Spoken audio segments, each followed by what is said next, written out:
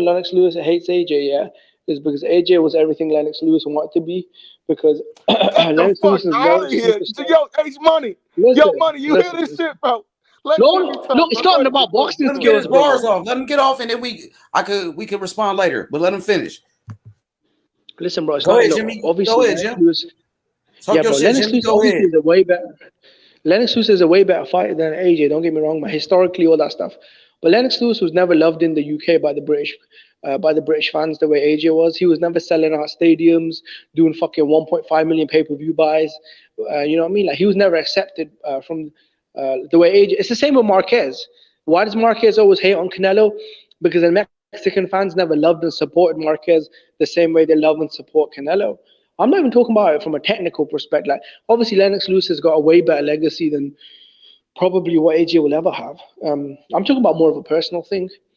And the reason why he fucking talks because I mean the guy works for PBC and let's keep it real. He's a commentator. That's why he dick rides Wilder, bro. Let's keep it real on that. Can I say something? Yeah, brother, that's a 12% lie. Lennox Lewis, the man was telling the truth, bro. He's not commentator for PBC.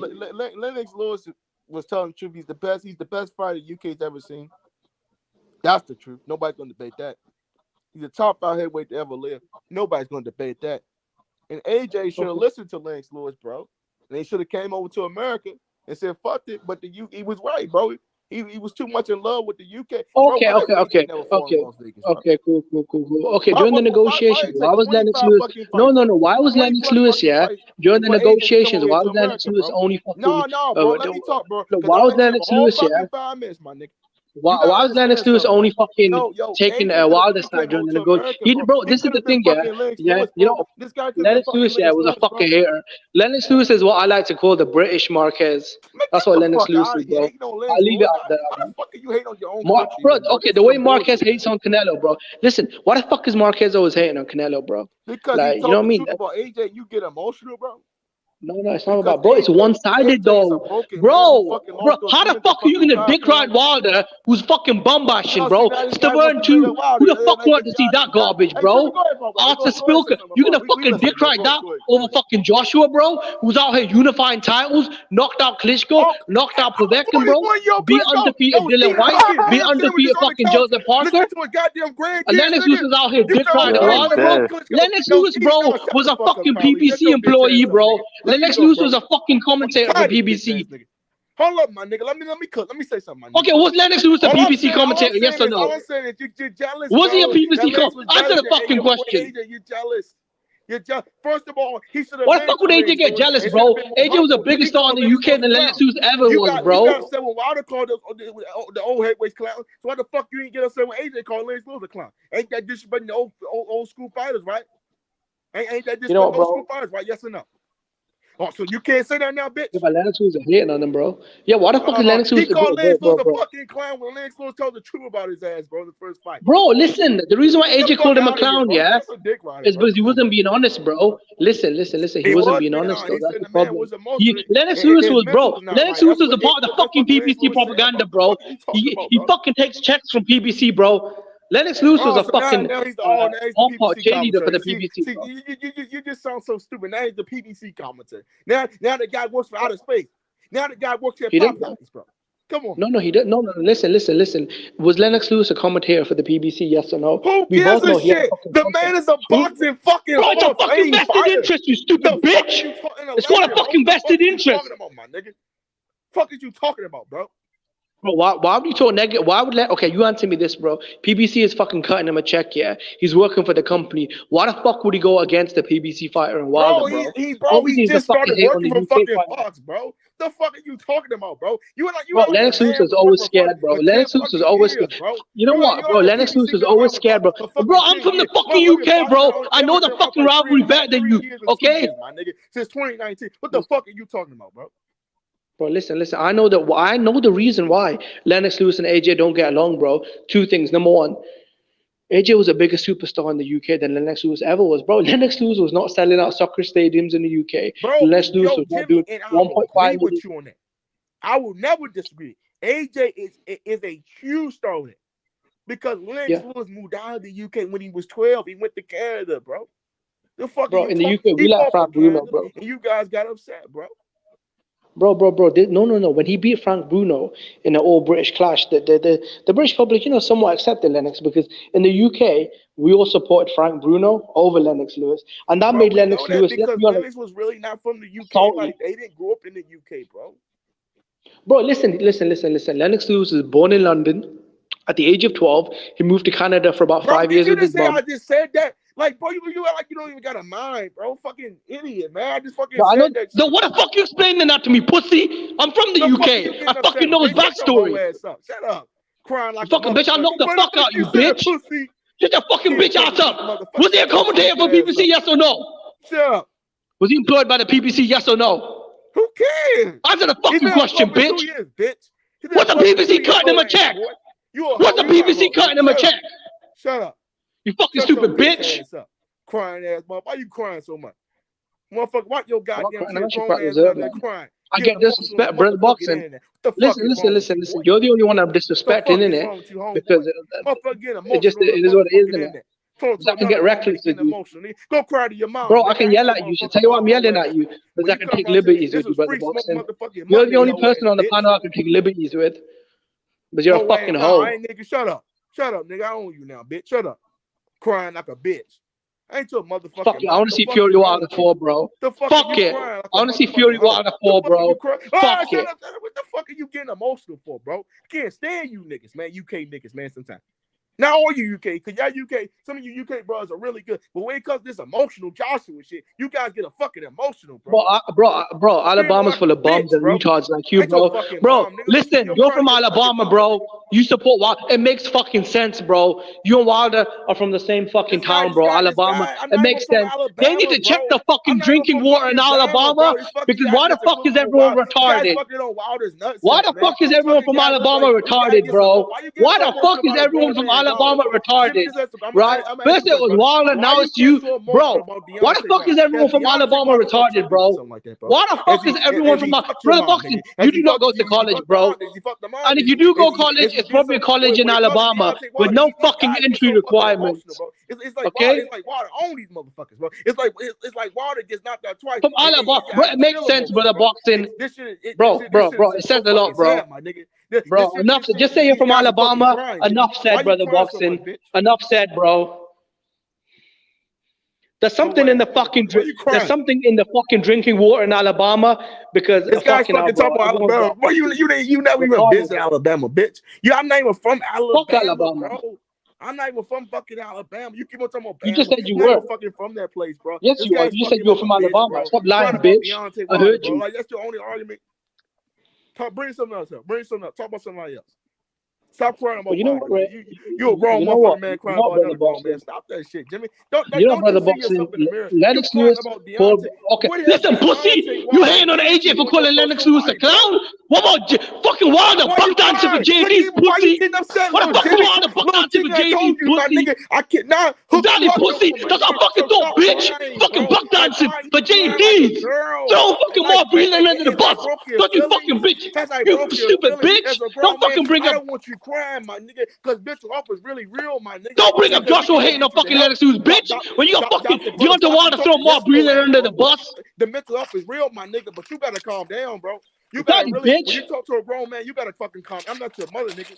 Exactly, bro. You can't fucking handle the heat, pussy. That's just the way I roll, bitch. Because this shit is really getting sad out here, my nigga. That you crying over a grown man, a 32. Look at your boy. Why you starting, bro? This is really sad, bro. You're the one, bro. Bro. Why you starting for, bro? Well, listen. Why the fuck is your bitch ass bringing up AJ hitting on Lennox Lewis? Yeah, when you got fucking because that's what I want to say. I wanted to ask you about motherfucking about the Usyk fight. What the fuck is Deontay Wilder hitting on Mike Tyson? Motherfucker. But you wanted to cry. What the fuck is Deontay Wilder hit on Mike Tyson?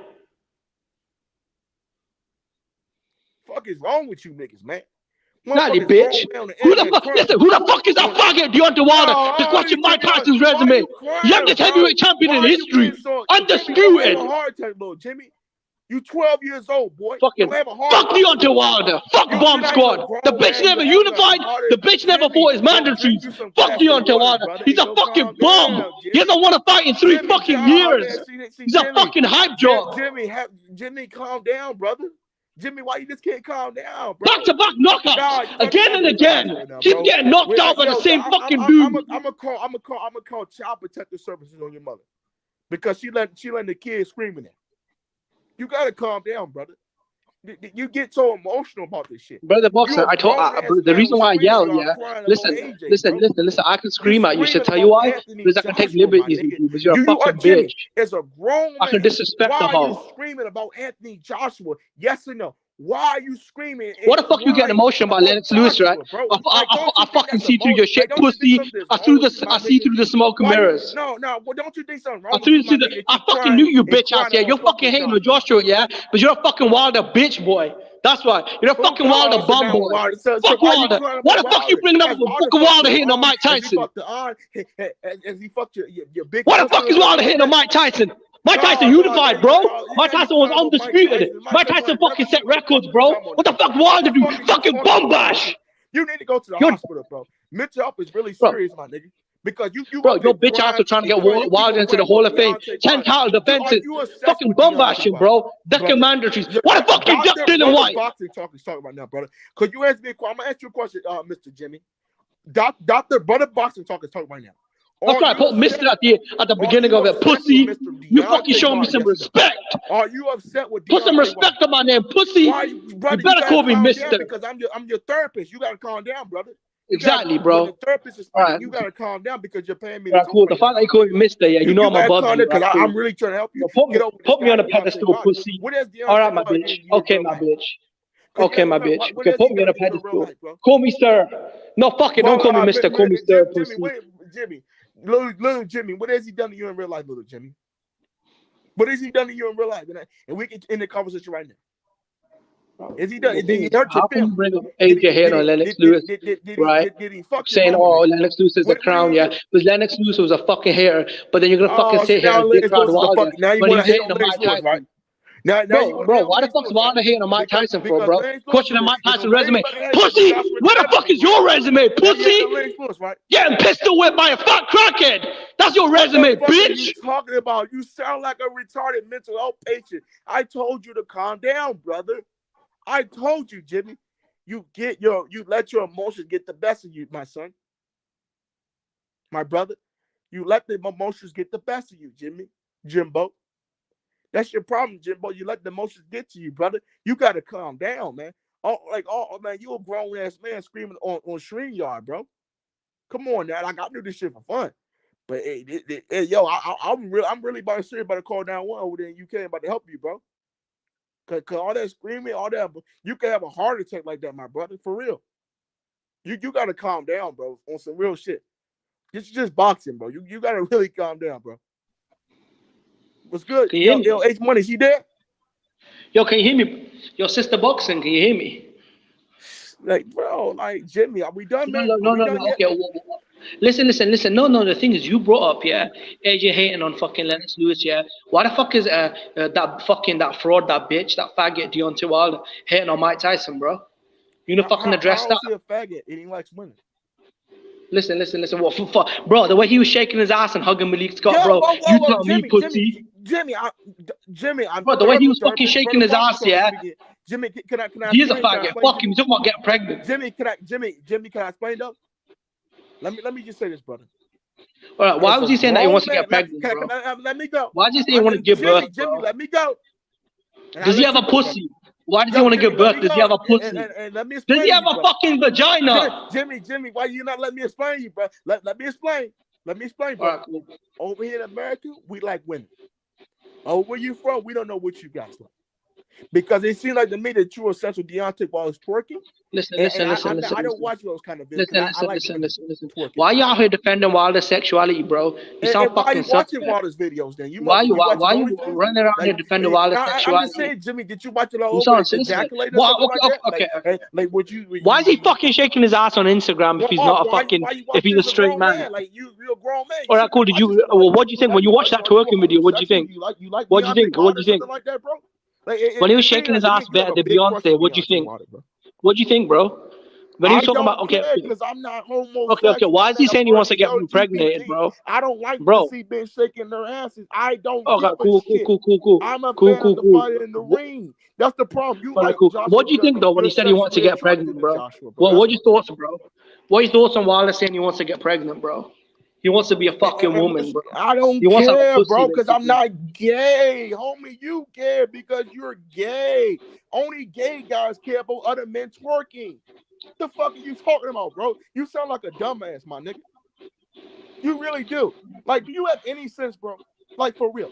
Like, who is a grown heterosexual man? Why the fuck would you care about another man's twerking? That's not your business. No, I'm asking Is you. that You your out here business? Yes day or in no? and day out. You fucking dick ride Wilder day in, day out. Man, Where nobody his dick fucking ride profile Wilder. Nigga, picture, you dick yeah? ride Why the Shut fuck you up. still got that profile picture on, pussy? Take that shit down. I ain't never taken down. Bomb Squad all right. Till I'm Exactly, innit? Bomb Squad, Exactly, homie. bro. It's Don't ever Bomb take it Squad. down. It's Bomb Squad, nigga. Fuck wrong It's with a y'all? I don't bomb give a shit squad, if you got bro. knocked out by It's fucking fucking bomb squad, Fury. bro. Nigga, Fury's the best heavyweight in the world. The fuck, I don't give a shit. You a grown fuck. But how the fuck is he the bro? Jimmy, do you Ever like since he women? came Yes or back, no? all he's done is beat the shit out. Jimmy, How can do you ask know me a question? Tyson Fury is the I'll best leave right heavyweight now, in the brother. world? How do you know? I'll leave How right do now. you know? All he's done is beat the fuck out of Wilder again and don't talk again. over me, brother. That's all Do you Fury's like done, bro. women? Do you Since like he's come back, grown it's women? fucking Yes or no? easy, bro. Do It was you fucking like easy. grown women? Yes or no? It was fucking easy. Do you like grown women? Yes or no? Go ask your mama. She knows all about my backstory. No, she doesn't. She doesn't even know who Exactly, you are bro. because you like. Yes, she does, bro. You know you don't. My mother doesn't even like dudes like you. She don't. My father will beat the shit out you in real life, bro. No, he wouldn't, bro. No, he wouldn't, beat bro. the fuck out your stupid ass in real life, and I'll beat the shit out you for him in real life. Whole ass. No, he wouldn't, bro. No, you would not. I'd beat the fuck out of you. I'd fucking rob you. You're a teenager sitting in your fucking mama's basement right now, getting emotional on the internet. The fuck are you talking about? What the fuck? What the fuck are you, pussy? What the fuck are you, pussy? And what the fuck are you, pussy? You got the profile picture of a man that says he wants to get fucking pregnant. You have a crush on Deontay You got the profile picture of Deontay Wilder, a known Uncle Tom, a known fucking dude that wants to get fucked by other men. Okay, Deontay Wilder said he wants to get pregnant. That means he wants to get fucked by another man. He wants another man to fucking nut him. It's a grown heterosexual man. Why do I care, Jimmy? Why are you gonna ask a heterosexual Boy, you got man? his fucking picture, pussy. You running around with his picture. Shit. I don't care because I'm not heterosexual. Yes, you do, I'm bro. heterosexual. I don't care. Fucking picture, bro. You got his fucking picture. All right, cool. Care. If Deontay Wilder said he wants to get pregnant, does that mean he wants a man to nut? Do you want to get Wilder pregnant or something like that? Because you keep on mentioning, brother. I'm asking you. You don't want the profile picture. Wilder said he wants to get pregnant. Does he want another man to nut? I don't. I'm asking you, bro. Does he have two questions? Does he have a pussy? Right? And does he want man to nut? Okay. Cool. Do you hear me loud and clear, bitch? I do not care. Okay. I don't care. What are your thoughts about him jumping from JD's, bro? What are your thoughts on that? What are your thoughts on that? While it's twerking, because that's the only thing. What are your thoughts on that? When Tyson Fury accused JD's of being in that room, what are your thoughts of Wilder jumping, trying to fucking take that bullet? Is that you don't care?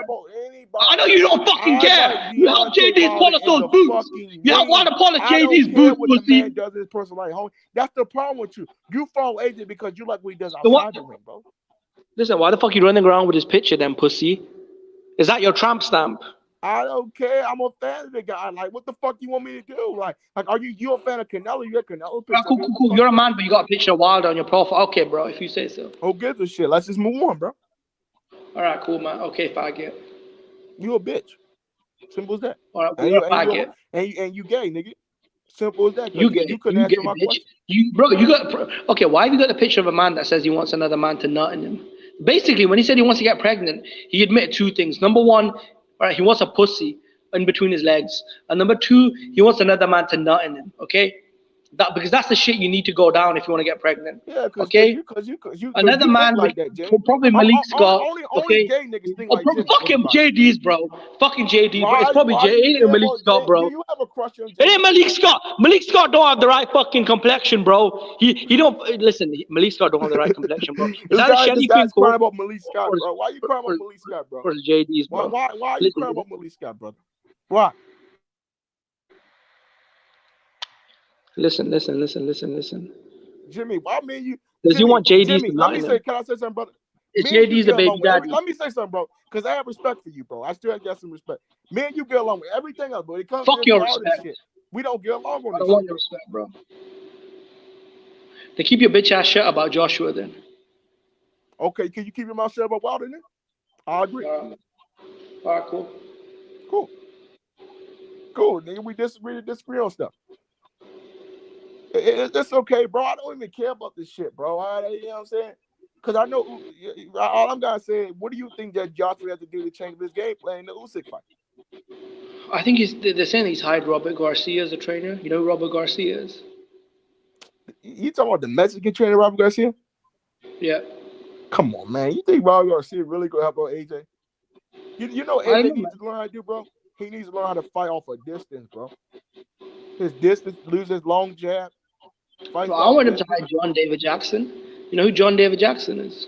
Yeah, he's the 2-time middleweight light heavyweight champion of the world. Yeah. But he obviously trained Kovalev, innit? Kovalev was a master. No, but he's not gonna train. He's not gonna train, bro. Look, he's not gonna train Joshua. I think Joshua was working with a DC trainer or something like that on his Instagram because I think he was working. Who you talking about? That dude was Soul Chill Wilson or some shit? What's his name? Yeah, he from Washington. He from the DMV area. I know who he is.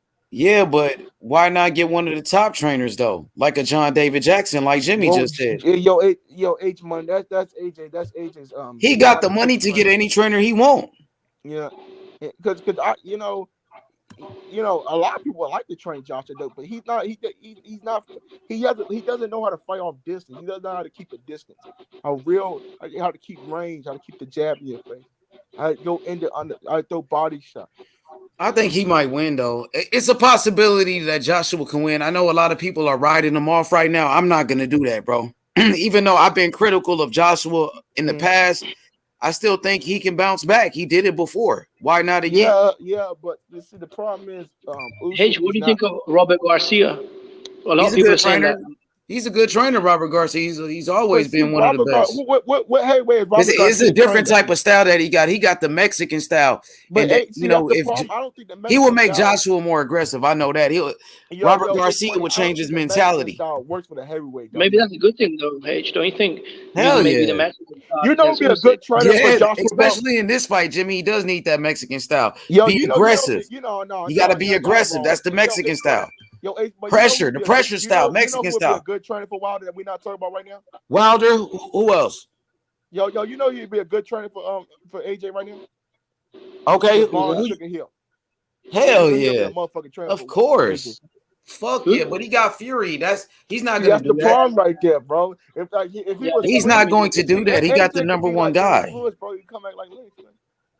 I mean, why not go with Jonathan Banks? Jonathan Banks is another trainer that worked with who came from the Crunk style. Jonathan Banks. He trained Klitschko. Yeah. But see, the problem is the problem with I don't think AJ's gonna get a guy like that.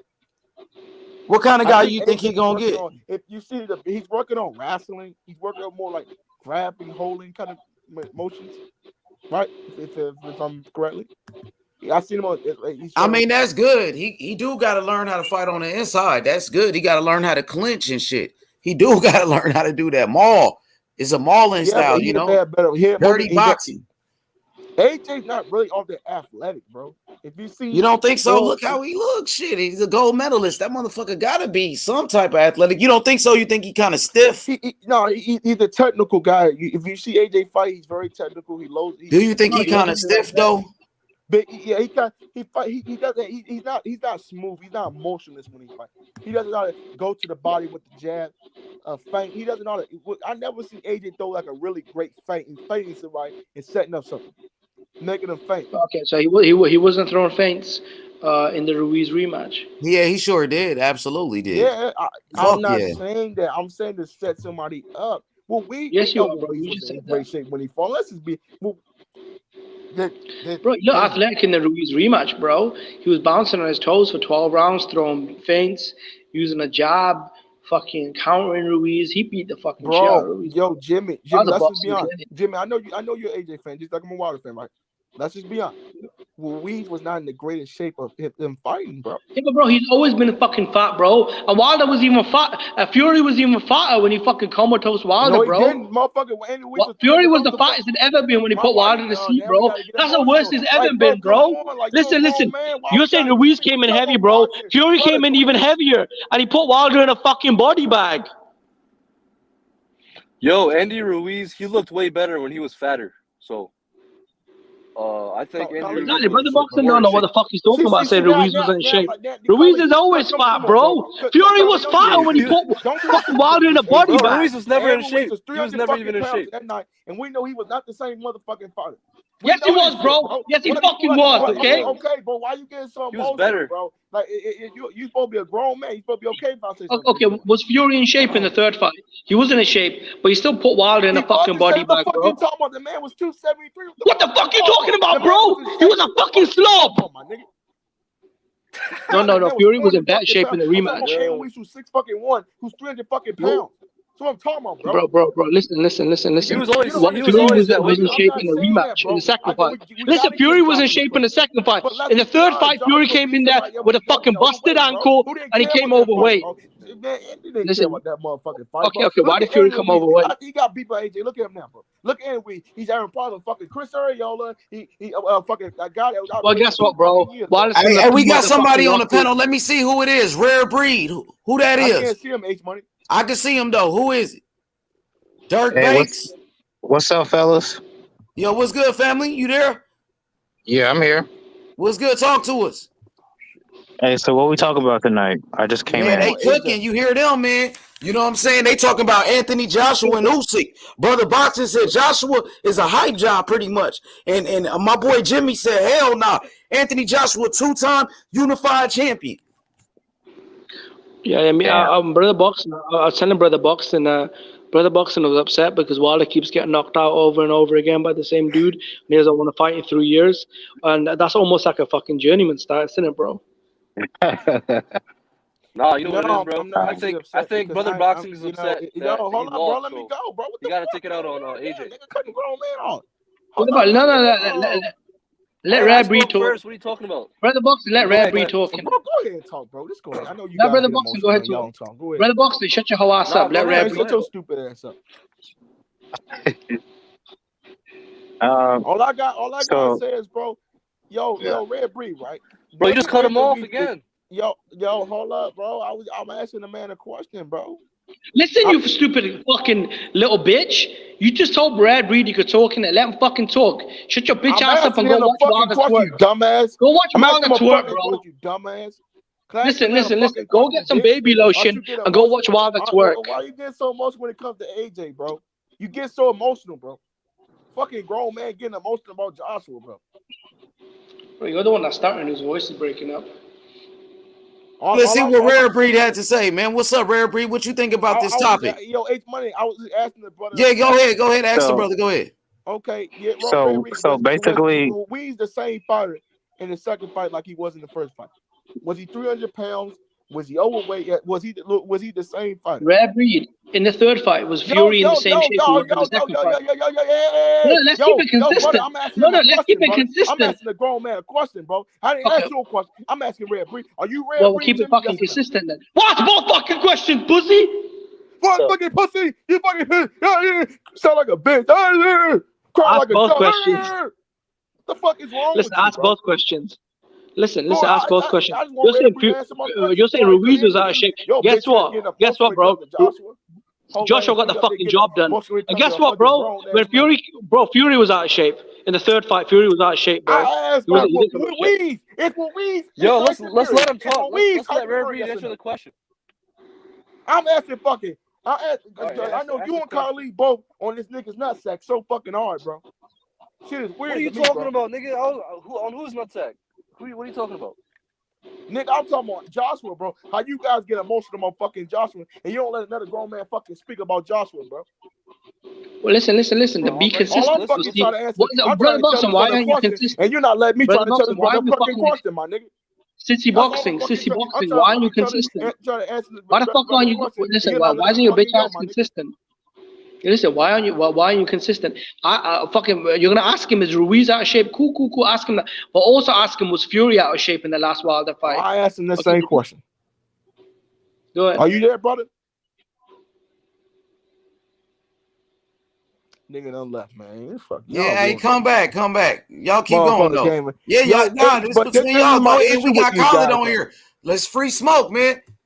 You know what I'm saying? You know what I'm saying? Is Anthony Joshua a hype job? Is that what you calling Joshua because he lost the fight? You know what I'm saying? Let him know. You feel like Joshua was a hype job? Tell me why. Tell me why, brother boxing. No, I don't. Look at man. What did you? Hey, so are you gonna talk about his loss to Andy Ruiz? You felt like he was a hype job when he got knocked out? No, I'm just saying this. Has Anthony Joshua been knocked out twice by the same dude? Nah, he hasn't, bro. That's Wilder. Another question. Can I rebuttal, brother? Bro, who gets stomped out twice? Bro, Wilder spent the last 3 years getting stomped out by the same dude, bro. Did he lose to a 300 fucking pound guy that was eating all the pastrami at a fucking restaurant? Fury was fucking fatter than Ruiz, you stupid bitch. Fury was even fatter than Ruiz. Okay, Joshua lost to a fat guy, cool. Wilder lost to a fatter guy, you stupid bitch. And fucking this dude is 6'9". What the fuck are you talking about? Hey, we both 5'11", bro. What the fuck are you talking about? Okay, cool. Has Wilder spent the last 3 years getting knocked out by the same dude? Yes, he has. Bro, listen to me, bro. Wilder has spent the last 3 years getting beat down and knocked out by the same. That's embarrassing, bro. How the fuck you gonna get pistol whipped by the same dude 3 times, bro? That's fucking humiliating. Against the dude. He got fucking draw against the first fight. What the fuck are you talking about? Nah, bro. Fucking Showtime, I didn't lose him, bro. And that's Wilder's the fucking network, bro. The whole world fucking thought Wilder lost that fight. Oh, see, now that's what is Showtime at the guy. Like these guys get so emotional when it comes to Deontay Wilder. Well, yeah, should I tell you why I'm bringing up Showtime? This is the same Showtime that you fucking turned down the zone offer from. He said, no, I'm going to be loyal to Showtime. He said no to $100 million. So fuck it. Let me go get pistol whipped by a crackhead for fucking peanuts. Are you dumb, bitch? Listen, pussy, he cherry-picked Fury, bro. He cherry-picked Fury because Fury hadn't fought in over 3 years, okay? Fury had ballooned up over 100 pounds. AJ fans, I know. Nigga, I'm the only low support Wilder supporter. Nigga, but guess what, bro? Guess what, bro? AJ had been knocked out twice by the same dude. That's what you call a fucking hype job. Look at your bitch ass trying to get Wilder into the Hall of Fame. You fucking faggot. He lost to a cruiserweight, right? Who be an old fucking. Bro, ain't no fucking bronze medals here, bro. Fucking gold medal, bro. Usyk had more problem with your sword than he had AJ, and that's a shame. Isn't it so funny? Wilder wins a bronze medal, Joshua wins a gold medal. Wilder wins 1 belt, Joshua unifies 3 belts. It's always above Wilder, bro. That's just the way he rolls, bro. He's always above Wilder, bro. Whether it's making money, winning belts, winning medals, Wilder's always. Fuck is you talking about, ho? Say that again? Fuck is you talking about, ho? Bro, whether it's winning medals, bro. Joshua wins gold medal. Wilder brings home bronze, bro. Bronze bomber. Fucking glorifying third place.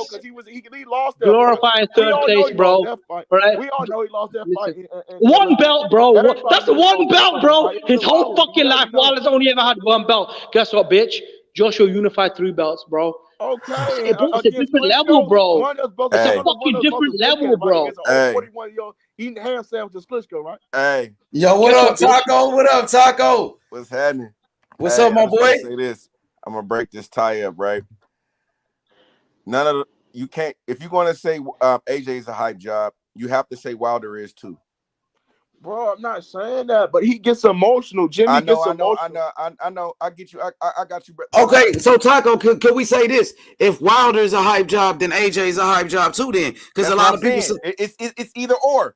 Because bro, I said Wilder was a hype job. We can't say this man is a unified heavyweight in the world, right? man. We only got Joshua has lost to the same dude 3 times. Is it not embarrassing though? How can AJ be a hype job? Let me say this to Taco, because there's a lot of people that say Wilder is a hype job. I hear more people saying Wilder is a hype job. So therefore, if they say that, we can say the same thing about AJ. Is that what you're saying?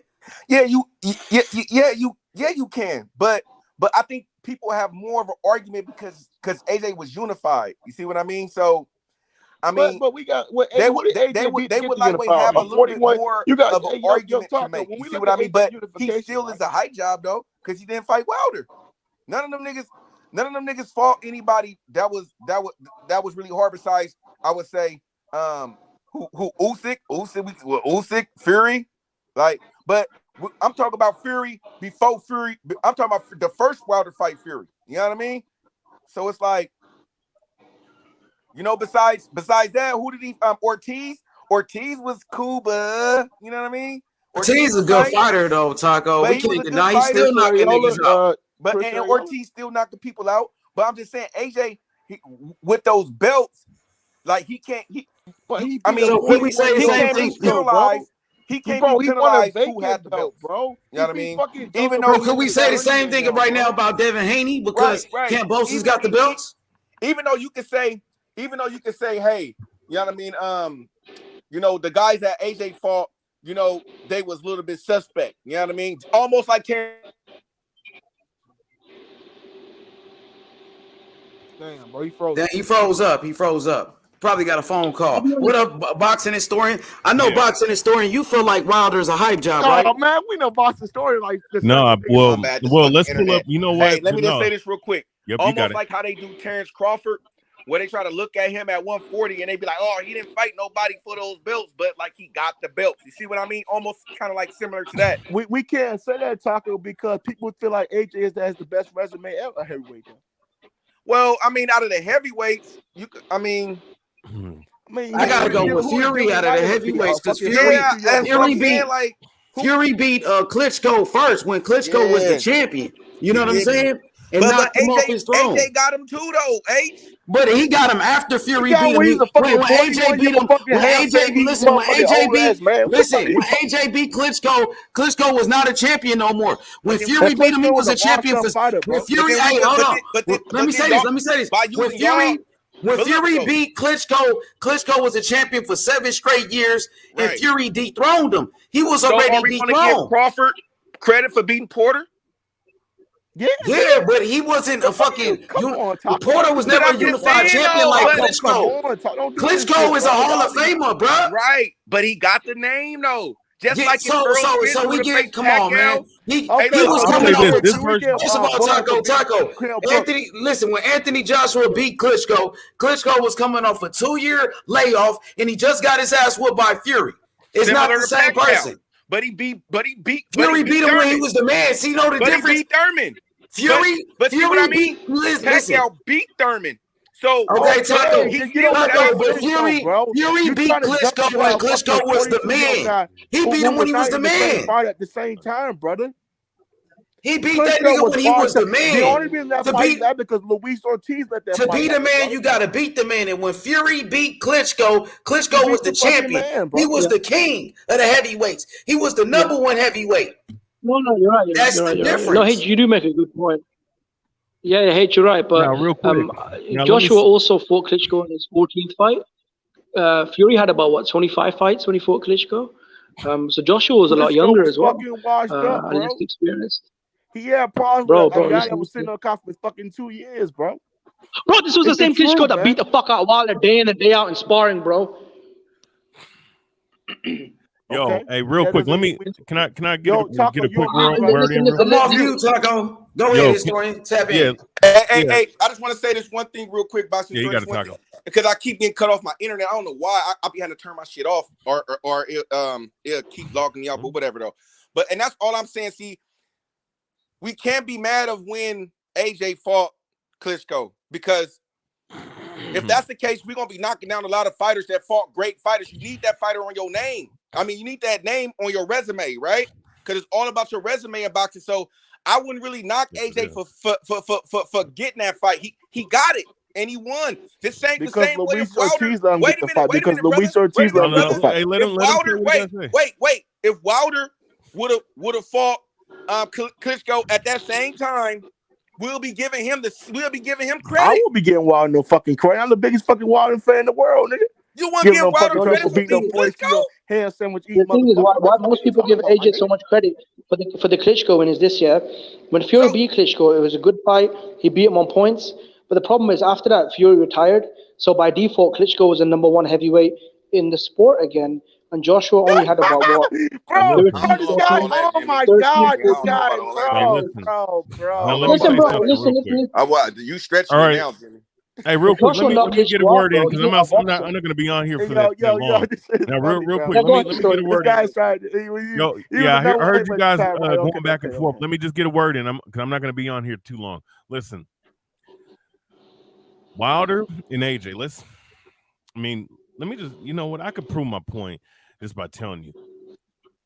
AJ became a unified champion within 25 fights. Listen. Hold up, man. Let historians you talk, guys were man. already talking. You guys were already talking. I don't cut you guys off. Listen. He became unified champion. He beat better opponents. All right. You can just go down the line of AJ Anthony Joshua's opponents. All right. Just real quick. I'm just gonna go through his record, and I'm gonna go through Deontay Wilder's record just real quick to make the point. And I'm not gonna say no more. I'm probably gonna jump off because I'm gonna do something else. Now listen, Deontay Wilder has had between both of these guys, right? Let's just do the math. Wilder has 45 fights. Joshua has a total of 26 fights, right? Now, we don't care. The amateur pedigree, the Olympic pedigree doesn't fucking matter in the pros. Shit doesn't fucking matter in the pros. We're dealing with what's going on in the pros. In his first 15 fights, his 13th fight, he fought a well-known opponent. Well, actually, let's see.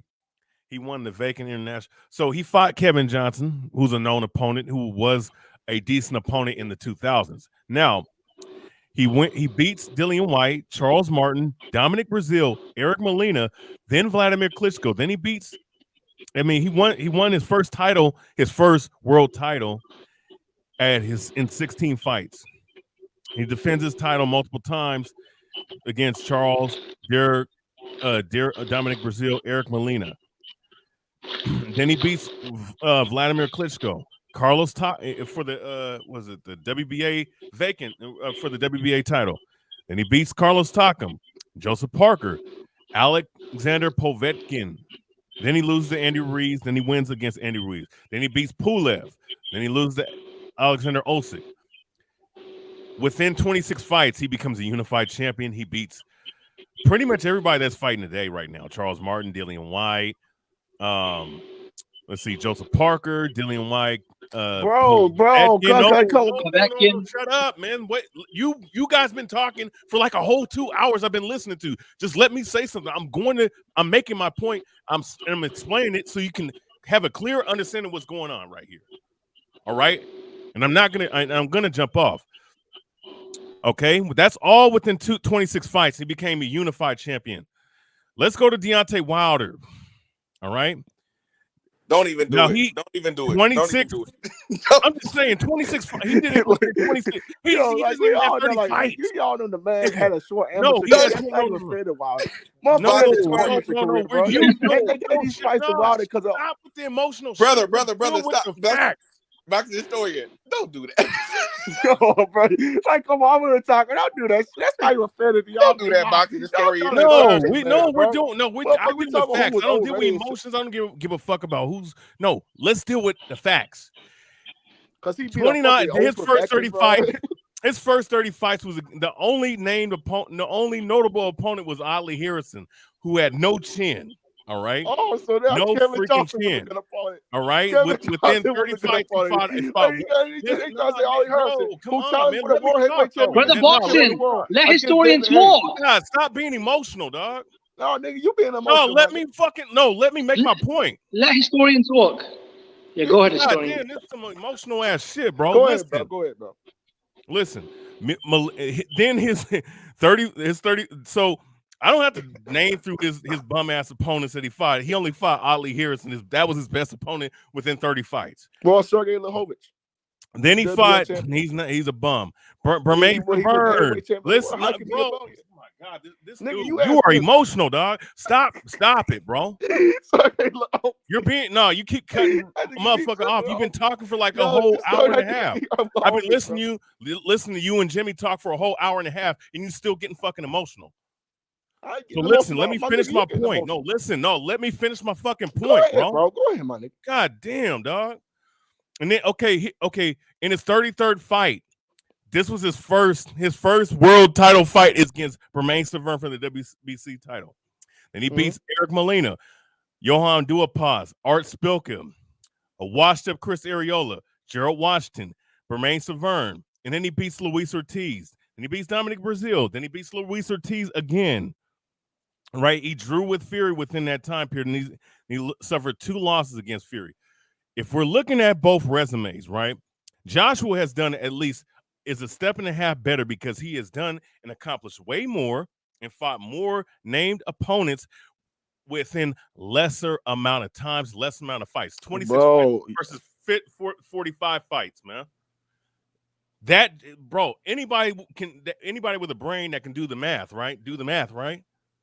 Will see that Joshua has a better resume than Deontay Wilder. Yeah, because you got and then here's another thing too about which a lot of people didn't want to fight Deontay Wilder. I'm about to finish my point, dog. Well, stop being fucking emotional, dog. No, you nigga, stop you cutting just the motherfucker off. No, stop it, bro. You've been fucking talking with Jimmy for a whole hour and a half. Let me make my fucking point, and I'm gonna be off of here. God damn it, dog. Listen. With all that being said, of doing the math, all right, seeing who has done what and accomplished what and how many amount of fights, right? 26 versus 45 fights. More accomplishment within them 26 fights versus 45 fights. With that being said, another aspect we have to look at this with this situation is the fact that when you look at Joshua, you look at Wilder, all right, and who they fought. Some of the names are, they both have the same names and whatnot. But another thing we have to look at too, all right, and I just lost my train of thought because I was arguing with you, dog. God damn it, man. But point being though, with these two guys, they both suffered 2 losses. Okay, some things are comparable, but when we look at Wilder and Fury. Or Wilder lost to Fury twice, and Joshua lost to Andy Ruiz and Usyk, and he's about to fight Usyk again. All right. Now, to sit up here and say one guy's a hype job versus the other guy, there's more of a bigger argument to say that Wilder's a bigger hype job because he didn't fight nobody for his first 30 fights. Really, you could say the first 31 fights. Can I explain? All right.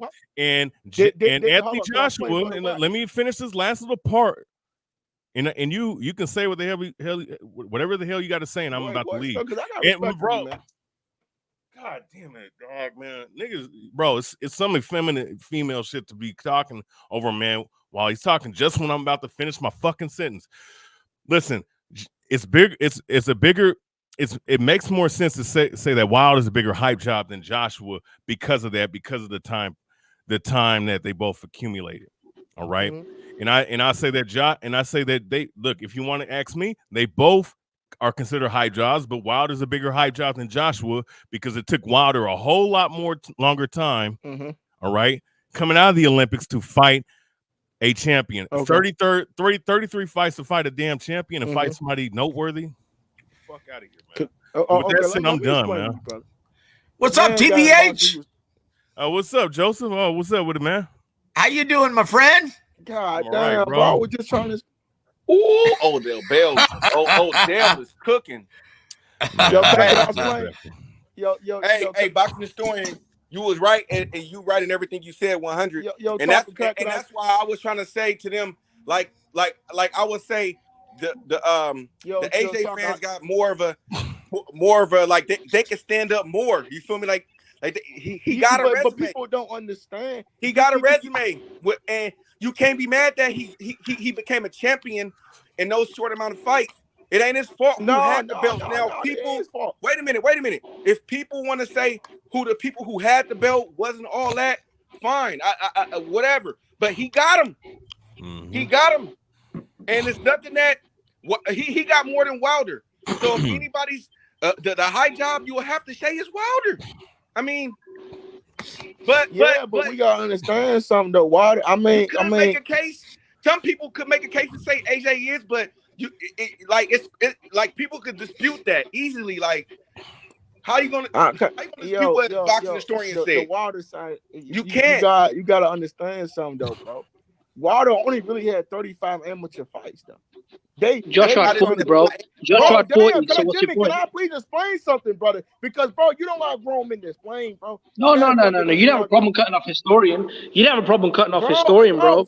I'm just being consistent. Listen, Joshua had 40 amateur fights. Bro, they had comparable. The number was comparable. The only thing is, Joshua finished his career with a gold medal, and Wilder finished his amateur career with a bronze medal, bro. That's the only difference. I tell you what, I'm about halfway through my bottle of Sweet Amber, and I'm getting ready to do another shot with you guys. God bless all of you. H Money, thank you for always being a gracious host. TBH, Taco, Jimbo, good to see you again, my brother. Brother Boxing Talk, God bless you guys. Everyone in the chat, God bless all of you. Here's one more shot to keep me warm, brother. Salud, everybody. Salud. I'll tell you what, I'm in a very good mood, and I'll tell you why. Honestly, I'm excited that DAZN has moved the real main event to main event status. And that's the Superflies Rung Visai versus Carlos Cuadras on February 5th. Right? Everyone already knew that fight was the real main event, not Jesse Vargas versus Liam Smith. Yo, Joseph. Yes, sir. Who the fuck is a Rumble side? Oh, so Rung Visai. Did you not see? Who the fuck is this guy, bro? I never seen the fight, bro. Okay, so you did not see Sorung Visai whip the shit out of Chocolatito Gonzalez? No, I have seen his fight. I'm just fucking with you, but I have seen this guy fight. Well, thank you for fucking with me, man, because I'm 3 sheets to the wind already. I know who he is, man. Yeah, go ahead, bro. No, seriously, like I love that fight. I absolutely love that fight. That was the real main event. So thank you, Eddie Hearn, for doing the right thing and keeping that date and promoting that to the main event status. Hopefully those guys get paid, finally, main event type money. Wait a minute. Jack Napier says Rung Visai's favorite dish is fried rat. Holy shit. Whoa. Oh, shit. Dude. Whoa. I think that might be true, because with a lot of these third world countries, I mean, especially when the boxers are coming up, you don't have a lot of access to, proper meat like beef or chicken. Nah, I wouldn't say that about no country. I wouldn't care, bro. I don't care if I know it. I just find it highly disrespectful, bro. Like, you know what I mean? Yeah, don't say that, guys. That's not right. That's not right. And I'm sorry for even laughing at that. That's not right. Even if it's to be true, like I can't get down with like that. Just like Cuz was talking about the Australia shit. It's like, I just don't, you know what I mean? I don't like that shit, bro. Look. All I can say is Rung Visai versus Cuadras is going to be a barn burner. That's going to be a fight of the year candidate, guys. Who? Like, that is a great fight. Rung Visai versus Cuadras. Oh, okay. That's a great fight. That is better than any other fight on the DAZN calendar. Nice, guys, look. Let's go through the DAZN calendar right now. Okay? You give me another fight besides Estrada versus Chocolatito that's better than that. Okay? February 5th. Ugas and Spence is not bad. I like that fight, to be real. I'm sorry, what? Ugas Spence, I like that fight. Is that fight made already? I believe no. So. It hasn't been finalized yet. Okay, so the fights on the DAZN calendar, right? You've got Cuadras versus Rung Visai on February 5th. Jacobs versus Ryder on February 12th. Munguia versus Ballard on February 19th. Martinez versus Warrington 2 on February 26th. Okoli versus C-Slack on February 27th. C-Slack? What the fuck, bro? Yeah, that Polish bastard, right? Estrada versus Chocolatito 3. That's the only fight that rivals Cuadras versus Rung Visai, and that's in the same division, 115, right? Wood versus Conlon, Ortiz versus McKinson, and, okay, brace yourselves, guys. April 2nd, Ryan Garcia versus Mercito Hesta. Oh, that shit, I don't believe Ryan Garcia gonna fight into his ass, making it to inside the ring. Like that nigga he gotta make it all the way inside the ring. Aside from Estrada versus Chocolatito, what fight is better than Cuadras versus Rung Visai? Well, I know if that Oscar Valdez and Shakur Stevenson fight, that's gonna be one. But I don't know. They say that's supposed to be in April 30th. I don't know, but that's what they say. That's the target date. Well, I'll believe it when I see it. Okay, because once again, about Ryan Garcia too, though. Exactly. Once again, guys. Once again, like the hardest part of making these fights, like it's very easy just to pair two guys together, but you have to sell both fighters on the fight. Right. Like that's the hardest part of matchmaking that most fans don't understand.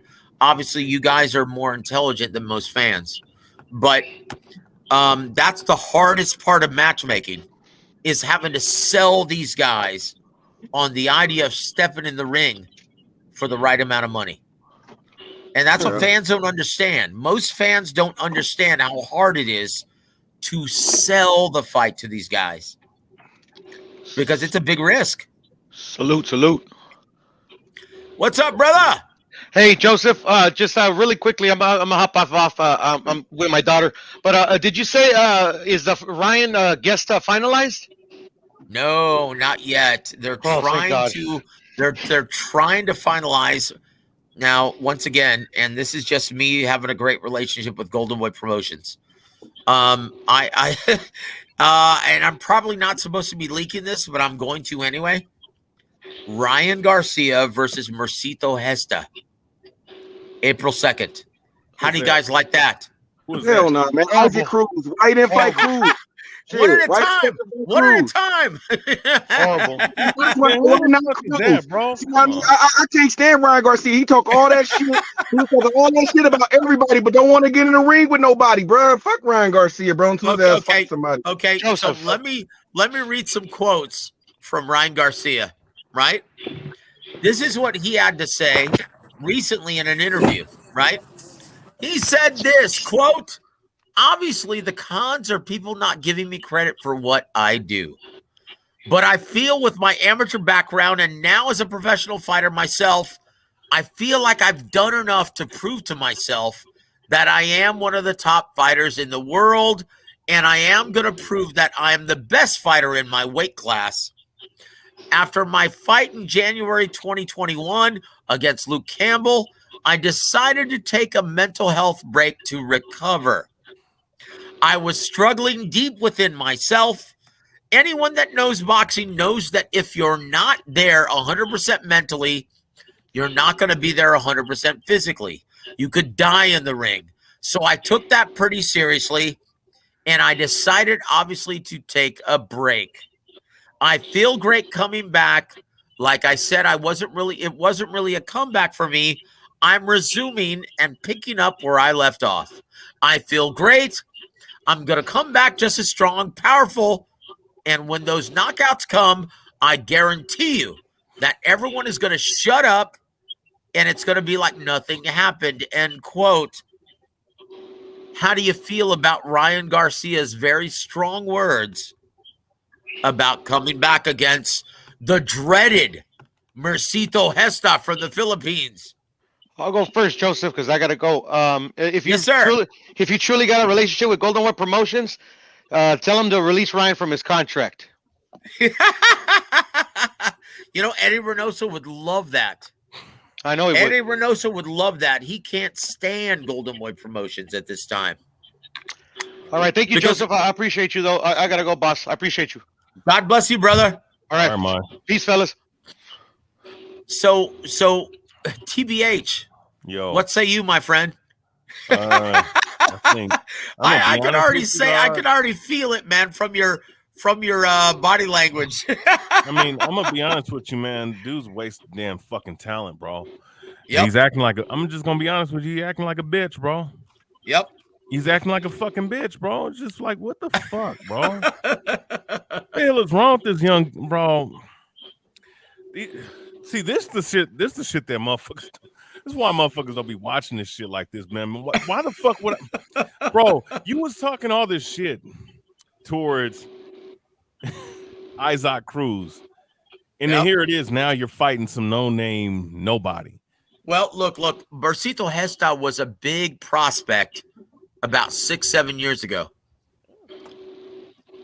Yo, Josie, that's almost a decade ago, bro. Yep. Yeah,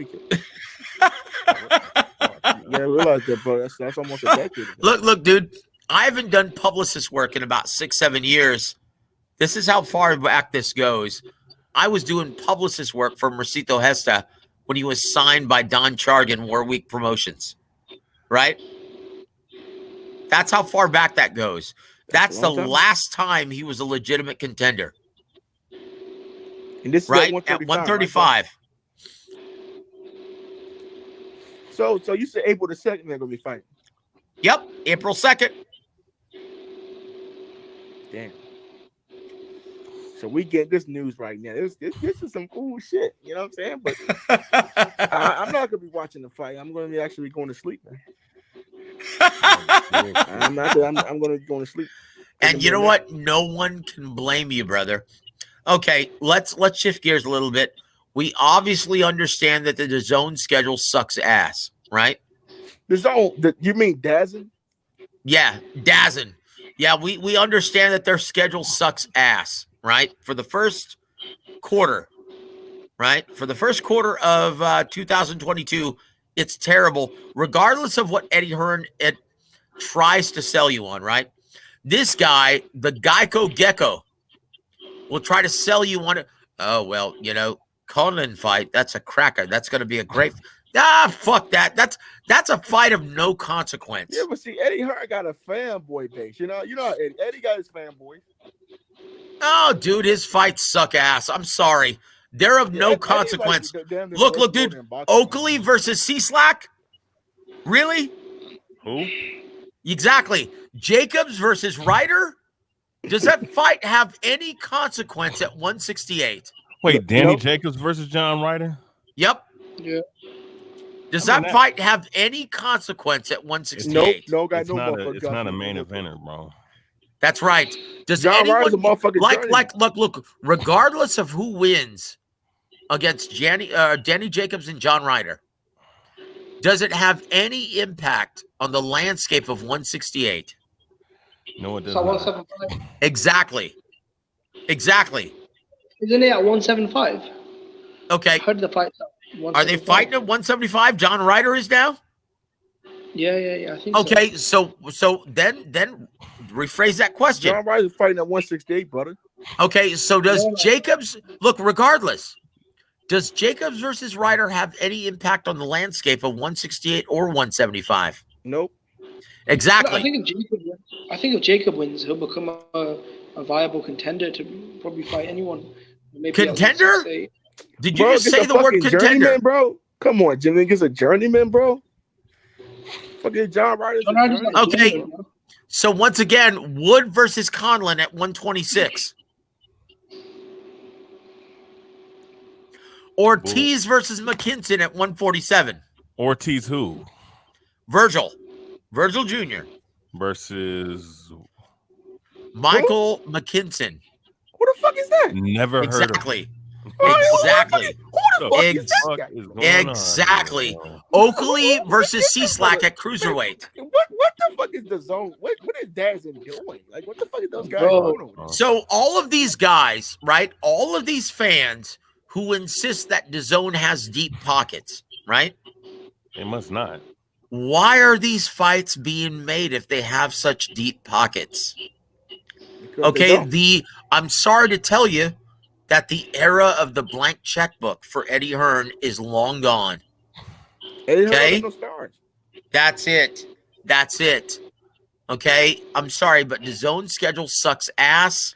And it's gonna be very difficult to pick up any new subscribers in the US market when looking at that shit schedule. Look, how about Munguia versus Ballard? Yo, Joseph, did you hear about Jake Paul gonna be fighting on his own? Is he really? Tank Davis? No, July fuck 5th. no. Fuck no. Bro, Fuck no, dude. Go down, bro. They said it's gonna go down the zone. Jake Paul. Las Vegas. First of all, what weight are they gonna fight at? That's bullshit. 200 That's garbage. pounds. No, dude. No. Look. It's gonna be fat little tank.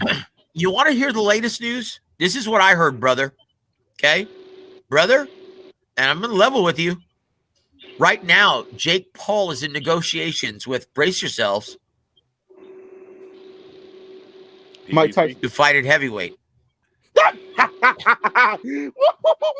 Oh, they fall. Yo, it's Joseph. You think he's paying? He's gonna pay somebody to take a dive? You know, this guy. You know, he might do a little finger little thing like he do it. Man, look, guys, look. In my opinion, look. If you're talking about Jake Paul, brother, if you're talking about Jake Paul, the best fight that he could make right now would be against Chavez Jr. Yo, wait a minute. That's the most interesting, sellable, big money fight that he can make right now. In my opinion, Mike Tyson is a pipe dream. There's no way Mike Tyson takes that kind of fight on the kind of money that Jake Paul would be willing to fork out. Some weed and some liquor, and he took a dive for $20 million. He'd do it, bro. Like, took a dive for 20. Like, here's the state of boxing, though, and this is why I'm so down on boxing.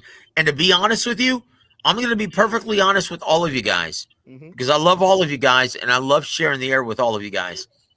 I'm actually thinking of closing down my channel and giving up on reporting on the sport of boxing. Damn, okay? Y'all boxers and this is why I can't stand the way the sport is right now. When we're talking about Jake Paul versus Chavez, as far as one of the best matchups that can be made in the first half of 2022, okay, that makes me sick. Honestly, it makes me sick. Dude, all of these entitled bitches, right? Yeah. Call them what they are, man. No, go ahead and call them what they are. I'm sick. I'm sickened to death, and I'm thinking of doing something else more productive with my time. Okay, and I've been in the sport. I've been in the business for the past 20 years, and I'm seriously considering doing something else. That's how dismal. Okay, that's how shady the forecast is for 2022. Prove me wrong, guys. I told y'all. Seriously, convince me. Convince me to stay in the sport of boxing. We arguing over nothing now. We crying about fighting. Seriously, anyone, please convince me to stay in the sport of boxing. What you say? Is there anybody positive that well, you know what? These young fighters that are coming up. Right. Jared Anderson, Alexander Zayas. They don't have a fucking platform because all they fucking do is fight on ESPN Plus. Dude, they're still on the 6-round stages. Okay? You're talking about guys who are still on the 6-round stages. Okay? Why is it giving up on Jimbo, what say you, brother? I think, if the Oscar Valdez and Shakur Stevenson fight is made, I mean, you got two young undefeated champions unifying, number one versus number two. Then that's a great fight. That is one shining moment. That is one shining moment throughout the garbage that we're being given throughout the entire first half of the year. Yeah. Okay? One shining moment in which I see Shakur Stevenson owning Oscar Valdez for 12 rounds. Told y'all. Okay? I'm gonna tell y'all what's gonna be a good fight if they get made. Hey, I'm gonna tell y'all a good fight. Taco, go ahead, brother. I'm gonna tell y'all a good fight that could possibly get made. Depends on how he look in this fight. If Keith Thurman look very good in this fight. Oh shit! Oh hell no! Let me tell you. Let me wait. That Keith Thurman. That Keith Thurman and Terrence Bud Crawford fight. Okay. I'm trying to tell you. Right there. Let me tell you. Let me tell you where it's not going to be made. Okay. Let me tell you why that fight's not going to be made. Okay. Taco. With all. Okay, Taco. With great respect, much respect to you, brother, and your opinions, right? Everyone on this chat, much respect. But let me tell you why that fight is not going to be made. Because both men would want way too much money for that fight to get made at this time. Fuck okay? that, bro. What Once again, Keith Thurman, he's already asking for so much money to fight Mario Barrios that it has to be put on pay-per-view. How much money do you think it would take to get him in the ring with Terrence Crawford? But see, that's the thing, though. That's a draw. That's a marquee fight. That's a marquee fight. So that I think that fight can do. To whom? Who is that a marquee fight for? What do you mean? That's for everybody. I think a lot of people will pay for that fight. No, that was a marquee fight like 5 years ago, bro. Look, dude. You're thinking of terms of diehard fandom, right? That's the demographic who aren't purchasing pay-per-views any longer. The diehard fans are streaming everything illegally. You don't think Keith Thurman and Terrence Crawford, bro, that energy, you don't think the way Keith Thurman talks shit, and bro, I'm trying to tell you now, if motherfuckers gonna stream it or buy it, that's different. You feel me? I'm talking about an event and a good fight. You feel me? Now, if people gonna stream it or not, it doesn't matter. It doesn't matter. But see, that wasn't the question you asked me. You said I'm saying surprise fight. Now, who buys the fight? Who do all that? I don't know. Because everybody. Okay, let me ask you something, brother. If Bud and Crawford get made, that's fight gonna get streamed. So Taco, what fight ain't gonna get streamed? Let me ask you something. Let me ask you, brother. Who purchases Thurman versus Crawford? The same people who purchased Bud and Crawford. I mean, Bud and Porter, and probably a little bit more. So no. You're talking about the same. You said the same people. That was only 135,000 purchases. Let me finish. And that's because that was on an app where a lot of people didn't know how to do it. And I'm gonna tell you, I didn't even know how to log on to that shit. And I'm gonna tell you, I didn't even know how to get that shit. And I guarantee you, it was a lot of people just like me that could not get that fight. So if the fighter's on regular pay-per-view, I think that fight could at least do around like 200,000 for sure. At least 200,000. And guess what? If it does 200,000, it loses money. Yeah. Because these guys are going to ask for purses heading up to $10 million a piece. That fight's not worth that much. That fight doesn't get made, brother. You're living in fantasy. Like, as much as I love that matchup, Taco, as much as I love that fight, just like you, Taco, it doesn't get made. And I'll tell you why. Because right now, diehards, they're not purchasing any of these fights. The same people who are banging on the drum and complaining about these matchups are not purchasing shit. So we're not None going to get of them. no big fights, And guess basically. what? No big fights is going to get made. That's what you're saying. PBC as well. And once again, is Al Heyman going to guarantee that kind of purse to a free agent like Terrence Crawford? He did it to Canelo. Yeah, but that was Canelo Alvarez. Terrence Crawford doesn't demand that. He doesn't have that kind of leverage. He's not. He's nowhere near that. From top rank. He was sabotaged. Hey, I'm telling you, that Porter fight would have did way more pay-per-views if it wasn't on that fucking app. You're looking at this incorrectly. You're looking at this. Look. No, you're looking at this incorrectly. Isn't that bad though? It's on the app. That means they can keep most of the revenue. If you do on satellite. Look, Jimbo has the beat. Right? If that fight is on Fox pay-per-view and it does 400,000 purchases, guess what? The 135,000 that purchase it live streaming app on ESPN Plus, it still makes more money because they keep all of the revenue. They don't have to split it with the cable or satellite distributors. Okay? That's the reality of it. So 135K. Terrence Crawford is not speaking, well, I hate to say this, but with all due respect, he's not speaking intelligently on the matter. No, I agree with you. I think. Man, hey, I believe that the shit can happen, man. You know what I mean, I don't want to put that negative. No, I'll say this, Paco. With all due respect, it can happen. You're hoping. A lot of you're hoping that it happens, but it's not going to get paid for. You know what I'm saying? Like, you're gonna have to spend money to promote. They're gonna have to spend money to make the fights, regardless. Now, would Showtime be willing to fit the bill? I believe Showtime will be ready, willing to split that bill. I think that Showtime will want to put that fight. You never know. I know this for a fact. Both men are requesting way too much money when their Well, how much market money are they value is asking for? Do you nowhere know how much near. money they asking for? Oh my gosh, if it's just going by Keith Thurman's request, the offer that they sent to Terrence Crawford last year was $10 million. No. I feel what you said about last year, but I'm talking about, have you heard anything like... Look, Bruce Trampler actually told me this, dude. Bruce Trampler told me that Keith Thurman and Al Heyman sent over an offer of $10 million to fight Keith Thurman. I'm sorry, Terrence Crawford, and I'm sorry, but that might as well just be pricing yourself out because that's not realistic. How much? Yeah, I feel you, but yeah, that was because most men are looking at a guaranteed purse of $20 million. That fight doesn't happen, brother. Dude, that's fantasy land. So he's not even making $10 million on PBC. So I mean, what you saying? No, you're not even close. But he's not even making that on PBC right now.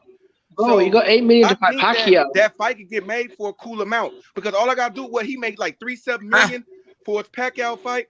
So you mean if you give him $4 million, you give Bud $5 million? They can't make that. No. Let me ask you something then, Taco. Why did they make the offer of $10 million to fight Terrence Crawford?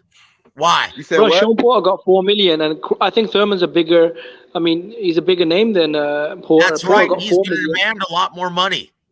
He's going to demand a lot more money. He can't demand shit. He coming off a hiatus. He ain't did shit. He coming off Okay, well, you tell that to Terrence Crawford. I mean, you tell that to Keith Thurman. No Taco. significant win, so he's just getting back. See, you're speaking intelligently. Okay, you know this, but convince Keith Thurman that he's not a draw anymore. Okay, that's the problem. After this pay-per-view, when that shit flop, he gonna see. He gonna come back to reality. So that's what I'm saying. Like, if he want, look, what is Keith Thurman? What is he gonna do? No, I think he'll take $5 million. I think he'll take $5 million though. He'll take $4.5 million to make the fight. I believe. Even $5 million. What else is he gonna do? Even $5 million, this fight isn't worth that much, guys. Yeah, but because Terrence Crawford is going to demand at least $5 million. Dude, this matchup is not worth $10 million. Bro, listen. Nobody. Yeah, but Porter got $4 million. Hey, but let's deal with facts, bro, and let's deal with reality, bro. Yep, reality. Nobody knows. Listen, nobody. Look. Keith Thurman has not fought consistently. And I'm talking about consistently for like the past 4 years. That man took a 2.5 year layoff. He's after a semi-retired fighter, TBH, and nobody knew it, and nobody gave a fuck about him back then. Yep. Okay. So what the fuck do you think is gonna happen now? I'm just saying. Yeah, but BH. If Sean Porter made $4 million and Keith Thurman's a bigger name and a more accomplished fighter because he's been in bigger fights than Sean Porter. He's made more money than Porter. He's had more belts than Porter. How long ago? How long ago was that? That was a long time ago. No matter. Hey, is he on his resume? If we look, can I be honest, bro? I think anything below $5 million is a little unfair. You gotta look at the. I think anything below $5 million is unfair because Sean Porter. You gotta look at the current. I could say that was the better Sean Porter then. But regardless, though, but here's the thing, though, we gotta live in 2022. That's it, guys. Quit living in the past. Nobody. We have a BH. Does not matter. No, listen though, just hear me out. You got to understand something. When you deal with what happened back then, this was pre-pandemic, pre-motherfuckers getting their damn jobs taken away from them, their businesses taken away from them, man. I'm talking about the people that buy these fights and shit, bro. And it's not diehard fans. It's not the casuals is the motherfuckers paying these guys bills. And they don't give a shit about Thurman versus Crawford. Hey, I'm sorry. I'm telling y'all. But how did Sean Porter get $4 million? Morrell, how you doing, brother? Hey, Joseph. I'm back. I'm gonna take a shot with you, brother. Salute, everybody. Cheers. Are we saying the only person that's gonna be able to sell pay-per-views right now is Canelo? Is that what we're saying? Yeah. Yes, that's exactly what I'm saying. Prove me otherwise. Prove me wrong. Listen, 300 pay-per-view buys is not that good, ain't shit. That ain't good. That's not shit. What did Caleb Plant and Canelo do? 800,000. Canelo 800,000. And it did 800,000 going up. Guess what, Taco? It still lost money. Yeah. Exactly. It still lost money. Look, in order to break even, they had to cross the threshold of 1.2 million. They didn't even come close to that. Okay, for a guaranteed purse of $50 million for both fighters, they lost their ass. See, Terrence Crawford and Thurman is not getting that. They see not that, even that's what I'm saying. close. They not not even close. That's what I'm saying. So them if they can get how is Sean Porter getting 4 million? 400,000 pay-per-views, that would be good for their fight. Yeah. I'm sorry. How much is their purse going to be? Good. Okay, for well, that Taco. Let me ask you something. How much is their guaranteed purse going to do? How realistically? Like I told you. No. Listen. Crawford gonna probably hold on. Around listen. 10 million. I say around 10 million. They'll Okay, split 10 million. That's just Bud Crawford, right? No, him and Bud gonna split 10. And then they gonna get the rest on the back end. No way. No way. No. Keith Thurman Taco. would never step in the ring. Sean Porter got 4 million. No, Jimbo, go ahead, sir. No, I was going to say if Sean Porter got 4 million, I think Keith Thurman would at least want 5 or 6 because, I mean, exactly. I know what you're saying, but when he fought Manny Pacquiao, that did half. I feel you. That did what? I feel you, and I know half a million pay-per-view. Okay, now Jimbo. And I understand that, but now, hold on, Taco, hold on, brother. He's still coming back over a long ass layoff, and he does not have no belt. Sean Porter at least was relevant and kept himself active. That is why he got that much. That we got to take the same amount. But we got to deal with the dynamic. Keith Thurman was always a bigger name than 4 million, bro. I'm telling you, niggas, bro. Keith Thurman would take 4 million, bro. Thurman was always a bigger name than 4, though, because he fought Manny Pacquiao. No, he won't. Crazy. He will not take 5 million to step in the ring with Terrence Crawford. You're dreaming. 3.5 with Pacquiao, but won't take 4 with Bud. Dreaming. You're dreaming. He's never going to take 4 million to step in the ring with Terrence Crawford. Hang it up. Who is he going to fight to get a big bag? He ain't going to fight nobody else to get that big bag.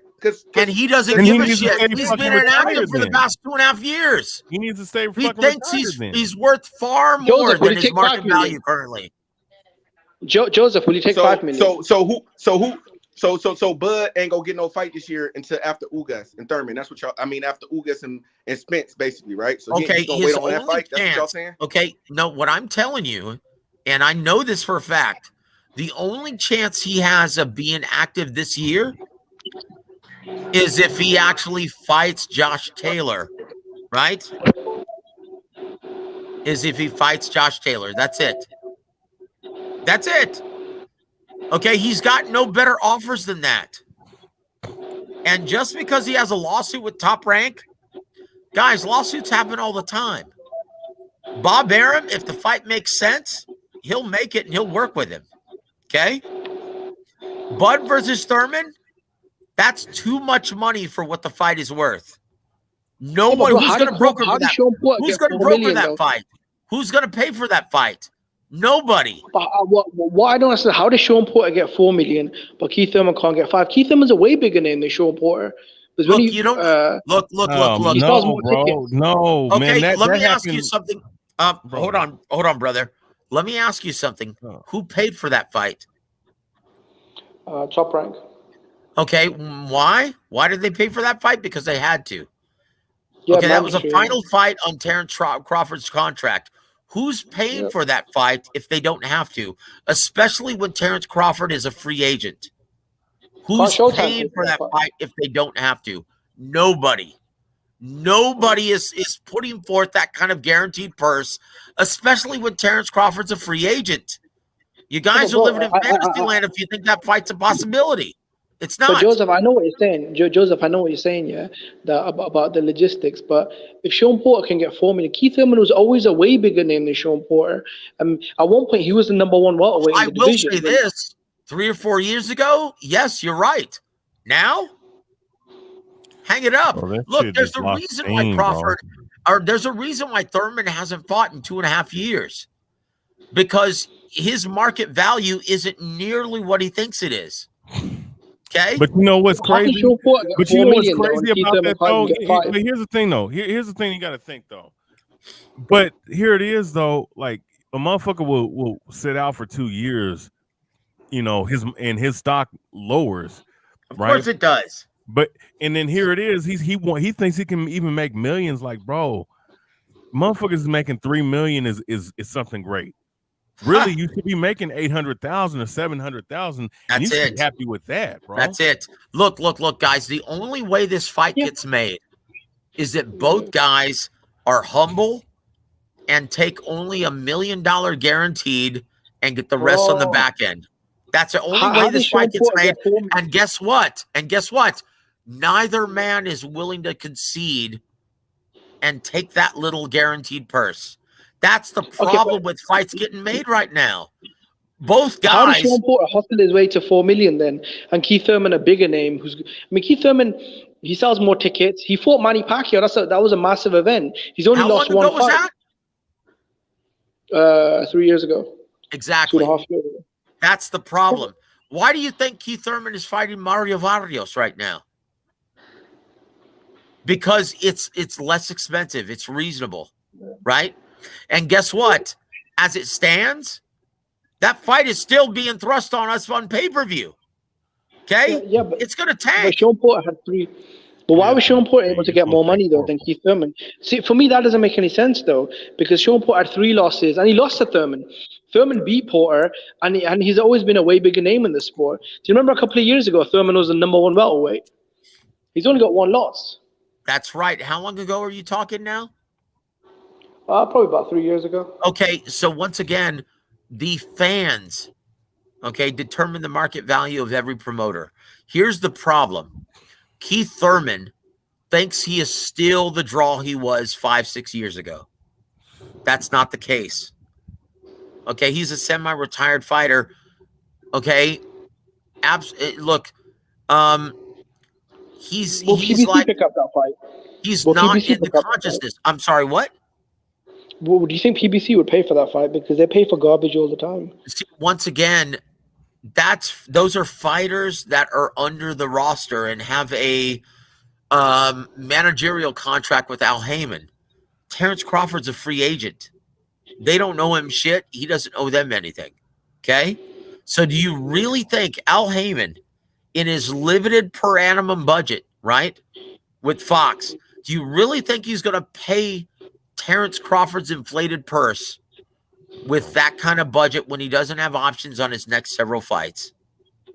The only way Terrence Crawford gets any fights under the PBC banner is if he signs a managerial contract with Al Heyman, and right now, he's not even close to doing that.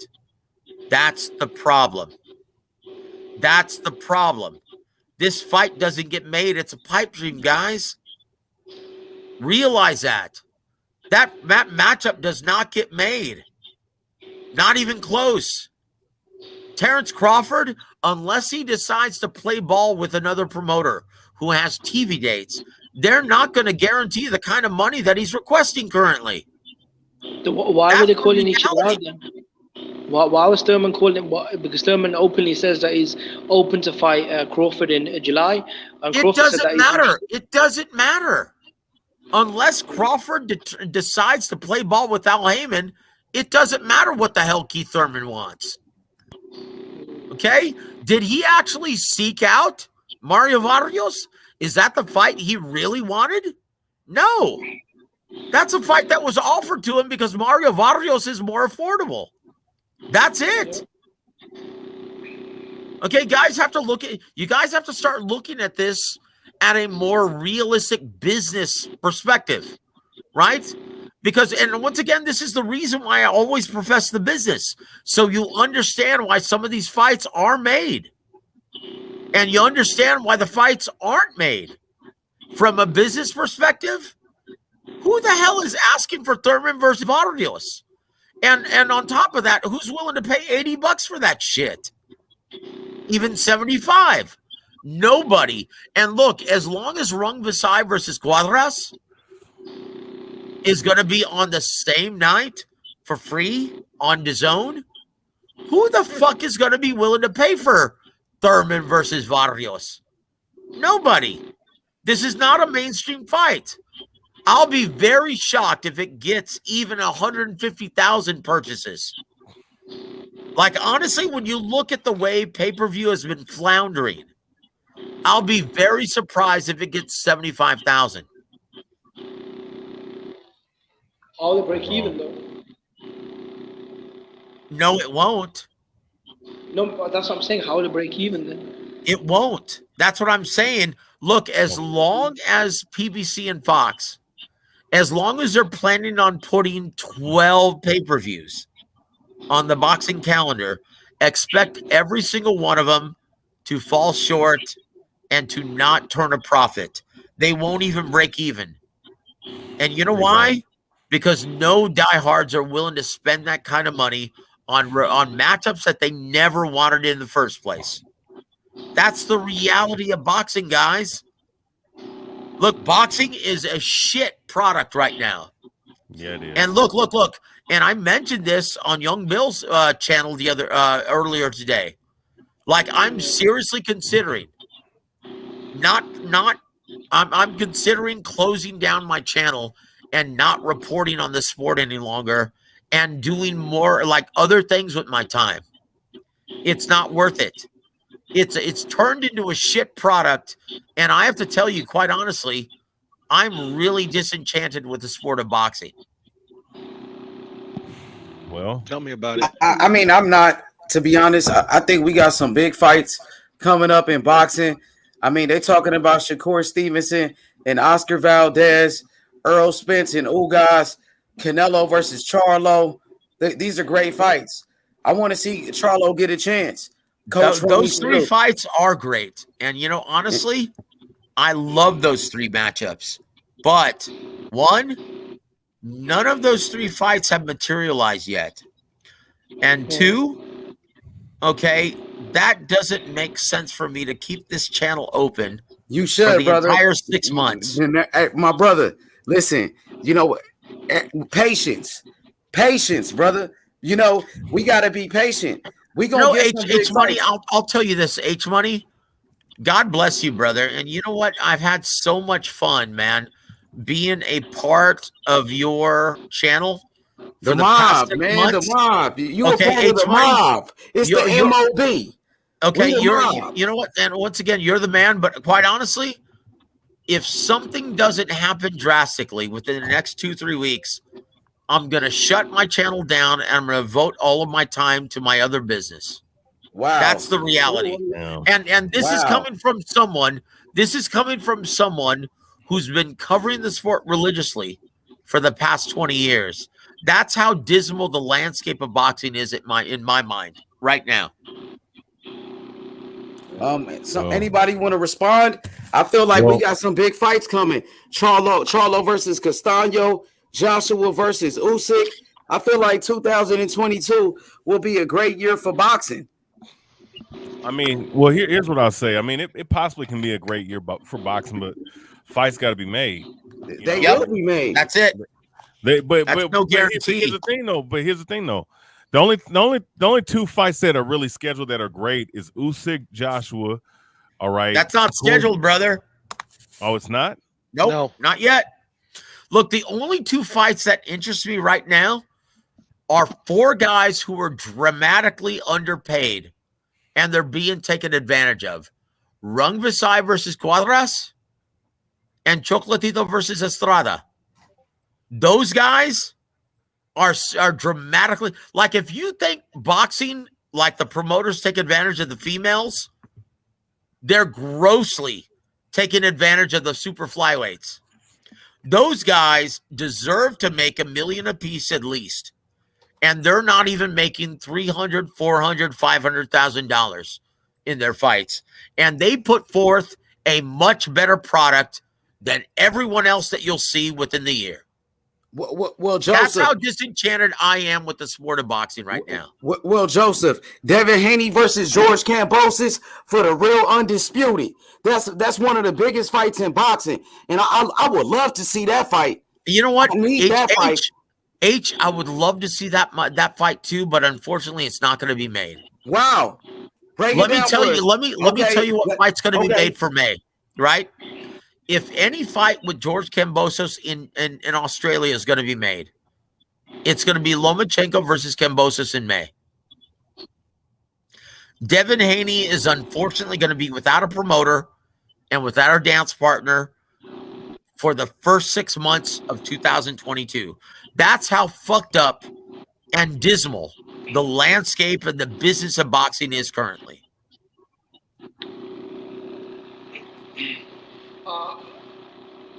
And that's the reality, guys. Look, I hate to be a wet blanket, but that's the reality, guys. And I hate to drop all this shit on you, but that's the reality. That's why I'm seriously considering getting out of the business after 20 years. I talked to Bill Haney, and he told me that fight is going to happen with Kambosos. It's not up to him. If it were up to Bill, Bill Haney is a promoter. Bill Haney's the father. He's the CEO of Devin Haney Promotions. I understand. Yeah. I understand. So you need to talk to Bill about that. I'm telling you what Bill told me. No, and I understand that, but it's not up to him. One, he doesn't have the TV date. Two, he wouldn't be the lead promoter on the event. It would be Lou DiBella, right? So, once again, the lead promoter, it's up to the promoter. And unfortunately, what about Bella Eddie Hearn? He was saying as well. Yeah, Eddie Hearn. What about Eddie Hearn? Eddie he was Hearn, saying that. the days, okay, once again, I started this show off, okay, talking about how the days of the blank checkbook to Eddie Hearn from DAZN, that's long gone. All you have to do is look at the schedule right now on DAZN to understand that they're no longer giving him blank checks to write and sign these fights. Unless it makes sense for DAZN, they're no longer going to open up their checkbook and write him whatever they want. Okay, you look at the schedule right now, and look, I'm going to say it once again. Hold on. Hold on. Look at the DAZN schedule right now, and you tell me if they're willing to write whatever money it takes. Like everyone talks about the deep pockets of DAZN. I'm sorry, when you look at the schedule, it says otherwise. Okay, once again, February 5th, Cuadras versus Rungvisai. February 12th, Jacobs versus Ryder. February 19th, Munguia versus Ballard. February 26th, Martinez versus Warrington 2. February 27th, Okoli versus Cieslak.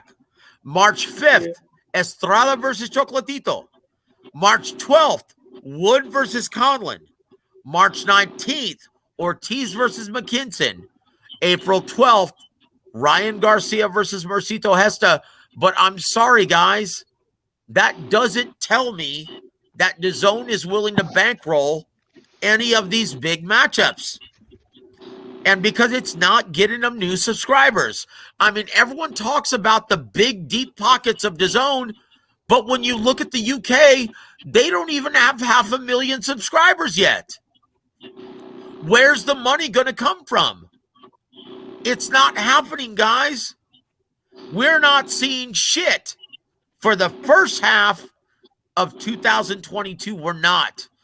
Like we'll be very fortunate if we get Fury versus White. And why? Because both guys want way too much money. Look, let me tell you what's going to happen with Dillian White versus Fury, right? When this goes to purse bid and they can't strike a deal, Dillian White is going to turn down the fight because he's, for some reason, thinks that $5.5 million is not enough money. What fucking fighter turns down $5.5 million? Joseph, mate, he made that in the first Povetkin fight. Like, I think his problem is, as the interim champion, you should be allowed at least 30%, because that's the only reason he won the interim belt. I think this is why there's a confusion. People say, oh, he's a mandatory. Dillian White's not a mandatory. He's the interim champion. A normal mandatory gets about 25%, right? No. Let me tell you the rules, right? WBC, according to their bylaws, the interim champion gets 45%, but that's not how it's done.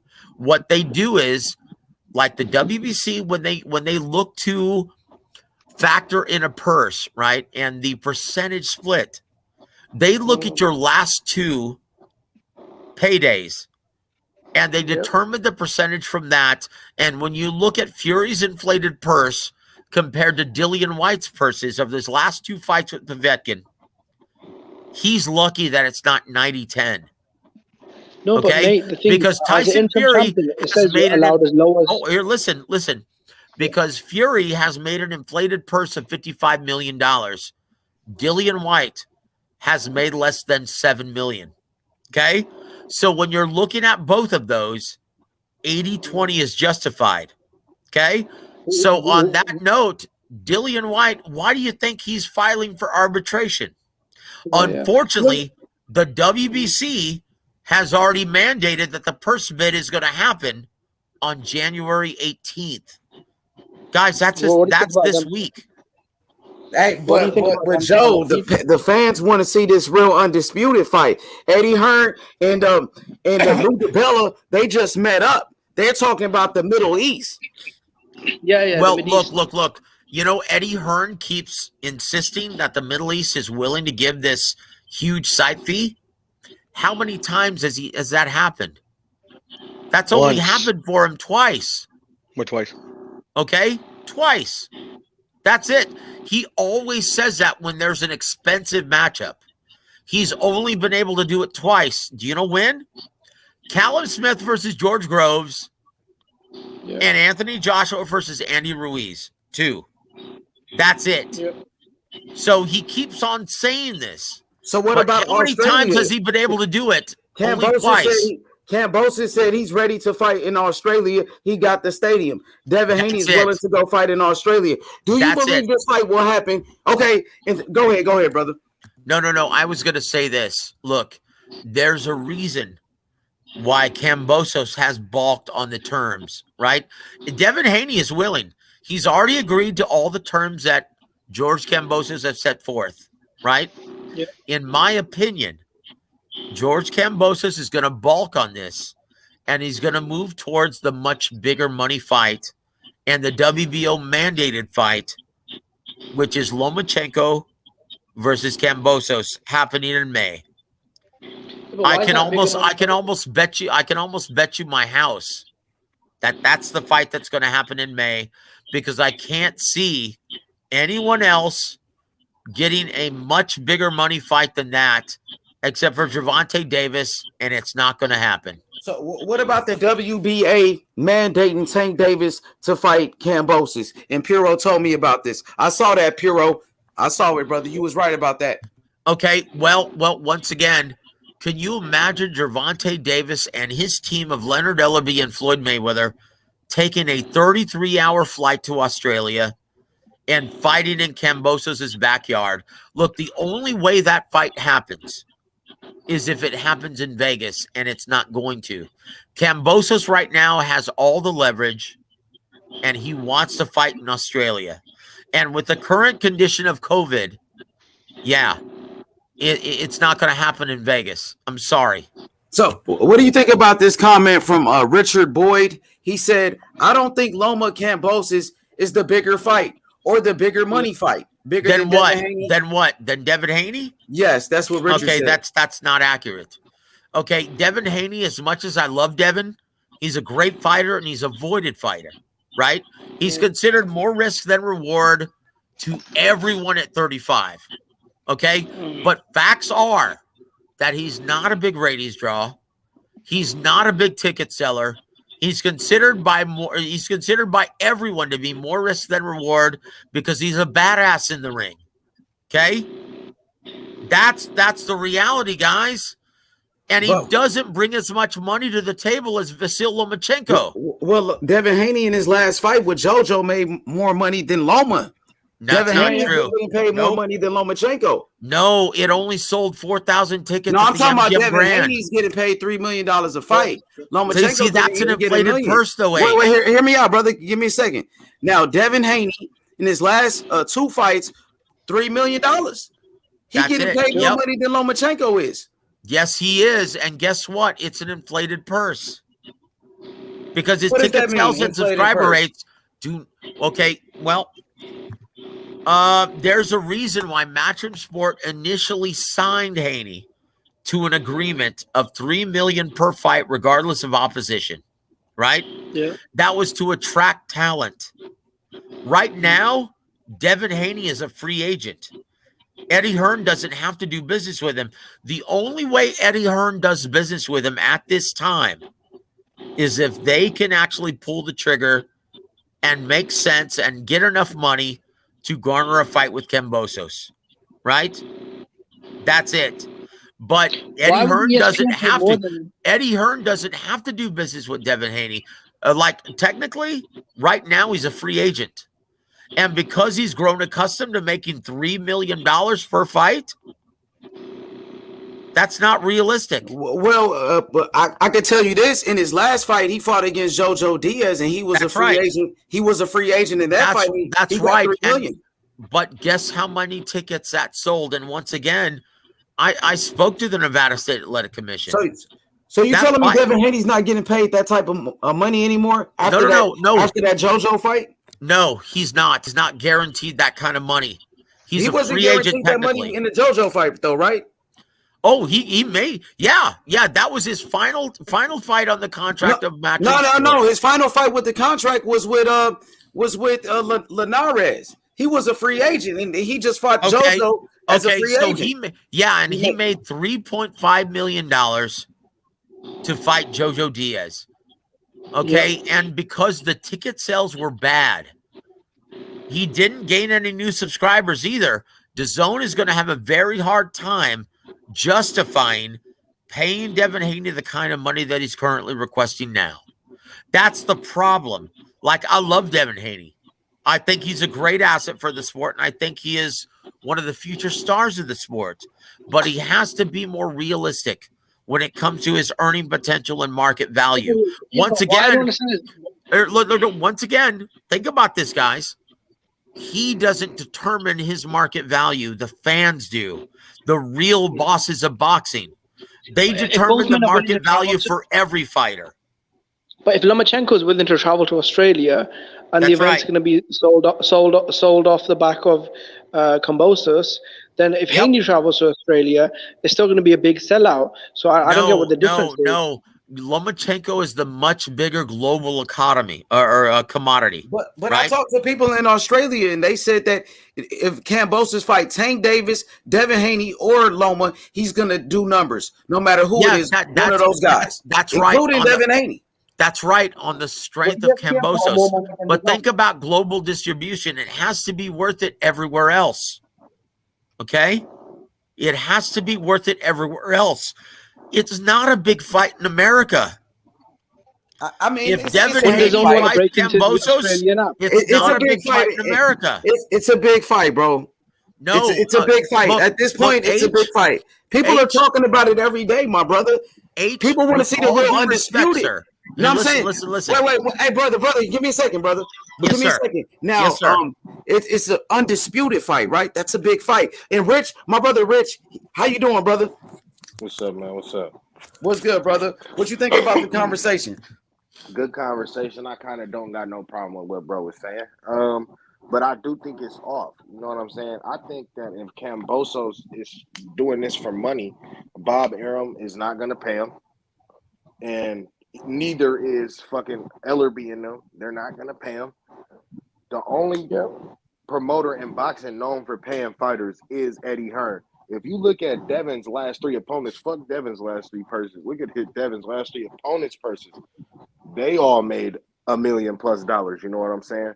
Kambosos, before he got paid by Triller, but it turned out to be Eddie paying, never made $1 million. Tiafimo never made that type of money until it went to purse bid type shit, and Eddie was still willing to pay him more than Bob was. You know what I'm saying? Like, I don't understand what we talking about. Like, I'm pretty sure Tank Davis' last three opponents ain't make $1 million. You know what I'm saying?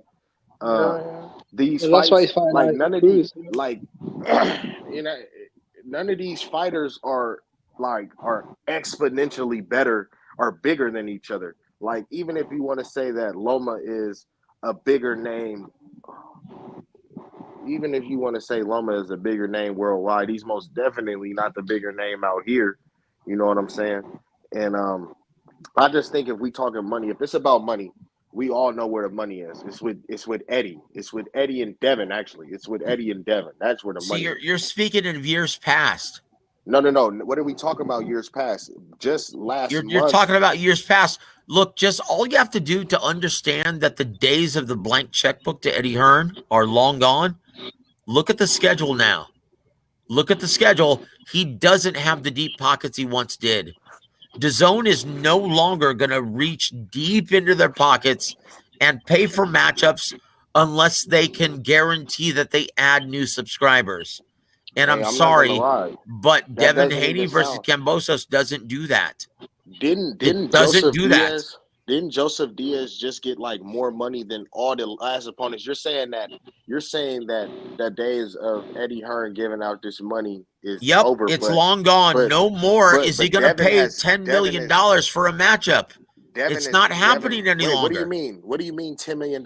When has he ever paid 2 fighters purses? It has been $10 million. Oh my gosh. Yeah, okay, hold on. Okay, I'll give you an example. Chavez versus Jacobs in Arizona. That was a $10 million purse for 2 fighters in a matchup that wasn't worth that much. Hold on. Talking about Devin. Hold on. Now let me continue. Mikey Garcia versus Jesse Vargas was $10 million in Frisco, Texas. Okay? And it wasn't worth that much. Okay. DAZN is sick of it. And they finally had enough. Let me tell you, just from what I know from people in the business, they've had enough. When he actually guaranteed Canelo Alvarez and Billy Joe Saunders a $40 million guaranteed purse, and guess what? Canelo never came back. Okay? Those days are long gone. DAZN, after the Cinco de Mayo fight between Canelo and Billy Joe Saunders, they made a decision saying, you know what? I'm sorry, unless we have these guys contractually obligated to compete on DAZN, we are no longer going to spend that kind of money on free agents. I'm sorry, because there's no guarantee that they're going to be competing on the DAZN platform in the future. That's why. Joseph, I actually think you make a good point. Yeah, mate, I think you actually make a good point though, because if Devin Haney made over $3 million in his last fight, and for what's his name, Jojo Diaz, then against someone like Kambosos, he'd probably want at least $5 million. And That's Kambosos, That's it. As a unified unfortunately, DAZN isn't going to be willing to spend that kind of money.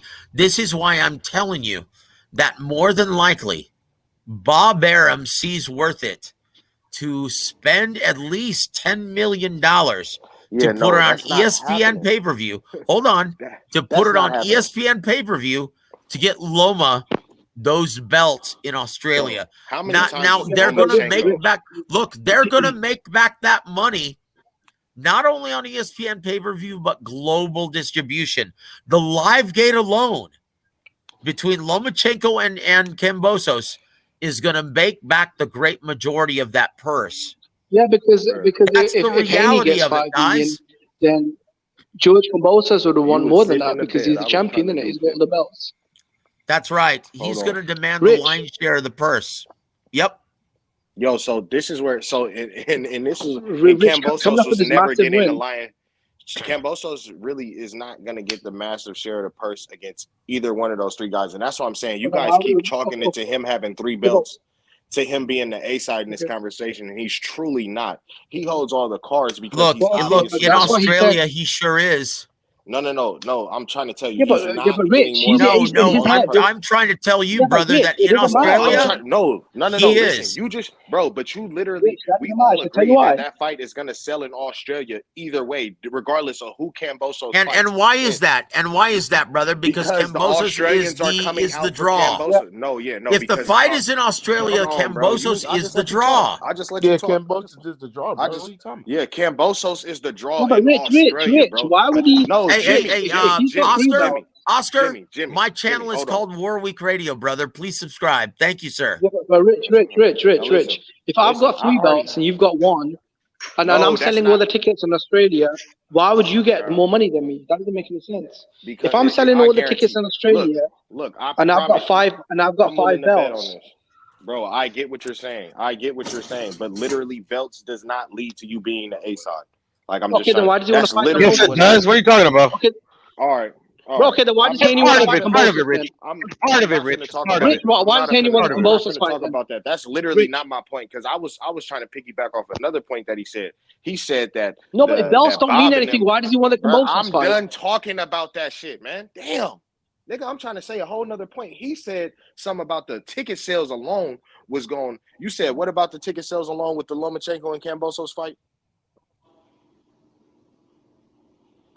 Didn't you say that the ticket revenue itself was going going?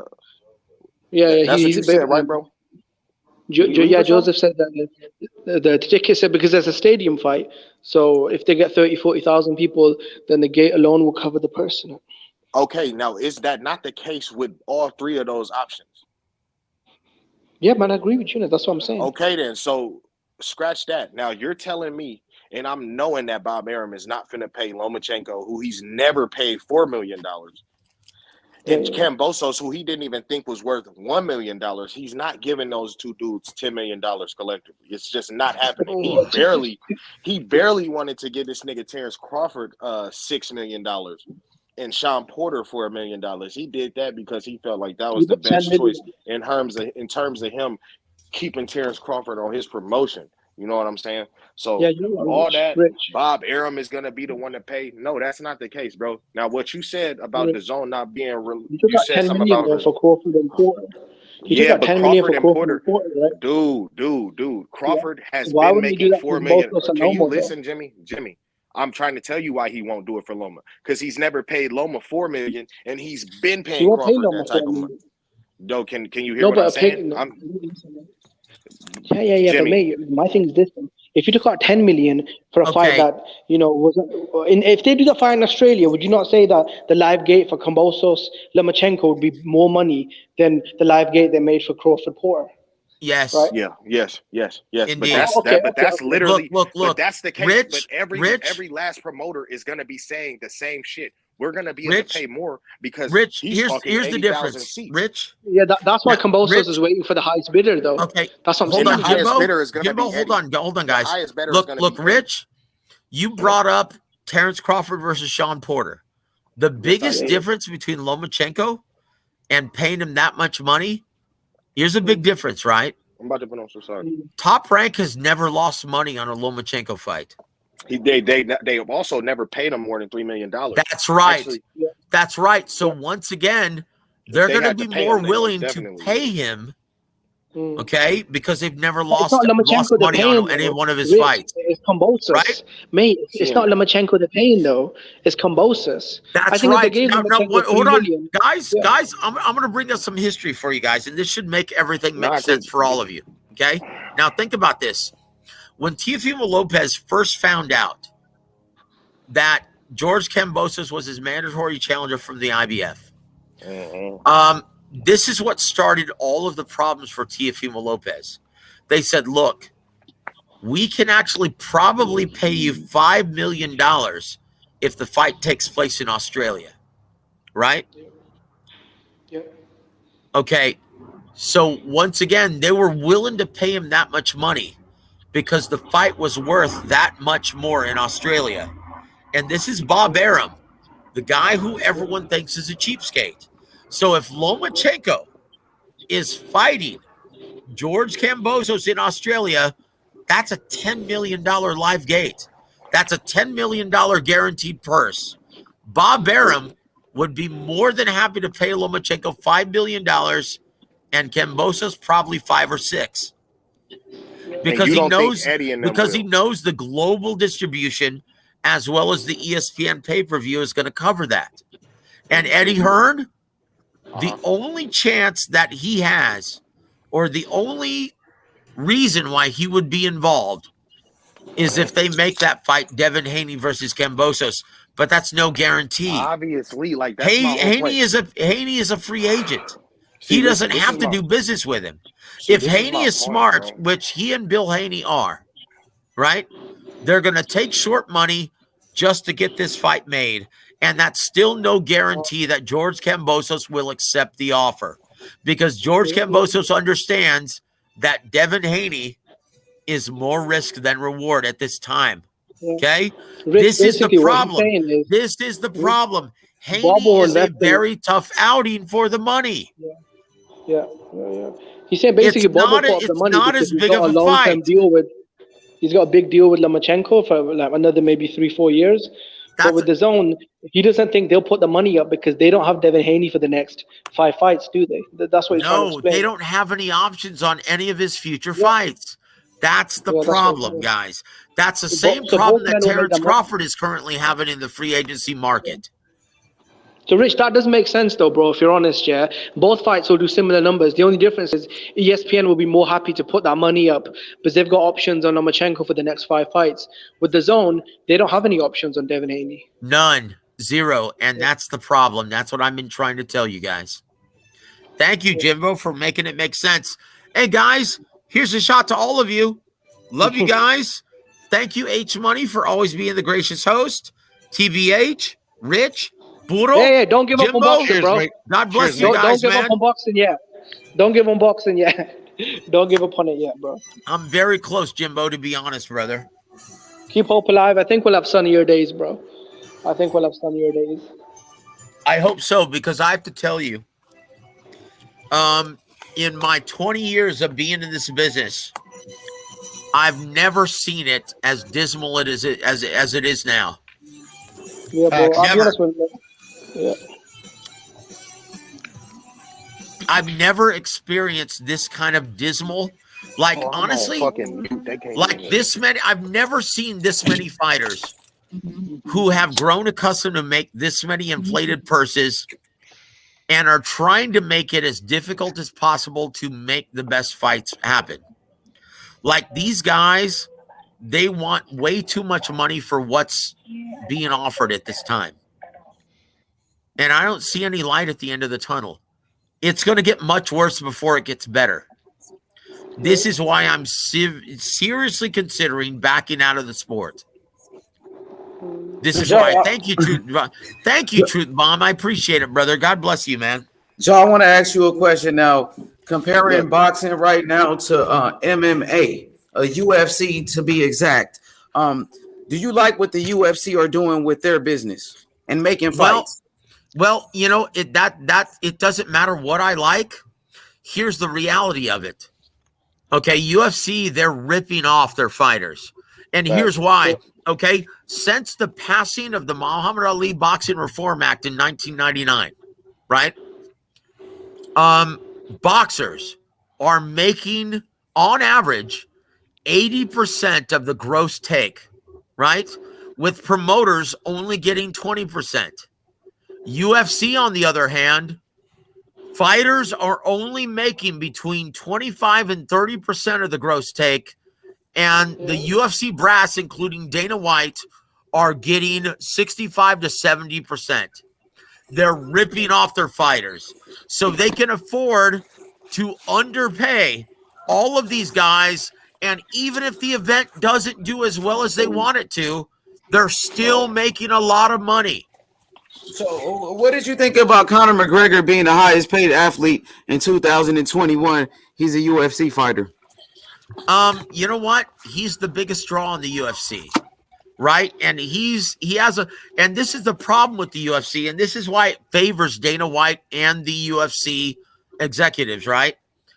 It doesn't matter if you're a huge draw, your expectancy, right? Your shelf life is very short compared to a prize fighter's, because it's a much more brutal sport and it's more taxing on your body. Realistically, you only have a 5-year shelf life in the UFC. Okay? Conor McGregor was fighting until their 40s, though. You know what I mean? And still dominate, like Randy Couture, you know, and Chuck Liddell's. These guys are, you know, still active. Those are two guys who are retired age. No, I mean, like, who? You said two guys that were retired. Okay. So I mean, but they fought until they were older, though. Like Daniel Cormier. Think about this. Think about this. Wait, give me a second, brother. Now, Daniel Cormier, he just was fighting. He was like 38 years old, bro. He was a heavyweight champion. Not too long ago. Let me ask you this, and I can tell you this: there's never been a UFC fighter that died in the ring like boxing. Never. No, you're right. You're right. Now let me ask you. Well, not in the UFC, but there have been like at least 5 or 6 MMA fighters. MMA, yes, and other. Now let me ask you more something. deaths in boxing, though, for sure. Oh yeah, for sure. Let me ask you something, H. What's up, Who have been the biggest mainstream draws over the past 5 years in UFC? That would be Conor McGregor. Yep. Ronda Rousey. Ronda Rousey, for sure. You're gonna say Ronda John Rousey. Jones. John Jones. John Jones? Yep, in the past 5 years. Oh, okay. Bones Jones. Who else? Khabib. Khabib. Yep. Oh yeah, Khabib. Yeah. Who else?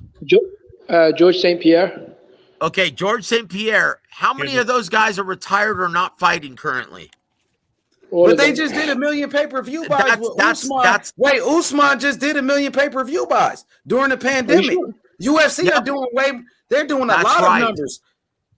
That's right, because the bulk of their audience, because they're making the fights that we want to see. I'm a UFC fan as well. They're giving me the fights that I want to see. That's why I'm buying these pay-per-views. Like this Saturday, you got the undisputed heavyweight championship. Francis Ngannou versus Cyril Gane is a fucking great fight. That's right. They're making the best fights possible. You know what I mean? Exactly. And you know why? Yes. In the UFC, bro. Right now, they're selling the most pay-per-views. They're doing 1 million pay-per-view buys. They're dominating. That's right. And guess what? They're still taking 70% of the take on average. Yeah, they're ripping off their fighters because they know. Here, listen. Because they know that their fighters only have a 5-year shelf life. Yep. That's why. I wouldn't say that. I don't think that's accurate. Look, I don't think that's accurate because John Jones been dominating the sport for more than 5 years, brother, and he ain't lost the fight yet. When's the last time he's fought? I mean, shit, he just got suspended, but how many years has John Jones been fighting? He's been fighting for more than 5 years, brother. You've got John Jones been on top of the game for more than 5 years, bro. Well, here's what I'll say. Here's what I'll say about mixed martial arts. And this is the difference between MMA and boxing. Here's what I'll say. With boxing, if you lose that fight and your stock goes down and your momentum goes down, it's very hard to get back into the fray. Where as far as MMA, you can let's say you win 17 win, you have 17 wins. That's true. You go 17-0, then you lose your 4 straight fights. You might get bounced out of UFC or Bellator or whatever, but all you have to do is win at least 3 straight fights, and then you're back right into the big promotions, making more money. It's right. It's more for me. What I'm saying is like. In MMA, you do. From what I've seen, you do have a longer lifespan just because of that. More versus boxing, just because in boxing, like you lose a couple fights, you can be up out of there. You know what I'm saying, real quick. But as far as like what's gone on in the last 5 years, I mean, I'm gonna say this: what the UFC has been a horrible business model for the fighters in particular, in terms of giving what they deserve. They deserve at least more than double than what the fuck they're making right now. Do you think they will fix it though? No. Will they ever fix that? Look. Here's one indication why. With the UFC, guys, not with the UFC. No. TBH. Let me explain something. Fix it if the fighters came together and boycotted what the okay, well, it's not going to happen because they're the biggest racket in the industry, right? Yeah, they look. Let me tell you why. Look, have you ever wondered why, guys? Have you ever wondered why it's prohibited to Joe Rogan and anyone who's providing commentary to say that someone is boxing? They always are. They mandate. Okay, the UFC mandates that their commentary refers to boxing as striking. Do you know why? Do you know why? They're referred to as strikers, not boxers. Do you know why? So they don't fall under the covenant of the Muhammad Ali Boxing Reform Act. So nothing is transparent. They don't have to show them how much money they make. Okay, it's not common knowledge. Okay, you can't call Nevada State Athletic Commission and demand to see what the numbers are. And why? Because their product doesn't fall under the covenant, and it's not protected under the Muhammad Ali Boxing Reform Act. That's why they insist on their fighters being labeled as strikers, not boxers. They found a loophole to that, and so they're ripping off their fighters and promoting the UFC brand. Notice that it's UFC number 127 or whatever the fuck it is, and not Ngannou versus whatever. right? Yeah. That's why, because they're promoting the UFC brand Versus and the not fighters, the yeah. individual fighters. And they've been doing that They're for a long ripping time. off They've been their doing that. fighters, guys. Yeah, No, yeah, And that's without a doubt, bro. That nobody's Is that why arguing they that they promote it ripping off better the though? fighters, but there is most definitely a They way get for a them to bigger get out of that profit shit. margin, so they can pump That- it back. But Dana White that's said this. exactly Dana White why. has said this. Yeah. Yes, Jimbo has the beat. That's exactly right. Okay, so they're ripping off their fighters. That's why they're able to make so much money, and that's why they don't care. Why one of their cash cows, like Ronda Rousey, comes up with a couple losses and she retires. They don't give a shit because they're constantly filling in that pipeline and they're promoting the UFC brand, and it's of no consequence that their fighters retire. They have an average shelf life of 5 years, and that's it. It's you're talking about, it's a brutal product, and the UFC benefits from it either way. And why? Because it's not covered by the covenant of the Muhammad Ali Boxing Reform Act. That's why they always refer to their fighters as strikers and not boxers. It's a loophole, and their fans are none the wiser because they don't give a shit. No, they definitely don't. They don't. But here's the thing, though. Here's what I'll say, though. Joseph. It's gonna take the fighters to give a fuck, bro. But here's the thing, though. But listen, they've been talking about.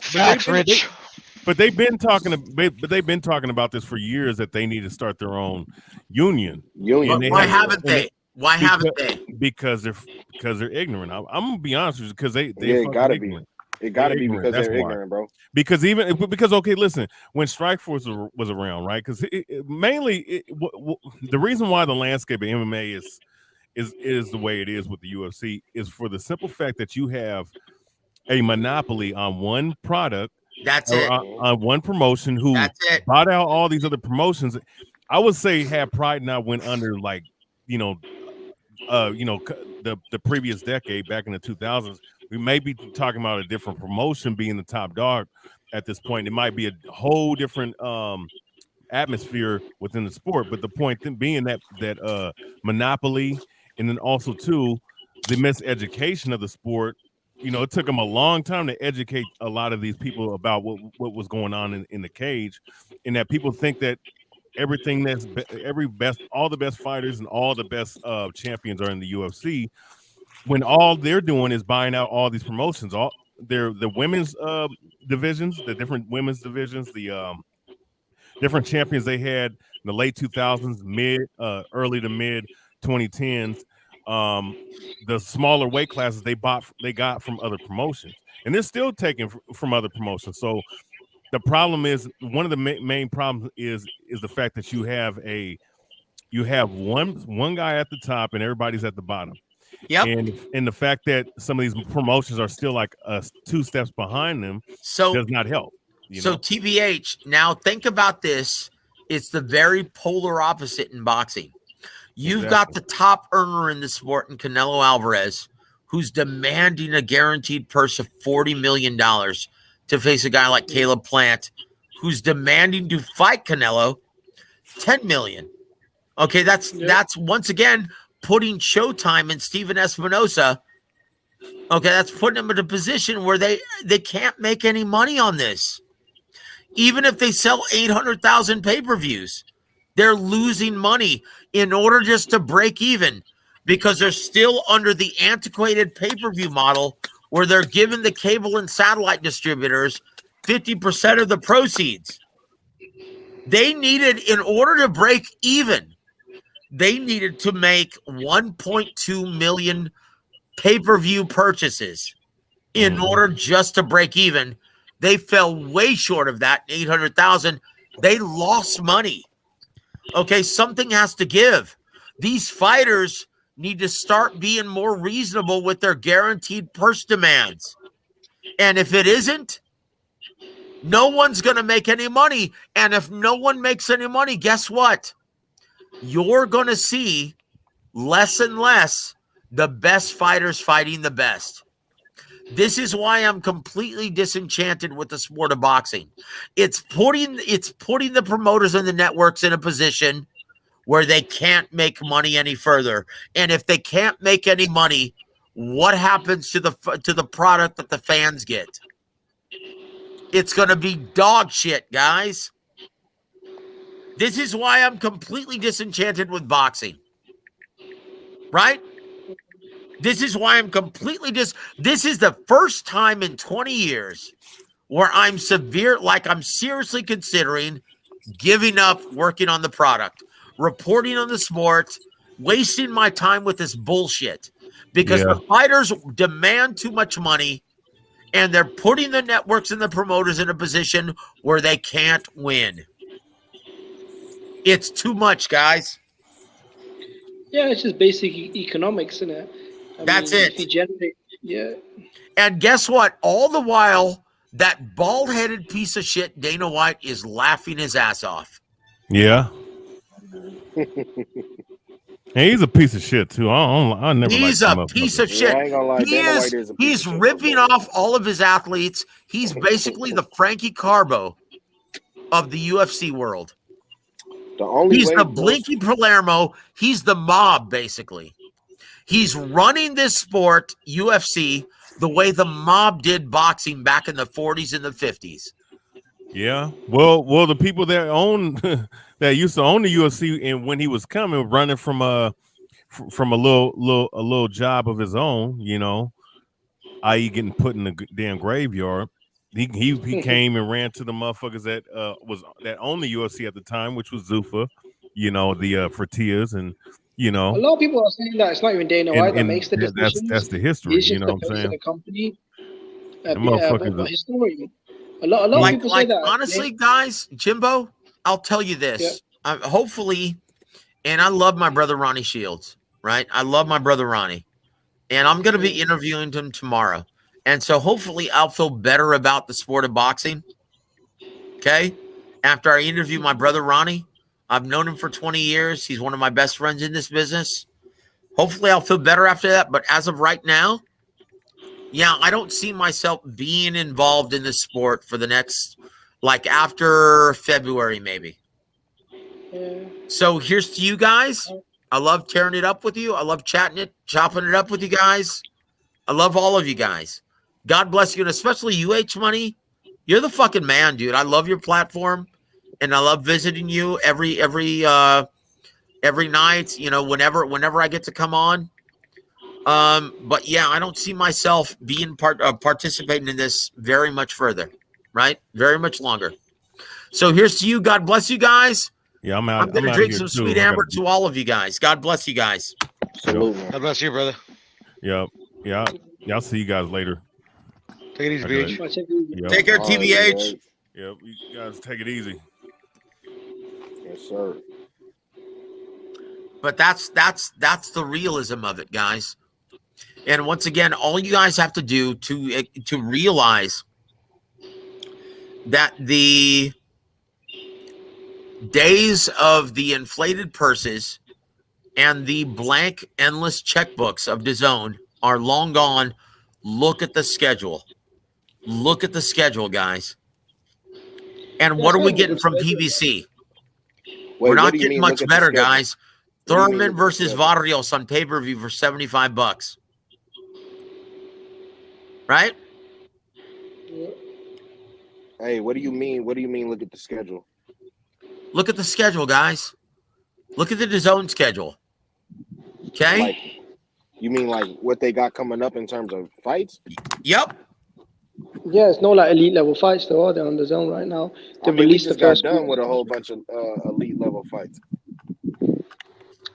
On DAZN. A lot of elite fighters just fought within the last 2 months.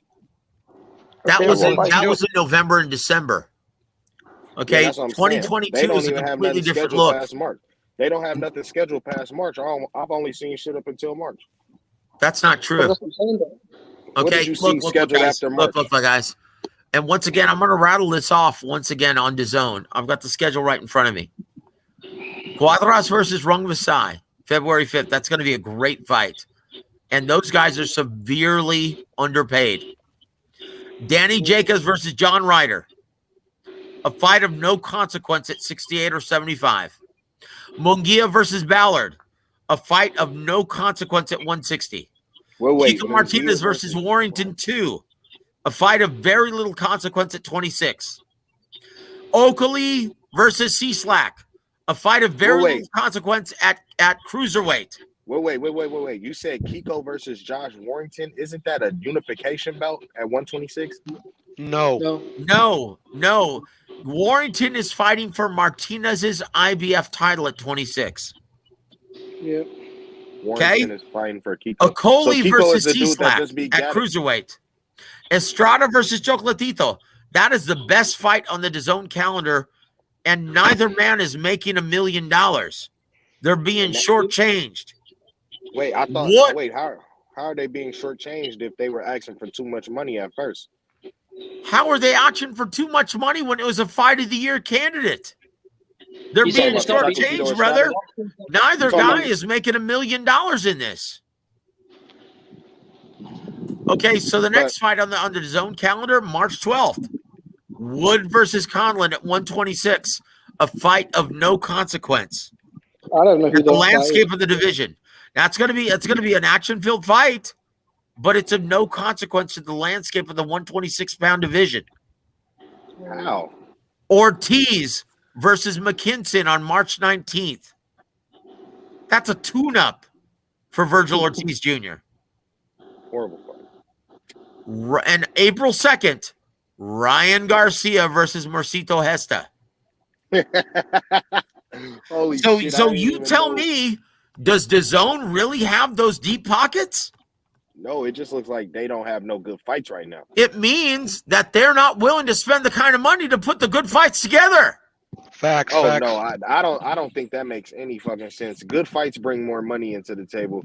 I'm pretty sure everybody's looking to make more money. Then why are we all you want? So why are we getting this shit then? Piro, is it not true that businessmen like more money? Yeah, but the problem is not if it doesn't make money. Okay, then. I don't understand what the problem with all these guys' purses being low when you didn't really name out a crazy big fight. Yeah, there's one crazy big fight. Well, let me ask you, Rich. Chocolatito versus Estrada isn't that big of a fight. It's a great fight. To you, Rich, it's not a big of a fight. No. It's going to fucking sell out, bro. No, okay. Oh my God. In San Diego, it is going to sell. But and it's on free fucking TV, bro. Rich, how's it not going to sell? I thought it was on the zone. Okay, Rich, let me ask you something, Rich. Okay, why aren't there any bigger fights on the DAZN schedule? All right, well, who are the biggest DAZN fighters? Let's name them out. Exactly. No. Look, name them out. DAZN, they're no longer signing fighters to long-term contracts like Gennady Golovkin. Okay, he isn't worth the money right now. Okay, they're trying to make it worth their while by putting together Golovkin versus Murata, right? Ryota Murata is the only fight that may yield a lot of money for DAZN in their Eastern territory, right? Okay. Other than that, what fight yields a lot of money on the DAZN calendar? Nothing. And why are we seeing that? Because they're not willing to spend the kind of money to put together big fights. You mean to tell me Jesse Vargas versus Liam Smith is a big money fight? Danny Jacobs versus John Ryder is a big money fight? Yo, I'm not going to lie. Nobody is having big fights in this first quarter. I mean, not even the first trimester of the year. You just named out the first. Why? Dude, I'm not even saying DAZN. I'm saying no. nobody. I'm asking you why? Because there's no basketball, there's no baseball, there's no NFL. Why wouldn't you put a big money fight in the second quarter? Why wouldn't you? Makes sense though. I'm pretty sure they finna make the Usyk Joshua fight in April. That's what I was seeing. It's not DAZN, bro. It's Sky Sports. That's not DAZN. Look, I thought I watched it on DAZN. Here's the worst part about it. That fight was on DAZN. H-Money, it is going to be on DAZN, but here's the worst part about it. They're going to slap on H-Money. They're going to slap on a pay-per-view price tag for the first time for $30 or $40. For real, on that fight? What if you got it on on DAZN? Yes. And do you know why? Because the days of the blank checkbook are long gone. This is what I've been trying to tell you guys. Yeah, I heard you. I remember you said that. But so what if you got the yearly subscription? Then you don't have to pay extra, right? That's absolutely right.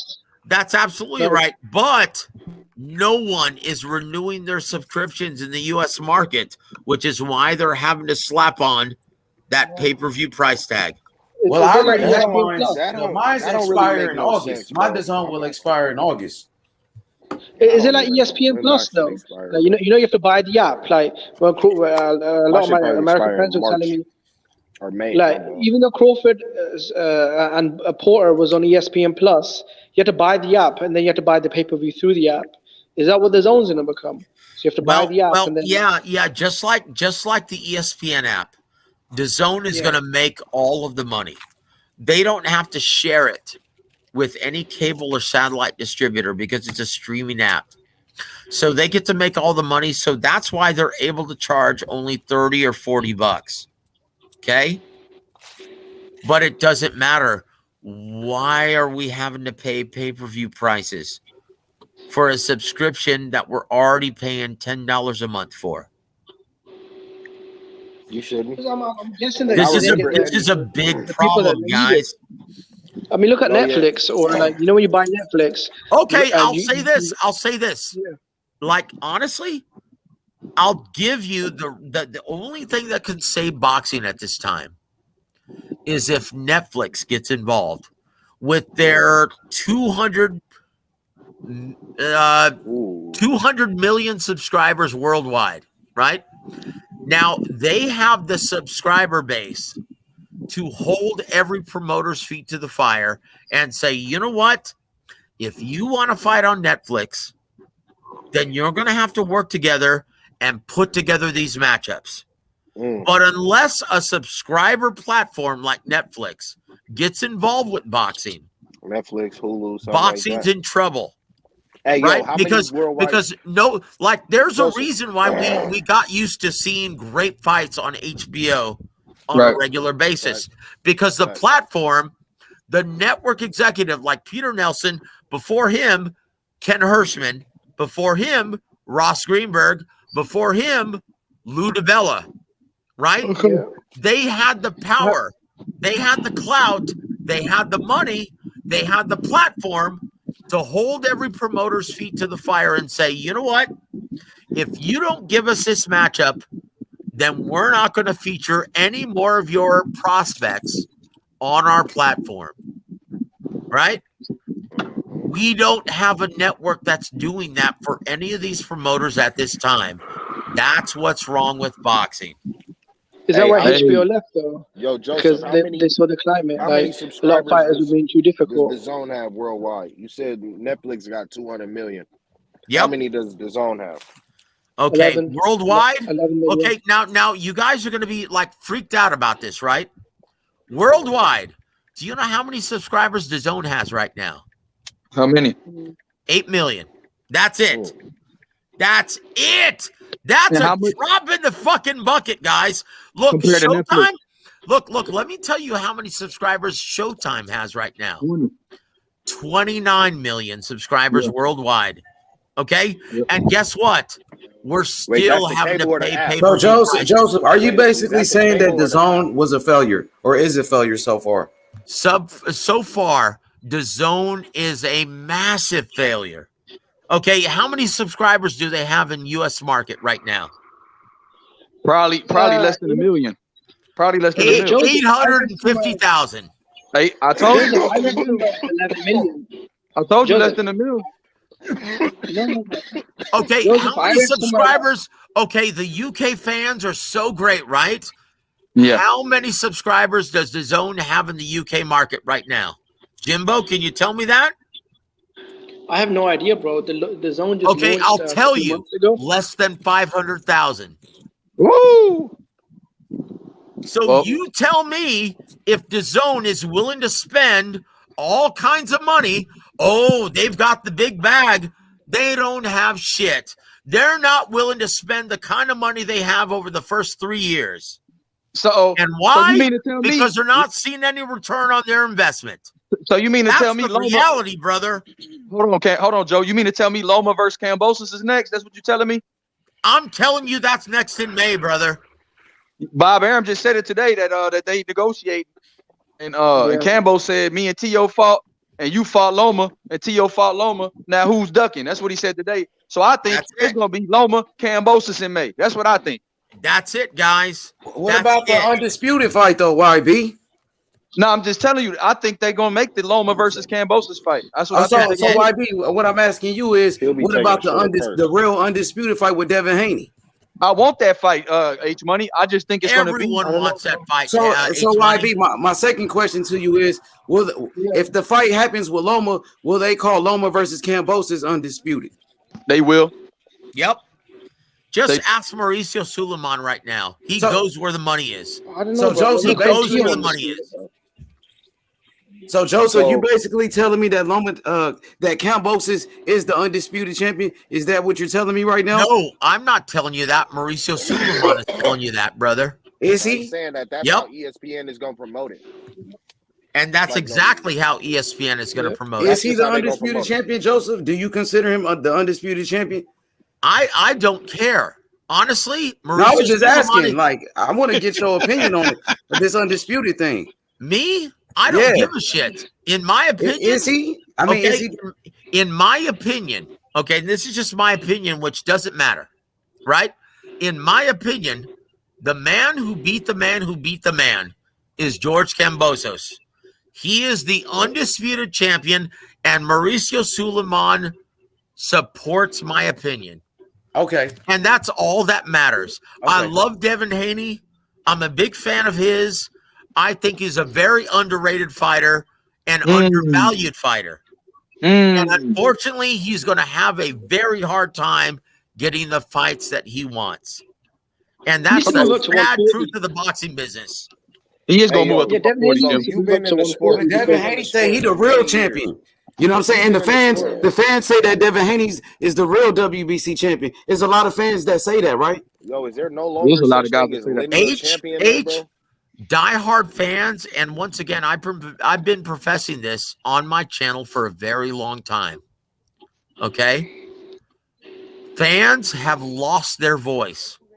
Okay, fans throughout boxing's rich history have been considered the real bosses of boxing, but now that diehard fans are no longer financially supporting any of these fights, promoters have stopped valuing the diehard fans' opinion. They don't give a shit. Man, I know, but it's kind of messy right now because there's a lot of boxing fans out here that believe that Devin Haney is the real WBC champion, and if Kambosos fights Loma, there will be a lot of unhappy boxing fans.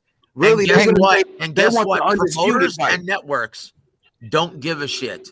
Because diehard fans are no longer purchasing these events. But that's not right. You know what I mean? No, it's not right. That's not right, bro. That's not right, bro. And guess what, man? We support boxing no matter what. Boxing will never die. You know, and I'm gonna make sure of that. You know what I mean? And we gonna do that right here, my brother. We gonna make sure, bro. Well, we got some great. Listen. We got some great fights coming up. And we demand a fight between Devin Haney and George Kambosos for the real undisputed. We are the real boxing fans. You know what I mean? We are the real boxing fans, bro. I love your enthusiasm, brother. We want to see the best fight the best, bro. That's all I'm saying. Is people want to see the undisputed fight. Hey, people been calling for this. Look, Haney might get his shot after Loma versus Kambosos. If Loma wins, Haney ain't waiting. Loma versus Haney for undisputed. That's what's gonna happen. Okay. Loma ain't Kambosos ain't fighting Loma. Kambosos gonna fight Loma. I'm sad to say. In May, Loma fights Kambosos, man. I hope Devin asks for a receipt, man. No cap, bro. If I would be very surprised. My only thing is that if Kambosos fight Loma, I'm pretty sure he'll have to take less money than if he fight Devin. And he's saying he all about. And what would that look like? What would that look like, though? I'm just asking Rich. Now, if Loma take less money, I mean, if Kambosos take less money to fight Loma, you know, he should take the bigger bag. I thought it was about the money. who offered him the biggest bag, right? At this point, it's gonna turn to if it's about. At first, he said it was about legacy. Now he's talking about the most money. I don't blame him for talking about the most money because the nigga I want to get the fight, he paying the most money. So, I mean, we could say that DAZN isn't doing this. No, and but that he said anymore. that on Twitter. Devin, He said Devin is the only he said he'll fighter fight throughout whoever the puts up the pandemic most that money. literally got paid more money than he was getting paid, bro. So I've yet to see that man take a pay cut. I've yet to see his opponents not get their highest purses yet. So Dang, until but I see that's something bro, his other than opponents that, aren't getting paid $7 until million. I see something other Yeah, than but that, Rich, that's have crazy. to go. If Kambosos fight Loma, I'm be like, damn, bro, that's If crazy. Kambosos fight Loma, he'll be just like the rest of them. But I wouldn't even blame him. You dig? That's crazy though, like the man. rest of them. Hey, what that mean, Rich? What you mean when you say just like the rest of them? What that mean? You know, you already know what that means, Bean. No, I don't know, bro. What does that mean, bro? What does that mean? What does that mean? It would mean I don't know what they mean, bro. that he was on. You mean like a duck, right? It'll mean You that say he like is they on his. ducking. He's He'll a be on duck. his risk I don't He'll believe be. in that. He'll You be gotta on say- his. He'll be on his risk management shit, bro. He'll be fighting a nigga that ain't got no belts and who ain't challenged for a belt in 2 fights. Why not just fight the Yeah, champ? but bro, at the end of the day, it's about who puts up the most money in it. That's what prize fighting's no, always been. It's listen. why Devin Haney signed to the zone Jimmy, instead of ESPN Jimmy, and that. Jimmy, Yeah, all I so said was that Kambosos, he should take the biggest payday. he should take the Yeah. all right, how about that? If Bob Arum offered more money than Eddie, then I wouldn't even you can't really hate on it. I mean you can because the nigga was talking all this legacy shit at first, but you can't really hate on it if Eddie don't put up that cheese. But I've never seen Eddie not put up the cheese. Okay, who's to say ESPN won't throw the bag? Guys, if you're not used to Bob's Eddie Hearn putting up that big money, brace yourselves for 2022. Okay? Because there's a reason why Dillian White versus Tyson Fury has been extended. The purse bid has been extended, right? Because they're trying to strike a deal that's more favorable to Dillian White. Because if this goes to purse bid, Dillian White's going to turn it down. Okay? Because DAZN does not have the deep pockets that it once I did. don't get with that. No, if it goes to purse bid, they talking an 80-20 split, which was never in their WBC Exactly. rules. DAZN is not going to pay. DAZN is not going to pay Tyson Fury 80% of a mammoth multi-million-dollar purse to a fighter that's not on their roster. There's only one Tyson Fury. Come on, just pay the Dosa. Just pay the Dosa. I kind of don't get what this purse bid situation has to do with DAZN's bag, and I kind of don't understand. Okay, well let me explain it for you then. Okay, I'll explain it for you. Rich, no. okay? You already explained it though, and that's what I'm saying. I don't understand. But go ahead. Okay, well look, what part did you understand though? Look, guys. No, what really ruined this for Dillian White, and I've said this for the last several months, right? This is the worst possible time for anyone to negotiate with Tyson Fury because he's coming off of a career high. Okay, his last 2 purses combined have been $55 million. 25 the first fight, 30 million the second fight. Yes, they've been inflated. Yeah, look, I'm a big Tyson Fury fan, but I'm a fair person as well. I mean, Dillian White's paid more sanctioning fees than Tyson Fury. Tyson Fury's only ever paid 2 sanctioning fees, right? Look, they're only taking into consideration the last 2 purses. That's not fair, bro. Yeah, but look, I'm a big Tyson Fury fan, right? And if they fight, I think it'd knock White out. So it's not even about that. But I'm also a fair person. So if Dillian White's been paying the WBC sanctioning fees for 3 years, right, as a part of the interim champion, right? I know you're allowed up to 45%, but you're allowed as low as 30%. These fuckers aren't even giving him 25%. Well, here's the problem. Here's the problem. Yeah, come on, you would have to admit, Joseph, they are being like, that is fucked up, bro. Okay, welcome to boxing, it has Jimmy. nothing to do with DAZN's money. It has everything. Okay, to do hold with on, the fact that guys. the rules Jimbo. say 45. Yeah, but I just want to make my point quickly. But I want to explain my question before you answer it. A standard WBC mandatory is given 25% of the purse, right? As an interim champion, you're allowed as high as 45, as low as 30%. 45. If they're giving him less than 30%, they're stripping him of his interim status. and they're giving him something that a standard basic contender as a mandatory is allowed to be. Well, here's why. Nowhere in their rules does it say 80 to 20. Right? I ain't gonna lie. Nowhere in their rules it says 80-20. Here's why, right? Because the WBC is predominantly concerned with right now, they don't give a shit about Dillian White right now. Right now, they're predominantly concerned with whether or not Tyson Fury is going to defend the title or whether or not he's going to relinquish it, right? They go where the money is. And right now, Tyson Fury, paying them more money, though. Hold on. Paying them more money, though. Hold on. Okay. When you look at the 3% of Tyson Fury's last 2 fights compared to Dillian White's last 6 fights, Tyson Fury has spent more money on sanctioning fees. That's the reality because it's $55 million. Okay? That's what they're predominantly concerned with. Okay, but Dillian White's been paying sanctioning fees for 3 years, though. It doesn't matter. It doesn't matter. Those are drips and drabs compared to Tyson Fury's mammoth. Jimmy, $55 million purse, of the right? purses. That boy Fury's purses were huge compared to White's. He That's was already it. paying way more. That's it, Jimbo. And I know it doesn't seem fair to Dillian White or Eddie Hearn, but that's the reality of it. No, but I ain't gonna lie. Jimmy, I'm boxing. Nice to meet you. No, but I ain't gonna lie, bro. Look. I'm not well, he needs to keep suing the WBC then. He needs to Here's a shot, brother. Cheers, man. You know what? Fuck the WBC, because they're always on that bullshit where they're fucked up drug testing, they're fucked up belts. Now they're fucking like, no, you know what? He needs to sue the WBC. Fuck it. Yeah. Okay. Well, you know what? He's not going to get the fight then.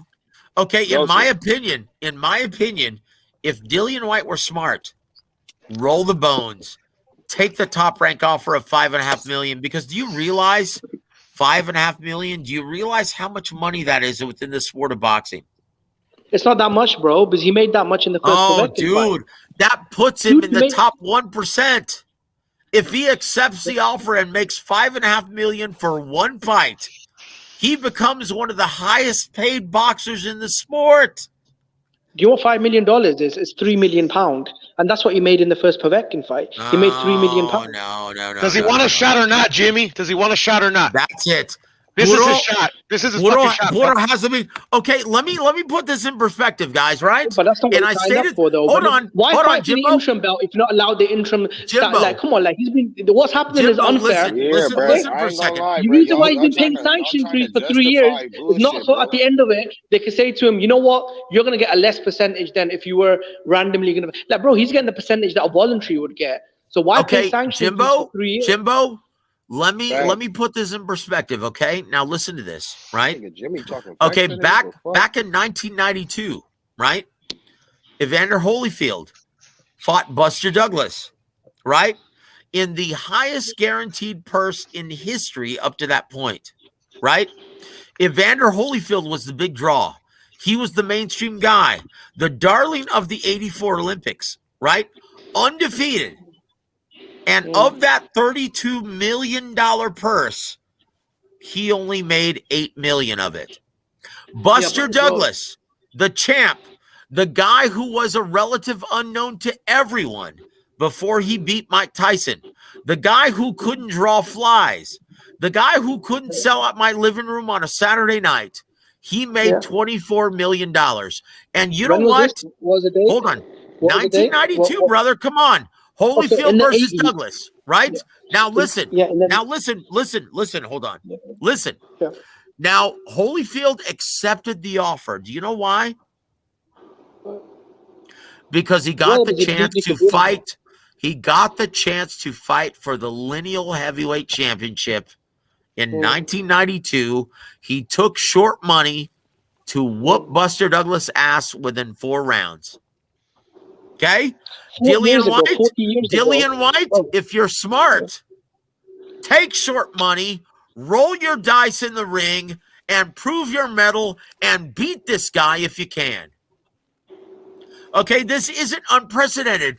Everything that's happened in boxing has happened before, right? Everything that has happened. Nothing is unprecedented within the sport of boxing. Did Evander Holyfield pay sanction fees for 3 years? No, he didn't. So it's not unprecedented. And $8 million in the 90s, was very different to $5 million in 2022. Yeah, y'all. Thank you. That Hey, this doesn't nigga Jimmy. matter. Hey, Look Jimmy, at how much bigger the proud of you sport today, was, man. Jimmy. Hey, go represent Dillian White, bro. Maybe you'll help him out. Bro, I'm just being honest. I'm not even gonna close my I know eyes. you're being And honest. a guy that's been paying Look, sanctioning fees for I know you're 3 being years honest. should get fucked up. Look how much Dylan bigger White, the like, sport My was, shit even, Jimbo. oh, it's not even fucking moving. Like cool, you bro. He can't made even $5 million. compare the Okay. two, man. Okay, cool. If the money, if you're saying $5.5 million is so big, then why do you get paid that much to fight Povetkin in the first fight? He You're saying didn't. apparently Tyson. He didn't. He got paid less than £4 million. Yeah, which is $6 million. No, it's which is not. less than what Top Rank is offering. No, it's not. Hey, let me say this, man. This You nigga Jimmy is Look cooking at right the now. opportunity, Jimbo. See, this is what fighters don't understand nowadays, nor do the fans any longer, apparently. It's the opportunity.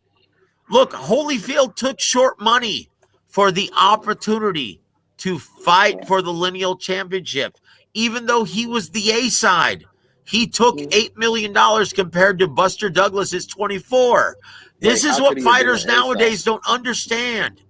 Take the Yeah, short wait, how could money. he have been the Take A the side if- opportunity. This guy's the Yeah, champ. You're not. Take Yeah, the but he's not fight. giving him a voluntary though. He's not giving him a voluntary though. You're acting like it's a voluntary. It's not a voluntary. It's a mandatory. That's the difference. You're saying Who take the gives a shot. shit? He waited 3 years You're for the fighting shot. the lineal champ. You're fighting the He waited lineal 3 champ. years. Tyson Fury doesn't need this fight. He's Okay, at well, the he should drop the state belt of his then. career. Look, you're not factoring in, Jimbo, and with all due respect, you're not understanding that Tyson Fury doesn't need this fight. He could easily relinquish the WBC title, and he'll still be considered by everyone and their mother to be the man to beat in the heavyweight division. With or without the WBC title. If Dillian White is smart, he'll take this What's a bigger money fight opportunity than Dylan White? and he'll fight the Well, champ. What's a bigger money fight than Dylan White right now? AJ and Usyk are tied up, right? Joshua and Usyk, they're tied up right now with each other. He just beat the shit out of Wilder for the third time in a fight that a lot of people think flopped, right? What's a bigger money fight than Dylan White? He's the number 3 heavyweight in the world. He's your mandatory, right? I mean, if they did that in the UK, it'd be massive. If they did that in Vegas, it'd be massive. If they did that in the Middle East, it'd be massive. Okay, Jimbo, listen to this. one. Listen to this. Okay, listen to this. Do you realize if Tyson Fury fought Francis Ngannou, right? That would be a much bigger money fight for Tyson Fury than Dillian White at this time. Does it mean as much? Hold on. Does it mean as much? To us? To the diehard fans? No. But to every other fan, mainstream and otherwise, yes, it would be a bigger fight. Guess what? Tyson Fury has that option. Does Dillian White? No. I mean, it depends. I don't think Francis Ngannou is going to win over the weekend. You're thinking very narrow-mindedly about this. And with all due respect, brother, once again, you're a diehard fan. You understand the business. Dude, you've got that passion, but you're thinking very narrow-mindedly about this. Tyson Fury has all the leverage here, brother. If Dillian White is smart, he'll take this fight. He'll take this fight and take the short money just for the opportunity, brother. Take the fight. Otto Wallen got the opportunity, and he's a nobody, though. That's what I'm saying. What y'all refusing to understand is what Jimmy's talking about is a breach of contract, bro. And that's why he said he should fucking sue him. Because if in writing let it him, says that let him, because Tyson Fury doesn't need the belt. When you get to the stature of a Tyson Fury, you can relinquish the title, and guess what? Then why do you fight Wilder then? I'm not even telling. You're still the man. To not take the it fight, doesn't like, matter. Saying, You can relinquish the title, and you're still the man to beat at the heavyweight division. Let me ask you this, okay, guys? Let me ask you this, and this is going to settle everything. You're entitled to X amount of dollars. Yeah, that's why he paid the sanctioning fees. Rich, right? That's why he went after the interim champion. Voluntary. Well, let me ask you this, guys. Up to this amount of money mandatorily. You feel what I'm saying? So if he, like Jimmy said, has been paying sanctioning fees for 3+ 3 years. years. Oh my gosh, guys, you guys are thinking of this all wrong. Look. No. Because Rich, we're let talking me about settle being it technical. with this And when one shit is in phrase, writing, okay? Come on, bro. I have been waiting to talk. What you guys are saying is, oh, no matter what, Holyfield took less money. Like, how much was WBC? How much was Holyfield's highest purse up to that point for us to say? Oh that my 8 million gosh, wasn't cut from? Rich, listen for a second, okay? I'm going to sum this all up, brother. If he ditches the WBC title, does that in any way diminish his stature of fighting either the winner of fighting Anthony Joshua or Usyk to determine the heavyweight champion? Whoever Dylan White fights for the vacant belt, he'll make the same money. Guys, you're looking at this all wrong. The WBC doesn't mean shit in this situation, guys. Okay. I'm not gonna lie. $5 million doesn't mean shit either. And that's what you guys aren't considering. Okay, if I'm Tyson right now, Fury ditches the WBC, guess what? The mandated fight is still Tyson Fury facing the winner of Usyk Joshua. No one gives a shit about Dillian White in this. This is what you guys aren't considering. No. That's not the truth. Why is $5 million isn't that much? That is not the truth, bro. That's not the Joseph, truth. they're trying to win an argument, not trying to understand, What are we talking about? That's the reality, guys. For $5 million. What are we talking? How can Tyson Fury, a man with no belt, if he drops the belt, be mandated to fight for the other 3 belts? Because the fight fans are the real bosses of boxing. Okay, Rich, do you mean to tell me if Tyson Fury ditches the WBC title and vacates it, do you really think that there's no demand to see Tyson Fury fight the winner of Joshua Usyk? But why is that relevant to White, though? No. Come on. Jimmy, You're living in dreamland then, brother. Everyone wants to see that fight. You just asked me a question and then you didn't let me answer. Because it's a no-brainer. No, it's not a no-brainer. I think if Tyson Fury drops his belt without defending it again, I don't want to see him fucking box no more. Why would I be okay with him? That's you. You're the 1%, brother. No. What I am is an actual boxing fan, and I don't give a fuck about none of that other shit. Why should he be allowed to drop his belt and not fight a mandatory again? Because when you reach the level of a Tyson Fury, I heard who's made $55 million. Everybody in the UK fuck with Anthony Joshua. What are we talking about? You don't live over there, Motherfuckers came to fight. No, I talk to people from the UK on the internet all the time, dude. What does that have to do with anything, bro? I can still so are the majority of the UK fans fucking with Tyson Fury from what you picked up from it? It don't matter, bro. Still do numbers in America too. Look, Rich. What do you mean it don't matter? I'm saying, bro, Rich, Tyson Fury. When you get to the level of a Tyson Fury, the belts don't define you. That guy you define the belts. He's that guy, bro. Okay. Look, then why is it relevant to Dylan White though? That's what I'm saying though. If Dylan White can fight a bum for $5 million, fucking money, bro. Like he getting a shot, man. Take the fucking money, bro. Take $6 million. He's not getting a shot though, bro. He's earned the shot though. That's the difference. He's earned the shot. Or Tom Short, life ain't fair.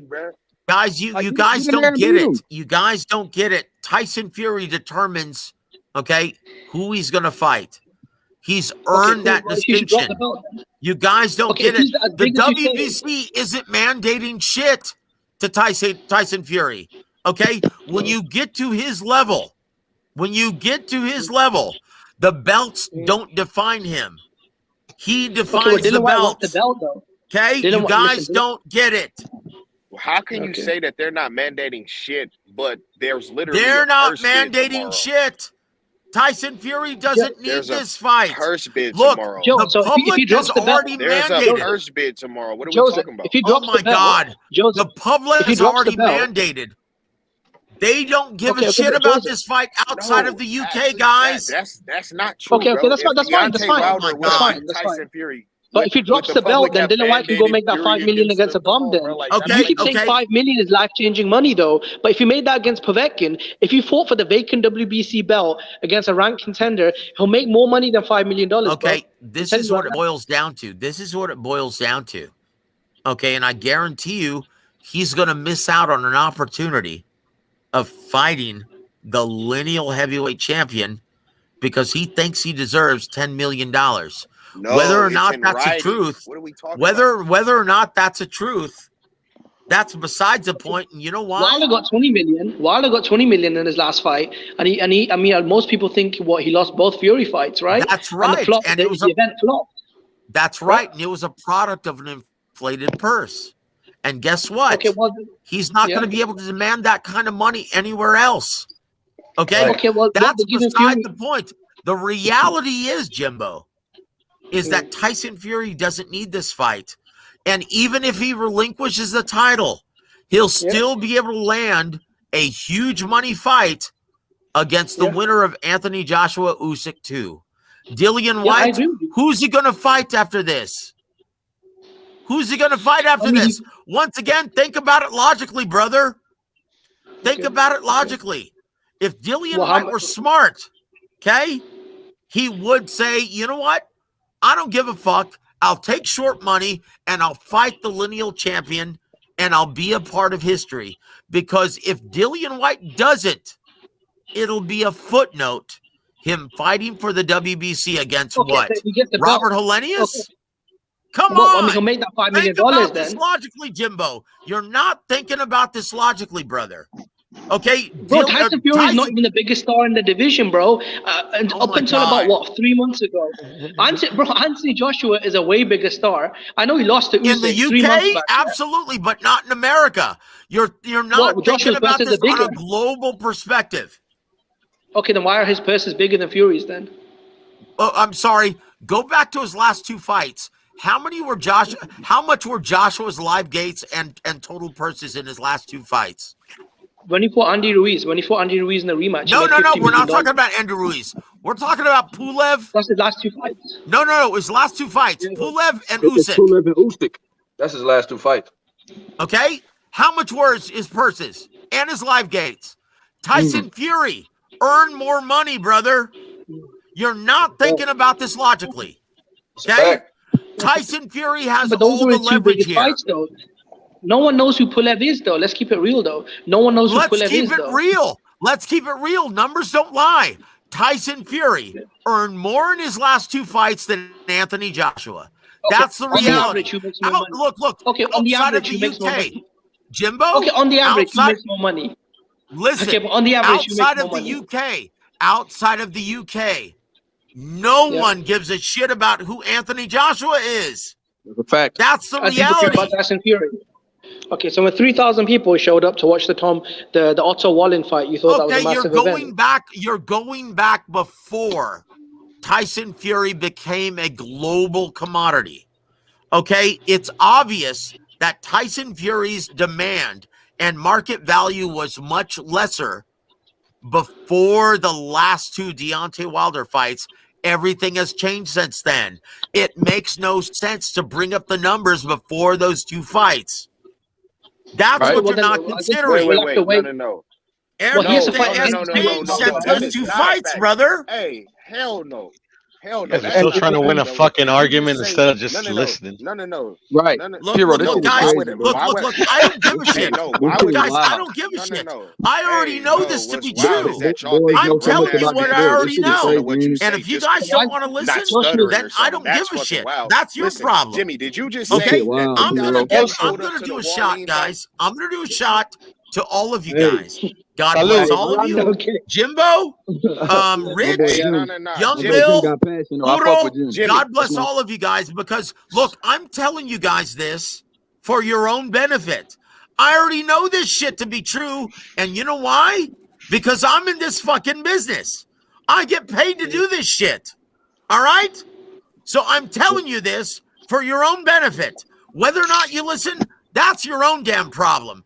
But I'm taking a shot because I love being on H-Money's platform, and that's it. God bless all of you guys. Salute, everybody. Hey, Jimmy, did you just say that 3,000 people pulled up to watch the Wallin fight? Yep. I think when he fought Otto Wallin, there were less than like 5,000 people in the arena. But Joe, let me ask you. What I want to know is, why are you guys bringing this up? It's of no consequence. Listen. There's literally just tell them they're right. That's what I'm saying. Y'all hogging. You hogging the what's the name, bro? Literally. So listen, if he's saying that less than 5,000 people pull up to watch the Wallin fight, and since then he's only fought against Deontay Wilder, who is a draw. You know what I'm saying? That means that we don't know what the fuck. How is Deontay Wilder? Hold on. How is Deontay Wilder a draw without Tyson Fury? What do you pull up his numbers?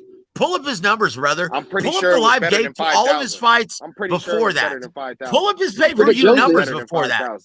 Okay? But Joseph, that's a good point you're making, though. No, that's a good point you're making, though, Joseph, because then you could say the same argument the other way around, though. Without Wilder, that's right. what's Fury done? Look, what I'm saying is, Jimbo, you guys aren't considering.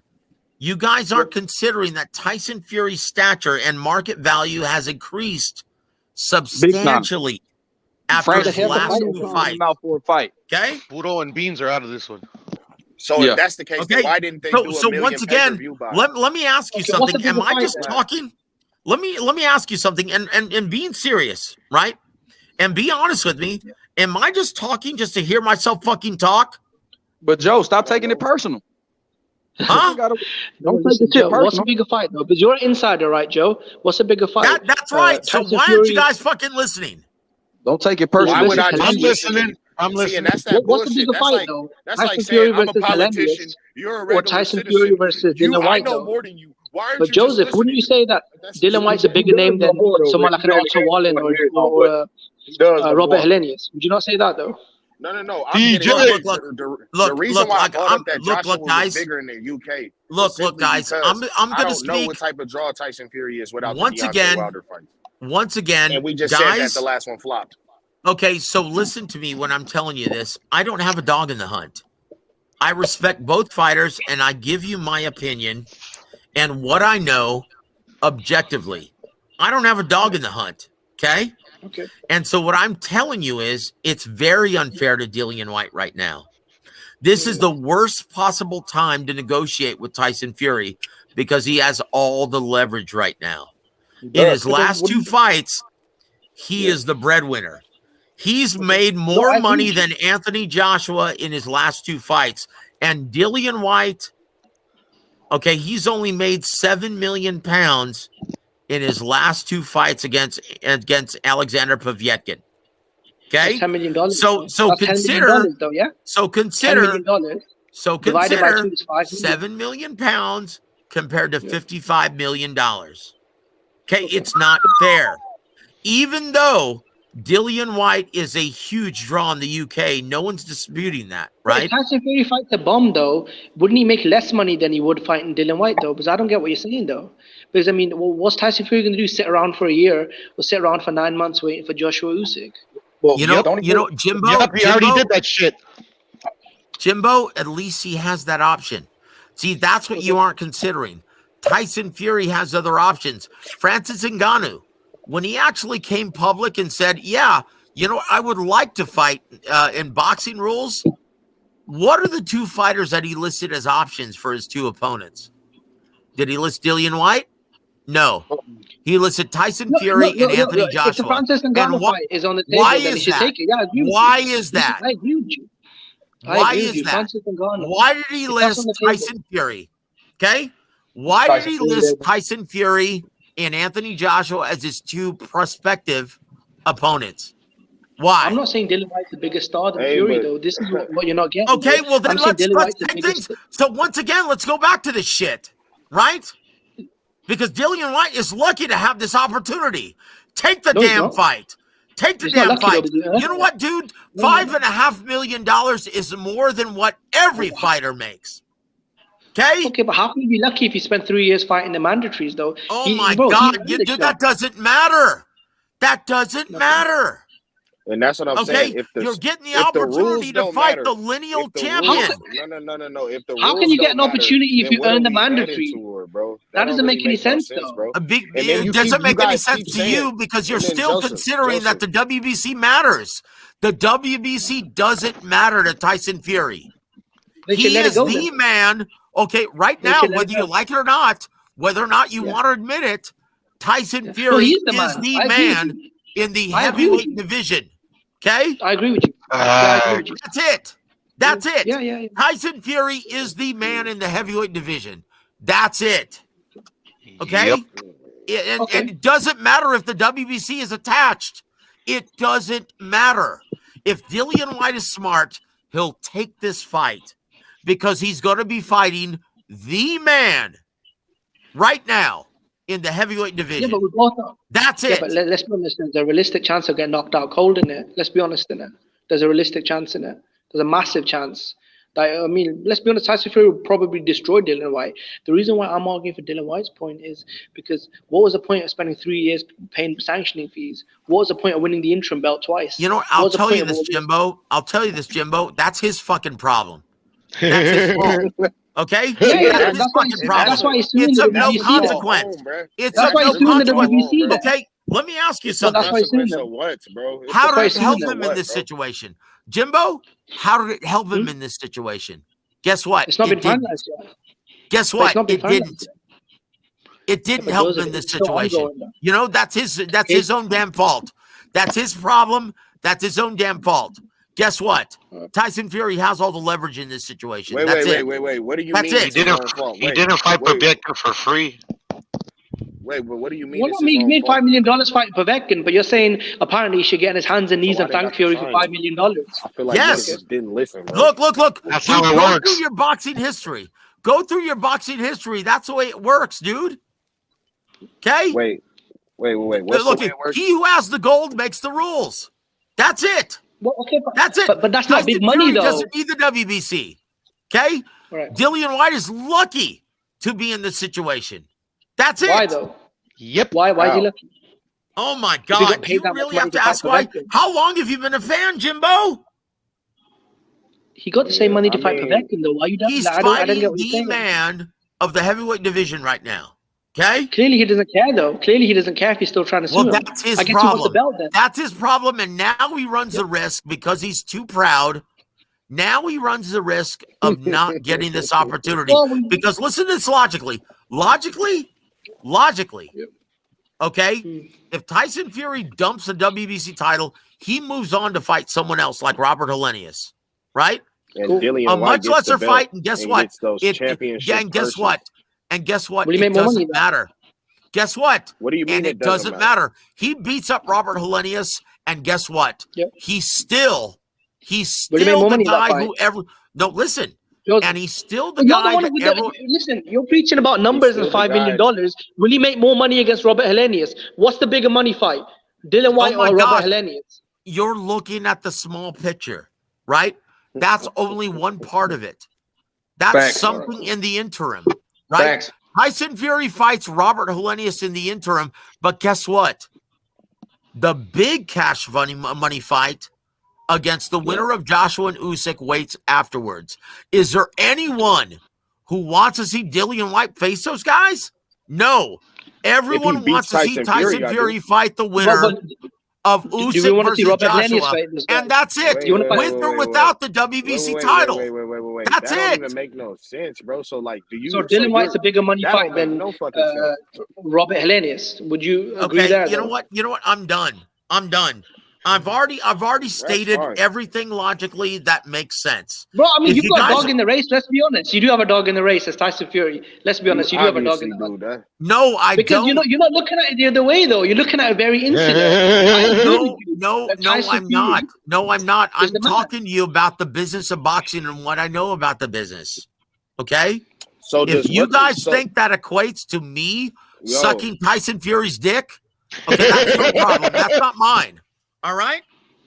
Because that's not the reality. So does what I know about the business. So does what in writing matter at all in boxing? Like contracts and shit like that. Contracts don't matter in boxing at all. No. I'm not talking about contracts. I'm talking about the WBC's involvement.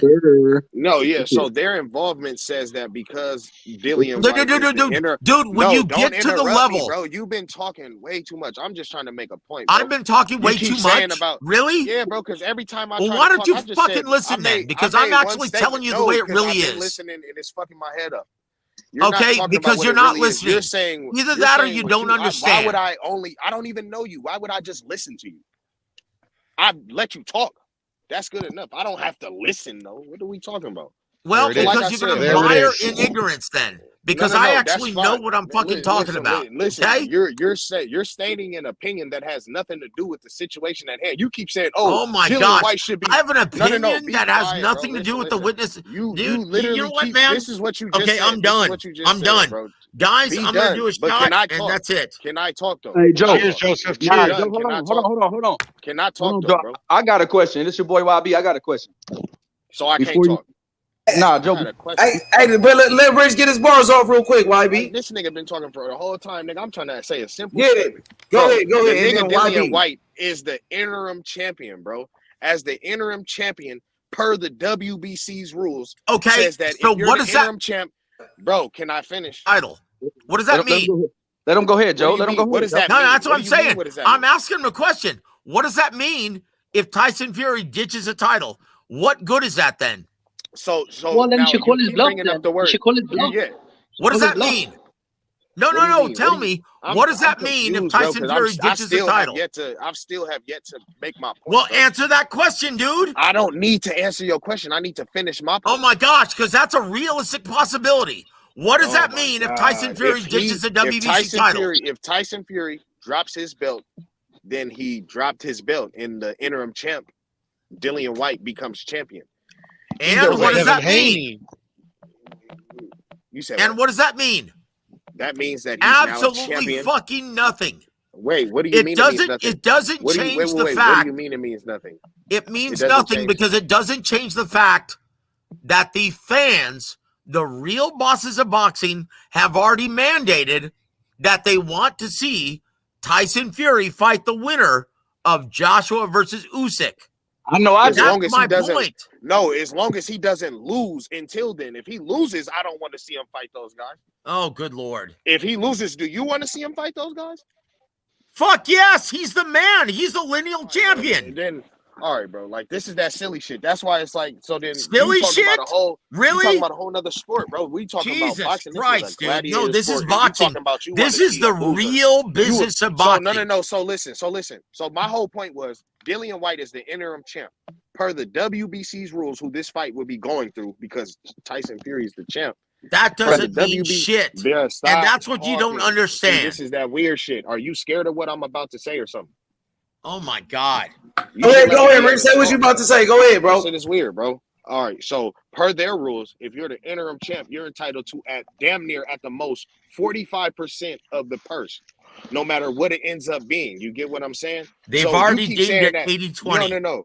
No, but how are they going to do that after in their rules it said that it was 45 at the least 30? So that tells me that you haven't been listening to anything that I've been saying up to this point. No, I've let you talk. And I heard okay, you let me thank you for letting me talk, brother. I appreciate it, Rich. Thank you for letting me talk. Okay, but you haven't been listening to shit because I've already explained how they came up with. Now, this is once again the WBC, Mauricio Suleiman, deeming an 80-20 split appropriate for this matchup. How did that come to be? How did that come to be? Good question. So once again, you've been letting me talk. Thank you for letting me talk, brother. Thank you. I appreciate you giving me that grace. Okay? I'm just telling you what I already know to be true. Okay? The WBC has already deemed this an 80-20 split appropriate because of what both fighters have made in their last two fights. Okay? So you bringing up a 45%, that's bullshit. That doesn't matter.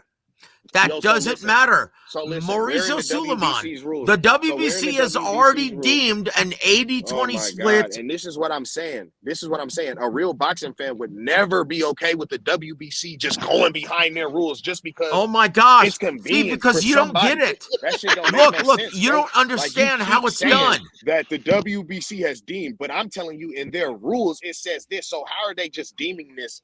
Because you don't understand how it's actually. Okay, so let me explain this to you. So are you telling me what's on paper does not matter? No, it doesn't matter.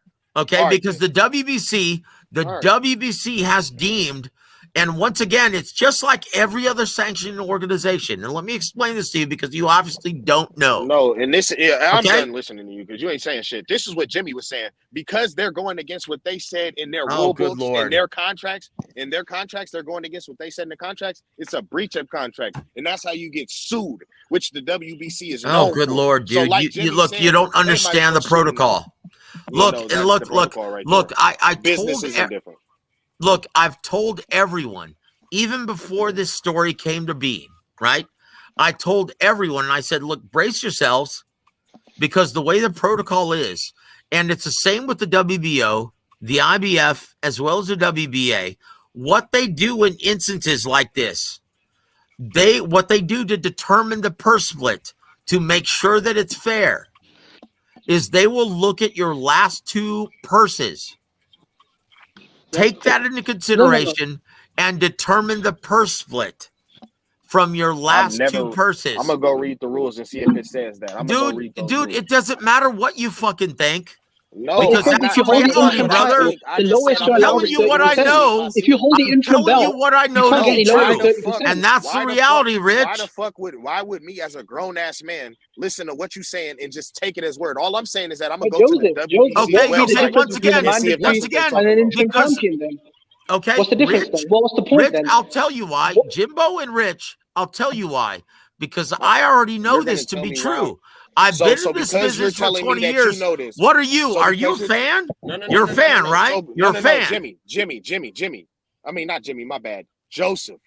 Okay, So because what? you're telling me that you're in the business, i.e., you're in these rooms, and because you're so pretty much you're telling me you're a politician and I'm a citizen, and because you're saying something, I should just listen because it's you saying it. Fuck all that. I'm saying I'm finna go read what they rules say. If they rules say that, but if the purses are astronomically wide against each other, okay, so let me ask you this question then, alter the Rich. rules. If they say Rich? that, then I'll be like, all right, I can understand why they doing Okay, this 80-20 okay, shit. hold on, Rich. Hold on. With that logic, then why did the WBC rule that the 80-20 purse split was justified? Because they took a special request from Bob Arum. That's why. Because the WBC took a special request Look, you're just from Bob assuming Arum. that's bullshit. And Dylan White is saying that's bullshit and trying to sue them now. You know what? That's why he's suing them. No, that's not Okay, why is he accurate. suing them then? That's not Why is he suing accurate. them? I'm telling you why. WBC have made that decision though.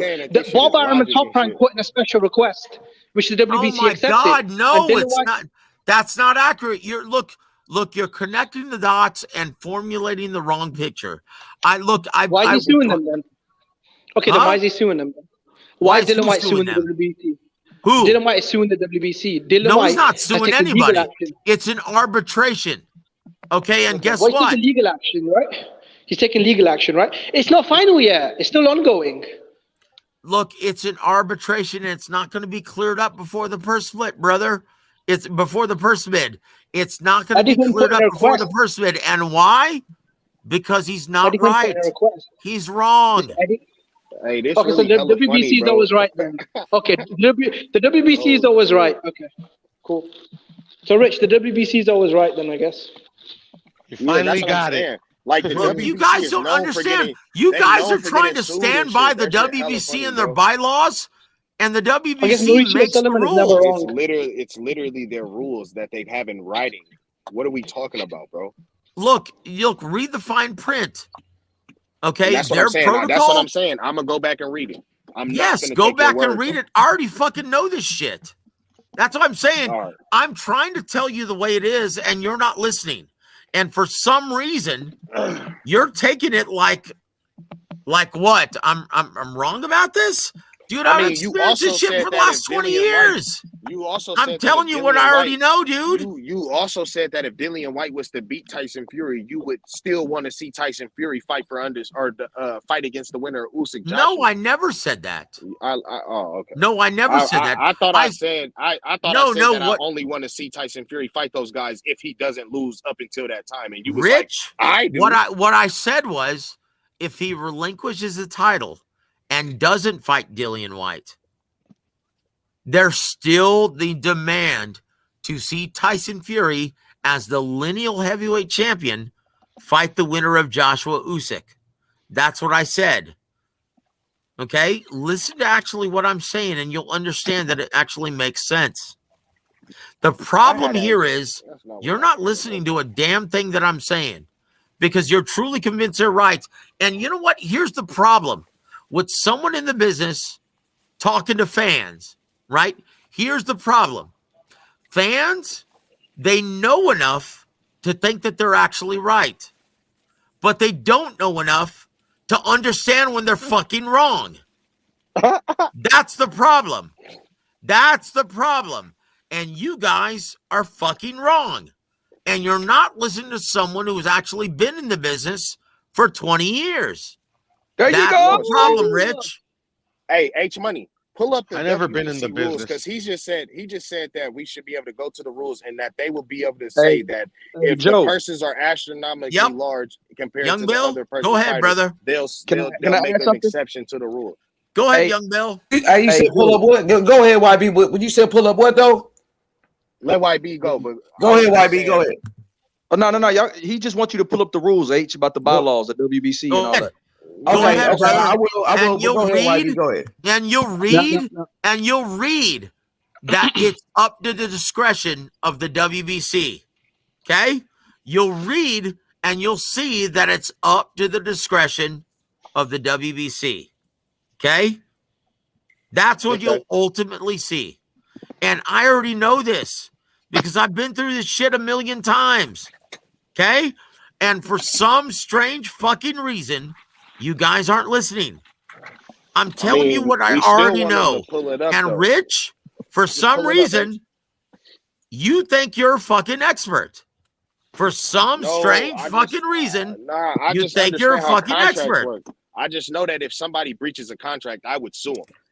What contract? Wouldn't you? What fucking contract, dude? Like, what are you talking about? What contract? When he's paying them sanctioning fees, he's Look, obviously signed Tyson contracts. So Fury what are we talking doesn't about? need the WBC title. He could easily ditch this WBC title, and guess what? It doesn't do anything to diminish the demand to see Tyson Fury beat or fight the winner of Joshua Usyk. Okay? He could easily relinquish his title, and the WBC knows this. And so guess what? The WBC, including Mauricio Suleiman, they're more concerned with whether or not Tyson Fury defends his title than whether or not Dillian White participates in this entire ordeal. Exactly. And that's why I'm saying he should sue them, because no matter what you're talking about, it's still a breach of contract. It's not a problem. There is no contract, brother. There is no contract. So what do you mean there is no Lord, contract? man. Oh my God. Like, Beans, tell me you understand what I'm saying, bro, because it's literally simple. You know what, dude? I don't give a fuck. You don't understand what I'm saying. Okay? No, and you're not totally even trying understand to. what you're saying, bro. So I don't give a fuck what you're talking about right now. I'm not going to agree. I get you, Rich. I understand what you're saying, bro.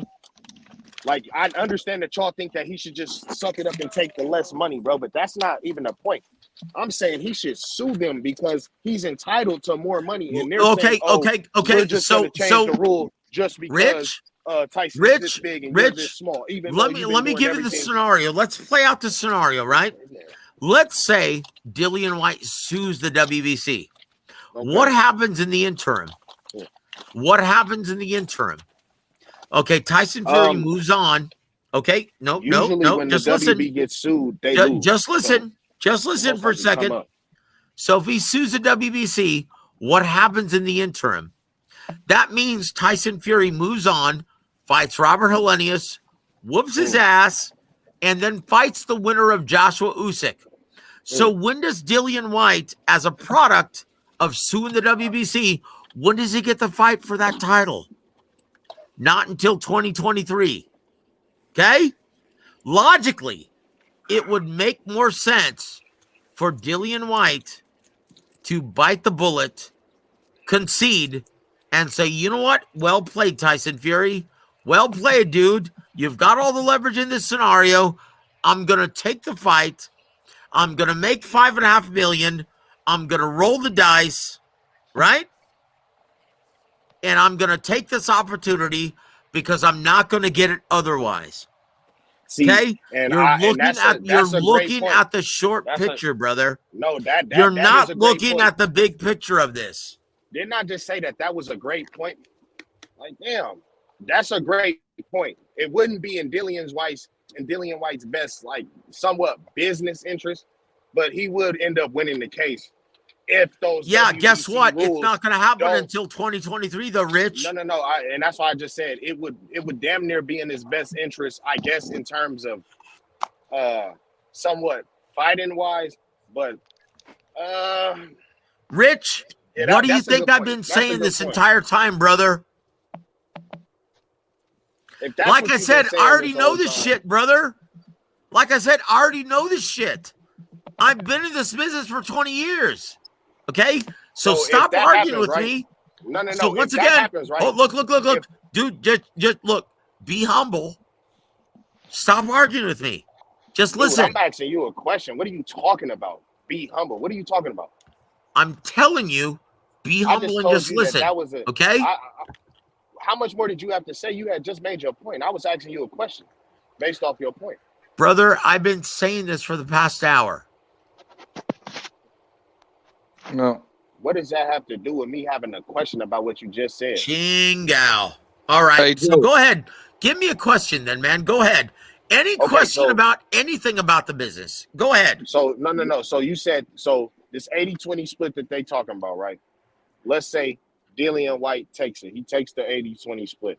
Is it still not the WBC breaching contract, or is it them going against what their word says? Or not their word, but what their bylaws or whatever says? Okay, so that's a very good question. And I'll tell you, it doesn't go in breach of their contract, because what it says is that ultimately the protocol that they use to determine these purse splits is they look at your last two purses, right, that you've earned. That's what they use to determine the purse split. All right? That's what they use to determine the purse split. They look at your last two purses. And when you look at the last two purses of Tyson Fury compared to the last two purses of Dillian White, it's 55 million compared to 7 million pounds. Okay, so right now, Dillian White is lucky that it's not 90-10. It's 80-20. So WBC has deemed that it's appropriate 80-20. That's the protocol that they use. And that's what I've been telling you the entire time. So when does that come into effect? Because in the WBC rules that I read, it said that the interims got anywhere from 30 to 45. But you're saying that based off of the last two purses, does that come into effect if they notice that the last two purses from certain fighters were just astronomically different, where it'll be to a point where we will be giving one guy way too much money? Is that when it comes to play? Or is that's exactly what I'm telling you. Look, that's protocol. No, all right, so you're telling me that, hey, that's protocol. That I want to read that. If I was to read that, I'll be like, well, shit, there's damn near nothing this we can do. He's gonna have to look. Let me ask you something. Why is Mauricio Suleiman deemed it right? He's already deemed this that 80-20 is appropriate. Why do you think that is? I've already told you what protocol is. Okay, for some reason, I would need to read for some reason, you don't want to hear any of this. No. I've already told you what protocol is, right? I mean, I actually knew that question. I actually would it be because I'm telling you from what I know about the business. Somebody else read okay? That. I'm telling you what I already know to be true. And there's a reason why Mauricio Suleiman has already deemed it reasonable that 80-20 is appropriate for this first split. And why is that? Because that's protocol. That falls in line with everything that they've done up to this point. There's a reason, right, why they've deemed it protocol.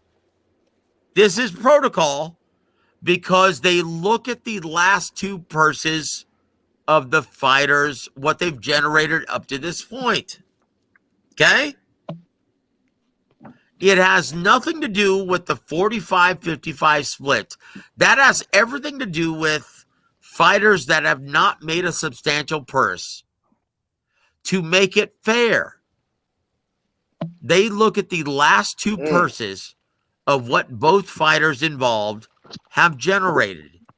And I've been trying to tell you this for the past hour. Nah, see, because I get what you're saying. It'll make a lot of sense if these rules say that same shit. That's all I'm saying. Because if they don't say that same shit, if they don't never bring nothing up about, but if the persons are astronomically different, then we'll see that we'll do whatever we see fit in terms of divvying out the money. If the fight went to purse bid, y'all don't believe Showtime will pick it up? I'm sorry, what? Showtime? If the fight went to purse bid, y'all don't believe Showtime will pick the fight up? Fuck no, dude. Come on, man.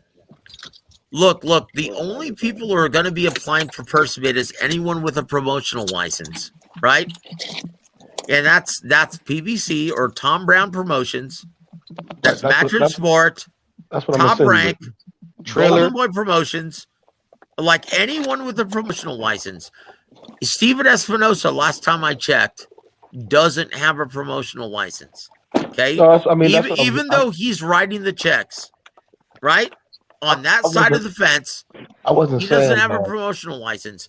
So according to the bylaws of the WBC, the only people who are allowed to participate in a purse bid is anyone who has a promotional license. Like I have my promotional license, right? If I went down to Mexico City, I could actually participate in a purse bid. I wouldn't win because I don't have the kind of deep pockets that Top Rank does, or that Matchroom Sport does, or Golden Boy does. I can't compete with them. So to rephrase my question, if the fight goes to purse bid with Dillian White and Tyson Fury, y'all don't believe PBC would pick up the fight? Fuck no, dude. Because once again, PBC, and let me explain this, guys. This is very important. PBC is not going to spend any money, right? Either Showtime or Fox's money on two fighters that they don't have under their roster. That's the reality. Why would they spend money on a fight with two fighters who aren't on their roster, who they don't have options on their future fights? Okay? So realistically, the only competing promoters who are going to bid highly on this fight is Matchroom Sport and Top Rank. That's it. So you don't believe that there's no possibility. So you're ruling out PBC as a possibility a bit. Hell no. They have no interest in this fight, especially if it's in the UK. When is the last time the PBC has actually promoted a fight in the UK? Like people don't consider, like think about this realistically, right? Like the sport of boxing is regional. This fight is a no-brainer to take place in the UK. It's two UK fighters that are big draws in the UK, right? Yeah, I think it's a soccer stadium, and I think it'll do big numbers on pay-per-view as well. I think ESPN and DAZN would pay a shit ton of money as well. Okay. Well, look. Let me just tell you, Jimbo. Let me just tell you, if Top Rank wins this, right? Yeah. It's going to be a huge fight on Sky Sports. Because Top Rank now has a contract with Sky Sports, right? Yeah. Yeah. Okay. Here's the problem, though. Tyson Fury has an exclusive deal with BT Sport and ESPN. Do you think the danger of Eddie Hearn bidding on the fight and potentially putting Fury at odds with his exclusive deals, do you think that can maybe force Top Rank to pay Dillian White more money? Very good point. So what happens then? What happens if Eddie Hearn wins that bid? How much do they have to pay Tyson Fury then if he's got an 80-20 split? That means here, listen for a second. That means that they have to pay Tyson Fury like $24 million and only Dillian White $6 million. Do you really think that they're going to pay Tyson Fury $24 million when he isn't fighting under their roster? Look, there's a reason. There's a reason why this has been extended, right? they want to strike a deal with Top Rank because they're not in the business of paying a fighter $24 million when he's not fighting under their roster, and there's no guarantee he's going to be fighting on the DAZN platform after this fight. Okay? Same with DAZN. Once again, same with ESPN. Would you not say that Bob Arum, because he's got exclusive deals with ESPN Plus, and with Tyson Fury has an exclusive deal with BT Sport? That's his UK promoter, Frank Warren. Would you not say that Tyson Fury himself, that Eddie Hearn could try and sort of, I don't know, put pressure on them that, look, man, this will go to open market. Are you sure you want this?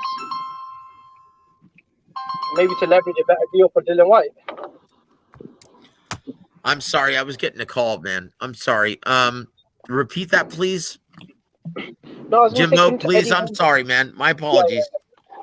No, it's okay, mate. Couldn't Eddie Hearn and Dylan White put more pressure on Bob Arum that, look, we're going to take this to open purse bids? And Tyson Fury has exclusive contracts with ESPN. Once again, here, let me explain this to you, man. Right. Let me explain this to you. Okay, now think about this logically. Think about this, right? When you consider that DAZN does not have the open checkbook that they have in years past to Matchroom Sports, right? They've learned their lesson from Canelo Alvarez. They are not willing to give anyone a $30 million guarantee who's not guaranteed to fight on their platform ever again. Okay, so logically, do you really expect DAZN? Now, keep in mind, Matchroom Sports, they don't guarantee any of these purses. It's DAZN, right? Yeah. This is DAZN money they're playing with. Okay? Yeah. Just like ESPN, just like Top Rank. This is not Bob Arum's money he's playing with. He's using DAZN, he's using ESPN money to guarantee these purses, right? Wouldn't this be a good fight though, to break into the UK market? Because they signed okay, so once again, Top Rank, the reason why they love this fight is because Top Rank just signed a deal with Sky Sports, right? Yeah. They have not yet signed a blockbuster fight with Sky Sports yet, right? This is the fight that they want to break into the UK market with Sky Sports, right? So they're willing to guarantee and bid $30 million for this fight.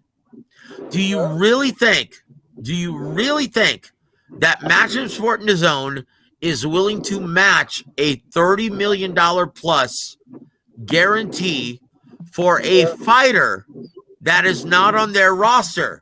Think about this. This is an 80-20 split, brother. So why would Top Rank do it though? Because Dylan White's not on their roster though. Oh my gosh. But that's only 20% of the purse. Mm-hmm. I mean, isn't DAZN trying to enter the UK market though? Look. Either way, if this fight is held in Vegas or the UK, they're going to be paying Tyson Fury at least $24 million. Okay? Okay, so Matchroom Sports, are they going to be willing to match that? I guess think about it. He's not on their roster. Okay, he's not on their roster. There's no guarantee that he's going to be fighting on their platform after this fight. Are they willing to put forth that much money? Look, when the WBC made the ruling, when the WBC made the ruling that it was an 80-20 split, that pretty much guaranteed that Matchroom Sport was not going to be participating in this. There's a reason why this has been extended. Okay? The grace period before the purse bid. Eddie Hearn wants them to come to a guarantee. They want to come to an agreement. Okay? That's realistic. Like, you guys have to see that. Wasn't he smart then not to take the $5 million then? Try and negotiate more then? Well, that's what they're trying to do right now. Yeah. Okay, so realistically though, how much should Dillian White expect? I mean, I don't know. He made $5 million to fight Povetkin, and if Tyson Fury is the biggest star, then I'd say Povetkin. Would you not say he'd? You know. Well, look. I don't Once again, I'll say this once again. Right. This is the worst possible time to negotiate with Tyson Fury because he has all the leverage. He made. Listen to this. He made a guaranteed purse of $55 million in his last 2 fights.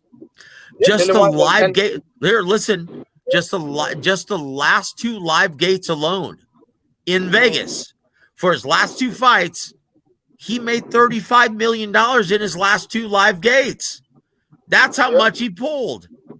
So right now, Tyson Fury has all the leverage. Okay, so if Dillian White and Maximum Sport are smart, they're gonna say, you know what? Well played, Tyson Fury. Well played, Top Rank. Well played, Frank Warren. You know what? Let's come to a deal where at least we get our fighter $6 million, and let's roll with that. And to be honest with you, that's what more than likely is going to happen. I'll be very surprised if this fight goes to purse bid. Okay? For that reason, because Tyson Fury right now has all the leverage. This is what I've been trying to explain to you guys for the past fucking hour. How can you guys not understand this? Joe, let me ask you something. Yes, sir. What's the likelihood of Top Rank outbidding the Zone for this Kambosos fight? Kambosos? Yeah, like Loma versus Kambosos or Haney versus Kambosos. Who do you think is going to put up the most money? Oh, Top Rank easily. 1, they want the belts back. 2, this is a much bigger global fight. If it's Loma versus Kambosos, they can afford not only the live gate in Australia, but it's a bigger matchup globally. If it's Lomachenko versus Kambosos, he's the bigger draw. They can actually put this fight on ESPN pay-per-view. Even if it only does with the app 300,000 purchases. Right? Hey, I mean, but I know people in Australia. They said that no matter who Loma fight, no matter who Kambosos fight, if it's Devin Haney, Tank Davis, or Lomachenko, it's gonna be a big fight. That's right. That's what they said already.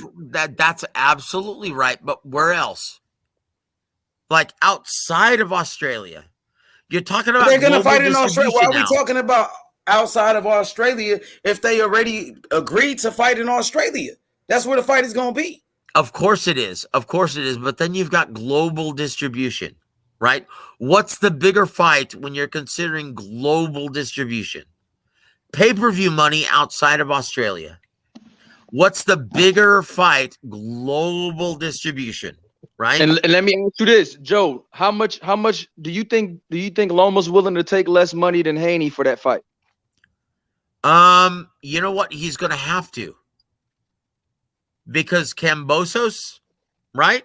When you're talking about fighting in front of a crowd of 40,000 plus, you're going to have to give Kambosos A-side money. You're going to have to. Absolutely. That's just the way it is. You're going to have to. And Lomachenko, Bob Arum, they have no problem with that, man, because guess what? YB. Guess what? Lomachenko is the A side in America. It's still going to be distributed ESPN pay-per-view. Let me say this real quick because I got to go backstage. Look, YB, so you think Kambosos is going to fight Loma now? I do. I just seen a quote from Bob today. From Bob today saying that they started negotiations with Kambosos people and that they're working very hard to get a deal done. So when he said that, and then Kambosos put out another tweet today saying that Loma is a real warrior, and him and Tio and Loma are the real warriors. Everybody else is talking about fighting, but them three actually did. But Eddie Hearn said the same thing. He met up with Lou DiBella, and they talking about fighting in Saudi Arabia. They both said the same thing. Look. If Eddie Hearn can get a huge site fee from Saudi Arabia, right? Then yes, more power to him, and he wins, right? But he's only been able to do that twice. He talks about that as a realistic option all the time, when in realistic possibility, he's only been able to do that twice. Once with Callum Smith and George Groves, and 2 with Joshua versus Andy Ruiz 2, right? He talks about that all the time. How long did it take him to try and secure funds for Joshua Fury, right? How long did it take him to secure that? Like, he was trying to negotiate that for 5 months and still didn't do it. Okay? Realistically, how realistic is that option? He talks about that all the time. But when has he been able to deliver that? Guys, that's a lot of money. That's a lot of money. And for a lightweight fight, I'll be very surprised if he can secure that. Those aren't heavyweights. For a lightweight fight, I'll be very surprised if Eddie Hearn can secure multi-millions of dollars for a Saudi Arabian fight for a lightweight fight. I'll be shocked if he can do that, especially within the timetable that he's talking about. So once again, if he can do it, hey, more power to him. How much do you think how much do you think the winning bid will be if that fight? Yeah, how much do you think the winning bid will be on that? Well, once again, this isn't going to go to purse bid because it's not a sanctioned and mandated fight. It's a bidding war. It's a bidding war. That's look. Who do you think like the winning bid is going to be between Eddie? Like, not even who do you think? Because you already look. How much do you think he'll offer? Well, if Bob Arum involves the WBO, then it's not going to matter what the fuck Eddie Hearn wants, right? It's not going to matter. If Bob Arum involves the WBO, then it's going to become a mandated fight between Lomachenko and Kambosos. More than likely, that's the realistic scenario that's going to play out. Okay? Realistically, that's what's going to play out. If Bob Arum involves the WBO, then it's going to be a mandated fight by the WBO. Okay? All right, but let's say he doesn't, though. I'm saying, like, if it just came down to them offering Kambosos money and him having to choose between the most money, and you think that Bob and ESPN will put up the more money than the Zone and Matchroom and whatever, right? Look. In my opinion,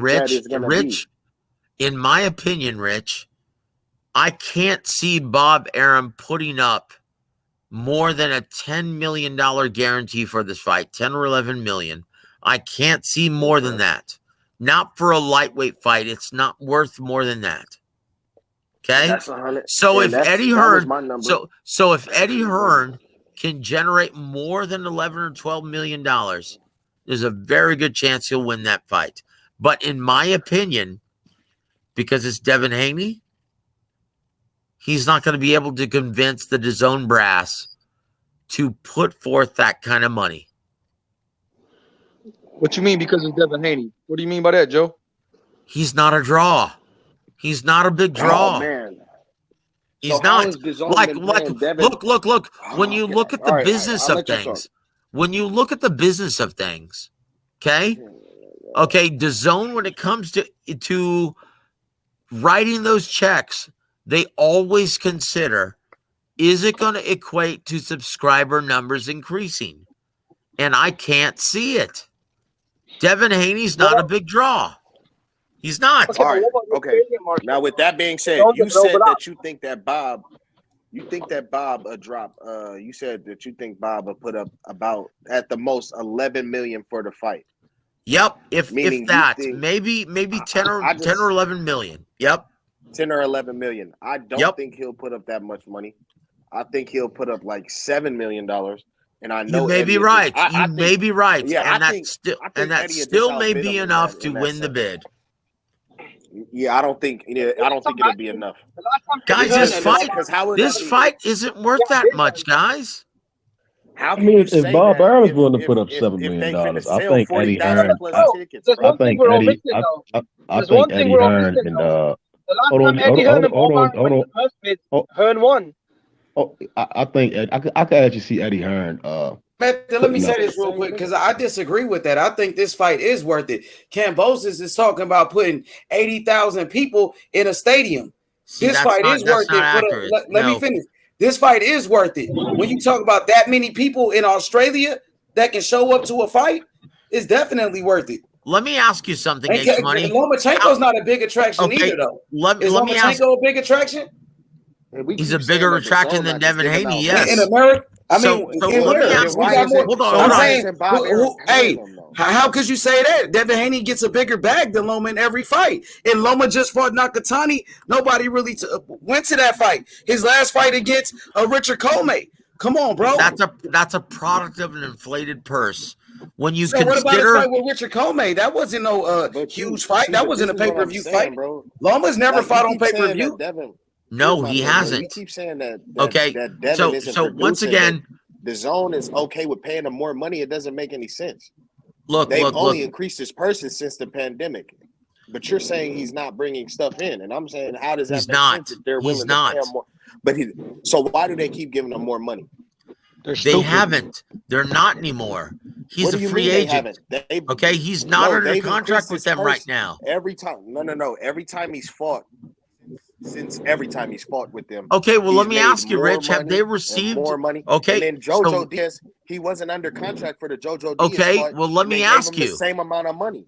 Okay, Rich, well, think about this logically. Did they receive a return on their investment? No, I'm not sure, but they didn't. No, I'll tell you because I got the numbers from the that? Nevada State Athletic Commission.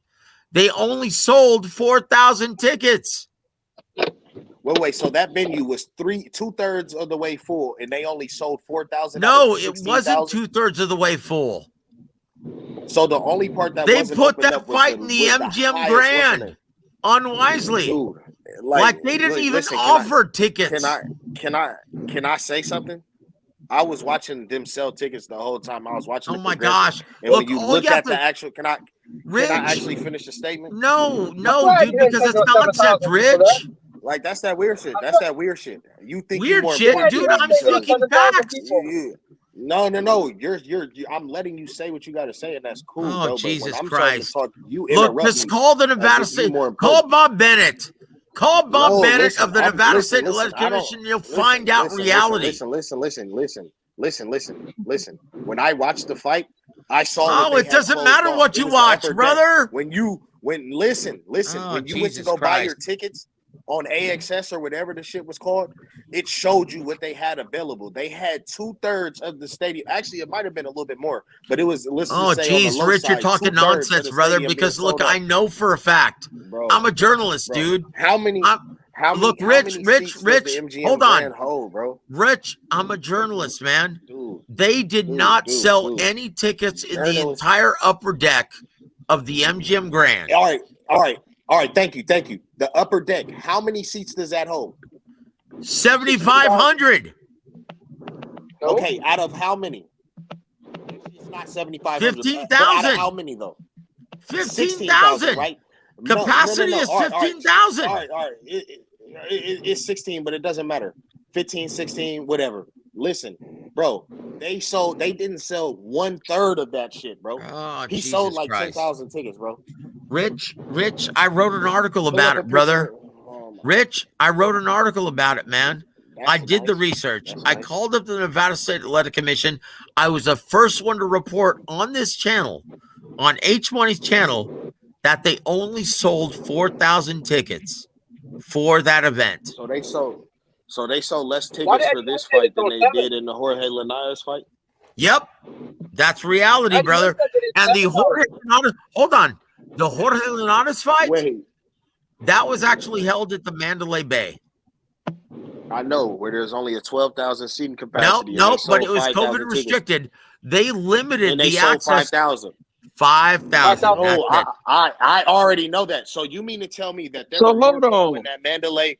No. So more people were in the Mandalay Bay that day than there were in the MGM Grand. Is that what? That's you're gonna right. say? That's absolutely That's right. fucking cap. That's cap, bro. I watched them Oh sell my the God. tickets. They only didn't Dude, sell I about called the 1/3, and that's Nevada because they State weren't Athletic selling. Commission and I got the actual I numbers. don't care What about are you what you basing saying. your opinion I off watched. of? I watched.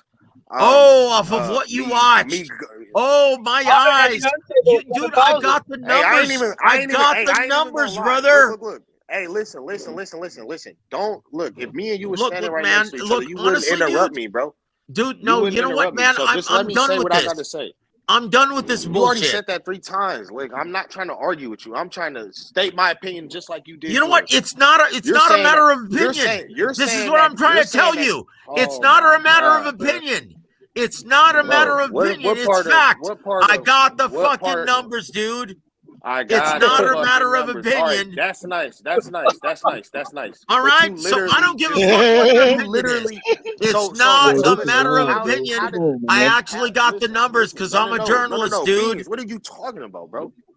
You All think right, I should just listen to Rich, somebody just because they say that they're a reporter? Like, that's cool and all. I don't even care. Oh my gosh, what does it take to be a reporter? Have a camera? Get some access to go ask questions? Like, come on, bro. That's really not shit. Now, like I just said, bro, you said that there were more people in attendance at the Mandalay Bay. You said there were more people attending the Mandalay. What do you mean, oh my God? What's wrong with you? I'm saying, oh my God, because I'm professing facts. And you're going off of, my opinion. My opinion. Opinion doesn't mean shit compared to numbers. Okay? Can you show me some numbers? Opinion doesn't mean shit. Call the Nevada State Athletic Commission. Ask them what the numbers are, because you know what? I did. And that fight only sold 4,000 plus. That's it. 4,200. So they gave away about 5,000? I'm sorry, what? Gave away about 5,000? No, it was much less than 5,000. And you know what? Filled up. He said they gave away the other 5,000 because it looked like it was more people in there than that. Okay, I'm sorry. It looked like what from your TV? Get the fuck out of here, dude. I'm going by actual numbers, man. Oh, it looked like it was. You know what? It doesn't matter what it looked like to you, brother. I'm telling you what it looked like. I literally once again, I'm not interested in this conversation any longer because you're going by what it looked like to you, what your opinion was. I'm trying to tell you facts, and once again, you're not listening, dude. So this conversation's over. Joseph, I don't give a fuck what you want to say. No. Honestly, because I don't give a fuck what you want to say because you're going by your opinion and what you think it looked like through your fucking TV.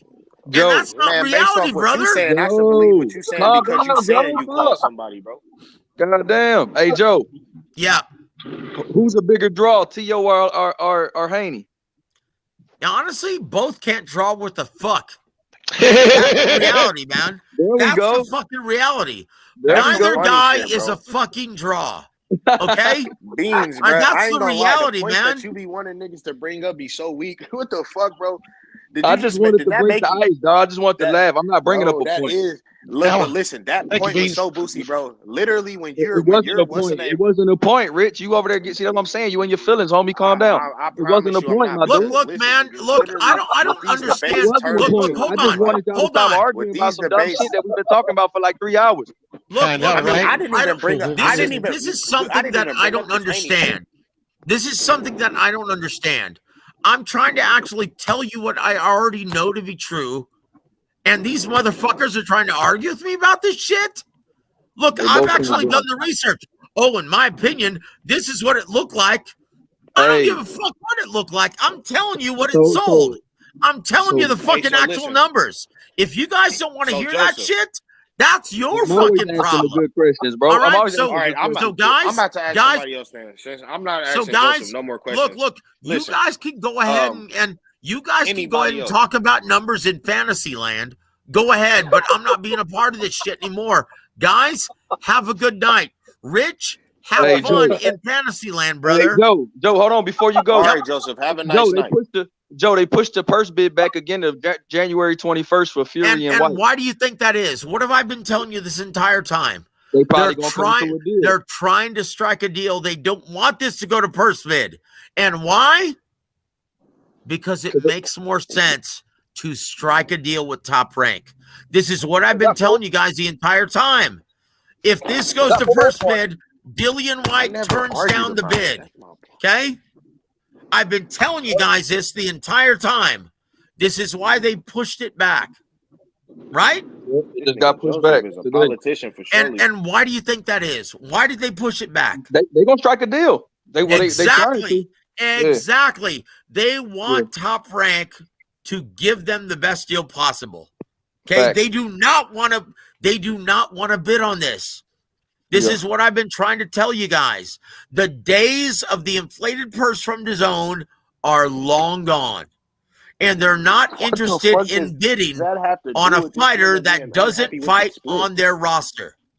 Right. That's the reality, guys. So once again, to anyone who's interested, I already know this shit, guys. I already fucking know this shit. I'm actually telling you this for your fucking benefit because I already know this. And if you guys don't want to listen, there's no point in me actually being on this platform any longer. This is one of the reasons why I don't give a fuck. Okay, I don't care about being in this fucking business any longer because once again, the fans, they think they know everything already, even though in reality, they don't know shit. Okay, so what's the point of me even telling you guys this? There is none. Okay, so I'm going to bid you guys an excellent evening, and you guys can think about this shit, right? Because I already know the truth of this. Hey, bro, it's cool, bro. Like, you don't have to cover boxing if you don't want to, bro. We love the sport. You know what I mean? You don't. If you want to give up on boxing, that's you. I'm not. We not.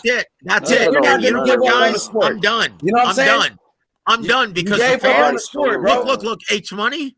Because the fans don't appreciate it any longer.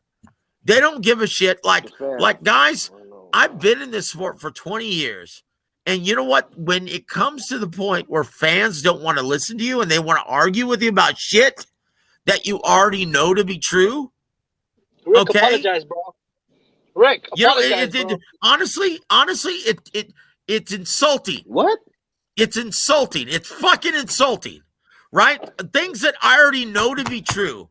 I'm telling you this for your fucking benefit, and you're arguing with me about shit that I already know to be true. So guess what? I'm out. Have fun, guys. Have fun, guys. Deuces. Have fun. Have fun arguing about this stuff amongst yourselves. You I'm already done. said that shit twice. I'm done. Salute, man. Have a nice night, Rich. Take care, brother. Oh my God, I already said salute. Have a nice night. It's good, Rich. Rich, you should apologize to him, bro. It's good, Rich. I think you hurt his feelings. Dang, bro, you can't give up on the sport, man. No, you know what I'm saying? Boxing, hey, listen, bro, the sport will go on. You feel me? You know what I mean? Because there's plenty of people that support this sport of boxing, and we got some great fights coming up. You know what I mean? Yeah. That's not the mentality you gotta have, bro. You know what I mean? I got real love for the sport. I want to see the boxers go to the next level. Let's make boxing great again. Don't give up and quit. Ain't no fucking quit in my blood, nigga. Time to fucking man up, bro. I got questions, bro. I want to know how Mandalay Bay, the smaller venue, looked less full than the bigger venue that had less. You gotta be stronger than that, bro. That's all I'm saying, bro. I ain't gonna lie, man. I quit. I'm not giving up, bro. Nigga, I would never quit, nigga. Hey, what's good, everybody? What's good? What up, Meth? What up, Meth? You got some good ass fights. Hey, Rich, you got why is we bitching about the fucking sport all the time? Nobody. You know what I'm saying? And ain't nobody just right 100%. You know what I'm saying? Because I agree with him on that Tyson Fury shit. You know, I feel like Dillian White should take the fight, but hey, shit, ain't nobody know everything about the motherfucking sport though. I know that, my nigga. You know what I'm saying? Yeah, that's facts. That's facts. That's like saying that's ignorant shit. Some more, no more than most. If the WBC rules say that like you said, like how they say certain challengers are obligated to certain purses when they fight a champion. The interim get 45 to 30. a mandatory get 25, and then a voluntary up to 20%, right? Now if it say, but if there's an exception if the purses are extremely wide in terms of somebody getting extra money and somebody not making a certain amount, then we'll bend the rules. If their rules say that, then Dillian White is in a position where the rules just say that. But if their rules don't say that, then he shouldn't take that shit, bro. The WBC has been getting sued for doing dumbass shit just like this. You feel what I'm saying? For hella long, and they've been losing those lawsuits and hella shit. I felt like it might Joseph not was be right on their that thing. Fury shit. You know what I'm saying? To be honest, No, because that would be Dylan White's biggest payday, though, right? I feel like that would be his biggest payday. He will get a title shot.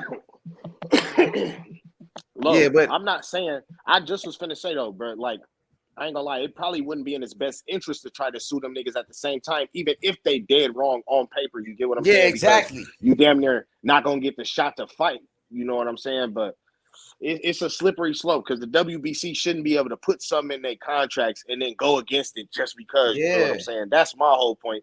But yeah, I mean that was a good point. If it's in writing that's what they rule, then that's just their rule. Yeah, you know, it's the jungle. You gotta be able to take the heat. You know what I'm saying? When you step into the trap, when you step into the lion's den, this the jungle, my nigga. You know what I'm saying? Only the strong survive, my nigga. Shit, I ain't going to you know what I'm saying? Yeah, it was free smoke, my nigga. You gotta be able to take the heat. You gotta be able to take the heat, my nigga. Damn, they talking about long. I ain't no long with no damn bro. Niggas talking about some just listen to another man though, bro. Like, what type of niggas is y'all? If somebody tell y'all that they something, y'all just gonna listen to them just because they say it, bro? Like, that's that silly shit, bro. Damn, son. Hey, what y'all think about that Lomachenko shit? What Lomachenko? I think you know, nigga, Lomachenko and Kambosos. I think YB said he felt like that's gonna happen. Yeah, I mean, I read the same article earlier. I was saying it earlier before 11-9, we was butting heads. Shit, I seen it. I'm kind of hoping that who did it more, bro? Kambosos uses his fucking brain, makes that Devin Haney fight. If he really want to be undisputed, let's get undisputed. Loma gonna be there, you know. I think personally, again, the money's there for Devin Haney to be made.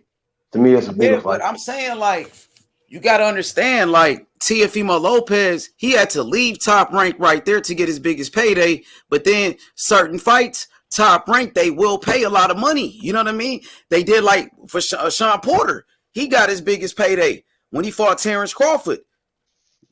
Yeah, but for Lomachenko, I just don't see, like, for them to say for Lomachenko going to be a superb draw, and he never fucking fought on pay-per-view. And the thing, I don't see it. It's two no-name ass niggas, man. I don't see that shit, yo. Yeah, that's the more the point I say right there, like, bro. Devin Haney got more stardom than Lomachenko. Lomachenko ain't cool enough, but I don't see that, yo. I think more niggas stream that shit. I think with Devin, I think Devin got more pull to get pay-per-view buys than Lomachenko. Would you guys say Lomachenko is a big attraction? No. Bro, I honestly feel like those two fights are the same in terms of size. You know what I'm saying? Like the Loma and Kambosos fight and the Devin versus Kambosos fight. I think those are the same size fights. I think the Devin fight is more important to history because it's undisputed. And then it's just going to come down to who's going to pay more. Or like bro said, if Bob get the WBO involved. But I honestly what you think about when they say that Loma is the bigger attraction? So he's going with the bigger the fighter with the bigger profile. I mean, that shit, nah, I mean, that was never a part of it. I thought it was about legacy or money, and legacy would be undisputed. Money would be who's paying the most. Bob does not have a track record of paying these. I got a question. Do you feel like Loma is a bigger star or a much bigger name than Devin Haney is? No. I mean, you said much bigger. Even if he was a little bigger, what y'all think, YB? We don't really talk about not much bigger. Yeah, not much bigger. If he was bigger, maybe. So is it about the money? Who's gonna pay more money? Is that what it is? Yeah. That's what it was about last week. That's what it was about last week. So who you think gonna pay more money for this fight? Eddie Hearn and DAZN or Top Rank and Bob Arum? What y'all think? I think Eddie, what he said, right? And I was trying to say, I don't know. Eddie needs that fight for the undisputed. He hasn't gotten it. So I think Eddie gonna go for the gusto and get that shit. He don't need it. He wants it. No, he needs it. He needs it. It changes the atmosphere of the zone. Devin Haney is like, in my opinion, one of the only fights carrying the zone without any stipulations. Without the bullshit. What you think, YB? You think the Lomachenko, you think Bob Arum is gonna pay more money for that fight in ESPN, or you think it's gonna be DAZN and Eddie Hearn? They gonna come with that money. I don't know. I shit, bro. I think that Loma, I don't know, bro. I really believe. I don't know how they're gonna do it. I think they might do that WBO shit and make it a mandatory, make it a mandated fight. But what about the bag, though? We talking about the bag. Do you think Eddie Hearn and DAZN will pay Kambosos the most? DAZN has shown a history of paying boys a lot of money. So you said they haven't, or they have? They have. I mean, yeah, okay, facts. Okay, I got you. I'm with you. Yeah, they have shown. I mean, shit. Look at Mikey Garcia. Why you think? Shit. I mean, why you think he fought on DAZN against Jesse Vargas? Yeah, they be overpaying, right? That's what people say. They overpay fighters. Right. So for me, hell yeah. I mean, it looks like shit. You can't go wrong with thinking DAZN would drop a bag. I don't think they wouldn't. But shit. I just got to see how it play out. The way Kambosos is talking, though, it seemed like he wants to fight Loma now. And what you think about it? Fact. Do you think that's right? Is that the right thing? You think that's the right move? I want to see the Haney fight. H. I want to see the call out Kambosos on it. Yeah, I would. I actually would, because I feel like I want to see Haney fight him. I want to see Haney get the opportunity. I'll do. So you would call out Kambosos on your platform? Absolutely. I would be like, yo, I wanted the Haney fight. Bro, that was funny. I see Wood. I just want to read this comment. My boy C Wood. Hey, C Wood said Hearn will pay the most. He said Eddie Hearn, DAZN. All right, go ahead, y'all. My bad. And that's my H, thing. I feel like it's funny when him and Rich are going back and forth, because you're telling Rich, like, Rich, I've got the actual numbers in it from the commission, and you're sitting there telling me what you think you saw on TV. What was Loma's number? He never said what was Loma's numbers for his last fight. Yeah, it was a good fight right there, man. That was free smoke. I loved it, man. That's why, Joseph, man, we need you in the sport, man. We like what you doing over there on your channel. Don't shut your channel down, Joseph. You got a great show with Ronnie Shields and YB. Come on now. So that's all I'm saying, bro. You feel me though, YB? Don't give up on the sport. You feel me? Don't shut down your channel like that. I don't agree with that shit. I don't agree with that. Yeah, y'all got a great show right there, YB. You feel me? I love boxing too much. Yeah, cool. You know what it is? He probably had a lot to drink, to be fair, though. Let's keep it real, bro. He was fucked up, though. That's what I said. No, listen. Rich is so funny, yeah. This guy's telling us, he's got commission reports, bro. How many fans were there? And Rich is telling us, like, I ain't even. What you think? I don't care what anybody said. Like, if he got the commission reports, then he can fuck around and turn his camera on and show us the commission reports. But that's not the point, bro.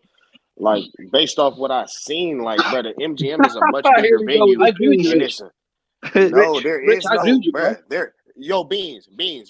Your man's disagree with me. Do you got the numbers to support what he was saying? I don't have the numbers now. Rich, I agree with you, bro. So what we talking about? What we talking about? There were more fans. You're right. Like, come on. There were more fans for Joseph Diaz than Norris. You're right, and I agree with you. I agree with you, bro. But he's saying that JoJo only sold 4,000. I understand what everybody's saying. I heard Eddie Hearn say that it only sold 4,000. I had to see it. I remember them saying they sold 3,000 pre-sale. And I was watching the ticket sales as it was going on, bro. By the time it got to the fight day, bro, they had pretty much sold out of everything. They still had people trying to resell their tickets. It was a full house, but they damn near sold out. They were like I don't think it was a full house, because I think the people who was trying to resell their tickets actually was trying to resell their shit. You know what I'm saying? But I ain't gonna lie, they damn near sold everything, bro. And that's what I'm saying. Like, they didn't only have 4,000 seats available. It was somewhere close to like 10,000, bro. Because that upper deck was not as much as that as the middle part of the shit. The middle part is where the majority of the seats was, and they damn near sold that whole shit out, bro. So that shit wasn't 4,000 seats. Fuck out of here. You don't know how much numbers they are, bro. To be honest, bro, you're making a guess. No, actually, No, I'm telling you that the MGM. You're making a guess, bro. Call their opinion, bro. Puro. I'm like, bro. Do you know how many seats the MGM Grand holds? Do you? About 17,000. Yes, I do. No, Okay, it's how like, much, Rich? Yeah, it's like 16. Yeah, it's about 17, something like that. So it's 17. 15 to 17. So you're giving me an in-between number? I'm looking for it right now. All right, so listen. Well, let's go. I already made my point, brother. Go ahead.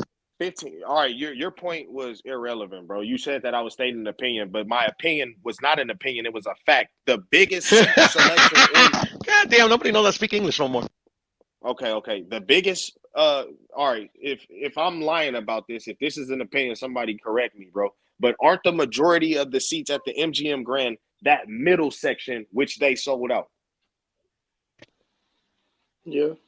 They don't really have it listed. Like it's something they generally do. Nah, hold on. H Money. Oh shit. Yeah. What's good, my boy?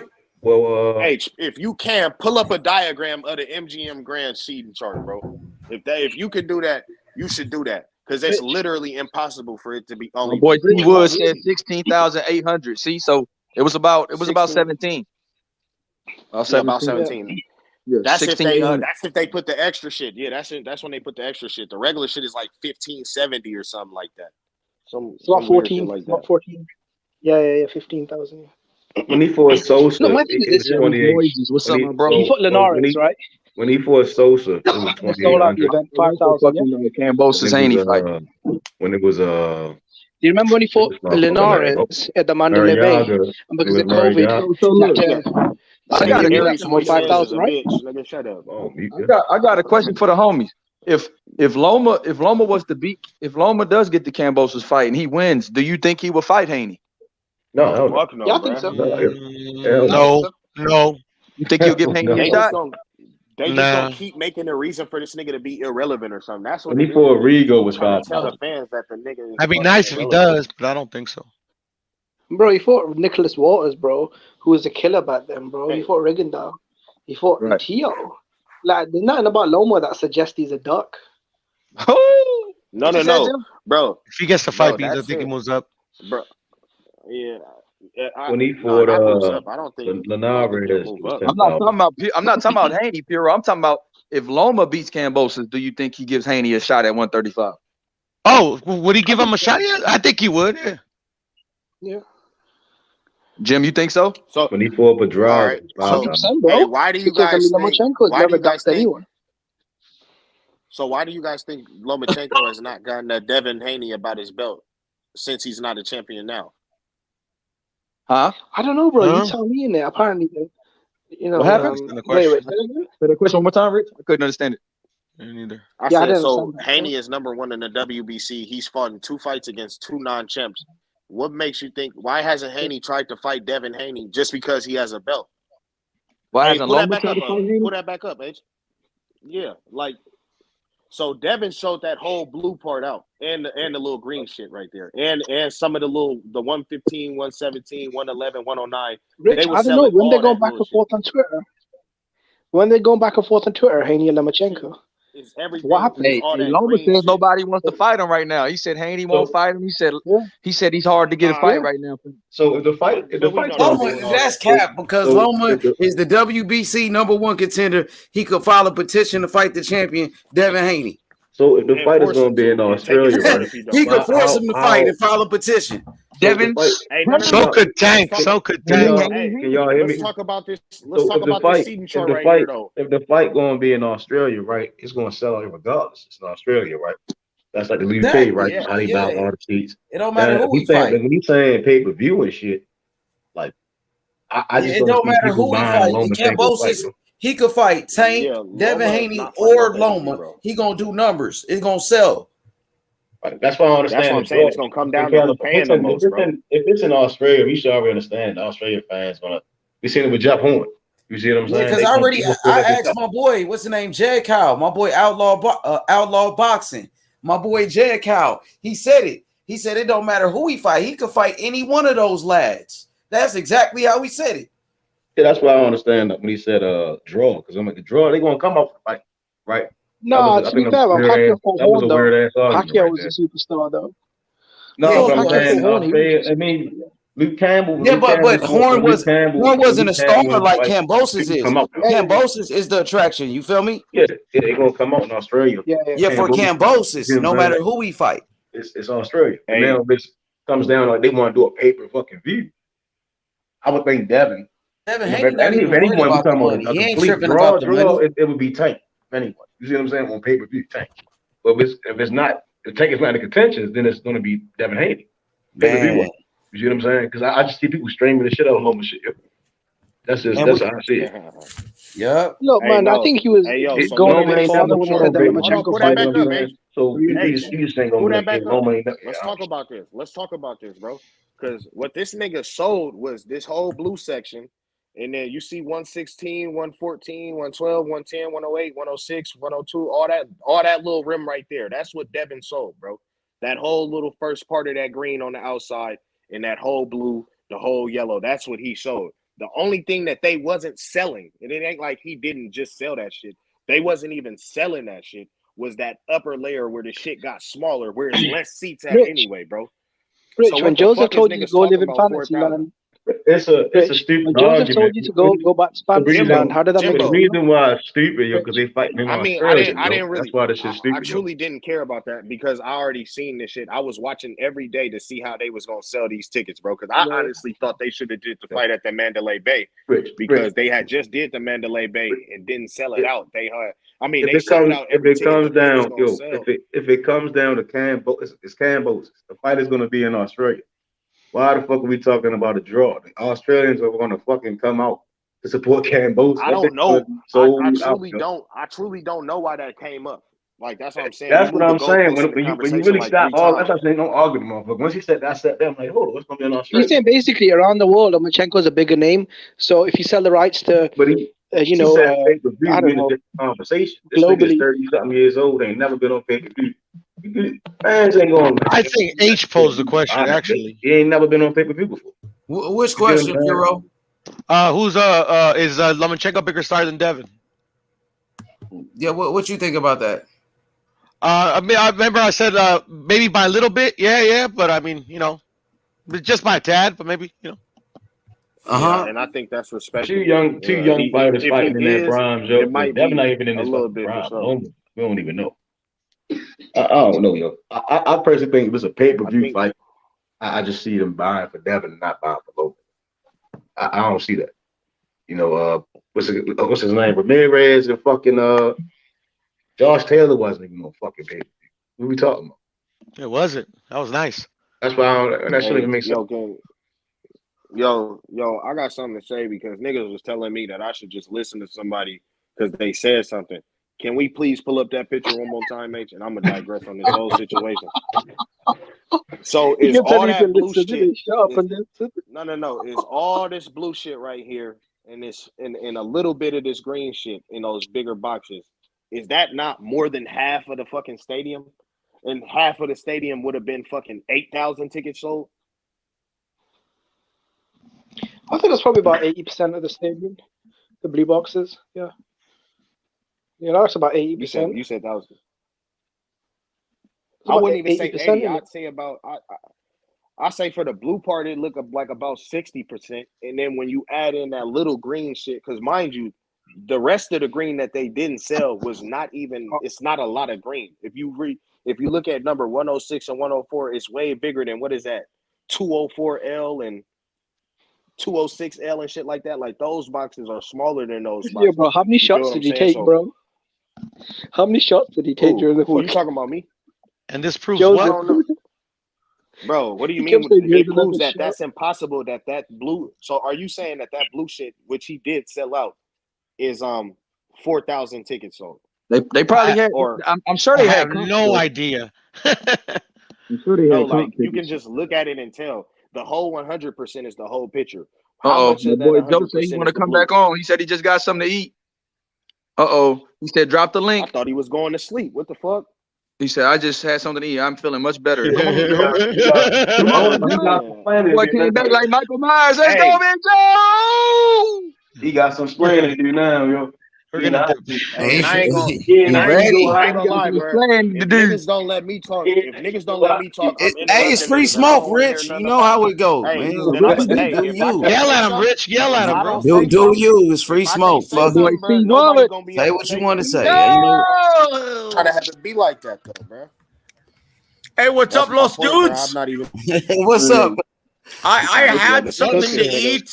Like I'll have to apologize to all of you guys because I hadn't had anything to eat all evening. I just made myself something to eat, so I'm in a much better mood, guys. But I will tell you, because I was actually tracking this story the entire time, right? And I wrote an article on Fight Saga that they never even opened up the upper deck, right? When they were selling tickets for Haney Diaz, right? What is the upper deck? All the green that you're seeing, they never even opened up for ticket sales. Okay? That's not true. That's absolutely true. No. Most of the green, dude, please, please, look. Look, Rich, Rich, I was tracking this shit the whole time as well. Rich, come on, dude. I fucking do this for a living. Don't do this to me again, man, okay? I'm telling you what I already know. They never opened up the upper deck for ticket sales, okay? Which is the entire green portion, right? So please don't argue with me about this because I already know this to be true. They sold just over 4,000 tickets. So this blue area right here is only 4,000 tickets, Joseph? I'm telling you, they didn't even sell that out, brother. So please don't argue with me about this. God, that's the craziest part of. How many tickets is in the blue area? I have no idea. I'm telling you what Bob Bennett, I'm telling right? You that and the Nevada counted the shit. I'm telling you that I counted it though, bro. That's what I'm telling you. Look, man. Look. Don't argue with me about this, please. I called the Nevada State Athletic Commission. They sold just over 4,000 tickets. Man say that's not good, dude. I did that. I seen the upper bowl. I tracked the ticket prices. Oh God, nigga, like I was watching the ticket the whole time, bro. Like this shit. No, I'm telling you what I called Nevada. Look, I called Nevada State Athletic Commission. I do that for pretty much every major event, right? Okay, so I don't care what you think it looked like to you.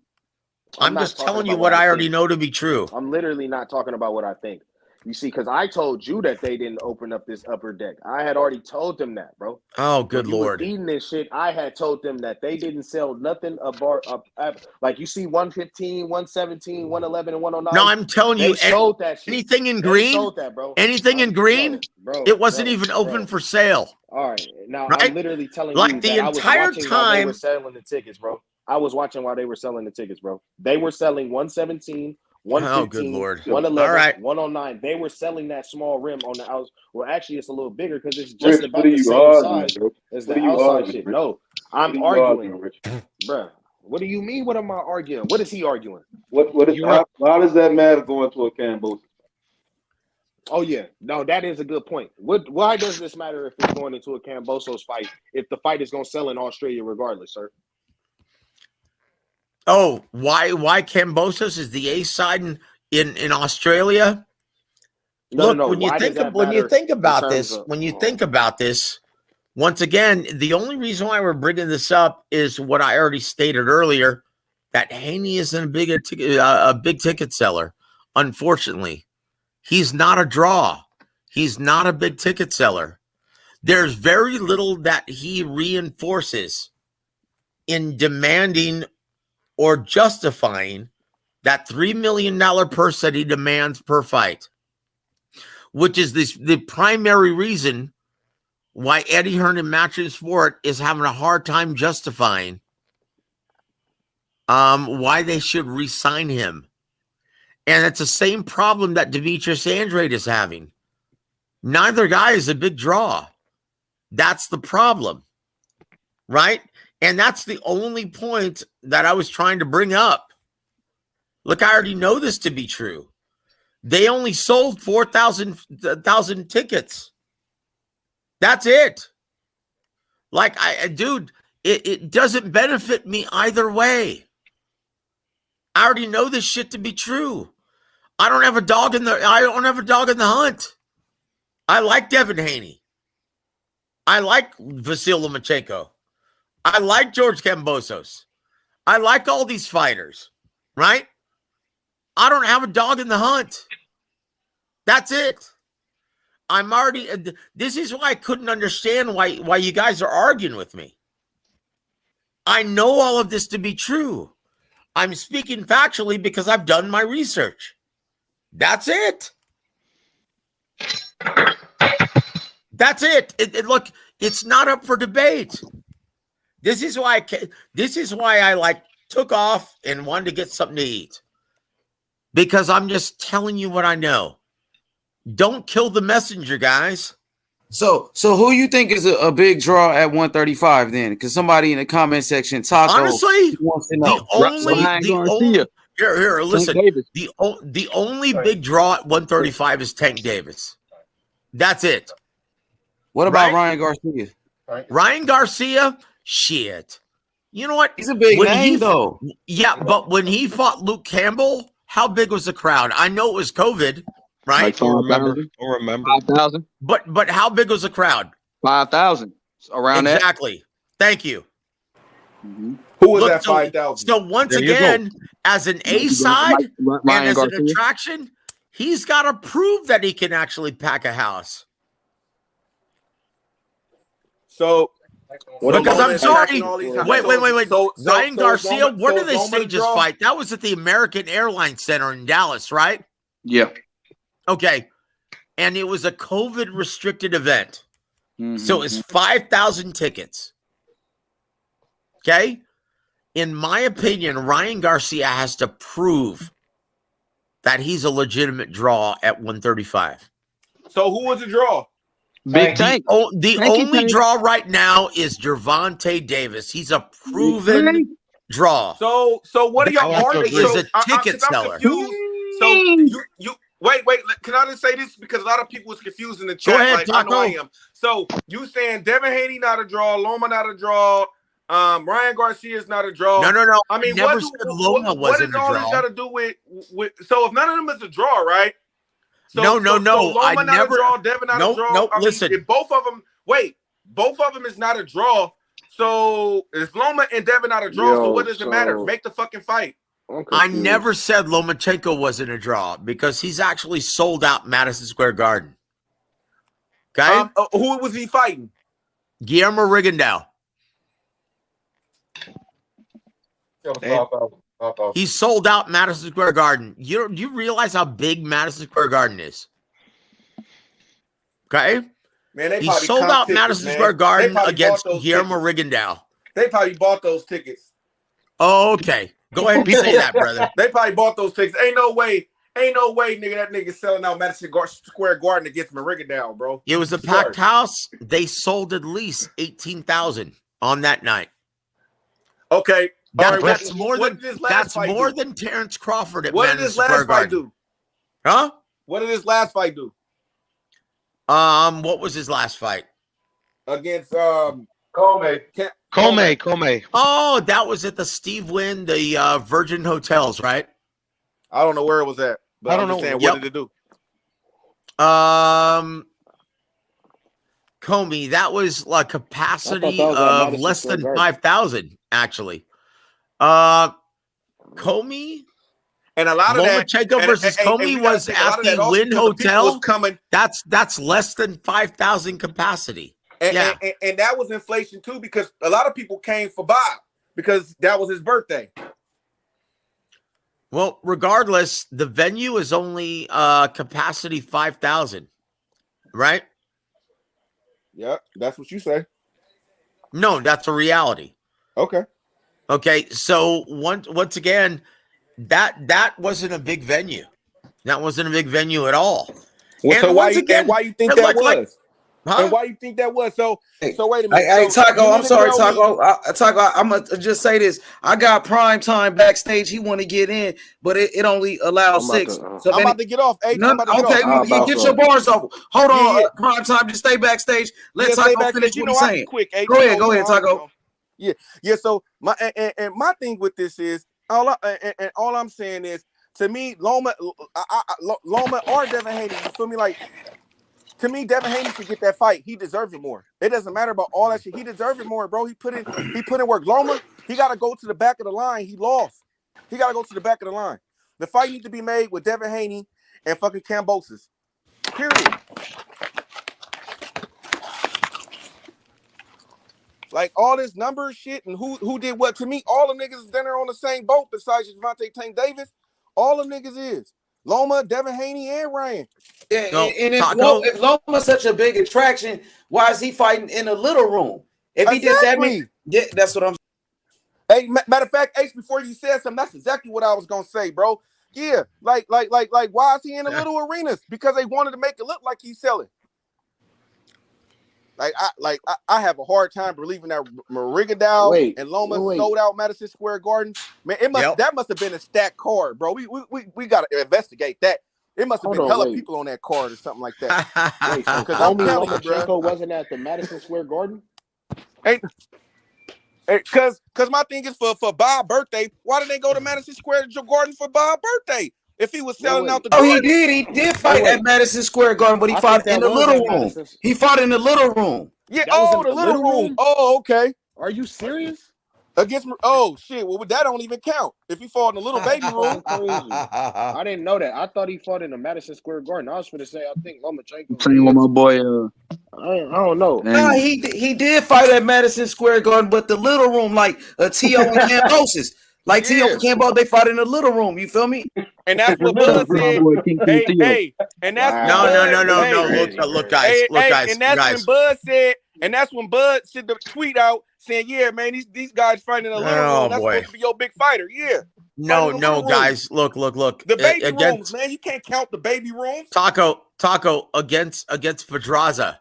He fought in the theater. Against Guillermo Rigondeaux. And against Linares, he fought in the big room. Okay? Where was the Comey That's fight? the reality. All right? Against Pedraza, yeah, that was in the Hulu theater. No, where was the Comey fight? The Comey fight, that was at the Wynn. Right? That was at the Wynn. Let me look. I thought that was at Madison Square Garden. Oh, you know what? That was at Madison Square Garden. Absolutely. At Nakatani was at the Virgin Hotel from Steve Wynn. You're right. So was that fight with Comey at the Hulu Theater? No, that was at the Madison Square Garden, the big room. Okay, the big room. How many tickets did he sell? You know how many tickets he sold? I have no idea. I didn't call up New York for that. I didn't call up the New York State Athletic Commission for that because I didn't give a shit. But you called for the Devin Haney fight. Wait. So yeah, for that because that was a big deal. Because to be honest with you, I thought and I thought that was very unfair to Devin Haney. I was like, you know what? Why is Eddie Hearn like purposely sabotaging Devin Haney's ability to draw? Wait, who's sabotaging what? Because in my opinion, why would you put a matchup like Haney versus Diaz in such a big room? You're basically trying to point out that this guy can't draw when it's more suitable for a smaller venue. Like if you put Haney versus Diaz at the Cosmopolitan, it sells out within a day, right? So why would Eddie Hearn purposely put Haney versus Diaz at the MGM? That's a good point. I'm gonna say this because Leonard Ellerby said the same thing for Mayweather Promotions. He said Eddie Hearn don't know what the fuck he's doing. That was my point. That's why I wrote the article. Guys, I wasn't trying to slander Devin Haney because I'm on Devin Haney's side, right? I think he has a lot of potential. But why is he with a promoter that's putting him in a room that's making him look like he can't draw, right? Like it's not fair. And so that's why I was running this story. I wrote a story. I'm like, you know what? It's almost like he's trying to prove and justify why he shouldn't pay him $3 million per fight. That was my point. Now that's a good point. That's why I was tracking the story, right? And the Nevada State Athletic Commission Yeah, that was just a terrible job of promotion by Eddie Hearn. And once again, I've been saying this the entire time. Eddie Hearn doesn't know jack shit about the U.S. market. Like, Eddie Hearn's a great promoter in the UK, but he's absolute dog shit in the States. And that's a reality, guys. Like, why would you put Haney Diaz at the MGM Grand? That's a huge room. Right? Now, listen, as a Haney fan, I can agree with that. Like I said, when he fought Jorge Linares, he sold 5,000 out of 5,000 tickets sold. That was the Mandalay Bay. Yeah. But that was at Mandalay Bay. And I was thinking when they made it at the MGM, I'm like, well, shit, he didn't even sell out the Mandalay Bay yet. Why not just put it at the Mandalay Bay and have no ticket restrictions like you guys had last you know what? time? They should have put it. They should have put it at the Cosmopolitan. That's a perfect venue for it. Because you're saying they sold 4,000 tickets, and that just terrible. I don't. Terrible. That's not true. That's just not true. Hold on, Jimbo. I should take another shot of Sweet Amber. Okay, if you insist, brother. Salute to everybody. Rich, Young Bill, Puro. Here's to you, brother. God bless all of you guys. Salute, everybody. Taking another shot, huh? Hell yes, TBH. No, look, guys, and like I said, I think you guys got the wrong idea. Like, my criticism for putting that fight at the MGM Grand was all directed towards Eddie Hearn, and just me solidifying and like the idea that he doesn't know shit about the U.S. market. And obviously, I was justified in what happened. Right? I was vindicated, right, as to what happened. Like, even a guy like Leonard Ellerby agreed with me, right? Saying Eddie Hearn doesn't know what the fuck he's doing in America. Well, yeah, because Eddie Hearn has a dog in the race. That's why. Yeah, and he also said he sold 2,500. Exactly. And that was complete dog shit, bro. And that's what I'm saying. I'm sorry, who did what? Leonard Ellerby said he said that he only sold 2,500 tickets, and you're saying he sold over 4,000 tickets. I mean, which still isn't good. Which still isn't good. Now once again, tickets he sold like 9,000 tickets. No, so not, if he sold dude. 9,000 tickets. No, Hey, Joe. Dude, come on. Joe. I've got the actual number. Look. So what did Budo say? What did Budo say? 73,000 in Dallas broke the record. Yes, he sure did, Budo. That's absolutely right. But guess how much he only made? Hold on. How much did he only made in the live gate? How much did he gross? Right? That fight. What do you mean? Okay, I'm telling you, the live gate. That fight, if that fight takes place in Vegas, it makes a lot more than $9 million. $9 million was the live gate. I remember that shit for Canelo. $9 million was the live gate. If you put that, okay. So once again, how much was the live gate for Canelo Caleb Plant at the MGM Grand? More than that, huh? 15 million. Yep. Yeah, okay, so once again, Eddie Hearn doesn't know dick about the U.S. market. That's my point. So, Joe, if Canelo Charlo happens, you sure it's going to be in Texas? Yes, I am. Well, it depends. Look, all of this depends on how much both fighters expect. If they demand a huge guarantee, like Caleb Plant Canelo, then they'll have no choice but to put it in Vegas, right? Well, it's going to be in Vegas because what you think Charlo going to want? If Caleb Plant got 10 and Charlo more popular than him? Oh, you know what, man? I hope not. I hope not, dude. Because he is. What do you think? What do you think he's not? He's gonna. Nobody even knew who the fuck Plant was really. Shit. You know what? Then they're tying the hands of the promoters. If both fighters want a gate like or a guaranteed purse like they wanted for the Caleb Plant fight, yeah, then they have no choice but to put it in Vegas. Hey, they have no choice. The monster. Look, guys, that's what most fans don't realize. That's what determines where a fight takes place. because the huge site fee. Okay, That if nigga you've named got CB4. someplace like if you've got a fight like Tyson Fury versus Deontay Wilder, where they both want $25 million guaranteed. Oh, okay, because so if that purse is that big, then the promoters have no choice but to put it in Vegas. Okay, like people don't realize that's what determines where a fight takes place. Do you guys understand that? Yeah. Okay, good. Because that's always what determines where a fight takes place.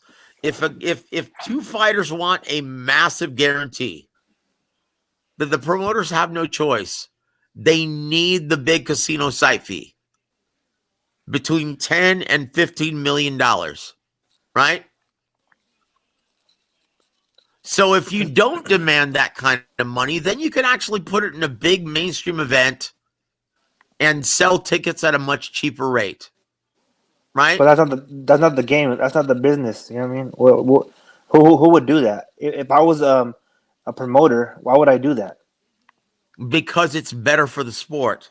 Yeah, but come on, brother. We live in 2022. Who cares? Nobody even cares about the sport. We do as fans, but they don't care. They're about the paper. Well, That's it. something has to see. That's my point. Something has to give. Yeah, right. Nothing. In the almighty dollar. Prime time in 2022, something has to give. Right. You have to grow the sport.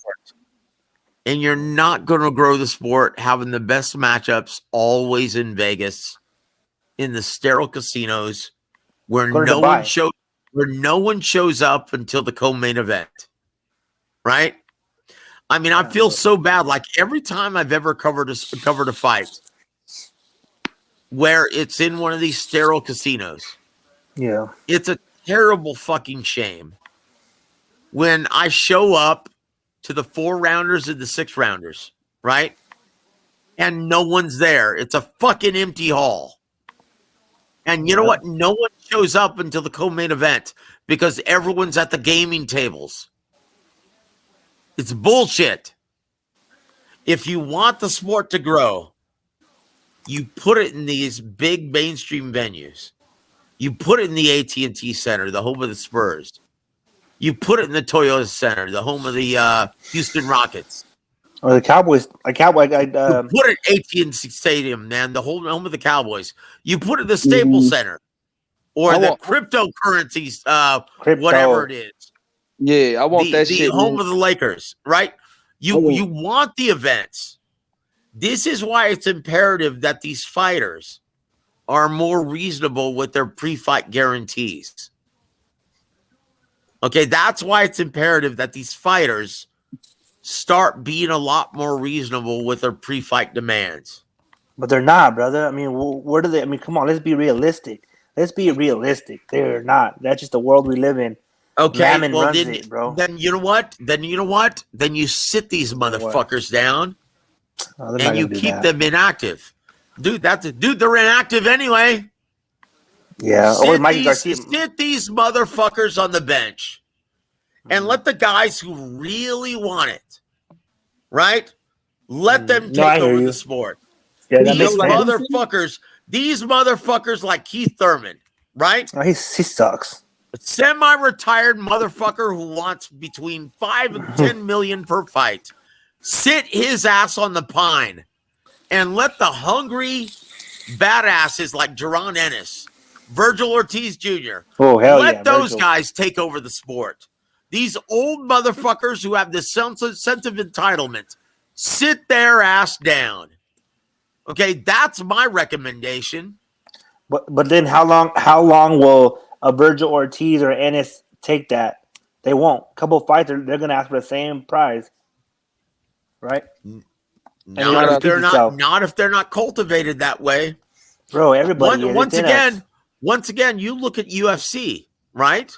How come none of his fighters are asking for that kind of? You know why? Because they're cultivated that way, brother. But that's what I'm saying. But it's already the cultivation is done though. Even if you get new guys from the boxing, You know, they're gonna always once go after again, everybody. then you sit these entitled bitches who are used to getting those purses, sit their ass down, and you let the young blood take over. Yeah, but that's young the blood's reality. Yeah, they're gonna want money though, bro. A lot of money. You know what? It's not there. You have to educate these guys that the money's not there any longer. But why are the promoters getting rich though? What are you talking about, man? The promoters, on average, only Okay, make 20% of the gross proceeds. Okay, how much does Mayweather get in a promotion company? Mayweather? Yeah. What, for a Gervonta Davis event? Now, what do you think he gets? Like I said, on average, every promoter gets, on average, 20% of the of gross proceeds. That's it. That's it. So the boxers getting the lion's share.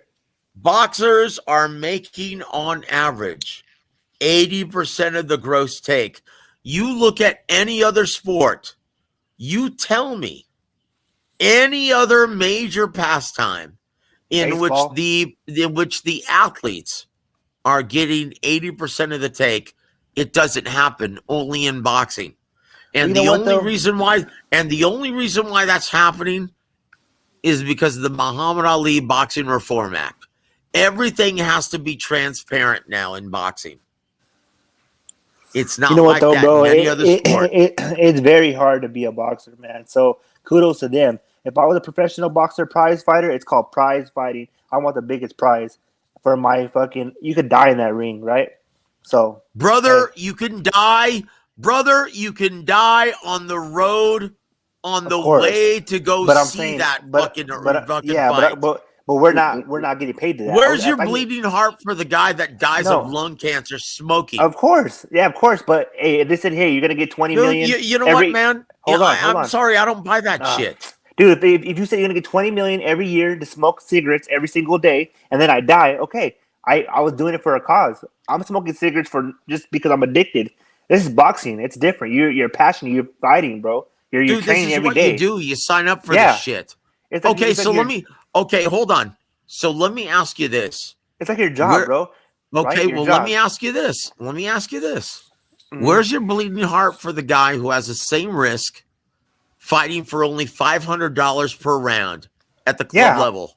Exactly. I want him to come up and get those millions too. Well, guess what? What determines that?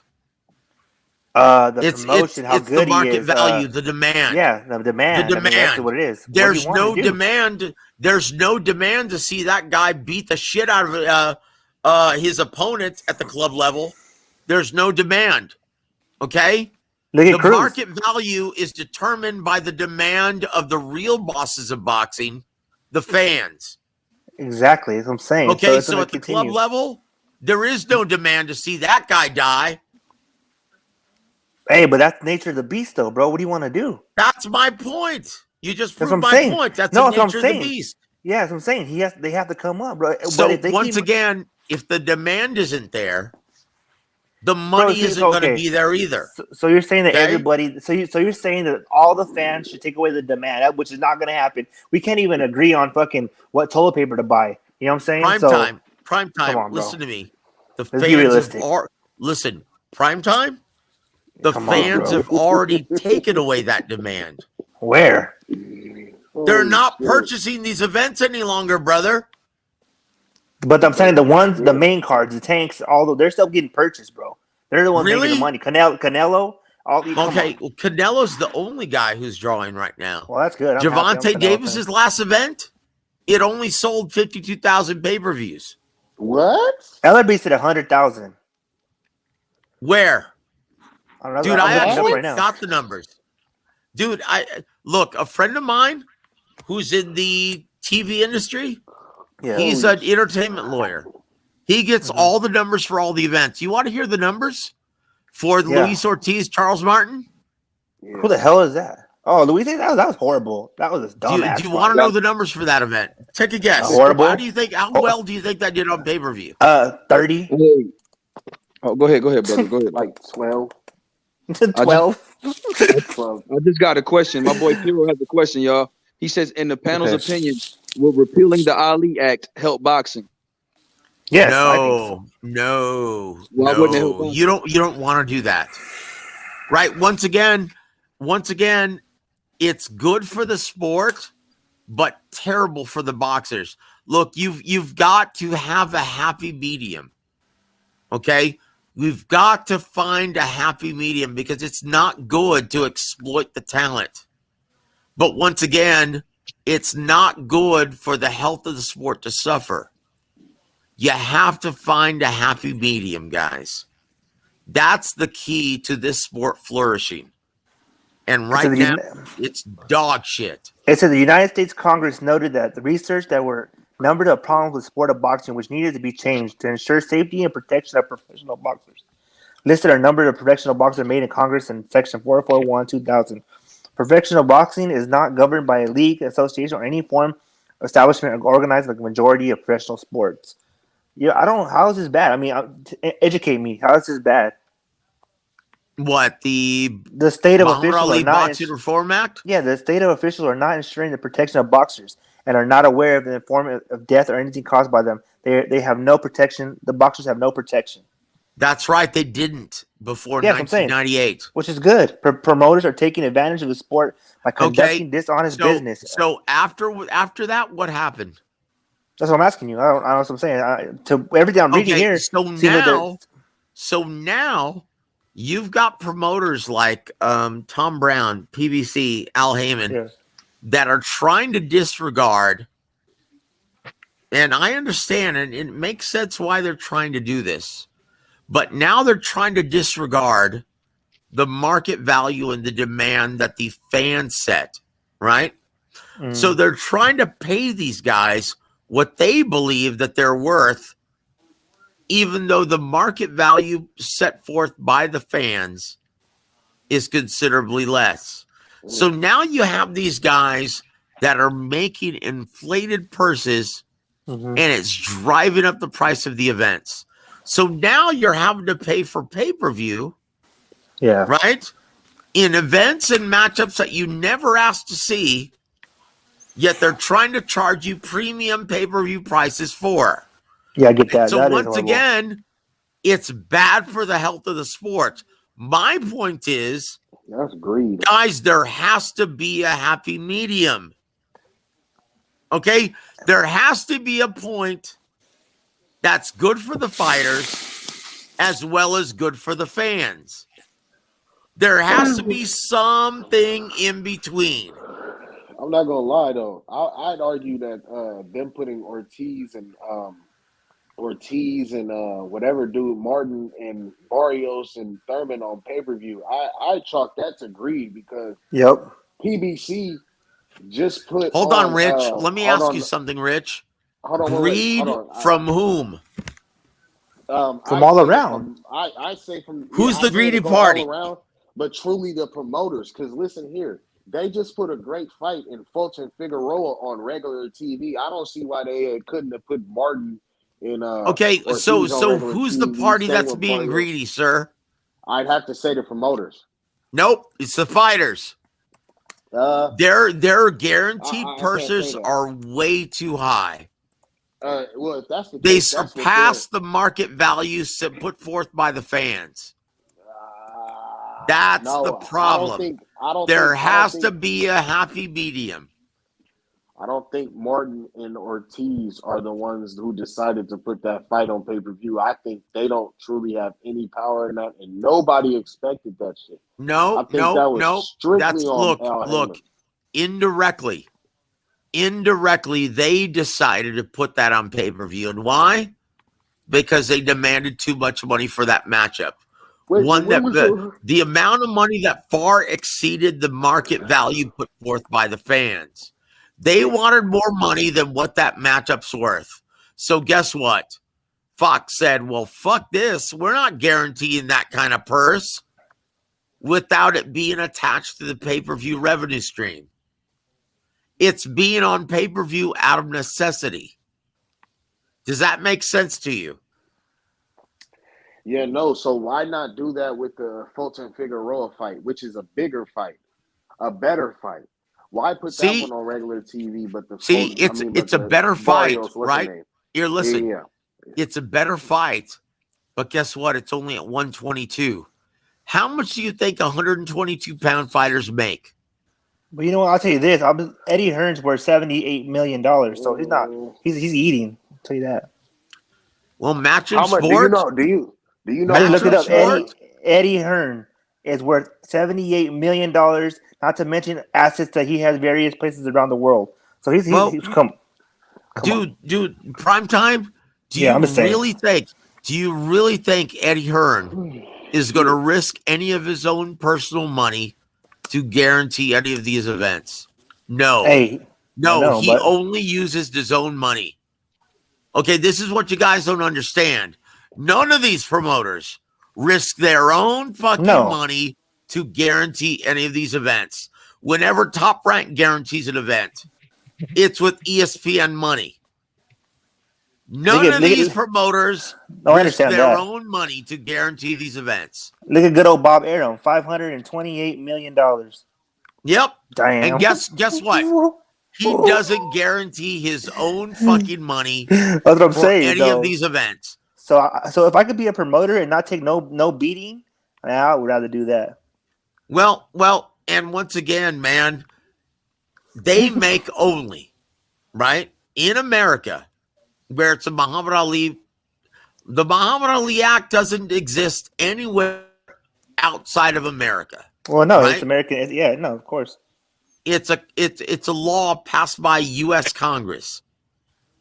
Okay, so in America, on average, promoters only make 20% of the gross take. That's less than any other professional pastime popular in America. Check this out. Manny Pacquiao Do you know paid. how much NFL athletes make? Gross. All of them combined, what they make out of the gross take. Floyd Mayweather himself and Pacquiao paid Bob Arum 37% of that 40%. So that's $120 million, which is just over $32 million. 32 and 38 million to Bob Arum. So come on. For what? I mean, for their fighting whenever they fought. No, that's not true. That's not true. This is from ESPN. No, that's not true. So once again, how did he make what was your number?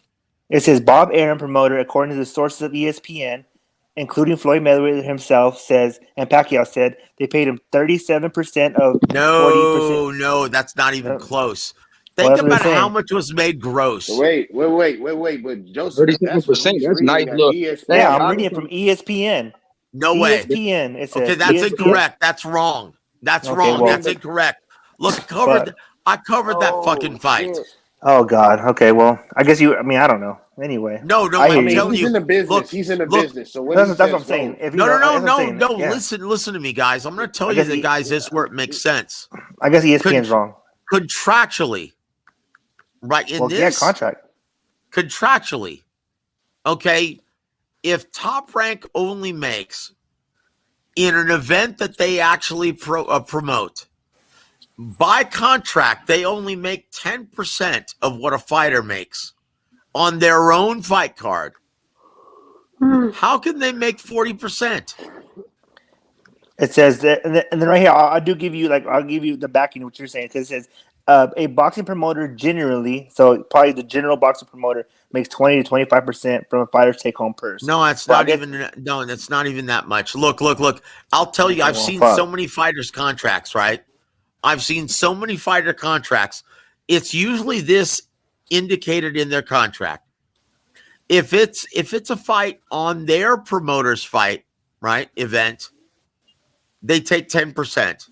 If it's a fight that's on another promoter's event, they make standard 20%, right? So say if Terrence Crawford signed with Top Rank, if he fights on a PBC card, Bob Arum makes 20%, but no more than that. So I don't know where you guys are getting those numbers. That's not accurate. All right, but go ahead. Finish reading that prime time. Finish reading what you was reading. The Manny Pacquiao flip. Okay, it says Bob Arum is Manny's promoter, according to sources, including Floyd Mayweather himself saying, and Pacquiao saying they paid Bob 37% of 40%, 120 million, which is just over 32. Hold on, 32 million to Bob Arum. Not bad. This left Manny with 80 million to discuss amongst his team members, trainers, management, sparring partners, and nutritionists. Okay, so what they're saying is Bob Arum made 32 million out of how much was gross? 120 million. That's not how much was gross. So it says, which is over 32 million. No, 120 million. No. How much was 120 made gross? million, 120 million, which is that's just not accurate. Floyd Mayweather versus Manny Pacquiao made a lot more than 120 million dollars, bro. That's what he said he got, and then 85 million. That was the most lucrative fight in the history of boxing. No, yeah, I think he was talking about just Pacquiao side. Yeah, just Pacquiao. Yeah. Okay, you're talking about Pacquiao's salary. Yeah. So what may be 37% of Pacquiao's purse in reality, okay, Bob Arum made 10% of the gross take. 10%. Oh man, I'm telling you, which was $320 million generated gross. Okay. Bob Arum made 10% of the gross take. That's where you're coming up with $32 million. That's 10% of the gross take. All I'm saying is that a fighter that is an elite fighter should get paid whatever he feels is worth. If you go to work, right, whatever you do, you see cover Holy stage, shit! Right? Wait a minute. Repeat that one more time. If you're a prize fighter and you're an elite prize fighter, you could ask for anything, right? You could say, I want $1 billion to fight. And if they're going to give it to you, they're going to give it to you, right? Why not? Would you do it if you're in there? No, it has to make sense for all parties involved, no, brother. Dude, if you're in there's okay, when you go to work, right? Are you gonna say, hey, I'll fucking work for 13 hours a day for $20 an hour? Fuck it, I don't want to take from everybody. No, I want the most I can get. You know what I mean? Come on. I mean, I guess we have a different opinion, but I'm trying to eat. Shit, that's it. You know what I mean? Okay. Well, once again, this is a business. Exactly. And, that's what I'm saying. And once again, this is a reason why boxing is not making any money for anyone involved but the fighters any longer. Because if the fighters demand more than what the matchup is actually worth, right, then no one makes any fucking money. Well, so they're making money somewhere, somehow.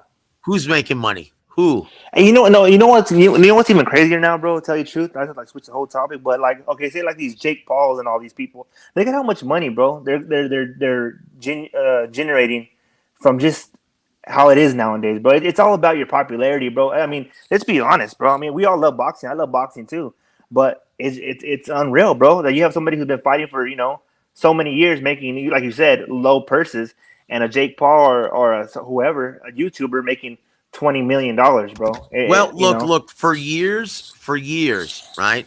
Promoters have tried to figure out a way to get fighters' purses to be indicative of their skill level or accomplishment or skill set, right? And it never works out that way.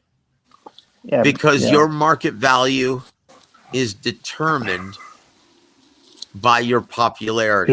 Exactly. They need to go on Instagram. They need to go on TikTok. That's the problem, guys. If I was a boxer and I was like feeling like, God damn, I need to get my bag up, I'll go on TikTok, start fucking TikToking, start fucking YouTubing, all kinds of shit, and still fight. You have to. You have to go all around nowadays. You can't just sit there and wait for a bag like, oh, I'm a good fighter, so they're gonna obviously not gonna pay you. You gotta fucking put. Look at what Money Mayweather did when he was Floyd, Pretty Boy Floyd. He was okay. He wasn't getting paid like he is. And then he became Money May, and what happened? Sky's the limit. Well, that's never any guarantee, man, because there are a lot of fighters. There are a lot of fighters who are charismatic, right? But fans don't give a shit about them. Look at fucking what's his name? I just watched the thing on. I was telling the guy earlier to watch Macho Camacho Jr. Senior or whatever. He was a showman, man. He Oh, he sure was. That's right. So shit like that. Even what's the name? What's that fucker's name? The Arabic. But he was from UK. He was from England, wasn't he? Prince Nassim. Prince Nassim. Same thing. He wasn't the greatest, but he put on a show, man. You know what I mean? People wanted to pay to see that shit. Yep. I mean, yep. Oh, yeah. Unfortunately, man, he was a 26 pounder. Yeah. But And hey, it he sucks. was good. It sucks. It sucks, dude. Because once again, like you get guys like John Ruiz who are actually making more money than a real showman and a real badass like Prince Nassim. That's a travesty in the sport. That's what I'm saying. Like earlier in the show, I said that the biggest calamity in boxing, and even worse than promoters taking advantage of these women, right? Are the lower weight divisions. Like you get badasses like Chocolatito versus Estrada, right? Yeah. And they're getting taken advantage of because they're only making like 300 to 500,000 per fight. Yet they're putting forth the best product. Yeah. Skill versus entertainment, right? You said how much? 300, 400,000? Between $300,000 and $500,000. Yeah. That's the problem. And you know what though, I mean, and realistically, right? We say only, right? And I get it. It's a boxing, and it's like I told you, they're putting their life on the line. But you gotta think, if you're making $300,000 to $400,000, I mean, you're still doing good, brother. You're doing better than most American people. You know what I mean? So if you know how to invest your money with that, and not, don't go get chains and cars and shit, you'd be all right. You know what I mean? Hey, I think this Mike Tyson fight official. Mike Tyson and Jake Paul versus Mike Tyson. Yeah, That's what I'm shit saying. official. That's what I'm saying. How much you gonna get paid for that? Buckets of money. I just seen some shit that said Mike was like he didn't even know about the fight. He was like he seen Jake Paul at some vacation spot, and he was like they never mentioned anything about fighting. So he basically just fell into a big bag. Look, man, honestly, I don't know if it's official. Yeah, honestly, dude. And no, they're just talking about it right now. It's not official, not even close. But I will say this: like I just seen today that Jamel Castano fight is official. That shit they post the date on Box right now, and I didn't even know that shit was official until today. What day is it now? March 15th. Today is what? I think it's the 19th. What day is it official? March 15th. I don't know the exact date, but I know it's in it's in March. Yeah, it's in March though, but I don't know the exact date off the top of my head. Will S. Tyson would hurt him, but what if fucking Jake Paul just sleeps his ass? Guys, honestly, I don't want to see it. I don't want to see it. Look. What happened when Evander Holyfield fought Vitor Belfort? I don't want to see that shit. Because look, Mike Tyson's an old man. I don't think it'll be bad. Like okay, that. honestly, Mike no one's no state athletic commission is gonna sanction that as a real fight because he's an old man. But he's a different type of old man. No, you feel me? He ain't the normal old man, though, bro. Fuck yeah, he is, dude. Just ask him. Mike Tyson man, is an old fucking man, dude. But check this out. He is an old man, yes. And Father Time is real, but Mike Tyson is something different. So Mike Tyson. Who the fuck wants to see that shit? Hey, check this out. Hold on, brother. Pay for that shit. I ain't Jake Paul fight Mike. Jake Paul has 3 YouTubes with all over 25 million subscribers on him, bro. Fuck out. That's 75 million people are potentially could buy that fight, and they're all youngsters. I'm sorry, that's a terrible prospect. I don't want to see that. And you know what? No, in my opinion, unless it's an exhibition, no state athletic commission would sanction that shit. But how old are you, bro? How old are you?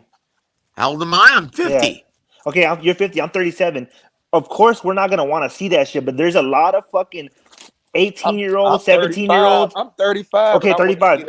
Yeah, exactly. See, so you got to think how many people do want to see it. Way more than don't want to see it. I guarantee you, bro. It's what it is. That has absolutely nothing to do with it when it comes. No, listen to me. when it comes to a state athletic commission sanctioning the fight. Yeah, we're not talking about that. I'm Has talking about the nothing to paper. do with the I'm talking about. popularity I'm of a talking about. matchup. I'm talking I about the don't give a fight, bro. fuck if it's Yeah. sanctioned See, you're or not. I just talking want to see about them two in the ring and duke responsibility. it out. Bro, You gotta. think I about want to this. see Jake Paul Okay, get knocked out. let me Thank go back, you, bro. guys. Let me go back. Debo, you're 100 Listen, percent right, Debo.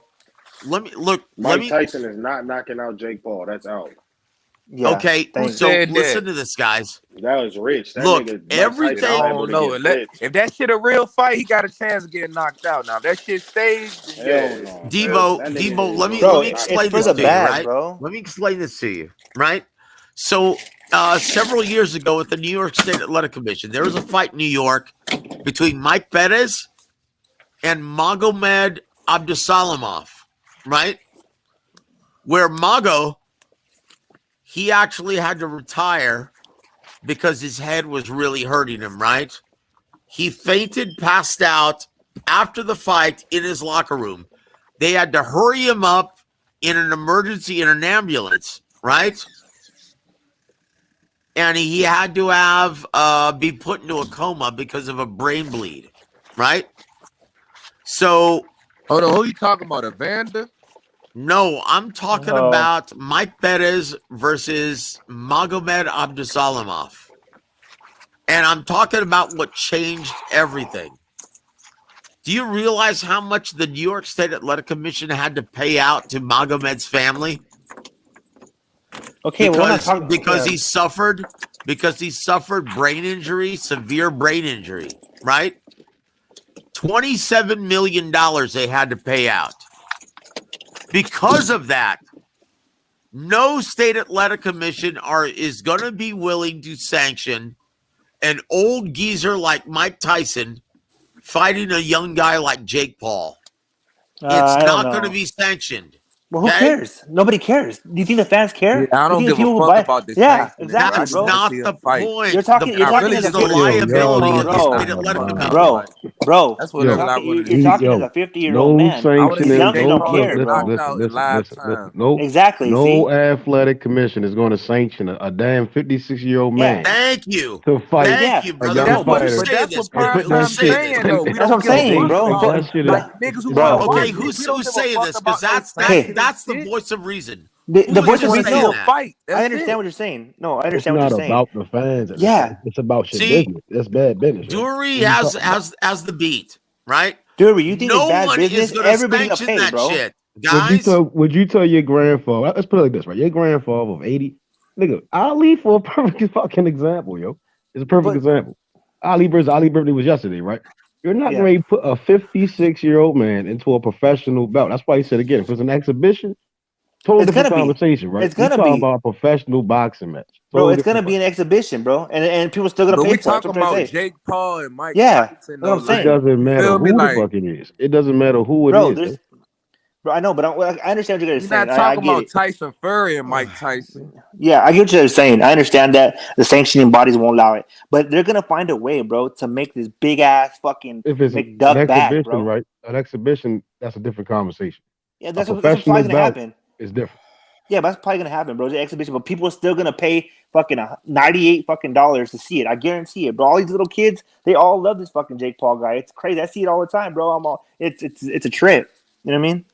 Guys, I'm Nah, sorry. I ain't gonna lie. There's I love no his hustle. state athletic Don't get it commission that twisted. sanctions. Yeah, me too. I love his hustle. Yeah, me you too. feel Me too. Look, guys, if I I'm could do sorry. it too. There's And no for state real, athletic the only commission reason why that sanctions motherfucker like Tyson Jake versus Paul is Jake rising Paul. to fame in boxing None. is because the fucking great fighters don't want to fight each other. Exactly. Like it's been fucking years. Spencer and Bud. We talk about this shit every night. Spencer Bud. Jake Paul he's just never stealing fought. bags, bro. He's stealing bags. That's what he's doing.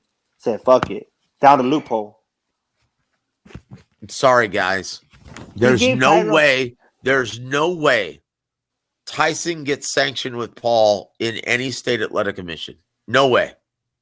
But you keep saying that though. But as the fans, we don't give a fuck about the sanction and shit. Well, that has nothing to do with it. That has nothing.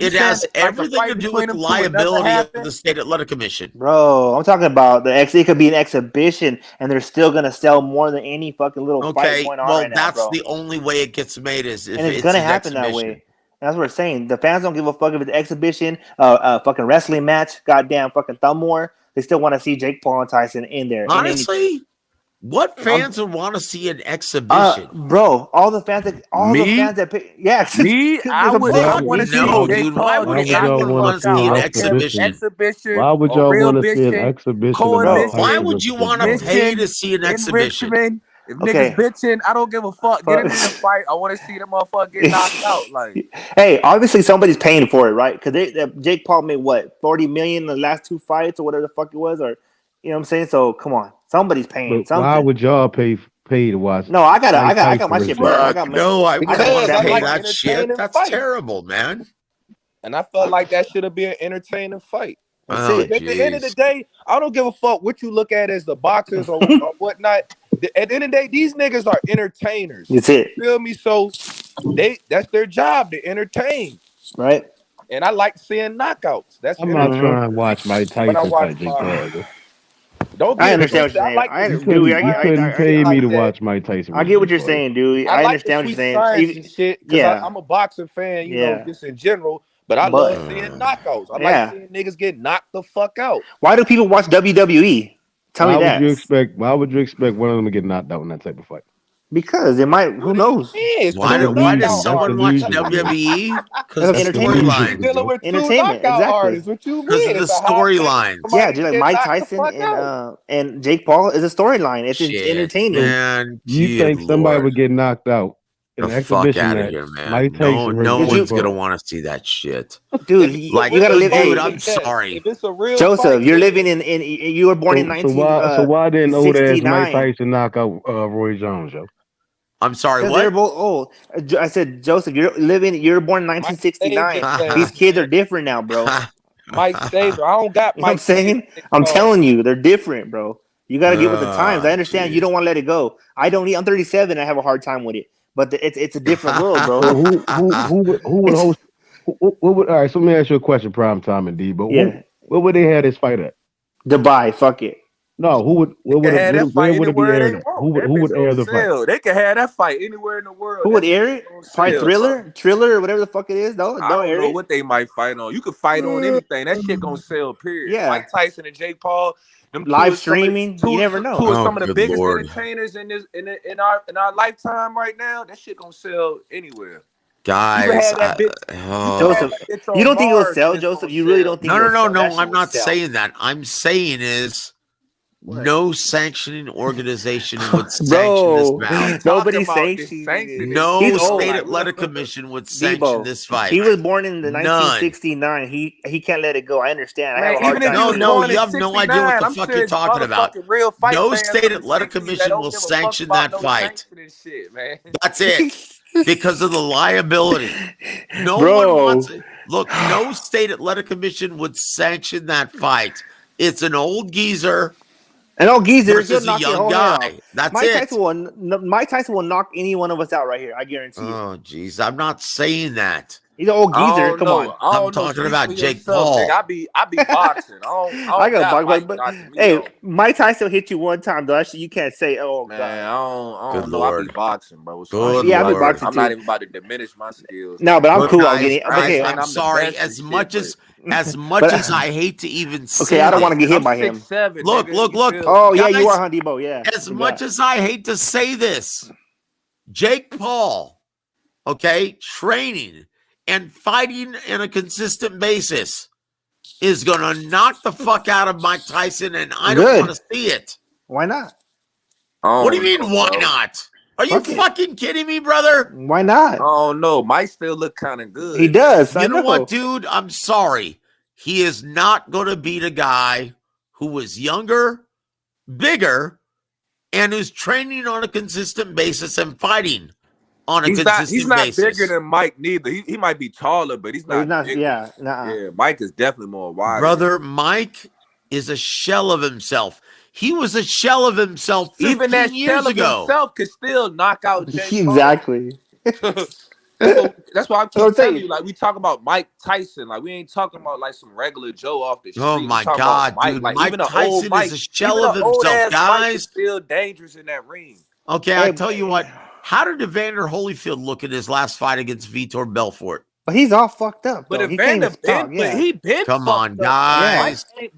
You're living in fantasy land. But no, Come on. Yeah. Everybody look, guys. I would much rather see Anderson Silva take on Jake Paul. Well, yeah, I mean, of course, they could sanction that one too. No one wants to see an old geezer like Mike Tyson fight a guy like Jake Paul in a sanctioned I doubt bout. that. I guarantee they might.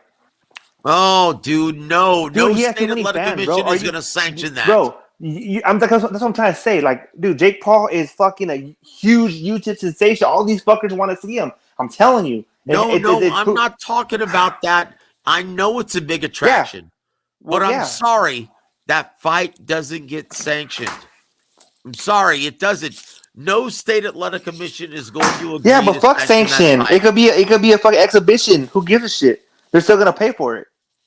Oh, Jesus Christ! I know it's hard to pill swallow. No, dude, you know what you're talking about. No, bro.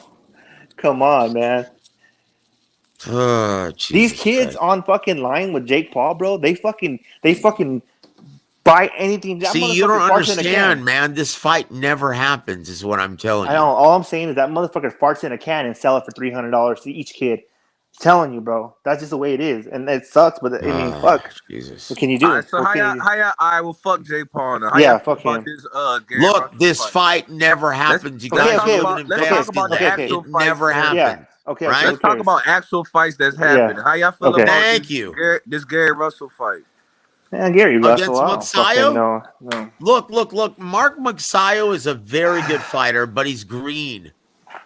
He's green. Gary Russell Jr. is going to pick his ass apart from start to finish. He's not seasoned or experienced enough to be able to defeat Gary Russell Jr. Even a Gary Russell Jr. who was inactive for a year and a half. Mark Magsayo is a good fighter, an excellent prospect, but dude, he's green. He is nowhere near the level of a Gary Russell Jr. And you're going to start to see that separation after round 4, 5, or 6.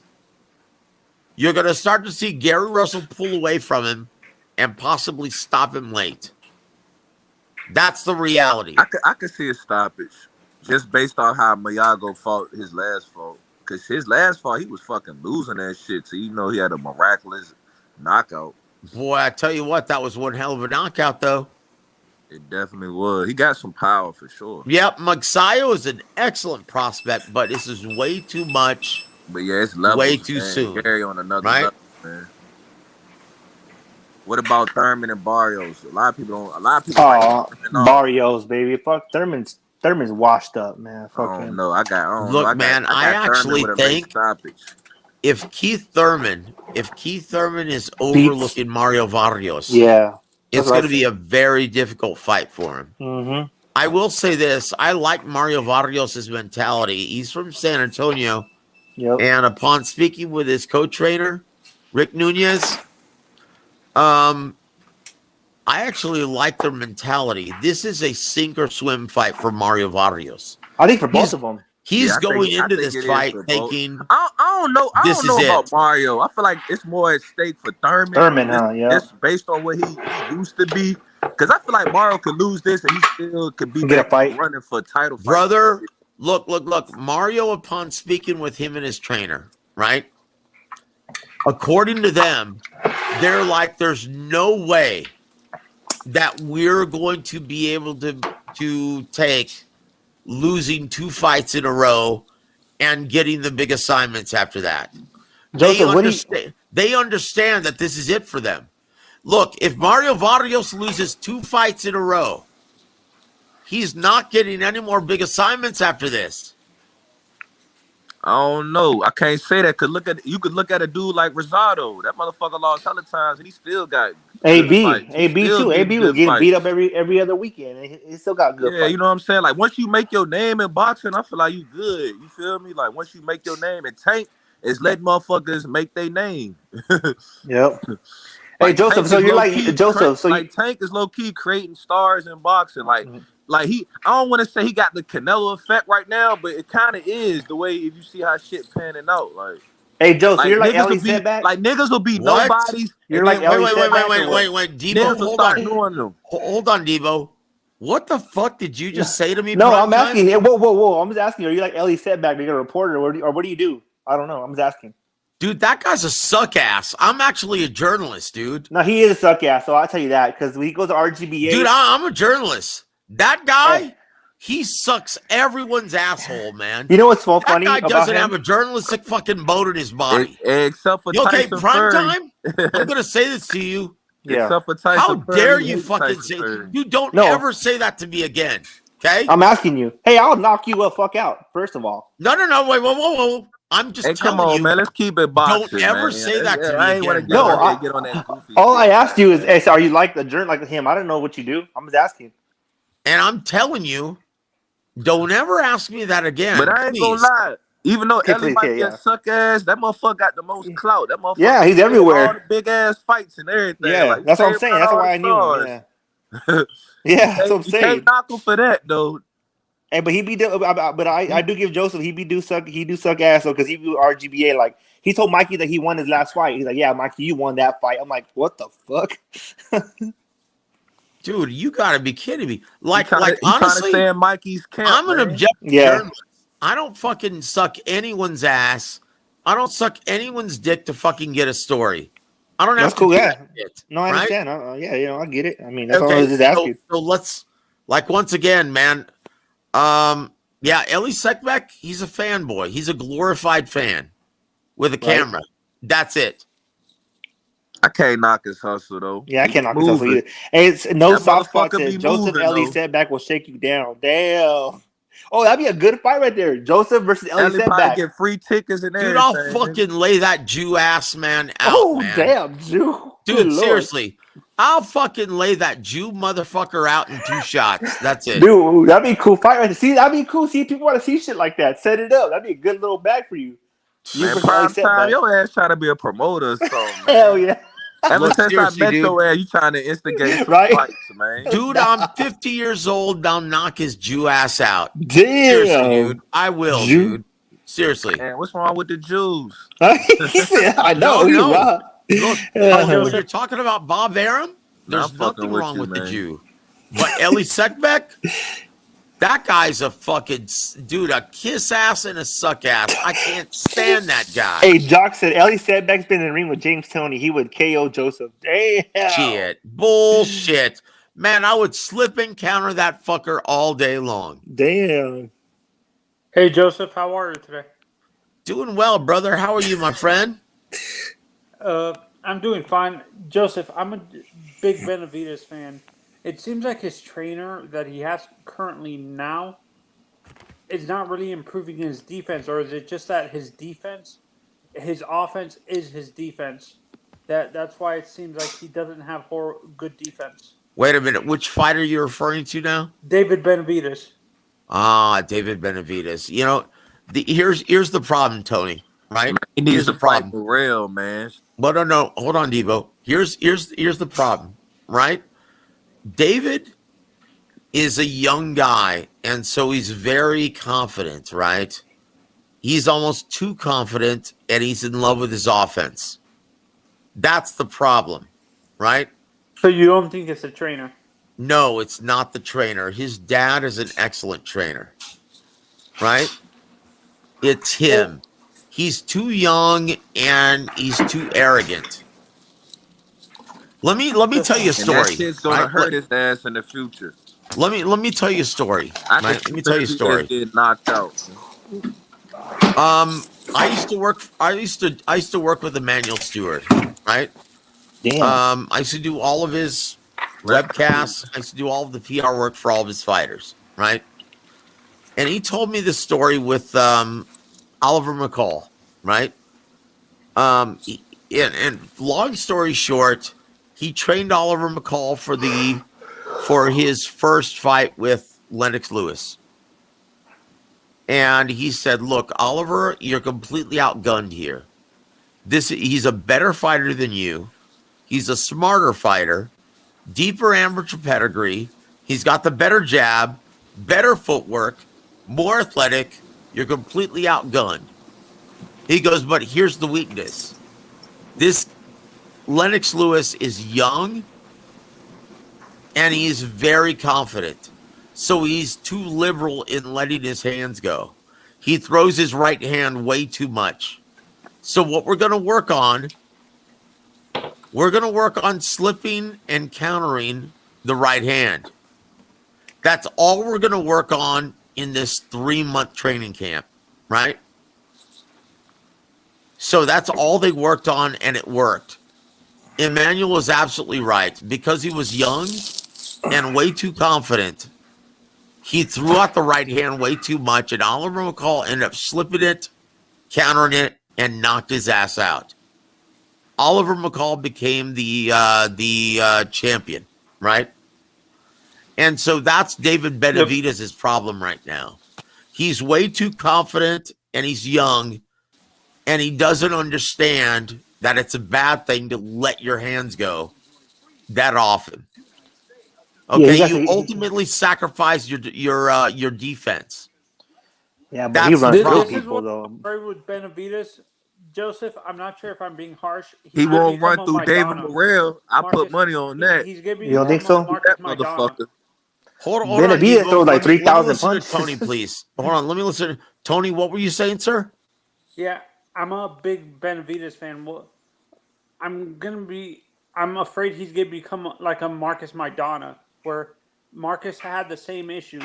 Remember Marcus Maidana, where he let his, even as he was got older, he still let his hands go, and that screwed up his career. That's what I'm afraid with David. I don't think so.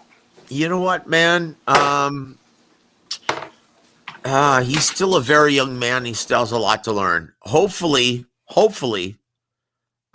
he learns that lesson sooner rather than later. Because against the big assignments, look, David Benavidez, eventually he's going to have to move up to 175.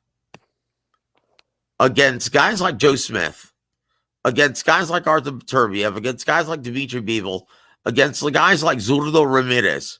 Yeah, he's he going ain't to be never in really trouble. met somebody who could punch him back. That's Exactly. That's the problem. He's going to be in trouble if he hasn't learned that lesson, right? Shit. The thing is, you don't even got to stay at 175. He got smoked at 168 with Morrell. Here's why I say 175. I feel like they need to make that fight. And Morrell got a belt too. I mean, it ain't the prestige belt, but he still got one of them shits. Well, here's why I say 175. Because he's having trouble already making 168. So I guarantee you, within the next year, he's going to be competing at 175. And if he doesn't become more defensively responsible, he's going to be in trouble. But to David's advantage, a lot of them 175ers, they getting kind of old though. There's not really a lot of 175 Benavidez, they the same age. Is there a lot of and prospects at Berlanga. 175 that But are? I ain't too high on Berlanga neither though. I'm sorry, Tony. What did you say, sir? Can you hear me now? Yes, sir. I can hear you now. When it comes to is there a lot of young prospects under 25 in that division at 175? At 175. You know what, brother? Right now, where David Benavidez is, he doesn't have to worry about the prospects. He's already in the 12-round stage. Okay? So if he moves up, challenge no one. Look, David Benavidez being a former WBC champion. No one is going to expect him to go back into the pecking order of 175. They're going to ultimately put him into contention for any of the big four titles, right? Mm-hmm. Like never do you see a legitimate world champion in any one division move up in weight and have to claw his way through the pecking order. You never see that, right? So you don't have to worry about that stuff. What you have to worry about is how he fares against the big dogs at 175. Like as much as he lets his hands go. No, I'm not saying he has to move up. Go ahead, sir. Joseph, that's not what I'm saying. What I'm saying is some of these guys at 175 175 are like in their mid 30s. Is there fighters under 25 like his age in that division? Because Zordo's like in upper 20s and stuff like that. Zerdo is 30. Well, I'm gonna look it up for you guys real quick. Hold on. I'll look it up for you guys. Hold on. I'll tell you exact age. Right? He's age 30. You're right. Gilberto Ramirez is age 30. Yeah, that's what I'm saying. And that's my point. He's not going to have to worry about any of the prospects. When you're already an established former title holder and you're moving up in weight, none of the sanctioned organizations are going to make him fight through the pecking order. He's going to ultimately, and almost immediately be a contender for one of the titles, right? Yeah, that's what I understand what you're saying, but what I'm saying is that I'm not saying he has to move up through the pecking order is what I'm saying. What I'm asking is there is there going to be challengers that are his age when he moves up is what I'm saying. Well, I'll say this, there's already someone who's challenging him that's his age and even younger than he is at 168. Morrell. And that's David Morrell Jr. He need to go ahead and make that fight. And you know what? Honestly, David Morrell, he's not going to be competing at 168 for long either. This is a big 68 pounder. This is a guy who I can see having to move up in weight after about a year. Right at the tail end of 2022. Or maybe in the first 2 quarters of 2023. I can see David Morrell having to move up in weight because he outgrows the division. Yeah, and I'm saying, and Joseph, I'm saying Munguia, when those two guys move up, I think Munguia moves up to 168. To be honest. Well, I'll say this: Munguia has a lot of potential, but he needs to start fighting more intelligently, closing the gap, working behind a more intelligent jab, or else he's going to be in trouble. I tell you what, guys, my computer's almost about to die. I do have to get off here. But Tony, thank you, brother. It's excellent to finally talk to you, my friend. And Debo, thank you for the interesting conversation, brother. God bless all of you guys, man, and have a good night, okay? Okay, have a good night. Stay blessed, man. Good night, guys. God bless all of you. All right. Yo, Debo, what's up, man? Shit, coolin', man. How many people in the chat right now?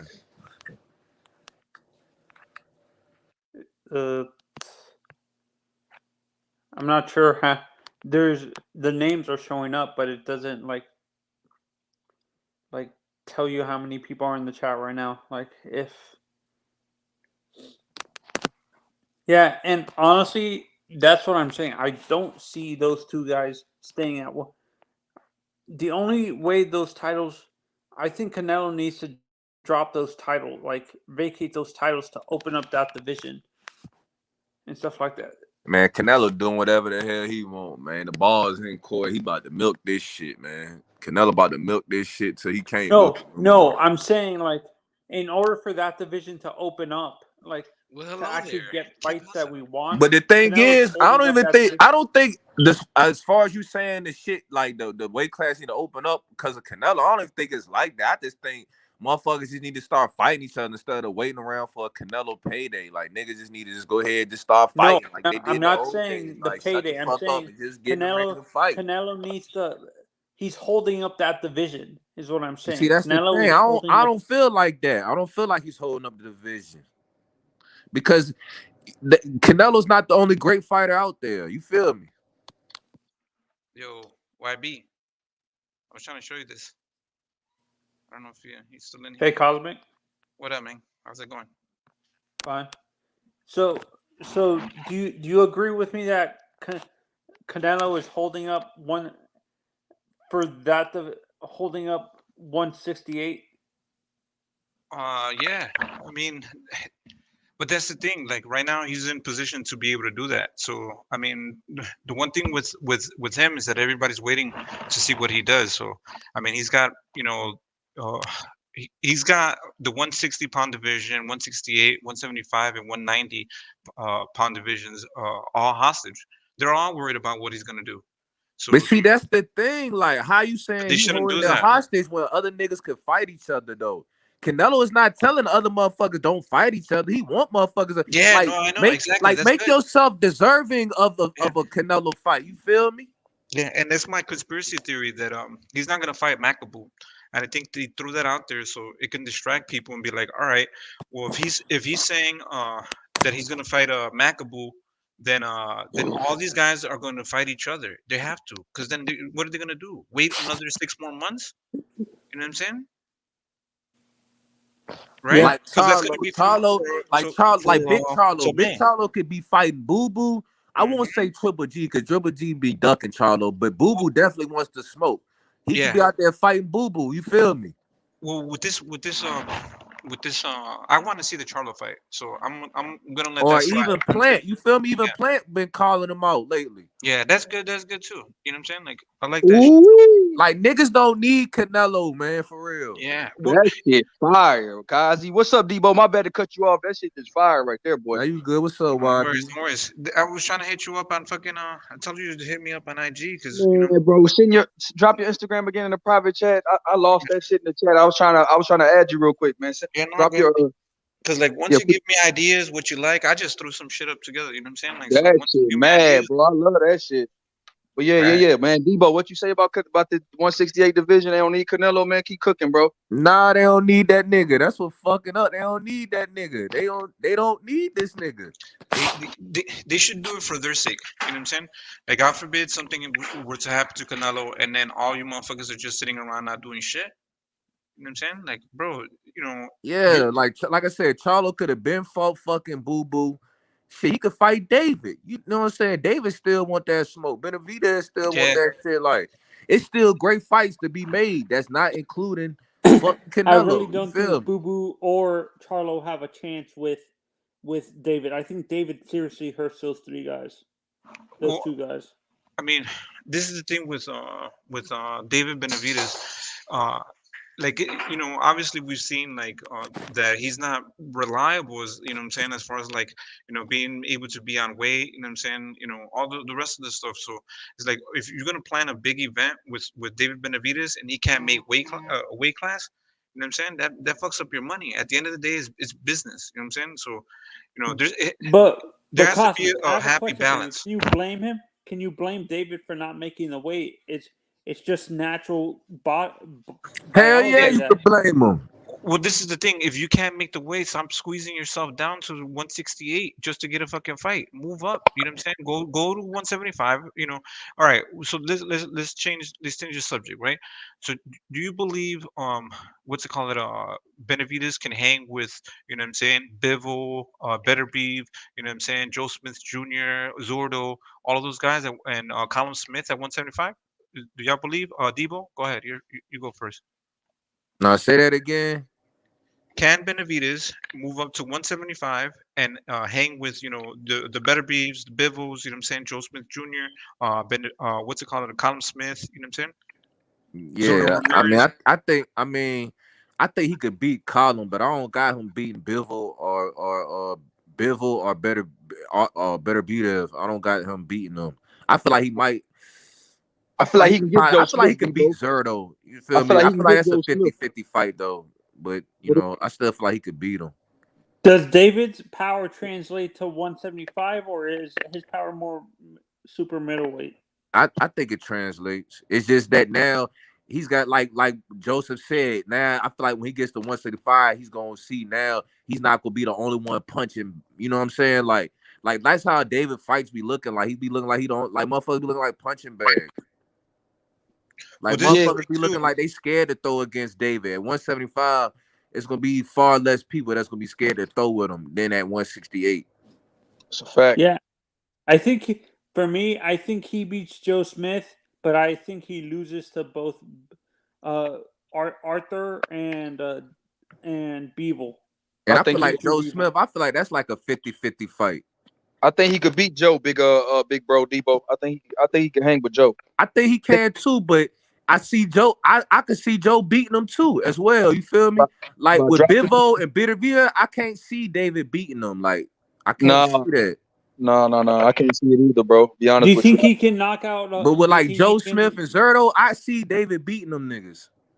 Yeah, but you don't see him seriously hurting Bivol or Beterbiev. Hell no. Nah. I mean, he's got a shot because David is nice. Like, I ain't discrediting him. He's definitely, he's one of the top tier boxers we have in the game right now. But like we always say, it's levels to this shit. And I just feel like he ain't on that level what they are. But I do, even though, like I said, even though I don't feel like he could beat him, I feel like he's still like it's always a puncher's chance. You feel me? So I ain't gonna just write him completely off. It's always a puncher's chance. Does Bivol's power deter David from coming forward? Is my question. I think his boxing skills deter him from coming forward. Like that motherfucker Bivol's boxing skills are sharp. Yeah, I understand the boxing like skills, pure but straight boxing. He's one of the purest boxers out right now. Okay. And can you, what we're talking about with Canelo, can you say that with both Crawford and Earl, that I'm not saying, do you think they're holding up 147, Debo? Yeah, I do think those two are holding up 147, especially now that we got Boots and Virgil, rising to power. Like I see Boots, that motherfucker, they be pumping the hell out of him in the media now. So I could tell he's the next comer for real. I see a lot of the major boxing YouTube pages, like they starting to promote him now. So that's really a good sign. Yeah, and for me, Virgil, I see a lot of fights lately saying like, Of course, fighters should put the pressure on each other for fights, but I mean, I feel like ultimately it comes down to the people, the fans, like to see certain fights happen. Like if it's fights we want to happen, they don't happen. We should show that we are pressured by not like supporting the shit. You feel me? Like get these niggas low ticket sales, get these niggas, what I'm saying, low views. Like don't support the bullshit. Then we see big fights happening. We need to come together and support them shits, or we need to put pressure. Like it's a social media era now. It ain't nothing for a fan to fuck around. Like me personally, like I'm a Charlo fan, right? But Jamal, right, when that motherfucker had scheduled to fight fucking Montiel, what's bro name? Montiel. Montiel. I went on his fucking Instagram personally and said, bro, this ain't it, bro. Like I want to see GG. Like. I forgot about fucking Daniel Jacobs. Daniel Jacobs still low key a threat. Like nigga, what happened to that fight? You feel me? Like if it ain't no fucking Daniel Jacobs, Triple G. Like I literally wrote on his fucking Instagram page. I said, yo, if it ain't no Daniel Jacobs, Triple G, or Canelo, or Boo Boo, I don't give a fuck about none of your future fights. Like I wrote that shit. Now imagine, not just me, but imagine now you got 300 motherfuckers like me writing on this page. Like that's gonna put that pressure on them to get the good fights. You feel me? Like they see that shit, bro. They see all that shit like on social media. They see that shit like because motherfuckers started getting on his head a little bit about that shit, about him fighting fucking his last fight. But this motherfucker was like, man, it's not. But nigga, it is your fault, nigga, because even though you're not the promoter, you're still the fighter. So you're the one signing off at the end on all this shit. Like everything got to go through you. You the one who pick and chooses who you really want to fight. So I feel like as fight fans, we could put pressure. Like I said, with the era we're in now, with the social media era, we could put pressure on to get these good fights now. Yeah, and Debo, when you look at guys like Earl and Bud, realistically, do you think their personalities actually benefit them from having actually a promoter, because they're not outgoing in terms of how they promote themselves? They're more introverted and stuff like that. They don't talk a ton of trash like you see with like a Floyd or like a Ryan Garcia and stuff like that. Do you think their personalities hurt the amount of money they make in terms of pay-per-views because they're not big trash talkers? I wouldn't necessarily say it hurts them, but it doesn't help, that they are a little. It's some fighters that are more reserved, or they don't, use their social media to the fullest. I mean, yeah, it definitely does. Virgil's a perfect example of a young fighter Yep. that doesn't. It doesn't seem like he uses social media to his advantage and stuff like that. Like a dude like Ryan Garcia, I could sit here and say that he mastered social media. Like I could say that, like, because he's still in big time fight conversations, and the motherfucker ain't fighting like 2 years. You feel me? But just the fact that he's a fucking big time social media presence, you know what I'm saying? And he still got his undefeated record intact. You feel me? And he still, he still hangs with the stars. Like he's gonna be in them conversations. And a lot of that is the dude off, like his social media. Like that's the day and age we live in now. Yeah, I think honestly that's why I fear for Virgil, to be honest, because it doesn't seem like he knows how to use it correctly. Like, but see, with Virgil though, like he just like it does. Like your personality definitely helps, but as long as Dave, you can fight, that's all that matters. Like as long as you can fight, you winning. That's all that fucking matters, bro. Just keep winning your fights. That's it. Like everything else would just take its course. Get a good promotion team and just win your fights. Do you think him being with Oscar is hurting him a little bit because it seems I feel like him being with Oscar and then like in the fact that fucking Oscar caters to Latino fighters, I feel like he's in a perfect situation. No, I'm saying because it seems like Oscar is putting all the promotion money into Ryan instead of. I don't feel like that. I feel like Virgil gets promoted too. He just need to get the bigger fights. Because Virgil's still young. Virgil like what, 23? I know he ain't no. I know he ain't no older than 24. 25. He's 25. Yeah, 24, 25. I can't remember. Oh, I mean that's still young. You feel me? Who Verge? Yeah. Yeah, Verge. Virgil's like 22, about to be 23. I think Virgil's really young. Okay. Yeah, so he good. He just all he got to do is just keep winning. Everything else will sort itself out, and he'll get all the money fight. Cause like I said, bro, like niggas keep the older you get, the better you get. Like the window closes. You feel me? Like that's why I feel like Bud and Spence, they eventually gonna have to fight. Like you can't keep ducking because y'all keep beating the whole, like y'all going through the whole division. So y'all gonna have to meet. Like. And then, like I said, we in a different era now. Like we in the social media era. So now, as fight fans, we could put that pressure on them to make the fight. Like y'all niggas and beat up everybody in the division. It's time for you niggas to fight. Y'all niggas stop being pussy and get in the fucking ring. Make it happen. Stop goddamn bitching about who's 60, 40, 70, 30. Make it a fair split and get in that motherfucking duke it out. Right. And everybody gonna win for real. Yeah, your boy. Okay, so this is the ages, bro. Your boy Virgil's 23, will be 24 in March, and then you got Boots turning 25 in June. Hey, it's still young. Exactly. Yeah. Exactly. I say Boots on the interview. That motherfucker said he gonna have a belt this year. Yeah, he said he gonna get two. He said he gonna have 2 belts by 23. You heard it? By 2023. Yeah, I was talking. Yeah, we talking about Fight Hype. Yeah, you seen that shit? I like that shit. Like he talking that shit, nigga. Like, real quick, like niggas taking notice of this nigga. Like this nigga, Apollo's in the panel. Rare he like blew up overnight type shit. Like, and I just found about Boots last year. Paulo, my man. How are you doing, gents? You all right, gents? Let him cook. Let him cook. Yeah, quick question. Who y'all think will win between Boots and Virgil? Woo! Virgil.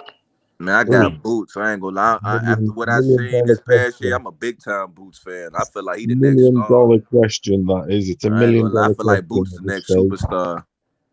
He could be Debo. That's a good ass take. To me, it's not really. I'm believing what he's saying, man. You feel me? I want to see this shit unfold. Now I'm in tune. I like watching fighters. Not a lot of people know about them, but you just know they good and just see them rise up in the ranks. Like it was like that with Wilder. You feel me? Like I remember a lot of motherfuckers. I mean, some people still don't fuck with him, but I remember a lot of motherfuckers ain't fuck with him. You know what I'm saying? Until he just rose up in the ranks. To me, it's not Like, I was controversial. I fucking got with Boots. Wilder before he even had a belt. Yeah. So yeah, Red to Bree. me, Go ahead. it's Go not. ahead. Go ahead, You Red Bree. feel you've had all the assurances so far from Boots to say that? Yeah. Are you going on the eye test? But are you going on the resume or are you going on the eye test? You talking to me? Whoever said Boots beats Virgil. Oh, I mean, I gotta go off the eye test because I mean, Boots don't got technically, no we're real going good off resume eye test on for both of real. them. Well, maybe a little bit. I don't know. Maybe Virgil's been a little bit more tested. Since Why? Boots, Because he fought Mean Machine. That's a good since question. Boots is a big 147, how long do you guys realistically think he stays out at? He looks like he's walking out around at 160, like a middleweight. You talking about Probably more. Virgil? I've got more assurances from Who Virgil look so like he far. walking around 160? Who I think they move up once they get the belts. Like once they, you know what I'm saying, they do their thing at 147, they move up. Somebody got an echo. You better beat that boy now, because if he gets any better, it's over with. Who said that? Rare Breed? They're both said young, that. though. They're both young. The other guy Brandon? will improve, though. It's not just one that's going to improve. Two guys. You better beat Boots now, because if he gets any better, it's over with. But Virgil's still 23. You're saying he's going to deteriorate? Virgil Ortiz is not on the same level. The talent gap between them is huge. The only thing they have in common is they're both explosive power punchers and they got speed, but the skill gap is not on the same level. So Hey, but honestly, man, how I'm thinking right now, I don't even want to talk about dances a Boots little and bit more than fucking the other. Virgil until Spence and fucking Crawford finally do their Yo, thing. y'all. What's up? What's What's up, good? Chris? Hey, I just Spence and came on Bud need to to ask finally one get in the question. fucking ring, man. I agree with you, Debo. I just came on to ask one question. Who Boots beat at 147? Nobody. Because we asking about who's more proven between Boots and Virgil, right? So who the hell Boots beat at 147? What Let me ask you 147 pound did this. he beat? You know, But it's you can funny. say the People, same thing for Virgil too, though. no, you know what's Virgil, funny? Mean Machine You know is what's funny? 147. You know what's funny? Niggas You keep say talking that about Mean people, Machine. Ain't nobody was talking about Mean Machine till Bud beat his ass. and you know what's funny about that? Yeah, People consider Mean Machine a You gotta bum beat somebody when to beat before somebody, Crawford though, fought Debo. him. With You gotta beat adversity. somebody to beat somebody. You feel what I'm saying? You gotta But fight hold up. somebody. You know what's funny? People consider Mean Machine a bum before Crawford beat him. I He's like, think you why is just have to be Crawford fighting careful another bum? going on the eye Now all of a test. sudden he's good? No, saying on the Fuck eye out of here. test. No, but How is all he of a a bum? sudden, Because y'all didn't know all who of he a was. sudden you're going on the That was eye a I didn't test. think he was a bum, No, I but the mean, you people were can't saying go he on was the a eye bum. test. You can't Who be I saying don't the think eye he's a test. bum neither, but I don't think he's no elite fighter. Like he ain't nobody to, I beat Mean Well, Machine. You feel me? Like he ain't somebody I could brag about on the resume. You feel me? Right. And yeah, you really think Mean Machine would But give Boots a but me chance? but me saying that somebody brag about if you ain't fought I nobody. still feel like Ortiz has a better resume, but it's not that much better He than Boots. does, but Honestly, the thing is, it's Boots not haven't that fought much but better. he's nobody. more tested. Nobody He's at been Look, more bro, that tested. He's resume more shit don't y'all mean tested. nothing. Because y'all Porter had a ignoring That better certain resume resume things than shit because of Crawford. definitely Look what facts. does happened. matter though. But he's been Y'all tested. ignoring Not He's had certain always. facts. adversity. So He's Boots had ain't fought adversity and nobody at tested. the 147 pounder. Period. But Like y'all styles I definitely can say make that, but fights. y'all ignoring something real, Yeah, they certainly to me. do. That's some Hey, real shit y'all should think about. no, I'm just saying that sometimes it don't matter as much. Because look at Crawford and Porter. Porter had a better Well, give resume, me but an you saw what example of happened. history where that didn't matter. Huh? Well, give me just Porter one and example Crawford. of history. Porter and Crawford. What's your elaborate on it? Are you What do you saying mean that Crawford elaborate? Look at their resume. You tell me are you which one saying has a like better Crawford resume. are you saying like Porter is Crawford's like first fight with a real 147? Is that what you're saying? I'm trying to get No, clear what you you're saying. just asked me, give you an example of a time in history where a resume didn't matter, and I just said Porter and Crawford. I know, and I'm asking how so. I'm not Because criticizing your answer. look who Porter fought and look who Crawford fought. Wouldn't you say Porter fought a tougher competition? No. At Yes, Kell 147, Brook. He fought Kell Brook in his prime. He fought No, Earl Spence in his no, prime. you can't just say that, bro. What are you talking Because about, there's a bro? difference between fighting a top level competition and names that people know. That don't mean that he Okay, that fought is top top level of competition. competition. He just fought all the guys at 147 that you know. We can say that. But I Okay. don't agree. He just More fought tougher better than Boots. competition. I hate Some people saying who just he's going to argue just beat to him. You were argue. saying that he's going to beat him easy. He's going to beat Virgil easy. Oh yeah, it's over. It's set and done. No, it's not Hell like no, that. bro. That's not It's happening. not like They that. talking like that, but they just triangle theory. You see what I'm saying? He haven't really fought a 147 pounder yet. Sergey Lopez He's is going to bring 140. the heat. Wait, who Delorme hasn't is fought a 140. 147 pounder? Delorme is 140. Okay, Now I could say the same thing about Maurice Hooker. Okay, but you can't say that about the Mean Machine. Period. He's a But I do 147. Mean know one Machine. fact though. Nobody Boots, was thinking about Mean Machine Boots before said he Crawford want that fought him. Virgil fight right now though. He was He a said top he'll 10 take that Virgil 147. fight. Period. I Y'all feel just like, don't know the I feel dude's like they name, should so build they it know up that. because I feel like that's a mega But fight these in the nobodies future. keep But stopping y'all favorite fucking Boots said fighters. he'll take that Ortiz is fight easy right work now. for Boots Boots. want that Nobody smoke, until they man. fight somebody and become somebody. Boots said he Kambosos was want nobody all the we all smoke see. right now, man. Well, shit, let him get. Camboso got the I fight want him because to get that fight next. I want that Theo fight thought right he now. was weak. But what's up? That's how I feel about it. Everybody know how I feel about that fight. Let's make it right now. Ain't no Yeah, later. Boots wants to fight, but if you ask Ortiz, he said we should marinate for 3 more years. Well, why he trying to fight an IBF eliminator? Why he not going for the fucking fight? Why he not putting blood on He's put him on ranked blast? highest in IBF, and that's the I don't easiest way want to to hear get that to shit, Spence. bro. Because he went that route. You don't just get placed there off just the strength. No, he went that route. Because he's the highest ranked on IBF, so that's the easiest way to get to Spence. But why is he though? Because he went that route. He don't control that. That's the politics of this stupid ass sport. Here, bro. That's cap. That's cap. It's not cap. You control You what don't believe ranking it's they cap, give then you in these you gotta things. go do a little more research, bro. Man, come on, bro. I feel like you arguing just to argue. Real, bro. Like he went that route. That's how boxing works. So just like what are you he went implying? the IBF route. You choose to go that route. So what are you trying to say? Going to go his route. That he So- wants Spence. That's So what you're I'm saying that Everybody Spence? know You're what I'm saying that Boots is not trying to fight the best? No, I didn't say that. I said he wants Spence.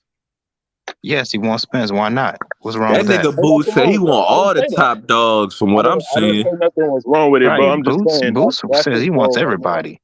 He do want everybody, but it's an order. It's a pecking order, and it's a route he's taking. Period. Okay. I mean, if you ask No, Spence, he's still up I here. bet you Man, that I feel Spence like had for to pick. Boots, man, I feel like look, if bro. Thurman beats Barrios, man, give Boots the Thurman fight. Thurman ain't gonna fight that man. That will really Thurman, show who is we all who know right Thurman's now. Thurman the will get one hurt that's good, bro. and retired. I don't know. A lot of niggas still counting out Thurman, man. I still got high regards But Thurman, You don't get that boy hurt. He didn't I still got a high regard for Thurman, man. I feel like he's You still touch a that threat. nigga to the body, is over with. He's terrified. I feel like he's still a threat in the 147 division. Maybe 5 years ago. He looking for the cash out, Debo. Keep it 100. But even if Hey, he you is, saw I that still feel Pacquiao like he that a threat, lost? though. Like He lost to a why washed the up niggas write Pacquiao. him off just off one loss? Like the motherfucker only lost one time to one of Like I said, ain't nobody you know what I'm write him saying? off. He Like, wrote himself off, bro. I mean, he kind of did. So He kind of y'all did forget though, his performance against but the Josito motherfucker's Lopez? still fighting though. You feel me? What? How he almost got knocked the fuck out? Is that what you're talking about? You talking about with Manny? No, Josito Lopez I'm versus about to Thurman. say He he looked gave terrible Manny a that good fight. ass fight for real. Besides that damn knockdown Manny had, that shit was a close fight. But you gotta think that was a washed up Manny. Yeah, Prime Thurman is not losing to a washed up Manny. I mean, how washed up are we talking about? We can't say he was more washed up than he was his There is last no fight. washed Like I up feel like he money. That took that wasn't the fight real Keith serious. Thurman, because the real Keith Thurman. That wasn't Manny Pacquiao like that. That was a real threat to hurt you like that, bro. Like that was an old man. He wasn't no real I threat to respect hurt Manny, but Keith Thurman was washed. Is washed. That's my opinion. You feel me? I don't feel like that was Manny Pacquiao. You feel me, on that 7-fight killer streak going after Floyd Mayweather's past opponent. That wasn't that Manny Pacquiao, bro. No, that was a washed up Manny. Yeah, bro. That Manny would have fucking stopped Keith Thurman, bro. Like Exactly. Like low key. But then you could say that about Keith. Like we could be like, well, shit, Yeah, that's Keith, what I'm saying. Keith. You know what I'm saying? Keith looked at terrible that 28, fight before you feel Manny. me? He still got his tune up, bro. I mean, I'm not defending Keith Manning or none of that shit. I'm just keeping it a buck about what the optics of the situation is. Boots do want everybody. You feel me? Look, He's Keith going for Thurman the said it IBF himself. He has. It don't make sense to fight Boots because he's dangerous. 2, you're not gonna get no reward fighting him. So that's until a he bet, gets his, right? We all got that established. You feel me? yeah. So because of that, Boots is gonna have to fight certain people, and then people will get mad and say, "Why you ain't fight nobody?" If Keith can't get the Bud or Spence fight, man, I feel like he gotta fight Boots. And that's where, He bro, got it's to. If he tough, can't bro. get them two That's niggas, how he gotta boxing. fight That's how Boots. Like who boxing else? works, bro. You Who else know that. there is the fight? Exactly. You feel I me? mean, Like that's why I there be are telling some niggas names. like Boots, he can fight. once you fight so much, it's like who else there is the fight? You feel me? So some fights you gotta Y'all make. want to know some more shit, bro?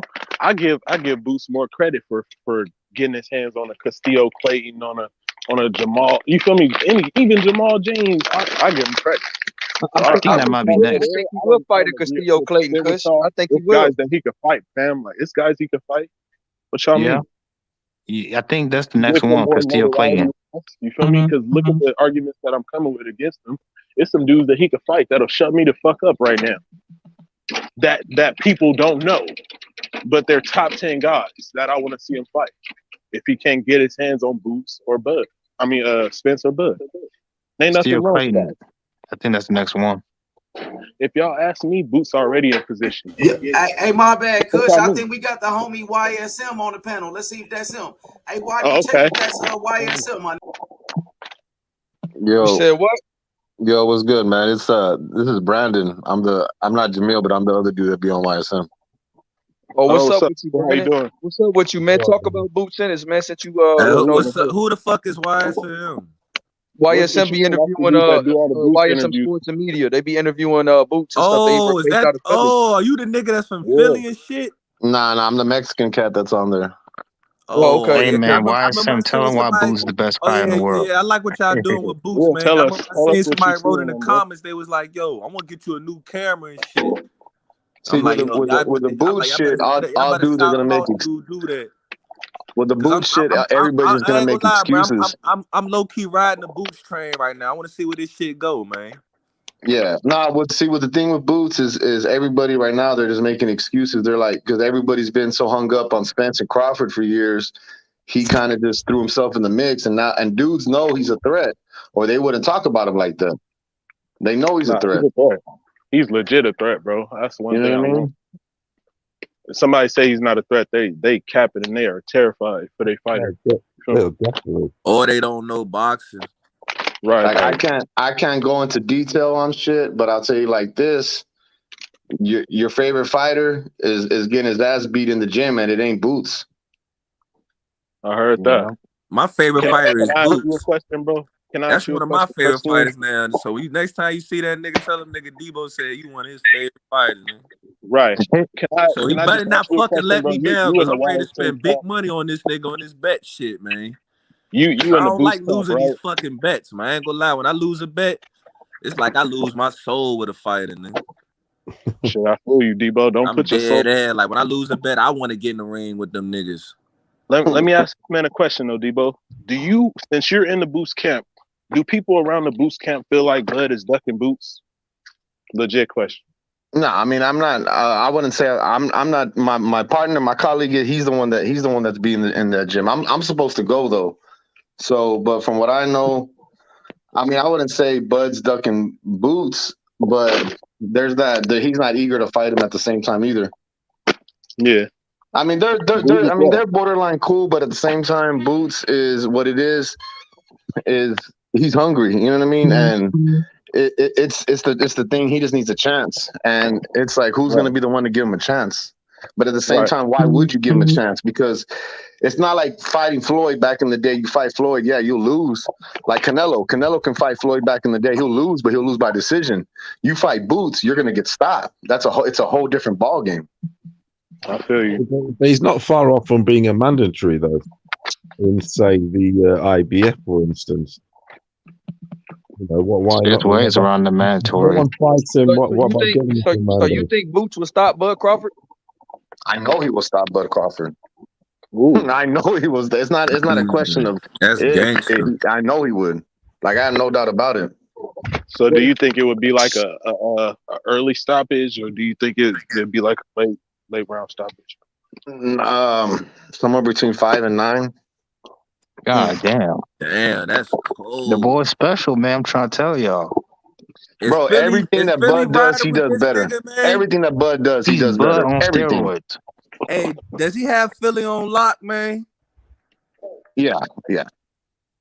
I need to go ahead and get behind that. Who said they think he's Bud on steroids? Who said that? I said that. What makes you feel that way, Brett? Like, because everything Bud can do, but in a more explosive manner. Hey, speaking of Boots, though, you know what fight I really want to see with Boots, and I feel like this could be a mega fight if they built this shit up right. I want to see him do his rematch from the amateurs with fucking Gary Russell, little brother. Man, I want to see that fight, nigga. He's too little now. He can't. That Gary Russell's at 140. Too little. I don't know. Gary Russell's at 140 though. Yeah, 140. It ain't too small. And then when I seen Who's the height, little? he Gary Russell was little. They could make they was kids back then. Like he got grown man strength now. It's way different. Boots walking around 180. Man, what you think Gary Russell, little brother, got? That nigga got all knockouts so far. But see, the last fight Gary Russell, little brother, had, the nigga AB went 12 where he stopped that nigga. Easy. I'm just saying, Debo, this ain't the amateurs. Nigga ain't Boots. That's all I'm saying. I'm saying the same thing. It ain't amateurs. I feel like that'd be a great fight. But they got to build their profiles up. You know what I'm saying? So they can max the money. It's weight classic for a reason. So Boots. So let me ask y'all, man. So Boots Ennis, bro, I like this shit. So Boots Ennis stop Bud between 5 and 9. What if Bud catch Boots clean? I don't see that. I see that. If Boots is gonna stop Bud, I'm gonna be honest, bro. It's gonna be early, bro. He not doing that. Not no 5 to 9. Boots' chin hasn't been tested though, has it? It hasn't been tested yet, has it? So Boots chin ain't been tested. Hey, what happened when Bud touched him? Bud catch Boots clean on the exchange. He hasn't had that adversity yet, and he's gonna have it eventually. Someone like we gonna act like Crawford ain't Chinny. Right? But we don't know if Boots is Shinny or not. We haven't seen Boots get checked. All I know is I seen Lipiness hit him clean, and the man didn't move. Anyone can get caught. It's how you get Lippin that same blood, though, bro. I'm gonna say this to you, sir. With much respect to Boots, Lipinets hit him clean. That's a problem. No, it's not. It's boxing. You're gonna get hit eventually. If you sit up here and you're gonna tell me chin or what? With blood on steroids, he shouldn't be getting hit by Sergey Lipinets. No, what I'm saying is, it don't unless you floor it, you're gonna get hit at a certain point in the fight. It's a bite. It's a fight. That's what happens. He was trying to get hit with shit over and over again, bro. Like he was slipping him though. He wasn't catching him because Boots was also turning. When you aggressive like Boots are, you're gonna get hit like in the exchanges. Like when you trying to get people out there, it comes with the territory. Yes, sir. Yeah, I agree with you on some of your points. What if Bud catch my boy in an exchange, bro? Nobody chin is concrete. You hear me? That's facts, including Crawford. Y'all need to remember that. Know, Triple G. Y'all, I don't know. Triple G said like he got a concrete. No, chin. but hey, that motherfucker hit with Triple G different. Hey, we can say that. Hey, let me say this. We can say the same thing about Bud. How he got hit by fucking. They are saying that though. Mean Machine hit his ass clean, and niggas thought Mean Machine dropped his ass. You know what I'm saying? I feel like Mean Machine dropped him. That shit was a drop. I don't feel like that make him chinny though, because when he get up, my bad guys. You got up and put it on. Nah, you good, fam. I just feel like Bud is the only one that y'all think Boots is gonna knock out, but I'm saying it's a chance Bud would catch Boots in an exchange and knock his ass out. It's a fight. You know what's gonna be Bud's downfall? What? His heart. But when he gets hit, he gets mad and tries to turn it into a brawl. He tried to brawl with Boots. Is over with. Nah, you know what he does. You know what Bud does, and I never snapped to somebody pointed this out to me. Whenever he gets hurt or he's in a hard fight, he goes southpaw. Yeah, every time. He does get into little brawls. I know what you mean. He like to brawl, like little firefights. I get what you mean. That southpaw shit won't work. Some of these spots we gonna have to. He better not try to get into a firefight with Boots, because he does get into little. Who's the better southpaw, Boots or skirmishes Bud? like that. Coach, I'll say Bud on steroids. Tell me. Oh no, Boots is a way better southpaw than Bud. Way better. Really? Oh shit! Okay. Way better. I don't think they realize how good this dude is. I don't know I about just gotta hype. see Bud get battle tested. I mean, not Bud, Boots, man. I just gotta see him more battle tested, man. But I'm already a fan for sure. I just need to see. Bro, it's the same shit. Like, check it out. I was watching some old boxing, right? I like to watch a lot of classic shit late at night, right? I was watching some shit last night. In '86, they were questioning Mike. Like, before Mike beat all them dudes, they were like, "Oh, well, how do we know if Mike Tyson's really the real deal?" Da, da, da. You know what I mean, bro? They were saying that shit about Mike. So of course they're gonna say shit about Boots, man. Boxing fans don't like what I think about Mike. Oh, No, but I'm saying, like, in '86, they had questions if Mike could beat Spinks and Old Holmes and all these guys. They didn't think Tyson could do that. That's what I'm saying. The same shit with Boots. Mike Tyson is overrated to me. Facts. Then I mean, I would say I ain't gonna say all that. And I'm ready to lose friends over that statement. Say all that, bro. I ain't gonna. I concur. But shit. So you're telling me a guy that's a national amateur champion at 15 years old and a world champion at 20 is overrated? Okay, you want to do that? Now you tell me what elite fighters Mike Tyson beat.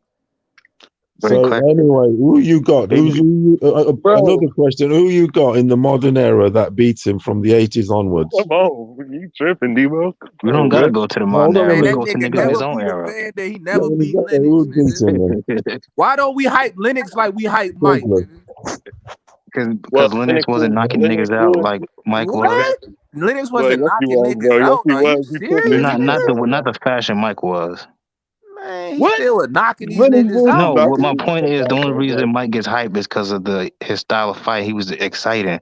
Like, Lennox wasn't as exciting as Mike. And plus, he was a great entertainer. That's what. Yeah, exactly. I feel like it was Mike more doesn't hype get than credit for. Like, Mike is a fucking great entertainer. Yeah. Like, Mike might be one of the best entertainers we ever had in our lifetime. Yeah. He don't get enough credit. Like, inside and outside the ring. Like, the motherfucking, he knocks niggas out and he knows how to sell a fight. He's got more fucking skill and technique than any boxer currently going at the minute. Stop it. I fucking think so. Everything. I've got him smashed. You say he's more skilled? Mike was that good, bro. I'm telling you now, it fucking put the pressure These on. dudes, name Mike Tyson's best put the fucking heat on Usyk. Who was Mike Tyson's best win? Chisora put the heat on Usyk, all right? The best win is probably either Michael Spinks or Larry Holmes. You give me a 21-year-old Tyson running at Usyk, motherfucking game over, all right? And that niggas can't tell me Mike had a great win on his resume. He beat all the champs. Like, he beat all the champs. Like, what was he supposed to do? Larry Holmes neither, bro. He was still Tyson was undisputed. He had beat all the champs. Like, what was he supposed to do? Razor Ruddock wasn't a good win. That was a decent one. It was a good one, but not a great one. Tony Tubbs, bro. There wasn't when Tyson was doing his thing. There wasn't no great heavyweights. There really wasn't. There was, and he didn't beat him. Lennox Lewis, Evander Holyfield. Bro, Lennox Lewis was a fucking amateur. What are you talking about? You said Lennox Lewis was an amateur. What do you mean? They about the same. In 1988, what was Lennox Lewis doing? What was Mike Tyson doing in 1988? Nigga, what happened when they fought? Fuck 1988. What happened when they fought each other? When they got in the ring? Oh, that's what you got to look at. When was Tyson champion? That's when Tyson was champ. Bro, the other dude was an amateur. Man, Mike got his ass whooped when they got in the ring, nigga. When Lennox. That was in 2002. Lennox almost got better 20 years later. Different phases altogether. It's different. It's different times, bro. Like, it's not different time. What are you saying? Mike came up in the same time Evander came up in, and fucking Lennox Lewis.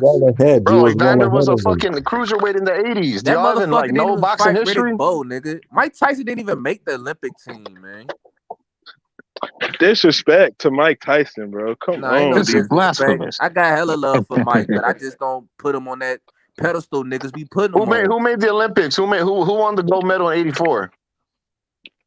I forgot. If you don't know, just tell me you don't know. It's cool. Yeah, I forgot. It was somebody he beat later on though. He fought him in the pros and beat him. It was Tyrell Biggs.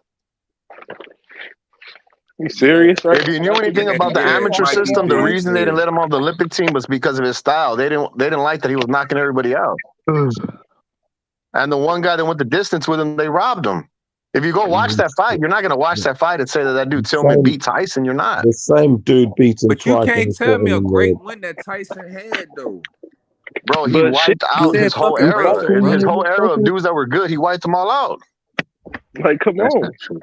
So why did he wipe out the guys that were good in his era were Holmes, Spinks, Pinkman Thomas, Burbick. He beat all those guys. Lewis? Why didn't he wipe out Buster Douglas? Why didn't he wipe out fucking Bro, Lennox Lewis was an amateur when Tyson was champ. Like, bro, that's what I'm trying to say. Like, it's like saying why didn't Lennox Lewis beat Tyson Fury? They end up fighting and they You've been listening to too many of those narratives that he's overrated. He's this. Nah, I ain't listening to no narrative but my own narrative. A narrative I created on my fucking own. At the end of the day, how old are you, dog?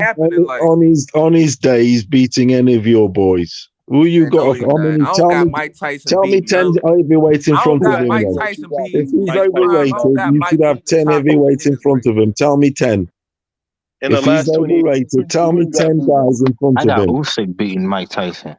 Yeah, that's like that easy. Fuck no, bro. Not Mike Tyson. Too. Prime, bro. I got Usyk beating Tyson too. No, yeah, okay. What Tyson are we talking about? Are we talking Wash Tyson or are we talking about Prime Tyson? Tyson, nigga. Prime Tyson, nigga. Who else then? You heard what he said. Prime Tyson. Get the fuck out of here. That ain't happening. I'm sorry. You don't know what you're on about. I don't think so. I gotta watch Chisora fucking gave Usyk a good fight. Chisora nearly 40. Bro, I feel like he was playing possum against Chisora, so yeah, Joshua could take the fight. He was baiting AJ, to be honest. I do think he was baiting AJ into a fight. Mike Tyson would have caught him. Usyk's a smart motherfucker. Y'all tripping, bro. Like, I do think he was baiting.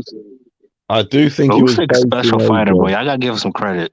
Let me ask y'all. Let's switch topics real quick. Right now, but he ain't beating no fucking prime Mike Tyson. Stop. Regarding the young guys right now, who are the young guys that y'all think are the real deal and y'all think that are like overrated as fuck? Shakur Stevenson and Boots are the future pound for pound number 1 and 2. The biggest hype job in boxing right now. Yeah, bro. I'm not gonna lie, Berlanga, man. Berlanga. This is the thing about Berlanga. I ain't no big time fan of Berlanga neither. I think the biggest. Let me tell you some real spill about Berlanga. This is the thing about Berlanga. He is the most marketable guy in boxing. Like, but the thing is, he's not that good. Though? But why do you say that? Is that because he just hangs with a bunch of celebrities? Over Ryan Garcia. Yeah, bro, he's dope boy fresh. He's fucking he's New Rican, screaming Puerto Rican, bro. Like, you know, bro, they're hungry for a dude out there, bro. Tank blew up. Them knockouts went to his head, though. Them knockouts went to his head. He was hanging already like a world champion. He was not humble enough. I can't keep up with everybody. He's not fucking humble enough. You said the fact that he's Puerto Rican, that he's gonna blow up because of that. Not just that, bro. He's dope boy fresh, bro. He's New Rican, bro. He's a promoter's dream, bro. If you're from the East Coast, but the thing is, he's too goddamn big, bro. He's too stiff. He's like a tight end. I don't want a guy at 168 looking like a tight end. Oh, Berlanga. Yeah, that he gonna be a big man. He's popular. I'm a fan of Berlanga neither. I feel like he'll get stopped too. He's popular though. Like, he's popular. David Morrell, David Benavidez, all those guys beat the shit out of Berlanga. So the fact that he hangs with a bunch of celebrities, Morrell will fuck up Benavidez. Hey, what's up? You interviewed Benavidez daddy, right, about fighting Morrell? Yeah, that was me, dog. Yeah, so what you thought about his answer? He said about 5 more. What he said? 5 more fights? Well, yeah, I mean that's when they would probably try making the fight, but the thing is, bro, it's like Morrell still got to build himself up. But a lot of dudes that know boxing, they already know how much he got to build himself. He already got a belt. He's a main event fighter. He sold out his last 2 fights. Bro, who you telling? I'm the one who I was there. I know. I just talked to Morrell. I'm the main one pushing Morrell, bro. I just talked to Morrell my damn self. So he want to fight Benavidez. I mean, them boys scared of Morrell. I mean, the thing is, you asked him about fighting. Scared of that boy, listen. You asked Benavidez dad about fighting Morrell, and he said Morrell need 5 more fights. And then you asked him about Canelo fighting Morrell, and he said, "Oh, Morrell would never fight him." He said Canelo would never fight Morrell. That's what he said. So he said right now, Canelo, the number one pound for pound, would never fight Morrell, but Morrell need 5 more fights to fight Benavidez. How does that make sense? So the number one fighter in boxing is ducking him and is afraid of the nigga, but y'all, what you mean, y'all better or something?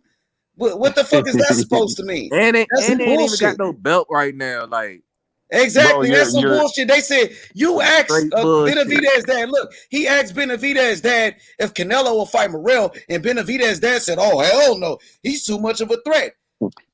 What is that about? It's the truth. So he's too much of a threat for Canelo, the undisputed number one pound for pound. But y'all saying Morrell need 5 more fights for you, and you don't even have a fucking belt. That don't even make sense. He telling you all you need to know. He's not ready for him. You don't want no fucking smoke. That's what I do know. They ducking Morrell, bro. And when you ask him that, oh, he need 5 more fights. He got to build himself. Why he didn't say that for Canelo? When you asked him about Morrell fighting Canelo, why he didn't say Morrell got to build himself up to fight Canelo? Because do you think Canelo's going to fight Morrell? Do you? What about Benavidez? No, just answer my question. Do you think Canelo's going to fight Morrell? Yes or no? Shit, why not? Hell no. Come on, dog. You can't be serious. Why dog. not? I mean, why not? What do you mean, why he's not? He's fucking fighting what's the everything name? He's fighting fucking Rocky Fielding, so Canelo could fight Rocky Fielding and Yildirim? Yes. Those are easy fights for Canelo. Why not fight, bro? If Canelo's going to make 30, 40 million, why do you think he's not going to fight those fights? So those dudes is good enough? Those dudes are stars to fight Canelo? Rocky Fielding is? He's a big name? I'm not a Canelo fan, right? No, I'm not saying you are, but what I'm saying is it's okay for Canelo to fight Rocky Fielding and Yildirim, but Morrell is not a guy that deserves a shot, and he got a belt. The WBA can mandate the fight. He will probably be forced to fight the motherfucker. Bro, you're arguing to the wrong dude, bro. You're arguing to the wrong cat. No, bro, you said you asked the question to the dude. You asked the question. Bro, like you're arguing me like I'm disagreeing with you or some shit, bro. That's weird. Yeah, that is weird how the niggas say Canelo is not ready for Morrell, but they is. That don't even make sense. That Morrell is too much of a threat for Canelo, but he's not a threat for Benavidez. They try to little boy fucking Morrell. When you ask him about fight, he need 5 more fights. Come on, man, that's some whole ass shit. Bro, before Morrell fought this December 18th, this last month, was anyone pushing for Morrell Benavidez? No, they weren't. It don't matter. He got a belt. They in the same weight class. I know, but you're not listening, bro. Like if you took it as this fool ducking, then I don't know what to tell you, bro. My damn self. I talked to Morrell. He said he want to fight Benavidez. I interviewed Morrell too in Spanish. What are you talking about? Does it matter, nigga? So if you talk to him and I talk to him, does it fucking matter? What the fuck are you yelling about, dog? Matter, like, you're not making no sense right now. Let's make the fucking fight happen and stop making excuses, bro. What the fuck are you talking about, bro? Morrell need 5 more fights. What you mean? He got a fucking belt. He don't need 5 more fights. Y'all need some more time, nigga. Build himself. He's already a fucking champion. He's already a main event fighter, nigga. He did 1 million views in his last fucking fight. What you mean? He's agreeing with you, bro. Man, fuck that. Let's make the fights happen. You got some issues going on over there, dog. Let's make the fucking fights happen. That's wrong. That's what's wrong with boxing. Talking about he need to build himself more. He just did 1 million views in his last fucking fight. But he got to build himself, and he's a main event fighter. How much he got to do? He got a fucking belt. Why are you screaming? Benavidez fucking fighting Kyron Davis and fucking Ronald Ellis. What the fuck is that screaming? About? Did they have to build himself? Did Ronald Ellis have to build his fucking self? Ronald Ellis, a fucking bum, and Kyron Davis, he fought them with no problem. Bro, why the fuck are you screaming? Nah, it's the fucking truth. It's my shit. I can say what the fuck I want to say, motherfucker. Hey, fuck you, bitch. You ain't gonna fucking cuss at me, motherfucker. Fuck you, motherfucker. I'll fuck you up, pussy. Bitch ass nigga. Fuck nobody. You barking up the wrong tree, dog. You barking up the wrong tree. Bitch ass up, nigga. Get off Benavidez dick, you fucking faggot. Bitch ass stupid ass bitch. Because I know you don't speak Spanish. If you would have listened to the interviews, motherfucker, you would have known what the hell was going on, dumbass. You came to my channel, motherfucker. Fuck you mean? You came to my shit, bitch. Pussy. Shut your bitch ass up and cut your camera on, pussy. Fuck wrong with you, bitch ass nigga. You a motherfucking bitch. You don't even speak Spanish, motherfucker, so I know you ain't talking no more. So what are you talking about, dumbass? You want to talk to me? Who's pushing for the fight, dumbass? If you listen to the interview, who's pushing for the fight? I am, dumbass. I don't give a fuck. You stupid ass. Who's asking the questions? No one's asking them, hey, do you want that fight? No one's asking them that. I'm the one asking them that, stupid ass. You don't want the fight. Yeah, nigga. Fuck wrong with you. We want to see the fucking fight, bitch. Fuck wrong with you. Get the fuck out of here, pussy. He calling out Benavidez, and Benavidez don't say. He don't say shit. He about to go I'm the one fight. that did the interview, you fucking dumbass. I'm the one that interviewed Morrell asking him if he wants to fight Benavidez, you fucking idiot. Are you that stupid, bro? He's fighting motherfucking bums. Fuck wrong with you? Bro, you know who's pushing Morrell, don't you? Nigga. We calling for the fucking fight, nigga. We calling for the fucking fight. The fight fans, nigga. Fuck wrong with you? Fuck wrong with you, bitch? Fucking whole ass motherfucker, bro. Just have the same energy in person, bro. Just have the same energy in person, bro. You'll find out. You'll find out, bitch. Fucking pussy. That's how much of a bitch you is. Yeah, ran like a little bitch. Just like I thought. Pussy ass nigga. That nigga H don't give a fuck about burning bridges. Bitch ass nigga.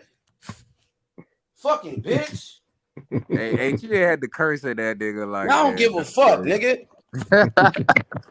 I like what they doing with Boots, man. Them niggas be getting in tune the Boots, man. He ain't doing shit, nigga. He just worked for the homie. Shit, you work for the homie. You ain't shit. He still bitch ass nigga. He worked for my homie. Shit, that's all right though. Now go tell YSM that I just roasted your ass. Man, them niggas probably never come back again on this shit. Fuck them niggas. They came to my shit. Should have did your fucking research before you came on this panel talking fucking stupid. Exactly, nigga. What ain't talking, nigga? Fuck it. What, nigga? If it don't apply to you, shut the fuck up.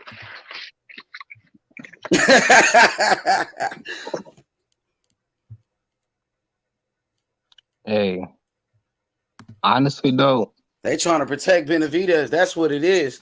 I already know what time it is. They don't want no fucking smoke. The nigga said Morrell need 5 more. He said Morrell need 5 more fights for Benavidez, but Morrell is ready for Canelo right now. That don't even make sense. Yeah, that's he's the one that asked the fucking question. Fucking dumbass. Yeah, Morrell ain't gonna get no type of. He gonna be avoided like the plague. That's how I see it. Not if he keep winning, they're gonna have to fight that nigga eventually. True. Canelo can pick and choose who he fights, though. He's at the level, at the point of his career where he can. Niggas keep worrying about this Canelo payday and shit. I understand, but like, fuck that. Fight each other, nigga. Like, fuck that. Canelo can't fight, but you feel me? It's only one Canelo. Like, motherfuckers really holding out. Niggas really holding out on good fights just for Canelo fight. Like, I guess they feel like shit. If they get that fucking loss, Canelo ain't gonna give them that payday, which I can respect. Cause that payday something real serious. If you beat a dude like a Benavidez or a Morrell on your resume, the fans is gonna put the pressure on Canelo. And like, hey, you know, you can't say that. Oh, whoever you fought, why do you deserve a Canelo fight? You can't use that excuse no more if you beat a Benavidez or a Morrell.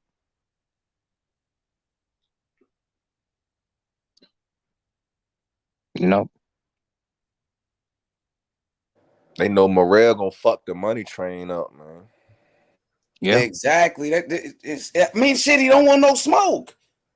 So basically, he gonna fuck up the money train. That means they don't want to fight this nigga. She had to cuss Morrell because man, fuck that bitch ass nigga. That nigga's a bitch. He's a bitch.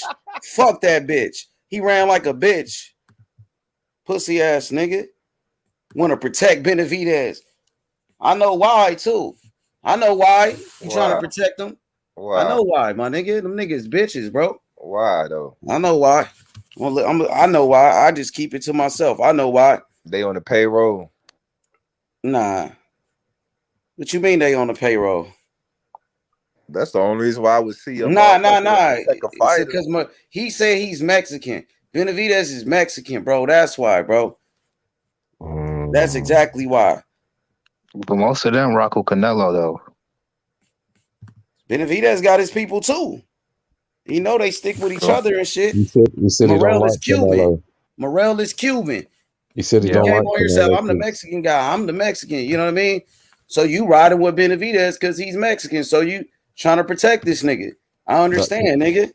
That's why he said he don't like Canelo, because obviously he's hoping to get the Canelo fight. And Benavidez, he said, I don't like Canelo. Yeah. They're on the Benavidez train. I just want to see this dude in a 50-50 fight for once. This nigga Benavidez fighting Kyron Davis. This nigga fought fucking Ronald Ellis. These bums. What did they do? Why those guys didn't build their name up to get a fight with Benavidez? Did they have to build their profile up? But Morrell got to do all this extra shit. Because he's fucking good and dangerous. Hey, what would be a good fight for Morrell right now? Don't say Benavidez. We all know he ain't gonna fight him. Benavidez. We all know Benavidez ain't fighting him right now. Why he ain't gonna fight him? Because the nigga's scared. Nigga scared, man. That nigga talk all that shit, but he's scared to fight the niggas who really want to fight him. Like Andre Durrell. Yeah, that is a good one. That would be a good one for That's a step up fight for him. Even though it's an easy win, it's still a step up. It is. Definitely. I don't know. Like 168 is is a weak ass division, low key. It's like top heavy. It's like some good 4 or 5 good dudes. I don't feel like it's weak. I feel like that shit's strong. I don't know. I mean, look at the names. You got Benavidez, Canelo, Morrell, Caleb Plant, but who's left after that?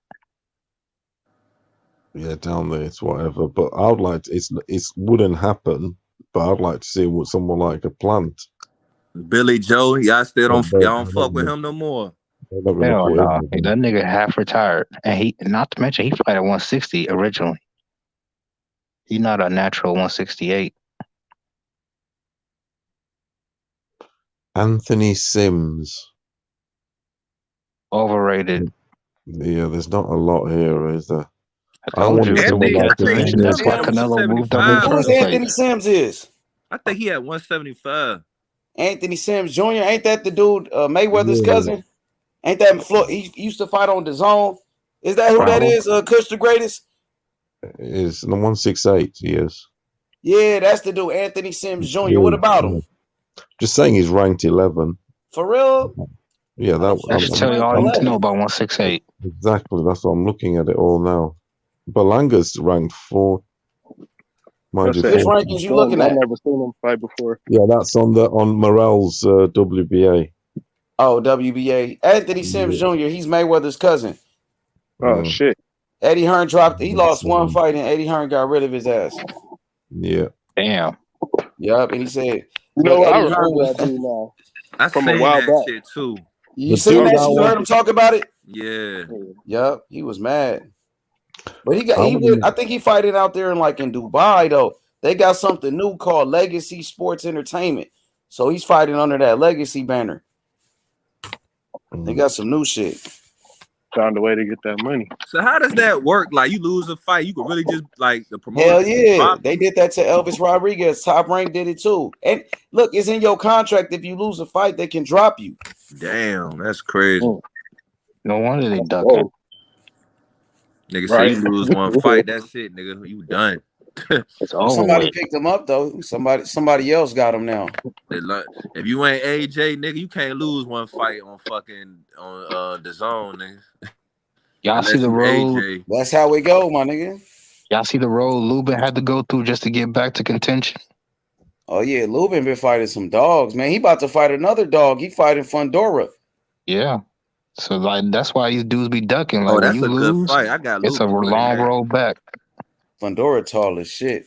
Fundora look like you give him a good body shot, it's a wrap with him. Man, he gonna cut that tree down.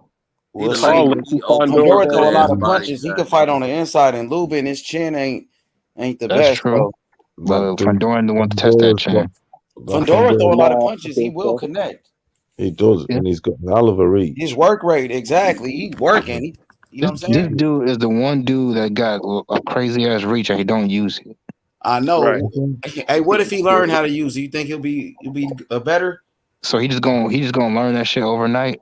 No, he's been improving. I'm saying, what if he does like later with that type of height and shit and reach? Hell yeah, with Okay, that then type he'd of be a fucking problem, but I improving. don't see that Does he happening. already know how to fight on the inside? Because he already know how to fight on the inside. But if he learned how to use that height and that reach, that motherfucker hell yeah. good. He got he'd be a problem. He flies in like shit like that. I ain't gonna lie, Fundora built funny to me though. That motherfucker He built is. strange. Yeah, he is. That shit is like, weird. he look goofy as hell, but that motherfucker be beating niggas ass though. Yep, he knocked out Nathaniel Gallimore. Shit, even Benavidez got a funny looking ass body, but that motherfucker can he fight do. though. He look like he belong at 75 to me. He do. That's just when I look at he got an old man looking body like. I got Fundora winning that. Like he always been kind of fat. If I was to see David in person, I would not Right. expect him to be a top tier world class athlete. Like I just wouldn't think that. So look at Fury body. Oh yeah, for sure. Wow. Shit, Andy Ruiz. How tall has Benavidez? Well, like 6'2", 6'3" or something. Who you talking about? Benavidez. He like 6 foot and a half. 6 foot and a half. Y'all know that muscle shit don't mean nothing in boxing. Yeah, he's 6 foot. Morrell 6'1". Yeah, somebody told me in person Morrell looked like he's 6'3", really though. Or 6'2". Really bigger than 6'1" though. Yeah, he's 6. You say 6'1" and a half though. Yeah, he's 6'2". Yeah, he's 6'2". Morrell could probably fight a cruiserweight. He's taller than Benavidez. Probably when he fill out, he could probably get that. He's supposed to be coming to the show like soon and shit. I talked to his people. They said he gonna come through. Can he speak English? Oh, he understand it though. He learning right now, but no, he ain't fluent or nothing like that. Yeah, better learn that if you want to cross over. Right. Be that Tyson Fury star, you gotta start learning that English. So sure, it's so corny to me. He could speak that English and he talk shit, bro, and back it up though. Yeah, he do talk shit. I'll give him that. He's a good trash talker. But the corniest dude in boxing gotta be Keith Thurman. Yeah, he gotta be. Man, niggas hate Keith Thurman. Bro, he just so cringy. Everything he be saying, I'm like man, turn this shit off. Man. Like at one point they was fucking with him though when he first came on the scene because he was talking shit about Mayweather. That's how people started to follow him. Because every time he fought, like he would call out Mayweather after the fight. So that's how he was clout chasing Floyd for a long time, man. Yeah. Clout chasing. Hard as fuck. So y'all feel like Keith poses no threat to nobody in 147? Hell no. Not the top, not Crawford. I don't see it. Probably like years ago, maybe. Not right now. Good fight. Sure. Y'all got him winning against Barrios. I don't know. I see him stopping him. You think he stop Barrios? Yeah. I think he does. It's he on a different level from Barrios. What about Boots putting a little beat down on Conor Benn? Hell yeah, he'll fuck They wouldn't take that fight anyway. They trying to know get Conor Benn to fight AB. If that fight happened, Conor Benn gonna be thinking about switching careers. Yeah, they get fucked up. I know you get. I'm like, Father, I don't want to box anymore. I agree, mate. You'll fuck him up big time. His dad was a legend, though. I ain't gonna lie. What was it? The Black Destroyer. All time. Conor Benn ain't that. He ain't that bad though. It ain't like he whack or nothing. Like he got some skills for sure. Mm-hmm. Nigel Benn versus McCallum is like probably the most brutal fight I ever seen. It's up there. Yeah, it's one of those you don't watch it because of what happened. But yeah, it probably is one of the most brutal.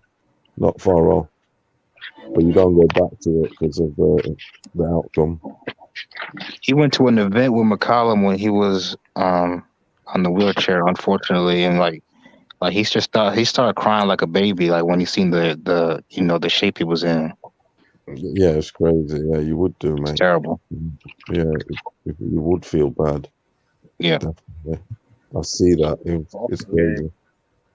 It's crazy because he had suffered that already with his let's say faux friend, that Michael Watson, the one who fought Eubank. He ended up in that. Mind you, he recovered quite well, but he was really bad. Yeah, but he can walk at the minute. McCallum's different, bless him. This sport's no joke, man. Hell no, it ain't no game. When you see that, that's when you think they deserve all the millions. That's why you gotta respect anybody who gets in that square circle. Yeah, they deserve all the millions, definitely. At the end of the day, it's a shame the ones at the bottom don't get anything, but yeah, they take the most damage. The ones that, yeah, exactly, they get the most damage. The gatekeepers and the journeyman, but fucking hell, shout out to them.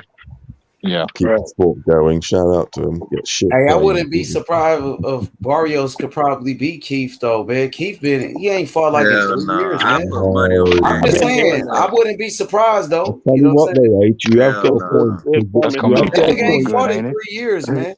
But Barrios is going up in a weight also. Right. You had like niggas don't be smart on the side and shit, H. And look at Barrios, he should have been at 147. But the bookies are not giving Thurman that much of a chance. Hell no. Thurman gonna retire on the spot. Barrios is too basic. I wouldn't be surprised though if it happened. I don't see it. That nigga gonna retire on the spot. Keith should win though. He should win. He's the natural welterweight. Barrios just got knocked out by Tank. Tank, who's a fucking lightweight. But you never know, man. What Keith really got left in the tank though? Barrios a natural welterweight too. This is the we shall see fight. I don't know. Y'all excited about that one? Y'all fucking with it? I still fuck with Thurman. I ain't gonna lie. I ain't writing him out yet. I am. I like Thurman. I still fuck with Thurman. He's always been one of my favorites. He's always been one of my favorites. So I'm not going to start being sold on Thurman. Like Thurman was that dude. Like I know he beat Danny Garcia and Sean, but they ain't never just been the top dudes. Like I never seen Thurman beating Earl Spence. I never thought Thurman could beat Crawford. I never thought he could fuck with them boys. He not on that level. We didn't see it. I think that Keith might be as good as or better than Spence though. Nah, hell. Say what? I like Thurman. I've always liked we gotta see what Spence look like, man, coming back. At his height before he fought Pacquiao. But why he ain't fight him then if he was like that? Like Spence been calling that nigga out. That nigga Keith ducked Earl Spence. Bro. That motherfucking body shot. That nigga ducked Earl Spence. That nigga been injured too. That nigga changed his whole energy when Earl wanted to fight that dude, man. That's one of the biggest ducks ever, bro. He straight up ducks. And that's why the fans, that's why people be roasting him. People, you know what I mean? Because of that shit. He deserved criticism. He be doing some goofy shit though. I mean, in the way Pacquiao did him, that's when people really stopped fucking with him. Because he talked all that shit. I'm gonna crucify Pacquiao. I'm gonna retire him. Pacquiao beat his ass. That shit was crazy. Pacquiao named his dog after that motherfucker. Bro, that's cold. For real, he did. He got a dog named Thurman, bro. Oh my god. That shit was a good fight though, H. You can't say that was no good fight though. I mean, shit, looked like Pacquiao whooped his ass to me, dropped him and everything, beat that nigga ass. That nigga Pacquiao whooped that nigga ass so bad, Thurman ain't fought in 3 years. He ain't fought 3 years since that ass beating. Matter of fact, either that or he got paid real Pacquiao good. hit that nigga with a body shot. He made Keith Thurman take his mouthpiece out. That's how hard he hit that nigga. The man did a lap around the ring. That shit was crazy. That nigga started screaming. Took that mouthpiece out and started screaming. Thurman don't be doing enough sit-ups and shit. Apparently, he was back on the juice the way he whooped that boy. Hey, that's why you don't want to fight Spence. That I'll body tell you work. what, he fucking looked like he was on that fight. He was definitely on that juice. Pacquiao beat that nigga ass. That shit, it was a funny loss. That shit is kind of funny every time I think about it. It was though. The way he talked that shit though. Come on, man. They made plenty of memes out of that shit. That face off before the fight, Pacquiao they was like, boy, I'm about to fucking kill you, bro. Thurman talk a good game. He need to start him a podcast though. That shit would be nice though. Cause he talk good though, for real. Yeah, when he's not trying too hard. Yeah, because I like Thurman though. He good for boxing though. He talk shit. He just duck. He a duck. Going down there. Stay away from Virgil Ortiz. Stay away from Boots. Thurman just put up a video. He was in the gym training. I gotta watch that, bro. I like Thurman. I like him, bro. I don't know why I like him, but I do. Because he's a good fighter. Right. He was a good fighter. Man, he's still good. He ain't elite. Yeah, how you know he ain't fought in 3 years? This motherfucker beat up everybody except one person. Shit. And I'm telling you, he making his comeback off this Barrio shit, man. He better. He need to. He need to knock him out, bro. So I could believe beat Barrios and then get his ass whooped by Crawford. Shit or I Boots. can see that happening though. Fight Boots. Yeah, he not fighting Boots. Did they ask him about fighting Boots? Thurman said, I don't know who Boots is. And Floyd Mayweather talking about Boots, how good Boots is. Keith Thurman, you don't know who he is, but Floyd know who he is. Earl Spence on FaceTime. Hey, look, Earl Spence on FaceTime with Boots. Terrence Crawford know who Boots is, and Floyd Mayweather, but Thurman bum ass don't know who he is. That was some cold shit, bro. I can't cap. That was some weak ass shit. That's why, you know what I mean? He did that same thing with Earl. He acted like he didn't know who Earl was when Earl was coming up. So he ain't learned his lesson. Maybe I just can't fuck with Keith. That was the demise of Keith, though. But, you know, Keith, if he wins this fight, that might put him in position to, you know, get in a big money fight in the future. Shit, it will. He trying to cash out, but he don't want to work for it. I want to see that Earl fight though, because we never got to see it. I do still, you know what I mean? Like after Earl and Earl ain't gonna fight him because Earl felt like he ducked him and didn't give him his shot. So why should he give him him a Earl shot? will punish his ass. That's true, but that's giving him a payday. I feel you. That makes sense too. So he don't want to. Why should he like reward Keith with a shot when Keith wasn't giving him a shot when he was champion? It gives Spence a payday too. You feel me? Yeah, he can get a payday fighting other people. You need a dancer partner. You ain't gonna get paid shadow boxing. You right, but Spence got other people he could fight. He could fight Virgil Ortiz in Dallas, Texas. Man, Spence could fucking fight Bud if he stopped being a bitch about shit. I think Earl Spence, he trying to fight Terrence Crawford. And if he don't get that fight, he probably move up. I think he really just want the undisputed, though. He not fighting Virgil, just like he not fighting Boots. Y'all tripping. No. I think they really just want to go for that undisputed, because if y'all been following Earl, he been saying road to undisputed on everything. Like, he on that undisputed shit. That's what he's saying. Also, low-key, the Virgil fight makes sense financially. He got a big Mexican fan base behind him. They can fight in Texas since they both from Texas. That shit would do numbers. Who y'all got in that fight? I got Earl, but close fight though. What y'all got? I gotta see how Earl looks against Ugas. Then I can assess that fight. Bud. But right now, I got Bud though. I think Bud is a tougher challenge for Virgil than Earl. Yeah. Bud by split decision. Nah, I'm talking about Virgil versus Earl. Who you got in that fight? Oh, Earl. Spence. But I don't know. I got to see how Spence looks against Ugas, man. I got that surgery is questionable to me, so I got to see how he look, man. Y'all don't believe Virgil the truth, huh? Yeah, he is the truth. I believe he's the truth. I believe he the truth. H Money believe he the truth. And he the next up, but like right now, no, I don't see him as a right now. That nigga Virgil the truth. 18 wins, 18 knockouts, man. That shit ain't gonna be easy, bro. I don't see Virgil beating Boots, Bud, or Spence right now, or even a Ugas. So you never know what can happen. True. I don't know about Ugas, but everybody else I agree with. Virgil is good though.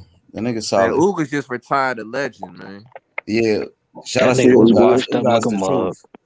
I'm glad he got that shot though, bro. Like, I don't care what's happening right now. I'm happy that Ugas in the position he in, bro. If I like stop thinking about it, then I could be like mad about the spin shit. But nah, Ugas deserved that shot, bro. He deserved it, bro. Like Crawford, he definitely did. This nigga going to court and shit with Bob Arum and shit. You don't know what's going on with Crawford right now, man. Hey, I see why Bob Arum old ass kept Pacquiao away from Crawford. Bud H.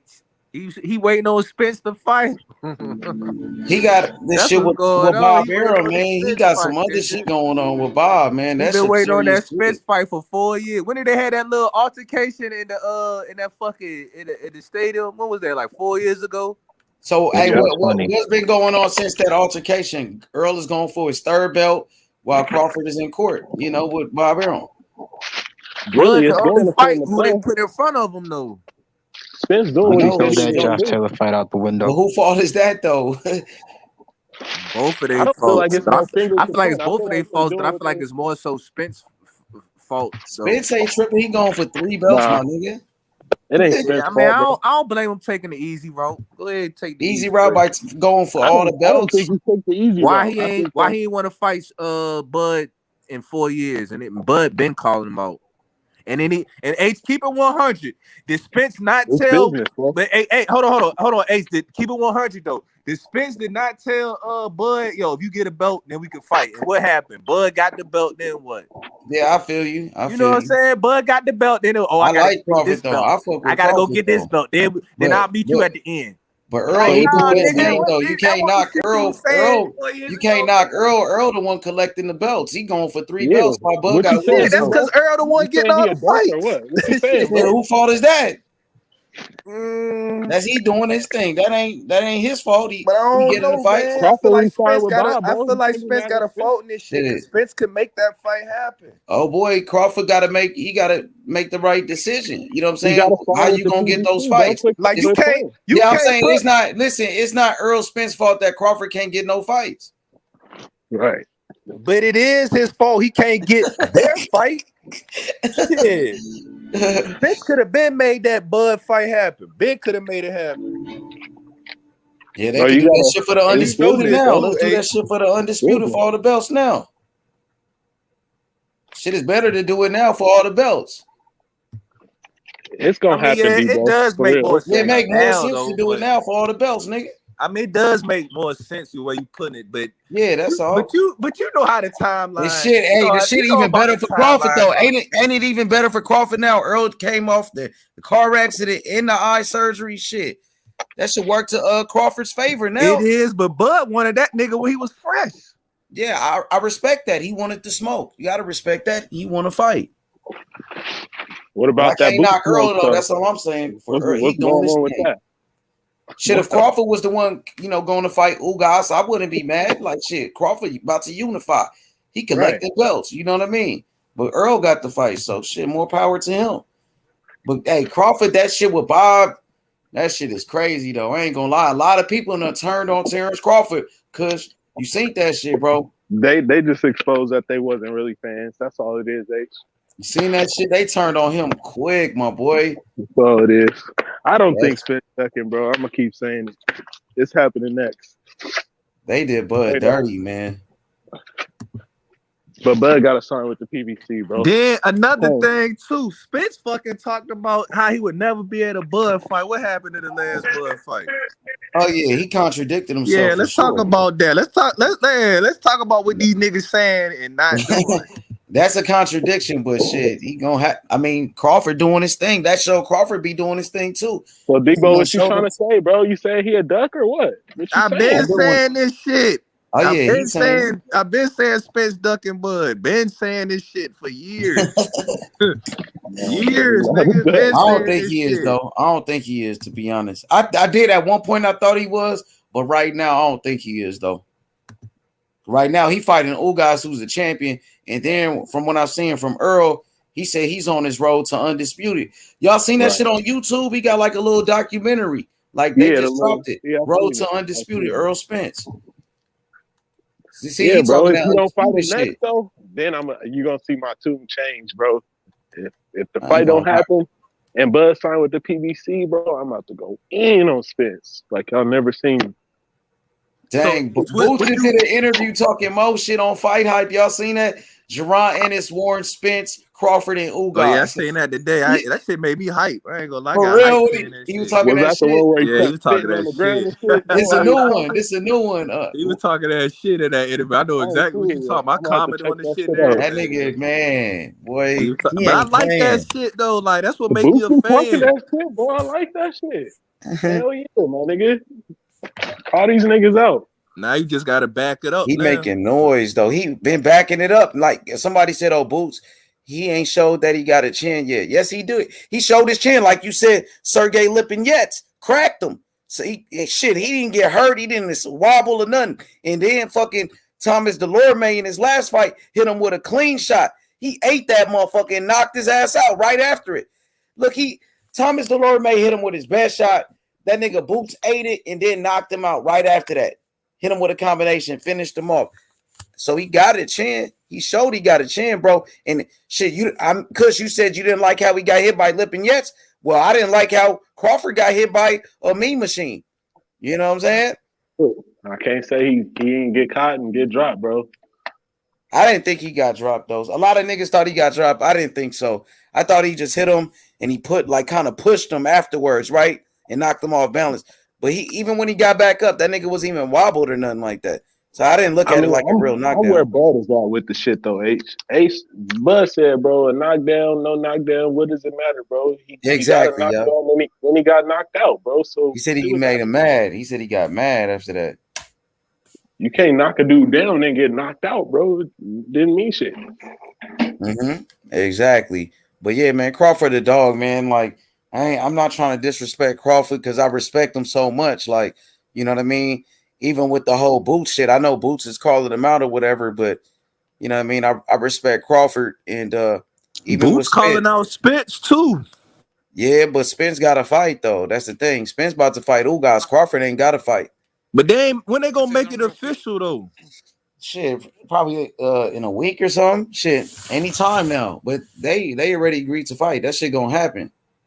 I seen that Jamel fight is official. Who you got in there? Jamel Castano rematch. I got Castano. Ooh, what's up? You gotta put some money on that one. Shit, nigga, you better go bet Vegas and call it. You know what I mean? Nah, nigga, I want to bet shit. Money, nigga. Nah, nigga. Shit, bet Vegas and shit, nigga. I want some of that H money, nigga. Nah, nigga, you better call Vegas and bet. You know what I'm saying? But I got Castano though. To be honest with you, I thought Castano won the first fight. To be real. Do they have odds out for that fight? So you don't think Jamel makes no adjustments for this fight? He can though. He better stay off the ropes like that. Stay off the ropes, and he probably do better. But I think Castano can make his adjustments too. If it wasn't for those big punches that Charlo hit him with, Castano could have won easy. So he got to make those adjustments as well. So people think about Charlo making adjustments. You got to think about what adjustments Castano gonna make because he gonna come back better. Charlo got to worry about that. If you a Charlo fan. Man, I got Charlo adjustments. What about Castano adjustments, though? You feel me? I feel you, but I got Charlo. I feel like they're gonna stop him. I feel he's gonna stop Castano. Castano got a solid D, man, and he could even drop him. Last time he hurt him, we could even drop him. Castano, a warrior, dog. I can't wait. What up, Kazi? What's good? Shit. I just wanted to jump in and say why why Spence is not ducking. But the thing is that if the theory that Showtime, PBC is running low on money or whatever the case may be, they're just trying to keep it. They're just trying to pay their fighters. Ugas is with PBC, Spence is with PBC, so they're not going to be spending money on outside fighters. Somebody like questioned why the Caleb Plant and Canelo get as much money as they did, and they're not going to be paying what I'm saying for Dillian White and Tyson Fury any money because they're not signed to PBC. They're not their fighters. Why would they spend more money? Why would they spend their budget on other fighters? They have to pay their fighters first. They come first. You know what I'm saying? Yeah, they can make the money back, but if people want to go down that, what I'm saying, Terrence Crawford route where he's not getting, they're favoring other fighters, then that would be the same thing in a sense because they're favoring outside fighters that are not signed to PBC and they would rather invest in somebody else. You know what I'm saying? So what's PBC, Showtime, what they're trying to do is they're trying to pay their fighters so they can stay with that network and they can continue to make fights. It just makes sense. I agree with Kaz on that shit. I think that's the truth of what really is going on. People don't like how the PBC operate. Shit. Yeah, but there ain't no nothing going on.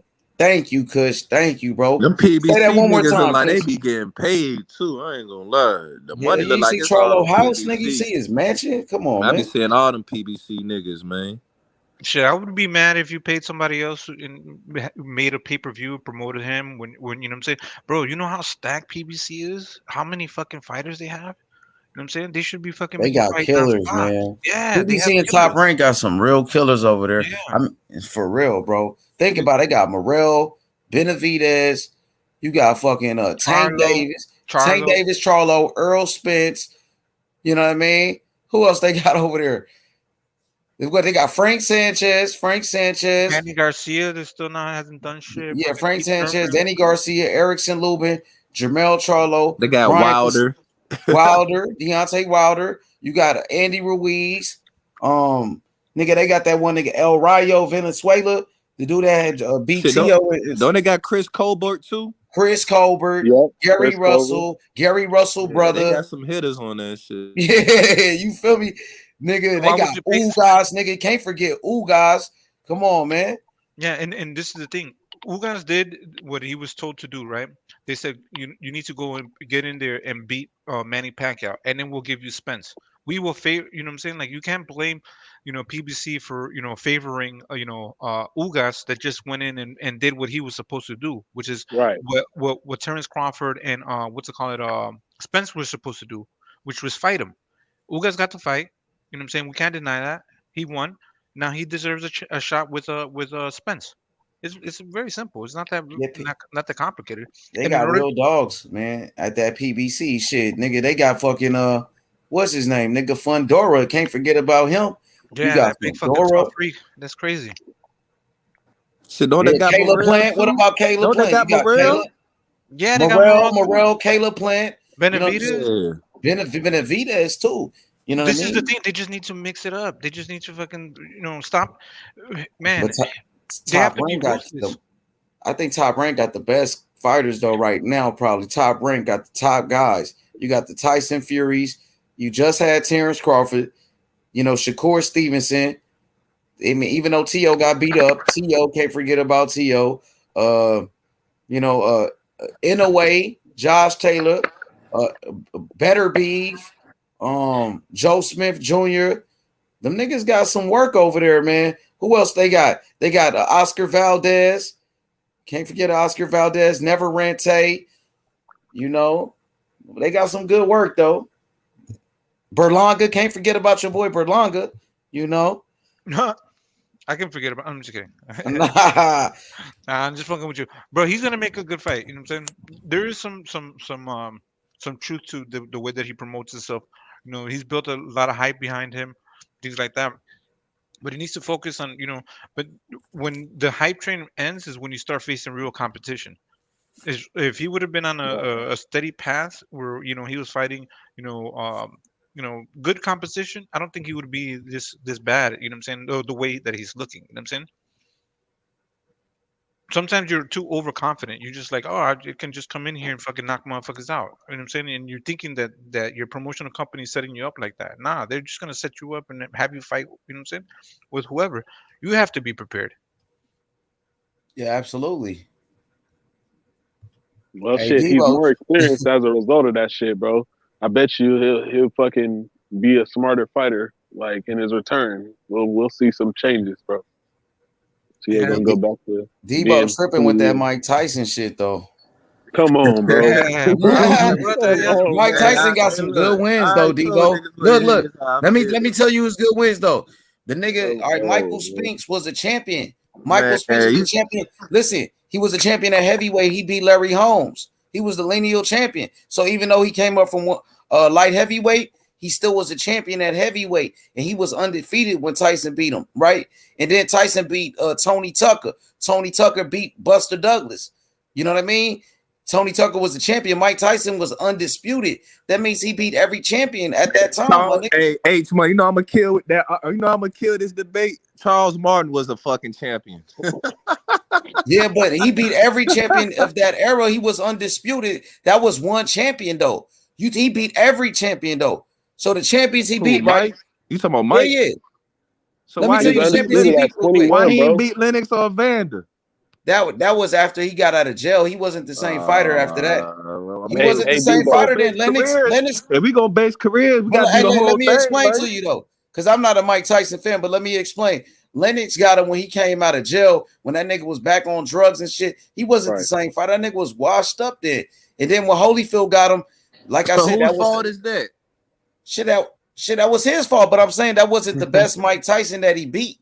He beat Mike Tyson past his prime. You know what I'm saying? So the Holyfield fight, that was all after jail. That was all Mike Tyson fault. He fucked his life up. But I'm saying Mike Tyson in his prime right there, when he was like 21, 22, he was an animal though. He was official. But his era of heavyweights, I know what you're saying. That era was kind of weak because the fighters he beat to become undisputed was Tony Tucker, it was Trevor Berbick, and Bone Crusher Smith. And then he beat Michael Spinks for the lineal title. So Mike Tyson, his best wins was Michael Spinks, Tony Tucker, Larry Holmes, and probably like Tyrell Biggs, Frank Bruno and shit. Old ass Larry Holmes too. Larry Holmes. But Larry Holmes, even after that, after Mike Tyson knocked him out, Larry Holmes came back and beat Ray Mercer and became a champion again. You feel me? Even that version of Larry Holmes was still better than a lot of fighters, though. I mean, I ain't saying Mike Tyson trash. I never say that. Yeah, but I feel you. Like, do you feel like they did kind of overhype him or kind of overrate him? Yeah, I mean, I feel like the reason why niggas overhype him so much is because he made he's such a great entertainer. Like he's always like fucking Mike Tyson is always in the limelight. Even to this day, he's still in the limelight. Hell yeah, because he was a star, man. That nigga was the biggest star in the world at that time. Go ahead, Kush, you just said something. Nah, I was just saying, like, bro, what you expect? He was undisputed at 21 years old. Exact. That shit was crazy. And then he's so much of a star because Mike Tyson, he was fucking, he discovered boxing when he was in jail. He was 13 years old. He got adopted by Customato and he became a fighter, nigga. So they seen Mike Tyson grow right before their very eyes. They got documentaries when Mike Tyson was a teenager, you know what I'm saying? In the amateurs with Teddy Atlas and them. They been watching Mike Tyson come up as a teenager, come from jail to the fucking champion at fucking when he was 20 years old. He became a champion at 20, undisputed at 21. That was crazy. And then he was knocking everybody out. And then his story, because he came from jail and all that shit, he was adopted by Customato, a white man. Customato adopted him, became his fucking parent, nigga. That became his dad. That story crazy though. Yeah, that's why Mike Tyson's so big. Yeah, Cuss if you read about the Customato story, it's funny how he found Mike. Like it's kind of Mike Tyson was a criminal, bro. He was robbing people at 13. Nah, like Mike was perfect for Cuss because Cuss was looking for a boxer. Like, and he found he was looking for one of them type of aggressive boxers he could train and just build up. He did the same thing with old boy Floyd Patterson. Exactly. Floyd Patterson, he did the same thing. That is the argument right there.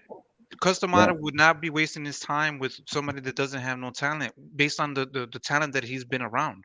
He saw talent. He saw how great Mike Tyson could be. Mike Tyson didn't have Customato after a while. Once that happened, bro, it's like, you know what I'm saying? It's like the brain, you know what I'm saying? Like, you need somebody in your corner to be telling you the truth, to tell you what you can't see. You know what I'm saying? Customato was one of those guys that can see a lot of fucking things. He saw talent, he saw skills. Then another thing that helped too, Mike was very loyal to Cuss. Like he was very loyal to that nigga. Like he never wanted to let Cuss down. That's why he was so great. A lot of time when Mike was fighting, he was like, when I was reading like his history about him coming up with Cuss and shit, he was like, man, sometimes he don't even give a fuck about the fight. He just wanted to make Cuss proud. Yeah, because Cuss took him in and raised him. He said he didn't give a fuck about winning or losing. You gotta understand, bro. Believed in him. Cuss adopted him when he was 13. Break noses and shit, bro. Like break motherfuckers' jaws and shit like that. Customato, when he found Mike Tyson, he was rehabilitating young troubled kids, bro. He was looking for somebody tough. You feel me? That could obtain a lot of information. Mike Tyson got a great mind. You feel me? That's something he don't get a lot of credit for. Yeah, he is a genius. Right. But the thing with Mike Tyson, that nigga was a criminal, and Customato adopted him at 13 years old, man. and that shit was crazy, bro. A white man at that time, you know, he did that with Floyd Patterson. Man, Mike Tyson. But Cuss did that just so he could Customato had two of the youngest. Customato had two of the youngest heavyweight champions of all time with Floyd Patterson, and then with Mike Tyson, and that was both of his fighters, bro. And it was doing business with Muhammad Ali when nobody wanted to touch him. Nobody wanted to be around him. Nobody wanted to sending Muhammad Ali money when they exiled him, helping him out, shit, bro. Customato was a good dude. Yeah, he was for sure. So that's, for me, it's like, all right, maybe we didn't see the full package. Like we didn't see, Mike Tyson live up to what Cuss saw, the potential. You know what I'm saying? But that's the way life is. Yeah. You know what I'm saying? I've had friends that are smart, went to fucking, the best schools, things like that. They ended up fucking up their life. You know what I'm saying? That's how life is. It's real. Look, maybe Mike Tyson, maybe they do overrate Mike Tyson a little bit, but what he did, nigga, nobody will ever do that shit again. Become a heavyweight champion at 20 years old, undisputed at 21. That will never be duplicated again, my nigga. So he's a legend for that shit. Oh no, I ain't say he ain't no legend. He's definitely great for boxing. I just feel like the pedestal niggas put him on when they talk about straight boxing shit. And I don't feel like he deserves. Feel like they kind of overhype him a little bit. Yeah, I just feel like, that's how I feel. I just feel like the hype that Mike Tyson gets as a fighter, I feel like we should give that same fucking attention to Lennox Lewis. Yeah, like niggas never talk about Lennox Lewis, and he was a late bloomer though. Lennox was a late bloomer. Never with talk it. about Lennox ever now. Yeah. Lennox was. Hey, Mike Lennox was a beast though. Mike Tyson was sensational. You know what I'm exactly. Lennox was sensational too. Lennox was good too. You knock him off, but his style was. Sometimes he would fight boring fights the way like he did against David Tua, where he didn't even take a chance. He just boxed from the outside. Mike Tyson had that exciting style. Man, that's because Tua in the first round. Threat, nigga. Like Mike Tyson came in there straight bulldozing motherfuckers. First round knockouts. That shit was crazy. He was way more exciting than Lennox. Yeah, Lennox Lewis he was a more exciting fighter. I give you that, but he don't got the story. Actual fighting. And Lennox, Mike Tyson had the streets. Yeah, he don't have a story like Kush said. Go ahead, Kush. No, I'm saying Lennox Lewis. He don't have a story that Mike got. Lennox Lewis kind of boring, bro. If Lennox Lewis was, I give you that. Mike Tyson is a street nigga, man. Mike Tyson is a street nigga, bro. Like, I get all that. You feel me? I get that. You know what I'm saying? But that's why I feel like niggas be overrating him on shit like that. Like niggas will start talking about that shit instead of the actual fighting shit. Like, I feel like but that's why he the star that he is, though. Well, look, Debo, that's what make Mike Tyson the star that he is. That shit. Right. And he was a hood hopper, bro. Like, he 1 minute he from Canada, then he from the UK. He want to run over here and like Americanize himself. Lennox the credit he deserved, though. Still doesn't discredit him as a fighter. Yeah, I agree. What he did in the ring. But personality, though, Debo, that's like fucking Terrence Crawford. They say this nigga's boring. You know what I mean? But and I get all personality. That. Talking about the shit in the ring, and that nigga not boring. All right, the shit in the ring. What about Andre Ward, nigga? Andre Ward, probably the best nigga ever, nigga. That nigga ain't lost a fight since he was 12 years old. Olympic gold medalist, retired undefeated. Nigga don't give Andre Ward no type of love, nigga. And I feel you. And Andre Ward is the best light heavyweight ever to me. Man, Andre Ward, one of the best fighters I've ever seen. Man, he my favorite fighter of all time. He is, and he's more of a dude you should be speaking up for, Debo. Like, he don't get no love. Hey, matter of fact, Andre Ward, nigga, he respond to people on Instagram. That's my favorite fighter. Like, I look up to him, so I hit him up. That nigga respond, nigga, message a nigga back. Like, that nigga cool like that. That's how, you know what I mean? Man, get that nigga on the show. Shit, man, we too wild. He ain't that nigga a church nigga. He ain't, man. He don't even cuss. He don't even listen to rap music, man. Andre, you gotta have a night when niggas can't cuss and shit. Niggas gotta just for him. Yeah. Cause he probably gonna want to tune in, see what we be doing before we. Cause I feel like real talk, like when nigga, I be saying like. I feel like fighters be liking these shits because it keep the promotion going. Like they like this type of shit. Like even when I talk to my boy, like. I ain't gonna say I ain't think he was gonna turn it down, but I ain't think he was gonna be so welcoming to get on the show. You know what I'm saying? He just said he just been busy with shit, like, you know what I'm saying. But they be liking this shit because it promote boxing. You feel me? So hell yeah, they love that still shit. like, even though it might not be like the way they want to do it, but it still helps push the culture forward. You feel me? Whether we talking shit or not, like the fact that we still speaking on boxing, it helps push it forward. Well, Facts, they did it more. We wouldn't have to, bro. If they did it more, did all the shit talking, we wouldn't have to, bro. We just be Who else watching. is gonna talk about it, nigga? You don't see like on Sports Center where they just talk about boxing every day. That they barely even bring up boxing on Sports Center unless it's some breaking news. You know, go ahead, Cosmic. It tests your mental fortitude too. You know what I'm saying? Because like how easy is to break you. You know what I'm saying? Like you see motherfuckers come in here, they get cooked and they easily get broken. You know what I'm saying? They fucking they run off of the panel and shit. They never fucking come back. Like, bro, that's you're just weak minded, right? So if you can deal with this shit, if you can't deal with this shit here, then how are you gonna deal with it in the ring? You know what I'm saying? You're getting punched. You know what I'm saying? You can't take a fucking verbal jab. You know what I'm saying?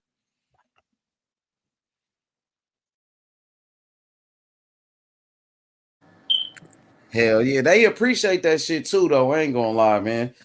They appreciate like Bill Haney when the nigga, when we come here and we talk about his son and shit.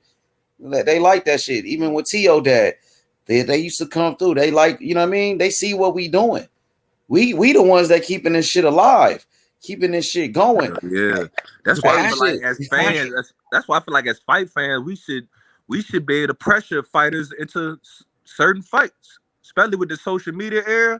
Like we could make fights happen on our behalf. Facts, you right about that, bro. Hey, look, when I talked to Morrell, I was like, man, I appreciate you, champ, fucking with me and shit like that. And he was like, man, I appreciate you, man. You know what I'm saying? Thank you for what you doing, for me and shit. That's what he was telling me, They said he gonna come through soon, though. His birthday, matter of fact, is today, David Morrell. He turned 24 today. It's his birthday. It's Tuesday, right? Wow. Yeah. Happy birthday. Morrell birthday today. Yeah. Okay. I thought it was the 17th. So it's the 18th, right? Morrell birthday is on the 18th? No. That's what I was asking. Because, today was also Muhammad Ali's birthday and Martin Luther King's birthday. Oh, for real? Yeah. Shit, Morrell's birthday is supposed to be Tuesday. Today is Tuesday, right? Quote me on that. I might be wrong. Hold on. Yeah, Muhammad Ali's birthday was today, but we in a new day now, though. You know what I'm saying? So Morrell turned 24 today. They say after he celebrate his birthday and shit, he gonna come through. I talked to his manager. He was like, man, we got to get him on there. I just told him, like, he said his birthday coming up. So I told him, man, let him, celebrate his birthday with his, with his family and shit. And then he could tap in with us. Does he ever go back to Cuba? I don't think he went back to Cuba since he left. Can they go back? I don't think, because he's like I want to. He exiled. He escaped from Cuba. I don't even want to talk to that nigga about boxing. I want to talk to that nigga about we gonna get into all of that shit, Debo. Yeah, we gonna get into that, man. The struggle. I be wanting to know how these Cuban niggas be getting over here, on the boat, on the speed, nigga, on the boat. And guess what? Some of them niggas be dying trying to come over here. Armundo, the Cuban brother, was just telling us the other day. Remember, Kush? He was saying some brothers don't make it. They try to hop on that boat and try to, escape Cuba. Some die in the process. So they drown by drowning. Yeah, all of that shit, bro. Well, they also once, like, usually what they'll do is they'll go from Cuba to Mexico, and then from Mexico into the United States. So that's what a he whole did. new path. Yep. That's a whole. I thought they'd be going to like Cuba to Florida. No, Morrell went to Mexico. How long does that shit take? So they'll just get on the boat. Like 9 hours, I heard, or something like that. That's what I heard. I don't know. I thought it would have been days or some shit. No, the Mexico trip is days. The Mexico days? See, I don't know. You're right. Probably days. So they'll get on like a little ass raft for days and just say, fuck, we thugging on this raft until we got there. No. Once you get to Mexico, then, you know what I'm saying, it's by foot. You know what I'm saying? Then, you have to, move. That's how it be, man. Yeah, but they can tell it, you know what I'm saying? But you're right. We need to talk to him about all of that shit. Like, what happened, like, when he left Cuba, you know what I mean? That whole experience, we got to get to all of that shit. That shit is real. Yeah, do you remember when I was telling you about Mantequilla Nápoles, H? Yep. So the thing with the name, so Mantequilla Nápoles was one a Cuban exile too, like back in the day. So one of the things that along with Mantequilla Nápoles, Celia Cruz, I don't know if you're familiar with her. She was a huge Cuban artist, right? They basically relocated to Mexico. Mexico, like you know what I'm saying, took him with open arms and was like, you know, this is your home. So he was a Mexican citizen. You know, Mantequilla Nápoles was. Celia Cruz was there for most of her career, and then you know she expanded, you know, and became like a global superstar. You know what I'm saying? Celia Cruz is no joke. You know what I'm saying? So the Cubans have a lot of history, but so with you know being named Mantequilla or you know what I'm saying any relation to that, you know Mexico still holds Mantequilla Nápoles in high regard. You know they considered him a Mexican. You know he I fought in know. Mexico. You know what I'm saying? So it's like okay, so if you're a Cuban, you know what I'm saying, and you need a fan base, and you can remind them of other great Cubans that have been around that have been you know what I'm saying like what do other fighters do? You know what I'm saying? They wear the colors. They'll fight on on May. They'll fight in September. Things like that. So you know what I'm saying? You put a little bit. You know that's what you got As a to matter do. of fact, I talked to his manager about the nickname. I brought that up you know, the Montequilla, and he said I think they want something original. That's what he said. Yeah. I No. brought it up to him though. Yeah. The one thing with this like it's hard to name yourself after somebody you know legendary like that. You know. Hmm. So it's like And then you have to pay respect. You know what I'm saying? So. and I brought up to him like the smoke, like El Humo, right?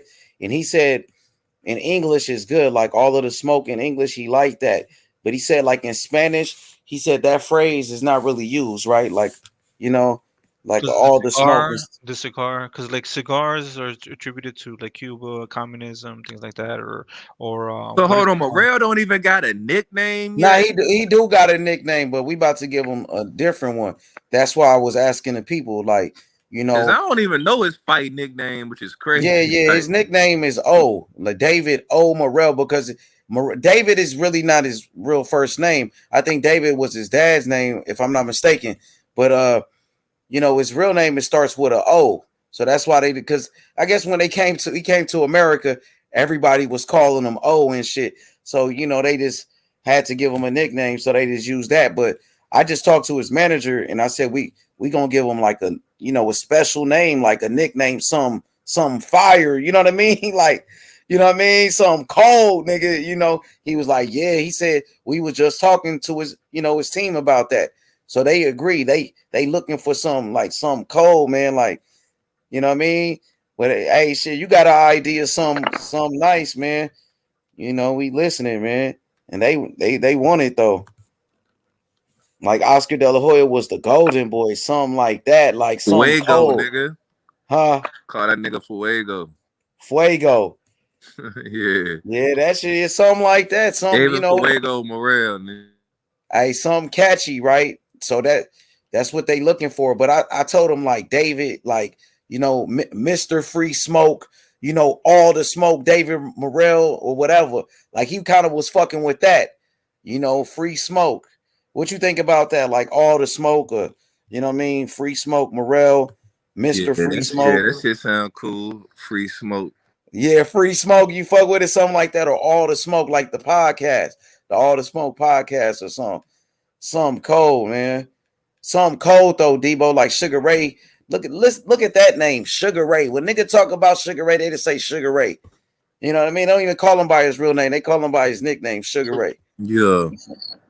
It gotta be something cold, Iron something Mike like gonna Tyson. stick. You know what I'm Yeah, saying? like Iron Mike Tyson, like Thomas Hearns was the Hitman. His first nickname was the Motor City Cobra, but then they switched it to the Hitman because he kept knocking people out and shit. Like Roberto Duran, that was the Hands of Stone. They gotta be something cold that's gonna stick. Because Morrell is a special fighter, man. You know, we gonna turn him up, man. You gonna turn him up. What up, though, man? Cosmic was good, bro. Shit, just chilling. Working on some stuff. You know what I mean? Hell yeah, Stay I saw that. motivated. Keep on working. I mean, that's what we gotta do. You know. Hell yeah, hey, we got some good fights on Saturday, my nigga. Shit, we got that UFC shit. Woo. Man, Francis Ngannou, man, versus a Cyril Gain. That gonna be a great fight. And then boxing, Gary Russell finally back in the motherfucking ring. I can't wait versus Max Sayo. That's just Gary Russell. Gary That's some Russell's good ass coming? boxing. That's PBC too. Shit, that shit lit. No, so Gary Russell's coming back this Saturday. Oh wow, man, they need to promote that, the comeback of Gary Russell. You know what I'm saying? Like I that's how you gotta know. do it. You know what I'm saying? The comeback. But The man I is mean, back. shit. I'm so into what's going on with the Devin Haney fight or the, you know, what Morrell is going. You know, yeah, we gonna talk about it. We gonna talk about it more. You know, as we get into the week and shit. It's fight week. Because like Gary Russell, another thing is like with the promoters, they also need to promote Gary Russell. So then that way, when they have a big fight with somebody else, you know what I'm saying? You know, he's not forgotten about. You know what I'm saying? Like, you know, me to like, yeah, if Gary Russell's coming back, you know what I'm saying? I don't know. The promoters don't be painting good pictures. You know what I'm saying? They're just like, all right, here's a fight, boom, that's it. You know, you gotta, you know, give them some. You know, Yeah, more promotion, huh? Yeah. I guess he's just not a big name like that, bro. But the guy that he's fighting, yeah, I might do a video, my prediction video. I'm gonna do like a prediction video on this shit. And we can shop. Yeah.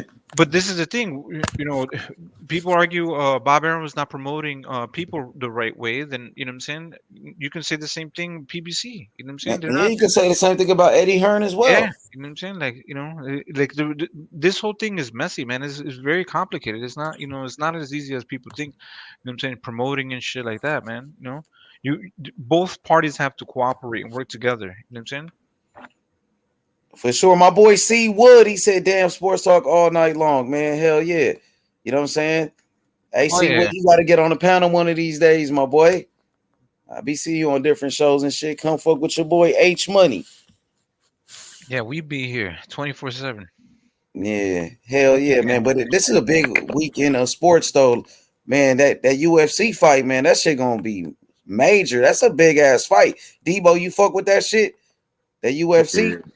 I don't be fucking with it like that, but you know, that shit hard, man. Yeah, I be in tune a little bit. I ain't even gonna lie, I don't be fucking with UFC like that though. For real, you ain't gonna fuck with this fight, the heavyweights. That shit gonna be cold, man. I mean, I'm gonna see if somebody streaming that shit, but I ain't pressed to buy that shit though. But I do want to see it though. Yeah, it's gonna be a good fight. Who you got?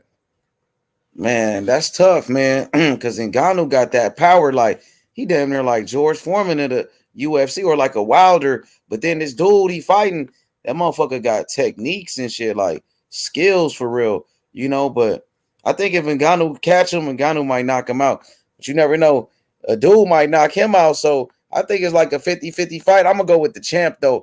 But no, I'm going to go with the challenger, man, because I like his style, you know, because he a kickboxer. He do that Muay Thai shit, and I like that style of fighting. I like that Muay Thai kickboxing. I also seen Francis want that Tyson Fury fight, too. Damn, imagine that. That should be crazy. He got real power. And heavyweights, it only take one punch. You know what I mean? Man, that nigga Francis ain't gonna land nothing clean on Fury, nigga. Fury gonna be playing with his ass. And Fury's so big, he way bigger than him too. And he agile too. Yeah. Francis ain't gonna know what to do in that ring, nigga. He gonna be with lost the like shit. Fury have him confused. Fury, so that herky jerky movement, this shit gonna fuck him up. Mm-hmm. It's crazy because like people don't give Fury credit, but like man, like for a big man to be moving like that, man, that's it's insane, huh? Yeah, bro. When he rolled the punch, I was like, oh shit, okay, all right. You know what I'm saying? Like that big ass body rolling punches and shit. You know what I'm saying? It's insane. I don't see nobody beating him, to be honest. Unless you probably got to knock him out to beat him. That's the only way I think you could beat him. And shit, I don't see nobody really knocking him out. If Wilder can do it, hell no. Yeah, and I think Wilder had the best chance because he was fucking deadly throughout. Like the only way I see Fury losing if he just gets unmotivated, like he just be like, "Fuck this shit," like I'm just doing it to do it. But he seems like he's still like he got the fire. He's still talking that shit. Like he fucking saying Usyk on steroids, and you feel like I just seen some shit today. He in there doing a body.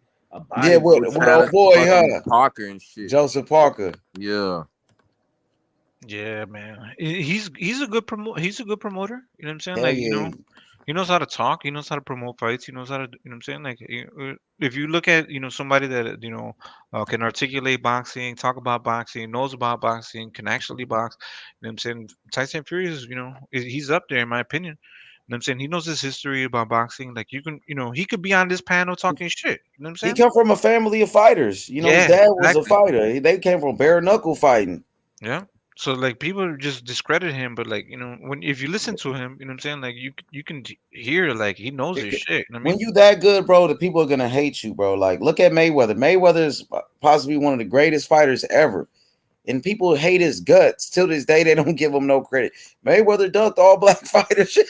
That should be crazy as fuck. Like, nigga, what color was Shane Mosley? Shit, Zab Judah, he black, ain't it? Yeah. Fuck. Well, this is the thing. It's easy. Andre Berto. Easy breakdown, real quick. Boxing is a worldwide sport. You know what I'm saying? So you're gonna have Asians, you're gonna have European fighters, Mexican fighters. You're gonna have people from all across the world. You know what I'm saying? So that's when you're competing in the worldwide scale. Like imagine if you only fought black fighters. That doesn't really represent the whole entire world, does it? Exactly. Thank you, brother. Then they gonna say he ducked the Mexican fighters. He ducked the Latino fighters. Then you know what I mean? Yeah, that doesn't represent all of But it be black people saying that though. You know what I'm saying? I hear black people saying that Floyd Mayweather ducked black fighters. Like, nigga, hey Floyd, I ain't gonna lie, man. So when you like that guy, when you the best, they will always do that, bro. Try to take away from your credit, but it is what it is. You know what they say? If you ain't got no haters, you ain't popping. So you got to be doing something right. Fury got to be doing something right, bro. Yeah. Now, the one thing that everybody's waiting on AJ. AJ is kind of in the same situation like Canelo, because like if once AJ decides what he wants to do, whether it's going to be, what I'm saying, take the money and not fight Usyk, then Usyk, what is his choice now? Usyk, the rematch. He got to rematch Joshua because they got. He doesn't have no mandatories. He doesn't have no mandatories right now. I think he might. I think Joe Joyce working his way up. I think they were saying, Joe Joyce, a WBO. I think he might be Joe Joyce or something. If I'm not mistaken, bro. Yeah, so because like if AJ earlier would have said, okay, you know what, I'm just gonna let these two guys fight, then it would be Tyson Fury versus Usyk, and then we wouldn't have to be waiting around. Dillian White wouldn't be in the conversation. You know what I'm saying? Because it would be all the sanctioning bodies would want to have that undisputed. You know what I'm saying that would be the goal. It's all good, man. Hit the like button, subscribe to the channel. You feel me? Or join the panel. My bad, y'all. I've been here this whole fucking time listening to y'all. Fucking one of my little employees, they fucking got a fucking fade in this parking lot over here. H, shit, hilarious. What'd you say? What'd you say, my boy? One of my coworkers just got a fucking fight in this parking lot. For real? Fucking Australians. Who he fight? Like a random person or somebody that he worked with? Random motherfucker walking through Walmart parking lot at 2 a.m, bro. Like, man, film that shit. That shit on live. We trying to watch that shit. Nah, I didn't see it, bro. I was actually inside doing my shit. Came out on my lunch, and I'm hearing about all this shit. All the police out here and all this shit because apparently the dude pulled out a fucking knife, and they let the shit go on. They let homeboy continue working, right? So the dude comes back. Dude comes back, and then they call the police, bro. So now it got fucking hectic and shit, bro. Now they walking 3 together outside, fucking sweeping the parking lot. Motherfuckers can't walk alone. Crazy. But shit, hell yeah, fucking. I heard y'all talking about the fucking upcoming fights, bro. We got some good fights happening, bro. Hell yeah, man. Look at the schedule, man. Shit, Saturday, Gary Russell versus Max Sale. That's a good fight. I don't know why boxing fans keep bitching and crying all the time, bro. Motherfucker, I've been for some weeks now. I've been wanting to see Gary Russell come back. It's gonna be a good scrap. Hey, Kush, that gonna be a low-key big fight. Watch. Because Max Sale, Philippines, bro, they support their fighters. The Philippines, they kind of similar to the UK. They support their fighters. Similar to Japan. They support their boxers. Australia, they support their fighters, bro. Max Sayo is a star in the Philippines. So he got a big name, bro. I'm telling you, this fight right here is an underrated fight, bro. I agree. Swear, Kush. I don't think that people know about Max Sayo like that, bro. Nigga, they say he the next Manny Pacquiao. Go ahead, Cosmic. I'm gonna let y'all cook. Go ahead. No, you good, bro. Go ahead. Hey, I'm gonna switch to my other fucking phone. This shit about to die. All right, come on, my boy. I'm gonna drop the link for you. Yeah. Go ahead, Cos. The one thing is, didn't Max Sayo had a tough fight? Like he was trying to figure shit out in the last fight that he had. You know what I'm saying? He was like, he won it because he knocked the dude out, but it was like late. He looked confused. You know what I'm saying? Somewhat, in my opinion, I was just like, what the fuck? You know what I'm saying? Like, because like they were. I mean, I know, I understand. You have tough fights, but I was just like, man, I don't really see it. You know what I mean? You know what I'm saying? Like I don't see like where you're, you know what I'm saying, like trying to figure things out and trying to break this guy down. You know what I mean? It just seemed like you just, he just wasn't there. I don't know. And then, maybe that's why Gary Russell, their people are they're like, all right, let's get it. Let's, you know what I'm saying, we can get him now. You know what I'm saying? Talking about Max Sayo? Yeah. Like they're trying to get him now. Because like once you start seeing some people will jump on these fights if they start seeing vulnerabilities. If they start looking, you know what I'm saying? Like those are, that's my conspiracy hat, right? And I'm not saying that some fighters purposely, go in there and try to look garbage and shit, just to, get a big fight, or you know what I'm saying, like, show some, some type of weakness so other motherfuckers can fight them. But you know what I'm saying? I just thought, I was like, man, that's not as hyped as I thought it would be. You know what I'm saying? Yeah. I hope he ain't fooled by that shit though. Gary Russell, he seemed like he come prepared to fight. Yeah. So Yeah.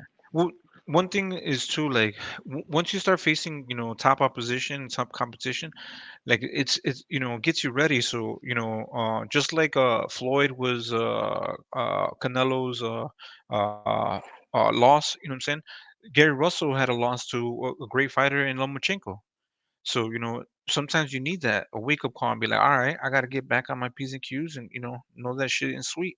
So I'm hoping, he can get on it, prove a point, and then come back and what's it call it, start putting in work, or, you know what I'm saying? Like have people calling him out. Cause I know, he's gonna want to get those fights, hopefully with, what's it call it, Shakur Stevenson, you know what I'm saying, at 130. yeah. Who do you guys would have, um Shakur versus Gary Russell? Like even if Gary Russell looks Shakur good, easily. I got Shakur. yeah. Gary But Russell a good fighter though. I ain't gonna take nothing away from him, but he is a little guy. Like he's about 5'4". I think Shakur is younger, bigger, stronger. Shit, at this point, I think he might be faster. So I got Shakur, but Gary is a good fighter, bro. And it would be a good. It's He a would be a style good thing. opponent for Shakur. He would be a good opponent for Shakur. I don't think Gary will fight that dude. Gary talked about fighting Terrence Crawford. He talked about fighting Devin Haney, but he's about to fight Max Sayo. So I think Gary, I mean, he does a lot of capping, man, to be honest with you. I don't see that as a good fight for Shakur. I think that's actually kind of going a little backwards. He's supposed to be getting ready to fight these bigger guys. He's a two-time champion. He's supposed to be fighting getting ready to fight a Loma. Yeah, Valdez, Loma. Yeah. Devin. Yeah. I mean, sometimes you're not gonna get these big fights. Sometimes you need to, get a champion under your resume. I mean, do you think if Gary called him out, then so be it. You see what I'm saying? But I don't think he should be out there like looking for a Gary Russell fight. Yeah, but sometimes that it needs to get done. You know what I'm saying? Because like you're trying to prove yourself against another talented fighter. You know what I'm saying? What is he, the longest reigning champion right now? Yeah, that's true. But it's like in comparison, it's like Conor Ben trying to fight an AB who got more accolades than him.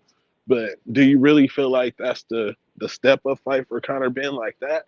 Or should he be trying to get ready to fight a top guy? You feel what I'm saying? But I feel like Conor Ben even should be trying to do more as far as who it's a he's calling breakout out. fight though. It's a breakout fight. Like Right. what you're I doing do is agree that Gary Russell is a breakout fight. You like feel me? You get you some more notoriety. yeah. Well, he has a name. He was a two-time champion. So it's one of those things where you know sometimes you know you have to get those names. So you're basically taking his fans. You're taking Gary Russell's fans and bringing them over to you. You're proving them. You know what I mean? Yo, I'm gonna say this real quick, man. Everybody go subscribe to my brother Cosmic channel on YouTube, Cosmic One on YouTube right now. Subscribe to him, man. And Cosmic, Yeah. feel free to drop the link to your channel in the comment section. And Kush, man, when you gonna start your channel, brother, so we can promote your platform as well? Shit, I need to get it going, bro. I'm still thinking of some ideas, working on some shit, but I'm gonna be starting it soon, bro. For real. For sure, man. And you know, we gonna right here, man, we gonna build that platform right here on H Money Boxing because you are a part of H Money Boxing, my brother. You know what I mean? For real, y'all my guys. You know I'm focused on this channel and promoting this channel. But shit, when it happen, it'll happen real soon. You already know. So, Kaz, man, could you Whatever. tell the people a little bit about your platform, brother, and what you will be working on? All right. So my whole thing back in like 2000 and like 16 I started fucking around with virtual reality. You know, I love boxing throughout my life. So for me it was something that I anticipated, you know, that was going to grow, become big. So I started streaming, recording, you know what I'm saying, and doing things like that, and also like helping other people, you know what I'm saying, whether it's setting up computers, whether it's setting up, you know, programs or things like that, on you know what I'm saying, not online or anything like that, just in, like in real life. So I was doing, you know, Thrill of the Fight, which, you know, we do here, you know what I'm saying, with H Money. So I love the platform. H Money always, you know, gives everybody a platform to come and speak. You know what I'm saying? No matter how casual you are, you know what I'm saying? H Money Yeah, opens doors hey, for everybody. this shit is like the barbershop, bro. Everybody's welcome. You Yeah. come over here, man, and enjoy yourself, man, and you can speak your mind, bro. And it's, you know, it's just, you know, good boxing talk, good debates. That's what I'm looking for, bro. You know. For real, So YB's page was fire, bro, over there earlier. I Oh yeah, he went to on his his way, page man, first. and you up next, bro. You know what I'm saying? Whenever you started, you feel me? You up next. You gonna be your shit gonna be like that too. Hey, Kaz, we so what got a link, bro, because what I want to do is kind of similar yeah. to the shit that you created already. I know you created who was it that created the Discord? Did you create? Yeah, no. Well, Discord's been around for a while, so Discord is just there. You know, so the thing that I do is you know, I stream on Twitch. You know what I'm saying? I used to run like gaming websites, and I used to run gaming communities and things like that. So you know what I'm saying? Like I've built them up from scratch. You know what I'm saying? I've had, you know, 3,000 people in my community. I've had over 50, you know, players that would play in, you know, in my group and things like that. So, but I got really busy because, you know, I started working. What's it called? I became a manager, so I was making fucking crazy money. You know what I'm saying? And Right. you know, I left all that shit alone. And then I'm like, and that shit burned me out. So I'm like, you know what? What I'm gonna do is just try to focus on me. I'm gonna take a risk on myself instead of me working for somebody else and making people money. I need to make money for myself. You know what I'm saying? And I know, you know, if once you start working and put your hard work in, people are going to pay attention. So you know, Right. I told, you know, with H, you know, I wanted him to like you know, work on the merchandise. You know what I'm saying? All you know, websites, merchandise, you know, all of that stuff. You know what I'm saying? Like I tell people, man, support H Money. You know, support his Cash App, because like, you know, Right. a lot of people come in and, you know, I'm not saying that they're taking advantage of age, but you know, they can, you know, support, you know, because at the end of the day, everybody's, you know, welcomed here, and this is a platform where, you know, they're building themselves up, you know, and age always is inspiring other people to build and branch out, right? So you know, and there's more to come, you know what I'm saying, whether, you know, if you have, if you can get, you know what I'm saying, like a hoodie, a t-shirt, you know what I'm saying, any of those stuff, right? So if I can help Right. him out, you know what I'm saying, you know, I will, you know what I'm saying. if you open the doors for me, I'm gonna come in and you know what I'm saying. I'm gonna set up the Christmas tree, and you know what I'm saying. We're gonna get this shit popping. You know what I'm saying.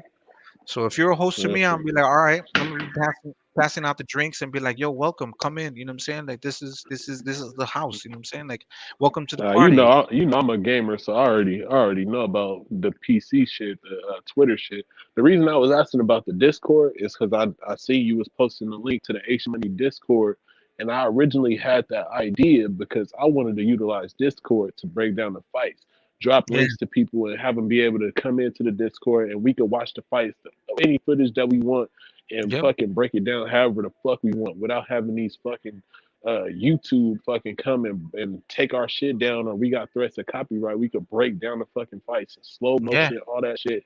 That's what I want to do. I want to go into detail. H asked me about my channel. That's what we about to do. You feel me? So if we now that we got the H Money Discord already, shit, I'm like shit. Me and you and H need to be working, bro. Like we want to break down this shit. So That's really what I want to do, bro. no soft spot. It's not about paying money, man. You know what I'm saying? Nah, fuck that. It, Nobody, it, you feel me? but Worry.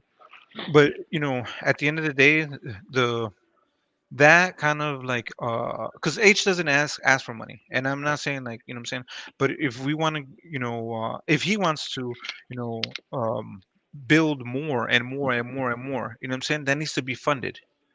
I mean, there has to be a way. So like if he's making merchandise and things like that, then who's gonna pay for it? What I'm saying, it's gonna come out of somebody. You know what I'm saying? Like it's just It the way just it should is. be an option, bro. Like if you want to invest your money, like I know it's a lot of people in here, you feel me, that actually want to invest. You should have the option to invest in, you feel me, whatever it is. Yeah, it's not So like, like oh, H gotta have the merchandise there, you feel me, for the people who want to, bro. Because I would like to invest in, you feel me, a hoodie, you feel me, support. shit like that, anything to promote the page. Like yeah, that's important. Yeah, I mean, so even traveling, meetups, and things like that. So imagine if we can go to, if we could meet up in Las Vegas for a big fight. You know what I'm saying? Right. That shit would be dope. You know what I'm saying? And then we could interview fighters. You know what I'm saying? Like, my whole thing is just thinking beyond. You know what I'm saying? Like, there's levels, and it's like, if I can help you, you know what I'm saying? Like, you know, get this done. It's good. If we just want to keep it the same, we can keep it the same. But it takes support. You know what I'm saying? It takes sometimes we need the people support. You know what I'm saying? Right.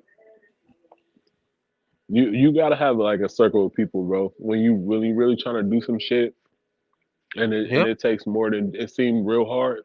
Maybe it's because you're trying to do it on your own, bro. Like it's hard to do everything. You feel me? When you being creative, Yeah. Now, it's if easier. if if starts saying that he was in a car accident and asking for fucking cash, cash up donations, then I'm saying, I'm gonna be like, yo, bro, no. You know what I'm saying? But What's if up he's with saying that, like, huh? yeah, what's up with that? But if he's saying, look, listen, this StreamYard that this is on, you have to pay for that. You know what I'm saying? Merchandise, you have to pay for that. Websites, you have to pay for that. There's certain things that you have to pay for. You know what I'm saying? So, you know what I'm saying? Like I said, I'm not the type of person that's gonna try to take advantage of anybody. I try not to be on the panel because I'm saying, we have some guests that come in here. They speak sorry, they speak knowledge, right? So now I just like to listen. You know what I'm saying? But like I just like to sit back and just listen. You know what I'm saying? Because I appreciate any type of information. If I can learn, I'm here. I'm all ears. You know what I mean? Real talk. So there's a lot of people that come in and they're doing their thing. They want to expand, they want to grow, they want to do all of these things. you know so now with my channel, if you guys, I don't want to promote it because like I haven't been doing shit because I haven't, what I'm saying, I've been doing other shit, but that's my channel. You can search it, what I'm saying, on what's it called, it on YouTube or on Twitch. Twitch is where I was streaming. So I was streaming like virtual reality video games. You know what I'm saying? So and that's always been my interest because what all these big major companies are investing in is, what I'm saying, the metaverse, NFTs. You know what I'm saying, and things like that. So you have to you have to be ready for that. Even some people are like, that's just gonna die out. It's not real. They don't like it. Whatever. You know what I'm saying? But you still have to be able to sell that shit. And in order for you to sell it, you need to know it. I mean, Yeah, you don't want to get left behind. That's what that sounds yep, like. That's a game. exactly. You And better get on top of it. yeah, you can see my track record where I'm saying, like, I've been doing this shit since 2016. I've been doing, I'm saying, augmented reality. I've been doing virtual reality. I've been doing, I'm saying, virtual reality videos and things like that. I'm saying, so I want to continue to do that. And the flavor that I want to bring is basically doing VR here and bringing other VR content creators to come here, do their virtual reality boxing. If you guys want to fuck with that and want to test that out and see that shit, if it's entertaining or whatever, you know what I'm saying. But what we've done here, myself, Lebanaya, H Money, so Lebanaya is my coach, trainer. You know what I'm saying? H Money is my promoter, and he what's it called? Paulo is my manager. You know what I'm saying? So if we can get more people to come over here, you know what I'm saying, and fuck with that, bro. These guys are getting 60K views. You know what I'm saying? Look up Thrill of the Fight, virtual reality, mixed reality, and things like that on YouTube. Their numbers are crazy, but they're not doing it like this. They don't have a panel that's fucking either talking shit to you, coaching you, or telling you what to do. You know what I'm saying? It's a whole new fucking wave. You know what I mean? So if we can bring a whole new flavor, ain't nobody's doing it like that. So if we could do a whole new fucking thing, Nah, cause I bet you, the people when you go on Twitter or Twitch and you look at those fucking streams of people playing that game that you're playing, they chat not fucking as lit as ours. I yeah, bet you, no, bro. yeah, They not calling the yeah, fight and shit like we are, bro. It's different. And I exactly, know I've been in them Twitch chats and all that shit, bro. Like it would be yeah, something different if you bring that to Twitch, bro. You should do that. yeah. That'd be a good Kush, idea. Kush, I told H, man, if we can if we can move the platform over to fucking Twitch, YouTube is is the boxing community is pretty fucking toxic. In Twitch, you know what I'm saying, they are on a whole different level, bro. They donate more, they subscribe more, they buy merchandise more. You know what I'm saying? Like, I know, it doesn't matter, but you have to, if you have if you're the only Chinese restaurant, you know what I'm saying, for 20 miles, you're gonna be making money. You know what I'm saying? That's how it is Right. on Twitch. There's nothing like this on Twitch. No, You know you're what right. That's how it works. It's like an algorithm, and like if you want to be boosted to the top, same as YouTube, like you gotta fucking choose something unsaturated. And boxing, I'm saying? or Yeah, talking about boxing on you on Twitch would be something that nobody else has right now. Like I feel where you exactly. coming from. And I told I told It's a sorry. bitch on Twitch, bro, that I watch sometimes. Like if I'm bored, I'm just smoking, bro. Bitch just paints her titties on Twitch. Like, like you know what I'm talking about, bro. You ever seen her? Yeah, You're like well, one of the most popular people on Twitch, bro. All she does is just like paint her tits, bro. Like that's all she yeah, does. they be wilding out. But it's a better streaming service in my opinion, because it's easier to find people that are streaming live all the time. You know what I'm saying? Like here in on YouTube, you have to search and search and search and search. You know what I'm saying? And then you come across a whole bunch of channels that have narratives, and what I'm saying, racial bias, and all this shit, all this drama, and it's just like, man, it's not even worth it. So on Twitch, if you're the only motherfucker that's driving down the road, you're gonna get noticed. Right. And then you have all these games that are gonna be coming out. You know what I'm saying? Like boxing gaming should have never left. It was, you know what I'm saying? I see motherfuckers playing NBA 2K nonstop, same old fucking shit all the fucking time. You know what I'm saying? That could be boxing. Yeah. You should do that, Kaz. That's a whole different Yeah, market. yeah. Now that's the thing. We gotta get on that. You know what I'm saying? On another you know what I'm saying? Just hit me up. You know what I'm saying? Let me know. No, yeah, I gotta get your number, bro, because like I said, what I want to do, I think we could use Discord. You feel me as a way to do what I want to do.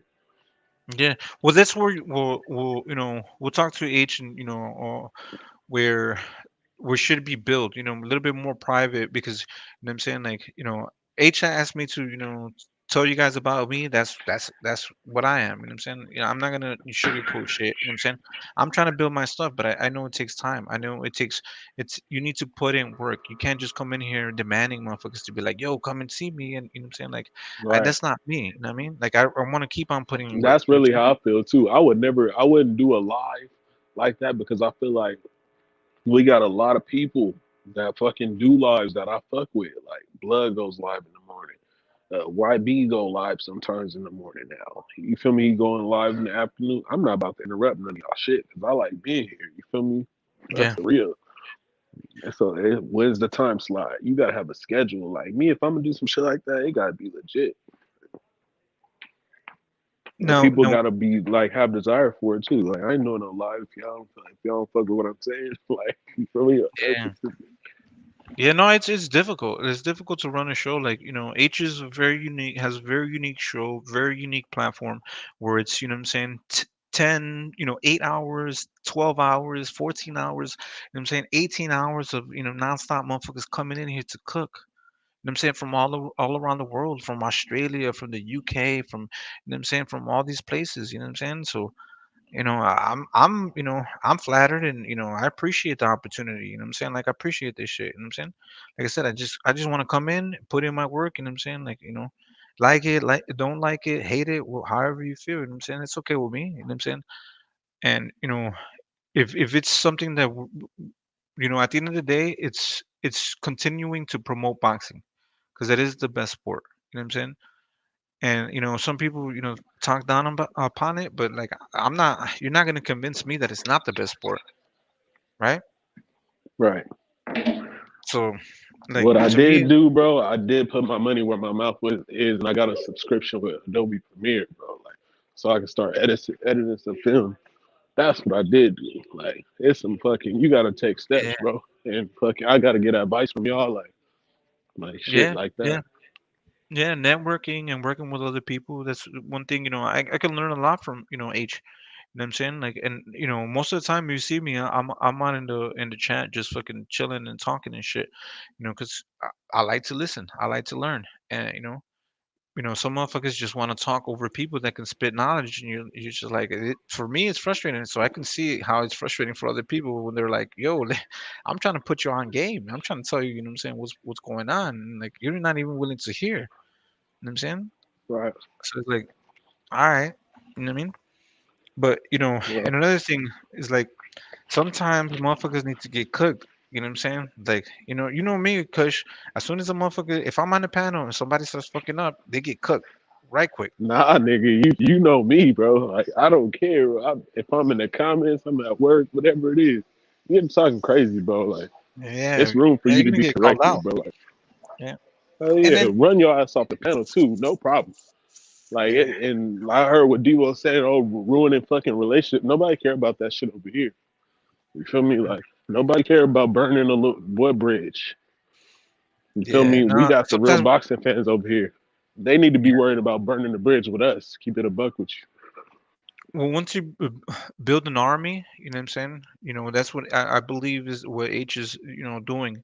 He's building an army. You know what I'm saying. And then and when you have like-minded people, then it's just going to grow, and we're going to just trim the fat, which is get rid of the casuals, get rid of the basic bitches. You know what I'm saying?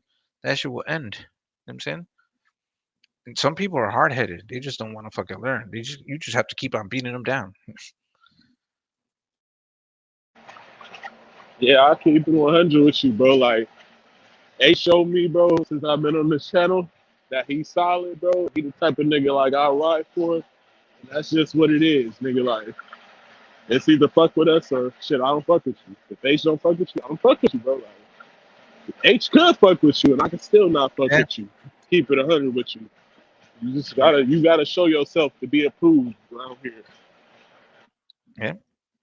That's just the way it has to be. You know what I'm saying? They came over here. You know what I'm saying? You gotta, when you go to somebody's house, you kind of want to, be prepared. You know what I'm saying? Because, like, I heard a whole bunch of motherfuckers asking questions like, "Teacher, what is this?" And I was like, "Man, what the fuck?" This is awkward. Y'all motherfuckers are making this shit weird. It's very simple. You know what I'm saying? Come informed, you know what I'm saying? If you know, and if you have questions, ask in the right manner, in the right tone, not like you fucking know everything. Real shit. Don't nobody know everything. Unless that shit is a real fact. You can't come on here talking about, in your opinion, something is a fact. What the fuck? That's not a fact. That's your opinion. What the fuck, Rich? That shit didn't make no fucking sense, bro. I was sitting up here like, how this motherfucker gonna say his opinion is a fact? Yeah, but one thing, Kush, you know, like if somebody had an argument, you know, and they go back and forth, let's not, you know, talk about their situation. Like let them do their thing. They, you know, they Nah, I'm all with that too. Like, I hate when motherfuckers come in here trying to interrupt the energy with two people going at it. Let them. Yeah. Don't try to. I hate when I come into this channel. Everybody can't talk over. Bro, I don't give a fuck. If you can't get your bars off, then get your ass off the panel. Yeah, you're not ass motherfuckers, bro. If you scared to over talk a motherfucker, you timid like that, you can't get your bars off, then you don't belong here. Stay in the chat. Yeah, stay in the chat. Keep on typing aggressively. That's what I do. I use caps. That's why I use caps. That notice me. Yo, so team Batman boxing. Y'all want to go through the roster? I was trying to do that shit last night. Y'all want to see the roster for ESBC? Y'all want to go Hell through yeah, it? do it, bro, because there was some fighters I was concerned if they own it or not. Like, Oh yeah. I asked you if Earl Spence was on there. Did you point it out for me? I might have missed No. it. I had some technical difficulties. So what I did is I erased my history and it signed me out from what you call it SteamYard. So we can do it now. You know what I'm saying? Hell yeah, he should definitely be in the game. He would be one of the few that I'm expecting to be in there. Not in there. I want to use Spence when that shit come out. Yeah. Oh yeah. It'll be hard. I like Spence's relentlessness. You know what I'm saying? The way he did Mikey Garcia, he was just on his ass. He You just want to kept know on. what's one of my favorite things that Spence does when he fights? I like how he leans his head into you. He uses his jab to blind you, and he lean his head into you, and he could fight on the inside comfortably from there. That shit is impressive as fuck. I don't see no other fighter do it. I don't know who I could compare that to. Yeah, no, Dude is strong though. Spencer's no joke, you know, but he's doing what he's supposed to because, like, you know, his promotional outfit is looking out for their you know, their fighters too. So he's like, all right, you know, have to fight Ugas. I'm not gonna make a big deal about it. Let me get this shit done. Because at the end of the day, you're grabbing another belt. Okay? Right. So it's like, you know, I mean, yeah, Spence has made excuses, but has he? You think he has? Well, yeah, I don't think he has. I think it's really. I was reading an telling article earlier. Crawford that he needs to get a belt. Remember that? Well, in that situation, he got the belt. I could feel where Spence was coming from. Then he got in the a belt. way, he was telling Crawford to get a belt so that he could show himself like that he's ready for a fight. You feel me? A big fight. He want to make the fight bigger because he respect Crawford. Yeah, I don't feel like that was a duck at all or nothing like that. No. I understand certain things. Like, okay, like look at Boots Ennis versus Virgil Ortiz, right? I don't think this fight should happen just yet. The fact that you know the fans want it to happen, that's great. It looks good. You know, I want it to happen, but I want them to grow and you know and go their separate ways and then meet up. You know what I'm saying? On some undisputed type of shit. Okay? Because they're gonna be the next generation. Hell yeah. Because like if that happens now, then everybody's gonna be like, oh, Virgil Ortiz lost to Boost Ennis. Virgil Ortiz ain't shit. He's blah blah blah blah. You know what I'm saying? Like, nah, it's not like that. When you fight when you fight good competition, that's what's gonna happen. You're gonna fucking lose. Right. So it's like how? You know what I'm saying? Like y'all want fights to happen, or you want to just sit there? And Somebody gotta lose, bro. Like, yeah, you feel me? Somebody gotta lose. I just feel like, as a boxing fan, I feel like you can have a fight and then a loss, you could still come out looking great, bro. Like, and these fighters, they gotta get that through their head. You gotta make the fucking fight. Get the fans the fight that they want, and then show yourself, show your work, feel me? And then let people be the judges instead of trying to fucking assume what the fuck we gonna do all the time because we don't really know. If you really can see it. You feel me? They don't know what the fuck we think. Yeah, but at the end of the day, is you have to give the fans what they want. Yo, H, can you put my screen? I put my screen up. You know what I'm saying? It's just the Yeah. roster of boxers and shit. Yeah, give the fucking fans the fights that they want to see. Yeah, Like and then, T.O. when he beat Loma, I never looked at Loma like he was any less than, bro. Like, what the fuck? in That don't have Loma nothing to do with Loma's legacy. Loma did exactly what you're supposed to do. Go right back and fight everybody else. You know what I'm saying? Right. Go, you know what I'm saying? Go, and maybe he didn't get all the best fighters. You know what I'm saying? And he had to settle with Nakatani and Lomachenko. Coming, but it's the way that he beat them. You know what I'm saying? It's the way Yeah. that you beat these guys. You didn't have a I fucking never rough looked at ass. them. I never looked at it like that. I always looked at it like, damn, he must really want T.O. bad. Because he's going to Yeah, go fight the guys that he just beat. That shit is great to me. yeah. People that don't like Loma looked at it like, oh, he's fighting some nobody, some old washed up guys that T.O. beat. No, those dudes were fucking Leftovers. guys. And, Yeah, that's how they looked at it. but it's the way that he fights them. You know what I'm saying? Like it's crazy. Right. Gerald Field. So it's called ESBC boxing game. So this is the boxing game. You know what I'm saying? These motherfuckers they're fucking with me. Bro, I'll be playing this shit all night, all fucking day, every single day. For real. That game is going to be the one. So we It's gonna have be it, bro.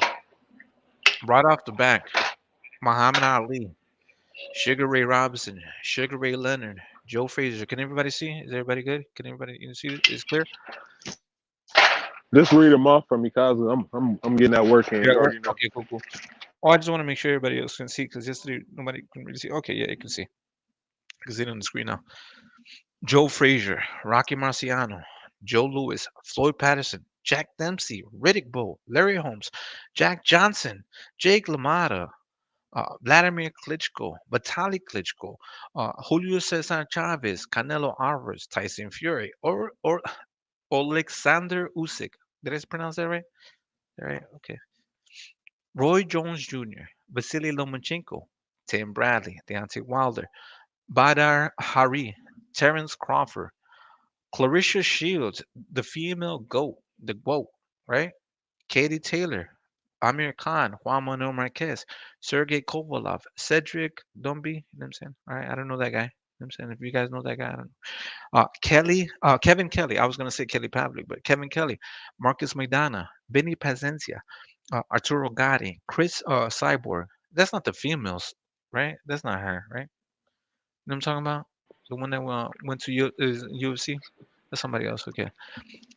Josh Taylor, Juan Francisco Estrada, Marco Antonio Barrera, Roman Gonzalez, Senisa Estrada, Mickey Ward, Caleb Plant. Gets a little weird because it's just a little off right here. Alexander Povetkin, Frank Bruno, Daniel Jacobs, Jessica McCaskill, Jorge Linares, Eric Morales, Joel Diaz. Did I mention Sean Porter? Sean Porter's right here. If y'all can I see. didn't hear Sean yet, but yeah, you said Sean in there. Yeah, Sean is in here. Yeah, yeah. I'm saying like, I wish the way they did this list, they They did would have it like did it by weight, by weight class. and yeah, Yeah, I that would would say would have too. But go ahead. I'm trying to keep track. I'm listening. So I think I left off with Joey Diaz. So Alexander Povetkin, Frank Bruno, Regis Progress, Nigel Ben, Franchon Cruz de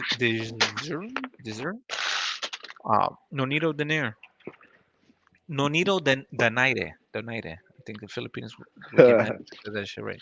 All right. And Paulie Malanagi. You know what I'm saying? That motherfucker got a podcast now.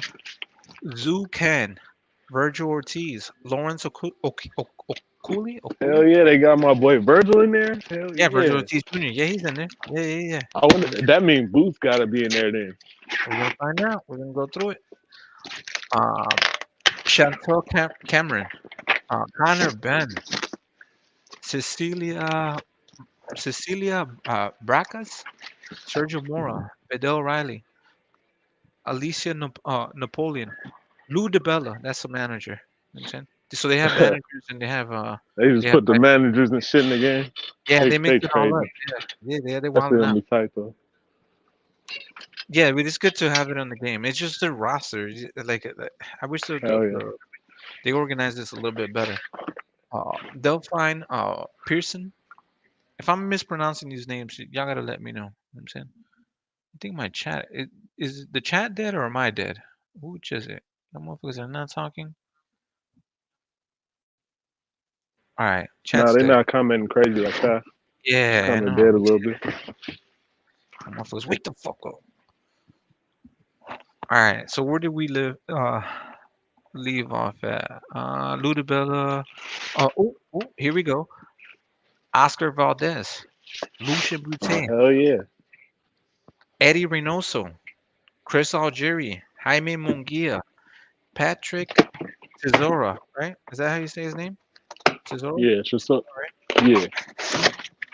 Colin Johnson, Billy Dib, Diego Chico Corrales, motherfucker. I would fuck with Diego Chico Corrales. Diego Chico Corrales versus what they call it, Arturo Gatti. That would be good. They got the throwback fighters in there. Yeah. Eric Esch, Ricky Hatton, Edgar Berlanga. You guys even know who that guy the is? hype job, huh? The hype job. Heather Hardy, Gabriel Rosado, Murajan Akamadiliev. Yeah, okay, that guy. Akamadiliev. Who? Akmaliov, whatever dude's name is? Yeah. Is that his name? Yeah, we're gonna call him. Hell yeah, I know who you're talking about. Lucas Brown, Michael Hunter, Tommy Morrison. You know what I'm saying? Israel Madrimov, Sergio Martinez, Joey Joyce, Ben Davison, John Rio Casimiro.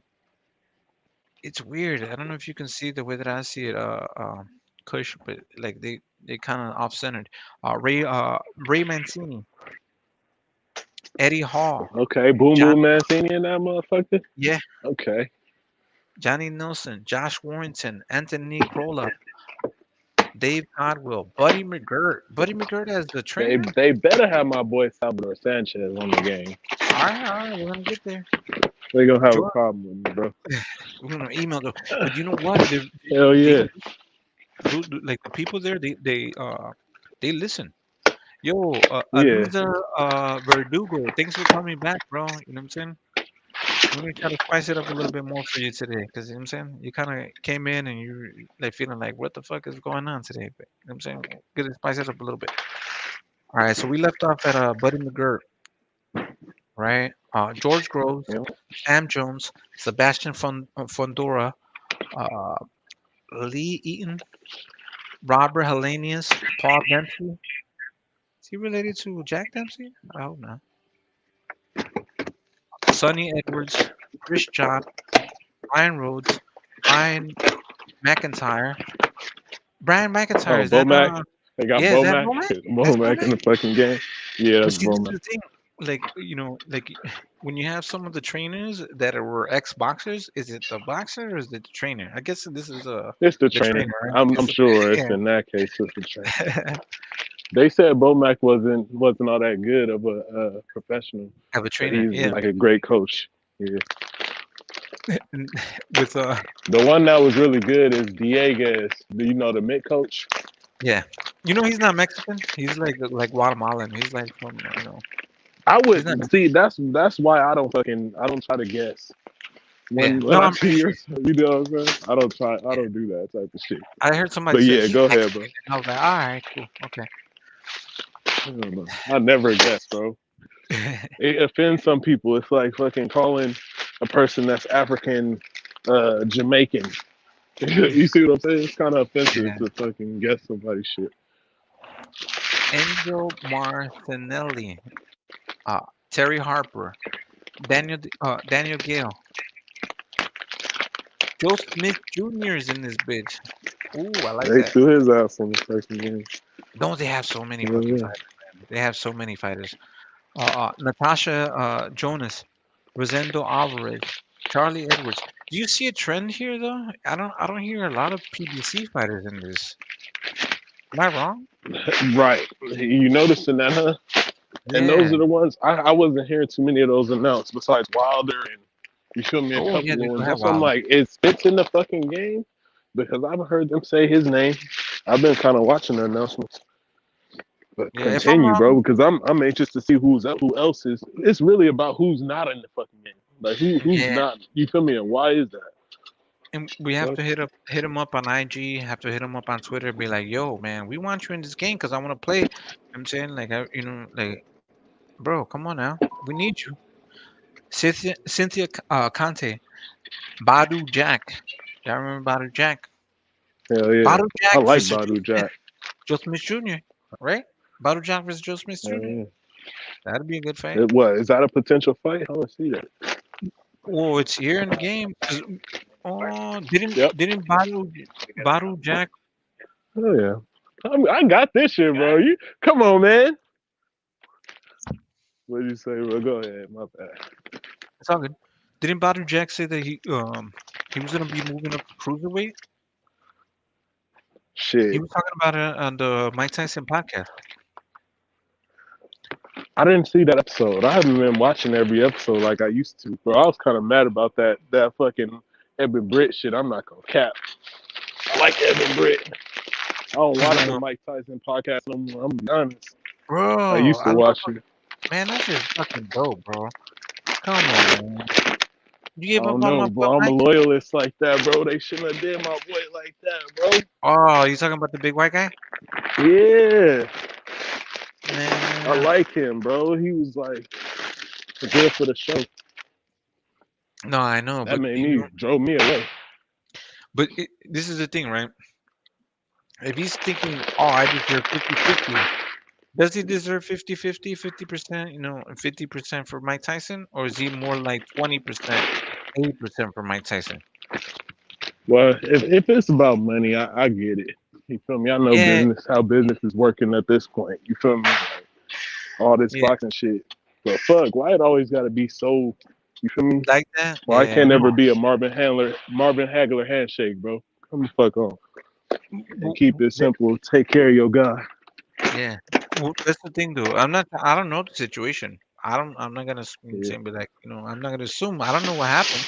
I just like I Mike hope Tyson. that wasn't it though. I hope Evan wasn't trying to like be on the same level as Mike financially. Yeah, exactly. You feel me? I hope that wasn't it, bro. Like, and Mike didn't call him out and be like, yo, and this is why this motherfucker's not on the show, because it's really Mike Tyson. He never did that. And that I respect Mike Tyson for always being that type of dude. Like, he ain't gonna air you out, even if it was something bad. You feel me? Mike is a good dude too, so I ain't gonna never go against Mike. I'm a big Mike Tyson fan. I know some people say they not. I am. I fuck with Mike Tyson to the end. Oh yeah. So if he said he not on the show, he ain't on the show, and that ain't why I don't watch. It ain't because of nothing to do with Mike. I feel like the decision wasn't really all the way up to him. You feel me? I feel like he just wanted to make money, which ain't wrong. Mike Tyson been in a lot of fucking debt and shit like that. He need to make money. Yeah. No, this is the thing though, right? Mike is putting all of the fighters. You know what I'm saying? They're, he's highlighting them. He's bringing them in. Right. You know what I'm saying? David Right. Benavidez, Mikey Garcia, fucking Devin Haney. All of these guys. He's putting them all on the show. So it's like, That how is is he? true, bro. Like, come on That now. is Like, true. so it's a whole different thing, man. Like, he's been doing it and he's passionate. The way I love the way that he talks about other fighters. Like, Mike Tyson is a great fighter, but the way that he speaks about other fighters is like, man, it's like, holy shit, like you're just like me. You know what I'm saying? You love boxing just like me. You're not a fanboy, You but know what? I agree you get with you. excited about that. I You know what I mean? also see the side of No, it's Mike just, that got an ego, and he can't accept some of the fighters because of how they moving, and that's like some OG shit. You feel what I'm saying? Like, I can see two sides of Mike. Like, he don't fuck with them all the way. I'm talking about Terrence Crawford, Earl Spitz. He don't like the way these dudes move. Did he say that he don't? He like don't Terrence highlight them very much. The reason that I'm saying that is because he intentionally does not highlight them very much. He like fighters like Tank, shit like that. But he don't talk about a Terrence Crawford much. If he does talk about him, he's like casual to him. He's like, oh yeah, he got another knockout in the road. God damn, that dude is bad. I know very little about him. That's how he talks about Terrence Crawford. I think it's what he likes. You know what I'm saying? Like Right. if you look at cars, some people like fast cars, some people like you know what I'm saying, like certain types of cars. You know what I'm saying? Certain things it just appeals Right. to them. So it's like he likes excitement. He likes the drama. He likes, you know what I'm saying, like knockouts. You know what I'm saying? Like he don't. It's a You know what I style mean? thing. You feel like. Yeah. That's how I see it. You know what I'm saying? And to each his own. Like that's what he likes. That's what he likes. I mean.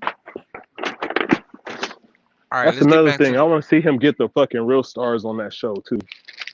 Last thing I want to say about that. Get the fucking real boxing stars. I know he got Benavidez, Canelo. He got some stars, but I want to see Terrence Crawford. I want to see Spence. Yeah. You see what I'm saying? Yeah. Other guys. And you know, it's up to the people to just remind them, like, yo, man, we want to see these. We want to see these guys on your platform. We want to see them. You know what I'm saying? Be there. You know. So. You know, the people think that they don't have an opinion, they don't have a voice. You know what I'm saying? But they do. You know what I'm saying? Power in numbers. Real shit. But all right. Yep, back to the roster, bro. Let's get it. So we left on. No, you're good. You're good. Joe Smith Jr. We left at that. Natasha Jones, Rosendo Alvarez, Charlie Edwards, Cynthia Conte. Oh, okay. I went back up. Okay, my bad.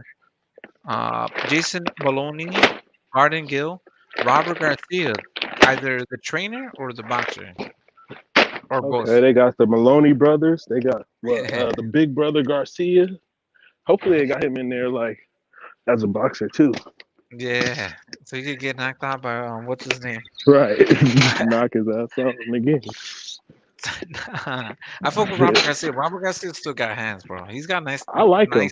I like him as a trainer.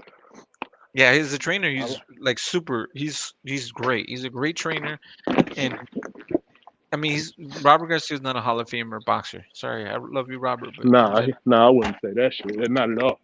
Yeah, he's like a one-time I like champion. him as a trainer more than a boxer even.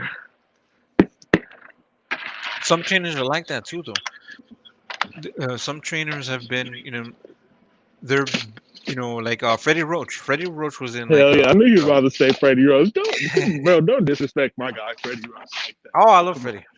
Freddie's. I should have known you were gonna say that shit. Is like. I did.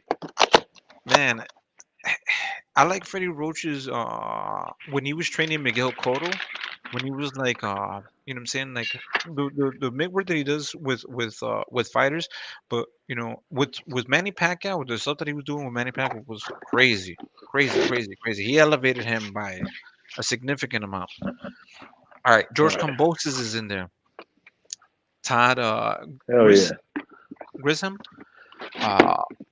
Yeah, some of these names I can't pronounce. So, Grisham, it has like an H in the middle. Yeah, it's Grisham.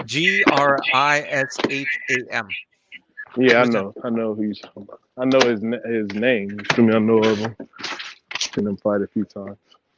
Lauren Richards, Ebany. Hey, Kazi. Todd Grisham is the guy that I think he's like the commentator that works on DAZN. That's who Todd Grisham is. Oh, he's a commentator. Shit. He's a commentator? I thought he was a fucking fighter. Bro. Yeah, bro, the way that they have it, they have everybody just like they don't have it separated. Yeah, like you know, trainer. You see Cynthia Conti. She's the lady. She's a boxing reporter. Cynthia Conti. So they have from reporters. Yeah, managers, commentators. That's Todd Grisham. And then above him is Cynthia Conti, right here, right? Yeah, you She's see that? The Filipino girl. Oh, okay. Right? She's a commentator? Who does she work with? H, you can be knowing too much shit, man. How do you keep track of all this? Conti. She's not related to Victor Conti, is she? Here. Let's find out about her real quick. Oh shit. I was gonna try to highlight her. I think she works for Ring Magazine. Cynthia Conti, she works for Ring Magazine. Cynthia Conti. Matter of fact, I'm subscribed to her channel. She cool, man. I've been on a panel with her before, bro. She real cool, bro. During the pandemic when we was on lockdown, everybody was at home. She started going live on her YouTube channel and shit. She got a YouTube channel. Oh, Subscribe to dope. her YouTube. She real cool, man. Hell yeah. Dope shit. Lauren Richards, Ebane Bridges, Shane Mosley Jr. We could leave Shane Mosley Jr. They threw his ass in Sorry. the game. Hey, he's gonna be in there. You know what I'm saying? All right. Robin Reed, Sophie Alish, Tony Tolj, Joe DeGuardia. That's a promoter. I'm pretty sure he's a promoter. Joe DeGuardia. I've heard that name before. Shannon Cortani. Yeah, Joe DeGuardia. I'm pretty sure he's a promoter. Bektamir Malakuziv. I hope I pronounced that right. Lee McGregor. I hope that's not anybody related to McGregor. David Lemieux. David Lemieux, the guy that's gonna be fighting David Benavidez. Benavidez? Yeah, he's Yeah, fighting that Benavidez. guy. I'm saying that guy. Jason Rosario. Adam Hamed. All right. Grant Smith. Anthony Mundane. Patrick Rocole. John O'Coral. Lyndon Arthur. Hopi Price. Javier Fortuna. Let's go. Okay. Salam Urbina. I don't know how they did this list because like it seems like I think they just went like basically from when they got these guys they just threw them on a list like this is all over the place. Mark Reyes Jr., Michael McKinson, Ian Johnson, George Davey, and then we have Hector Camacho, Jamie Sheldon, Henry. Well, let's Hector Camacho, the great Hector Camacho. You know what I'm saying? Do you think that Hector Camacho is in Hall of Famer, Kush? Yeah. Straight up. Yeah. Right? He's had Hall of Fame wins. Yeah, he has Hall of Fame wins. Great showman. You feel me? Longevity. Dude's a legend. Like I think that sometimes people he's definitely a Hall of Famer. I ain't gonna sit up here and say he's a fucking all-time great or nothing, but you feel me? He's definitely Hall of Fame. Do you think did he already make it to the Hall of Fame? Probably so. He should be. All this fucking time. Jamie Sheldon, Henry Wharton, Andrew Maloney. They got both Maloney brothers in that motherfucker, though. Yeah, this is a family. Holy shit! Look at the There's list. two of them. They're twins. You see how it's going wavy? Like it's going from like this to this to this, and then it kind of looks Oh, weird. it's easy to get confused. You can't read it left to right and shit. Yeah, It's like it's a fucking wave and shit. It's like a flag. Dimitri Bivol, let's go. We need more of that. We need more. Got the ball in that motherfucker. Okay. Sorry, my bad. I hate when people do that on the mic, and I just did it. I just burped. What you knocking back for some of them cold ones? That shit was that beer burp. Man, you want to go home. Go ahead, bro. Ryan O'Hara, Wilfredo Mendez, Jelena Marjanovic, David Adelyi, okay, Mose Amagari,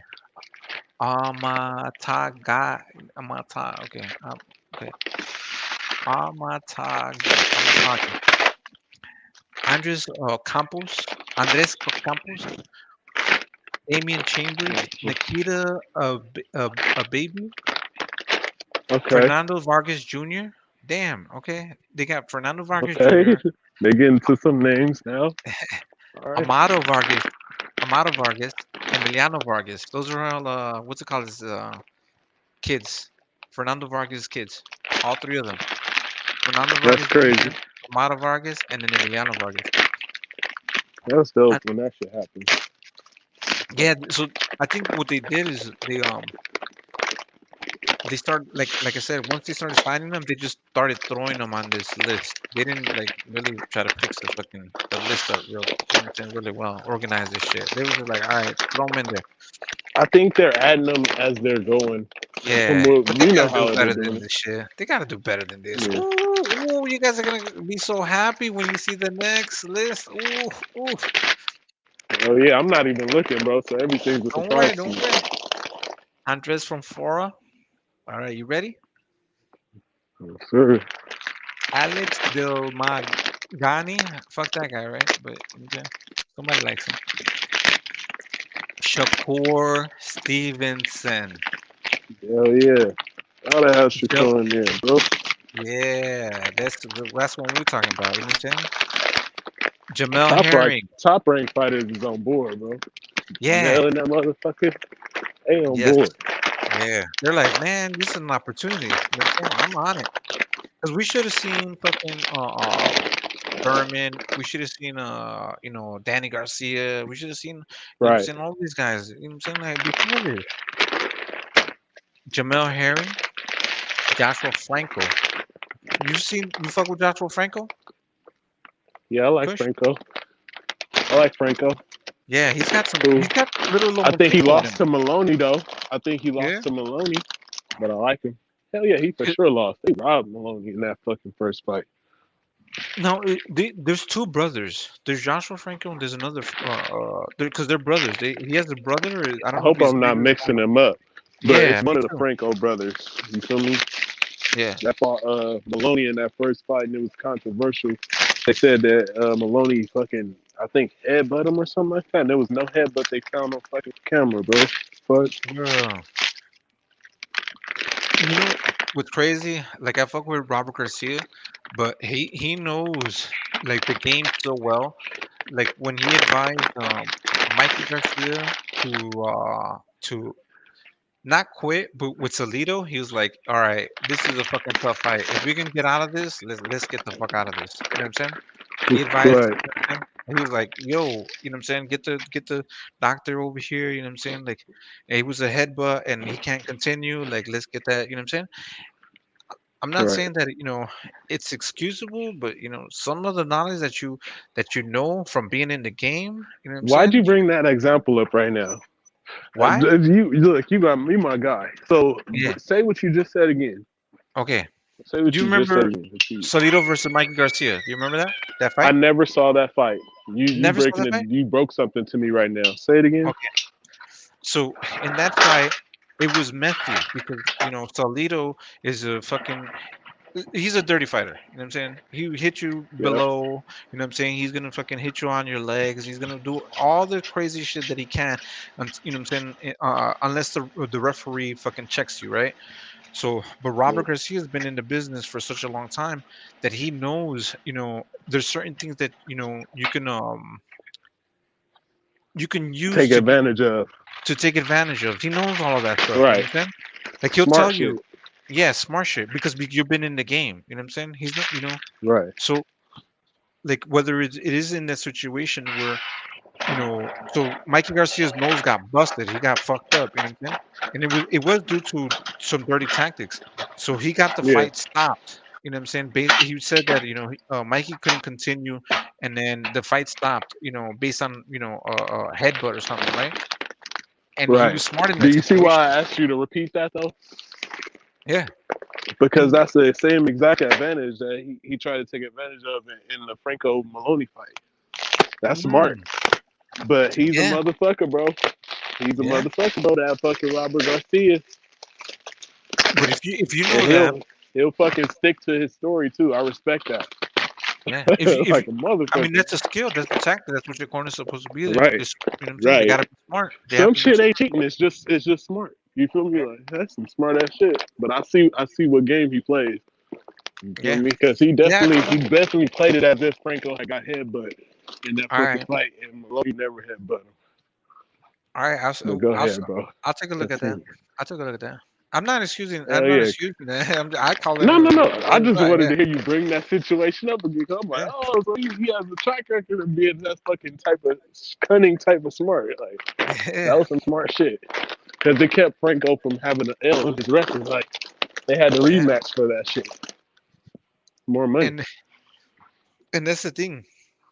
you have to have these guys that have that experience, that been in the game, that been not only been in the game, and as long as they've been in the game, and but we're also fighters, and then they also know the rules. You know what I'm saying? Right. They know the Nevada State Athletic Commission rules. You know what I'm saying? Because there's certain things that you can and cannot do. You know what I'm saying? Like certain commissions, they'll allow like just simple like bandages over your knuckles. You know what I'm saying? Whether it's above the knuckle, over the knuckle, too much gauze, around the knuckle and all this shit. You know what I'm saying? And you have to know it from state to state because each commission, they have different rules. Right. So if you So have a that's where corner, that experience come into play, right? exactly the experience, they know all these things. Michael Cieslak, Israel Vasquez. You remember who he had a trilogy with? Kush. Israel Vasquez. Hmm. No. Who do you fight? I'm gonna get to him. Levi. Not him, but you will know when you hear it. Kinciona. Sadri. Hold on. Sadridin Akhmedov, Sadrini Akhmedov, Ricardo Mayorga. Yeah. Mayorga in the fucking game. Let's go, man. Yeah, he's gonna be That's good. one of my And then favorite fighters of all time, bro. Because of the you shit he fucking talks. yeah. Not because of the skill, because of the shit, bro. He talk shit. He's got a good win. He beat what's his name 154 pounds. It was his claim to fame. May he rest in peace. Yeah. The guy that beat Shane Mosley. Fuck is his name? Oh, the one that beat Mosley on like the fluke and he came back and beat him. No. I think I know he's different guy. No, it's at 154. Man, he got killed at a gasoline station. I forgot his name. Fuck, though. Fernando Vargas, Ricardo Mayorga, and Fernando Vargas, they had a fight. Rafael Marquez and Israel Vasquez, they had a trilogy.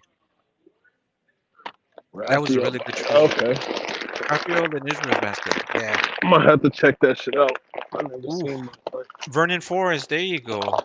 Wake up, Chad. There you go. Vernon Forrest. Yeah, that's that. Yeah. Didn't he come back and beat Vernon Forrest? I'm pretty sure he didn't. Mosley. No, because that's once he beat Vernon Forrest beat Shane Mosley, and then Ricardo Mayorga beat Vernon Forrest. Oh shit! Hmm. And then everybody went after Mayorga. You had a what's it called, the Shane Mosley fight with Mayorga, and then you had Oscar De La Hoya fight Mayorga. You know what I'm saying? And then you had Fernando Vargas fight Mayorga too. They all started going for it. Yeah, he got that exactly. good win. Had to knock him off. Yep. And to get a name off of him too. Meng Fang Long. Meng Fang Long. Diego Pacheco. That's an interesting name. Hector Camacho Jr. Mike McCollum. Jeff Mayweather. Let's fucking go. He's one of my favorite Mayweathers. I love Jeff. They probably got him in there like you think they got him in there as a fighter? Probably so. Probably not. Probably like as a trainer guy or something. Nah, Jeffrey Mayweather's a trainer. He's a trainer. And Jeff Mayweather also fought but he's not really renowned as a trainer, is he? Like yeah, from like who Jeff trained? Like that really like I'm asking. No. He's like a trainer as far as like being around fighters and been training people. He doesn't, he's been in the game for a long time, and he spits game. But I consider him a trainer. I think he's a trainer. I definitely consider him like a boxing pugilist. You know what I mean? Yeah, for sure. He knows his stuff. You know what I'm saying? Like you can learn from him. You know what I mean? He knows the Mayweather pattern. You know what I'm saying? Like he knows the knowledge. Right. He's been around his brother. You know what I'm saying? Like Jeff Mayweather, Roger Mayweather, Floyd Mayweather. Like how can you not have knowledge? You know what I'm saying? He definitely knows the business for sure. Knows the business. He's he's been around Floyd. He's what I'm saying, like he's always in the gym. Like I like his honesty. You know what I'm saying, like I you're right. do like that about him. His honesty, bro. Like he always gonna keep it real, and he knows what he sees, what's in front of him. Like he knows a good fighter when he see him, all that shit. He keeps it real. And to be honest with you, bro, all of Floyd's camp, they're all smart like that, bro. They're not fucking dummies. Yeah. All the Mayweathers are smart. Floyd Mayweather Senior's hands are wickedly fast for his age. I'm like, God damn, this motherfucker's so fast. Crazy fast. That dude was whooping ass for a long time. He's a real street fighter type of guy to me. Yeah. Like I know he could box and all that shit, but I look at him like he probably whooped a lot more asses on the street than he did in the ring. He got shot, if I'm not mistaken, right? Floyd Senior got shot before. I wouldn't doubt it. I don't know that for a fact, but I know he was a street guy. You know. Man, Danny, ain't nobody kind of looking for you, bro. I wouldn't put it past him, bro. That could happen. Did I name Floyd Mayweather Senior's in there too? He gotta be, bro. They can't put Jeff. Yeah, he's in there. He's in there. Put all of them. Roger better be in there too. That's gonna be lit. We need if you're gonna have Jeff Mayweather and Floyd Mayweather Senior. We need out of all of the Mayweathers, you know what I'm saying? I love what's it called? Roger Mayweather. As you know, as far as the brothers, the Jeff and Floyd Senior. I love Roger Mayweather more. He was more he was like kind of the balance of the both, you know what I'm saying? Like more skilled than Jeff, more skilled than Floyd. You know what I'm saying? I would say that Floyd Senior's man, is Floyd Senior, a better trainer than Roger Mayweather? Would you say? I won't say that shit ever. I can't agree with that because. Who would you say? What do you think? I feel like they both serve their own purpose. Yeah. In training Floyd, like. Yeah. I honestly believe that Floyd Senior is the defensive guy. Roger's more offensive. They both can teach you all aspects of boxing, how to be a great fighter, but I think that Floyd is more of a defensive guy. Roger's offensive. Yeah, No, Roger's it's more opposite. It's opposite. I think Floyd's more offensive. Yeah, because that's what intrigued Oscar De La Hoya, and Jeff. I'm sorry. Roger Mayweather was a little bit more cautious, more like Yeah. Don't put a little bit yourself more out there. Because like you remember, Roger got knocked out. You know what I'm saying? Floyd lost to what they call it? Roger, man, I was looking at this documentary. Roger Mayweather, bro. Damn, he had some brutal KOs. He got knocked out brutally a few times.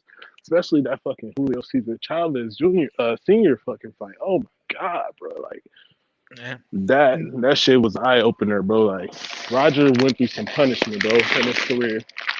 And he fought back and became champion a few different times after that, bro. That man is to be respected. Great fighter, bro. Great fighter right there. And he was realistic, you know what I'm saying? He wasn't like, all right, I'm this and I'm that. He knew he was like, all right, I know I'm a bad man, but you know what I'm saying, there was another motherfucker that was better than me, you know what I'm saying? You know? So it's like it was a balance because like to this day, Floyd Mayweather Senior thinks he's he could still be Sugar Ray Leonard. You know what I mean? Shit. I mean, watching that fight, I couldn't agree with him. But why? I'm just saying. You never know, bro. You never know, bro. You know, it's all kind of legends that come out with them. His hand was hurt, whatever the fuck the excuse was. Man, you really think Sugar Ray Leonard? I mean, Floyd Mayweather Senior would have beat Sugar Ray Leonard? Fuck no, bro.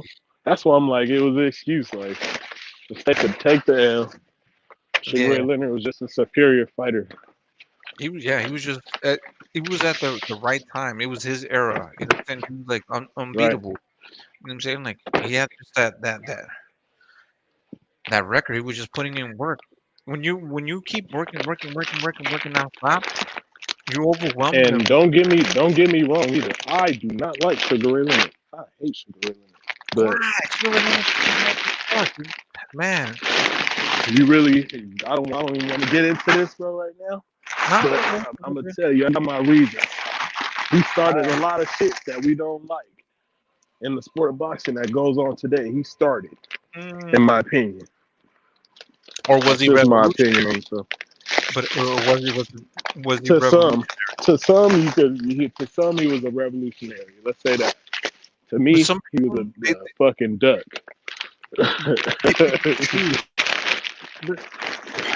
Sugar Ray Leonard fought, the who's who.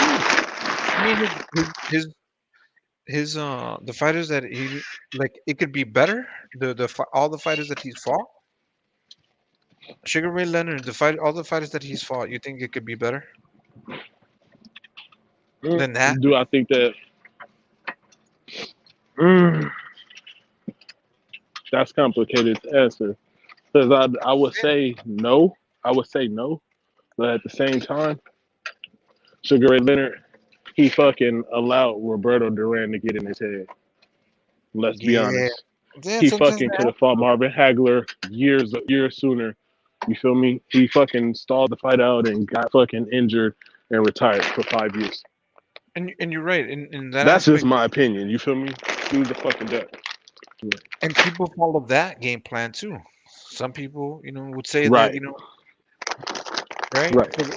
Exactly my point. Like, people following that game plan.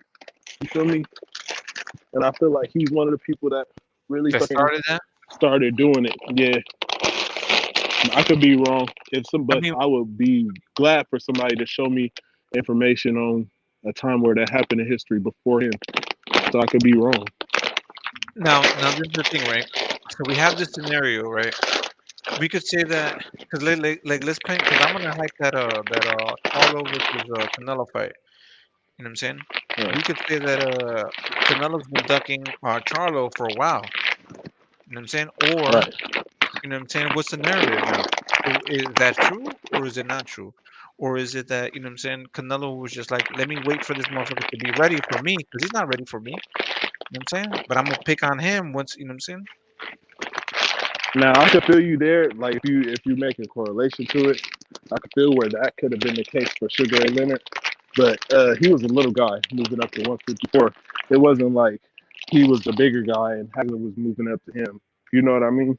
Yeah. Like it wasn't a Crawford Spence situation. So it's not like, oh, Hagler's not ready for me. No. Are you fucking ready to fight Hagler? But Hagler's just a nobody to you, so you don't have to acknowledge him like that. You know what I mean? That's where my viewpoint is coming from. Like, no, it's a little different. So you think a little bit. Sugar Ray Leonard thought that he was just bigger than Hagler, like as far as like popularity, money wise? Absolutely. Right? Absolutely. And sometimes that could be the case. You know what I'm saying? I mean, the only reason that Hagler broke out and broke into fame, from what I've studied, is because Bob Arum got fucking legal action, damn near threatened to take against him from the government because Hagler went to them, so he got the fucking Thomas Hearns fight, and that broke him in. You see, that tapped him into the market, the U.S. market, because before then he was a nobody, and they didn't have to fight him. Right. That's Two, the truth. you know, big risk. You know what I'm saying? That's a big risk. Yeah, you know what I'm saying? Right. I would be like, all right, Hagler, hold on, give me some time, Right. Like, it's gonna happen. That's what I would say. It's gonna happen. And that fight is gonna happen down the road. That's a big fight. Yeah, it did happen. So at the end of the day, that's what we have to. When you sum up the you know, somebody's history, you have to, you know, say, look at it, and maybe there was other opportunities, and he was like, all right, let me get this done. But definitely was that part would be true, because he fought Duran, he fought Hearns, he fought all those guys in that time. He fought Hearns the second time. Duran, he fought basically all of them, and then he fought him. Think about it, like he fought the rest of the guys. So yeah, it was more opportunities out there for him, and he took advantage for him. And sometimes you have to get prepared for that Right. that you know what I'm saying, the biggest threat. You know what I'm saying? Right. And but the other The ones were problem not is easy that pickings. life happens. Life happens all the while. That all that shit that you planning. Then you have car accidents and fucking eye detachments that keep you out of the ring for a year and 2 months and all these type of fucking weird ass time frames. You feel me? It just makes people like me, critical people, kind of suspicious. You know what I mean? Yeah, but I can see where you correlate where all of that started from. Right. With Gerald Fields, man, I'm pretty sure Roger was more defensive and he liked more lateral movement and ring generalship. And for me, Floyd Senior, from my perspective, my opinion, Floyd Senior like more, you know what I'm saying, coming forward and fighting. You know what I'm saying? Staying What in you front of saying him. definitely. I feel like that makes more sense, and I feel like you probably right, bro. And I think that we all kind of been like, I don't know, like how we view Floyd Senior has been kind of wrong. Because I think that with me thinking about it, you're right. He's the one that's on the street guy gonna whoop your motherfucking ass. You feel me? Yeah, move forward. H, how do you feel about that? H knows his shit, so that's why I like, you know what I'm saying? H is like Oh, the yeah, I would Google. like to hear his opinion on this motherfucker. And I know he don't agree with me about Sugar Ray Leonard most likely either. He's probably gonna tell me like, boy, he's crazy. And I'm with that because you feel me. I just got my crazy ass theories sometimes. You know, I'll take you to space and back with my theories, bro. You know that. Yeah, no, that's how I feel. You know, my it's just my opinion. You know, it drives me crazy when people come in and they're like, "Nah, this is fact and this and that, bro." Shit. If it's fact, if you say it's a fact, that's when you better be ready for an argument. Yeah, bring Be ready some for that future motherfucker. receipts, put the website up. You know what I'm saying? Do all that shit. All right, let's get back to the list. Right. Eddie Slamdi Laura is in this motherfucker. Hell yeah. Mills Mills Lane. in this motherfucker, bro. What's that? Mills Lane? You said who? Mills Lane. Mills Lane. Mills Lane. You know who he is? That sounds like a YouTuber name to me, bro. Like, Nah. on YouTube name that shit. I haven't seen No, that. if you know Mills Lane is one of my favorite. It's one of my favorites. He's a referee. Oh, he's a ref. Mills Lane, yeah. What fighter name? Mills Lane. Yeah. I used to be like, let's get it on. Bro, he was fucking hype, bro. He'd like have the fighters and go like, man, he would make them fucking fight. Like he wanted a street fight. Imagine if you had a fucking referee that was like, I want to see fucking just war, Oh, man. so he was crazy. Is this dude is he still active ref or no? No, he was like from the 80s and 90s. So he was like a 80s like Steve Willis type of figure. Because that's how we see Steve Willis. You know that. We like Steve Willis. He was the man, he was before them. Like, man, if we can have refs like do that shit, he would. Mills Lane is the type of dude that'd be like, yo, stop holding, stop hugging, stop shoving, stop doing all that shit. Yeah, throw the hands. Throw hands. Hell yeah, that's that shit. Yeah, that's what we want to see. You ever see like UFC when the referee stops them because they're just rolling around on the floor and they're like, get up, you know what I'm saying? Get up and stand up and fight. You know what I'm saying? Like that was like Mills Lane in my opinion. You know what I'm saying? Yeah, Steve Willis won't tell him that. He'll be fucking just like admiring all the work. Like he'll really get you into the fight. But yeah, that shit is lit though. When they really want to see that shit. Yeah. The ref gonna get out the way. What? Yeah, that's the shit. Or which, you know, with the Fanfara versus Figueroa, the referee did the right thing when Fulton was holding and clinching, you know what I'm saying? And it was a good thing for Fulton as well because Fulton was using his uppercut, he was working the body, you know what I'm saying? And he was more effective than clinching and holding and getting pushed against the ropes. You know what I'm saying? Hell yeah. The ref, bro, make the fight sometimes or break the fight. You know, or make them fight. Make them fight. You know what I'm saying? You're literally the judge. You're literally a walking judge in the fight. You know what I'm saying? Right. Like you'd be like, yo, you know, and the referees, they need to let you know, like, all right, this is the belt line. This is where your belly button is at. This when I see like a fight when they're starting, if the referee is not telling you where you can, if you can hit low here or up there, this is good, this is bad, you know what I'm saying? Like, then he's not a real fucking ref. They need to be doing that. Some ref will be Right. like, I need you to pull your shorts down a little bit more. I need to see, you know what I'm saying? Like, your shorts are too high up, because that's an advantage that you do too. You can put your fucking that big ass fucking guard over your fucking belly button. You know what I'm saying? Over your fucking Yeah, I seen hips. Crawford do that shit in one fight. I'm like, damn, why this dude got all that shit riding up his chunks like that, bro? Like, that's an Yeah, advantage, bro. Like, it is. that's And an advantage. if you're a good trainer and if you're a good ref, if that's what's it called, Robert Garcia or Freddie Roach or Roger Mayweather, you know what I'm saying, Senior, Floyd Senior, like, You gonna you're call that going shit out? you're going to be like, yo, no, ref, fix that. You know what I'm saying? I'm gonna Hell call yeah, your ass get on out. his ass about that shit, bro. He can't Yep. do that Yep. on everything. That's the type of coach I need. I'll fucking make sure Exactly. I got all the advantages. What the fuck? Nobody else? Shit. That's some real shit though. Motherfuckers be taking advantage, bro. But that shit, if you can get away with it, that's smart. Yeah. I It's mean, one thing to cheat. It's another thing to be just a smart person. Like, well, nothing wrong with that. everybody needs to be on point. If it's the commissions, if it's the what's it called, the referee, if it's the trainers, all of these motherfuckers need to be on point. Right. Everybody. You know what I'm saying? All right, let's get back to it. So Mills Lane, love that ref, dope ass ref. Carl Froch. Who did Carl Froch Yep. fight? Fighter. Kush. I seen him fight. He fought some good fighters. I seen him fight fucking bum fighters too. Didn't he fight the guy from the UK? You know who I'm thinking about, the light skinned guy with the cornrows. David, hey, didn't he fight him and beat No, him? Carl Froch was at 168. He was in the what's it called, the Oh, middleweight, he's like a middleweight champion. middleweight. Yeah, he fought Andre I Ward. know of Carl Froch. I can't think of the guy. He lose? He lost to Andre Ward, of course. I never really watched him fight like that. He was like really before I really got into boxing stuff. But I know who he is. So. Carl Froch was good.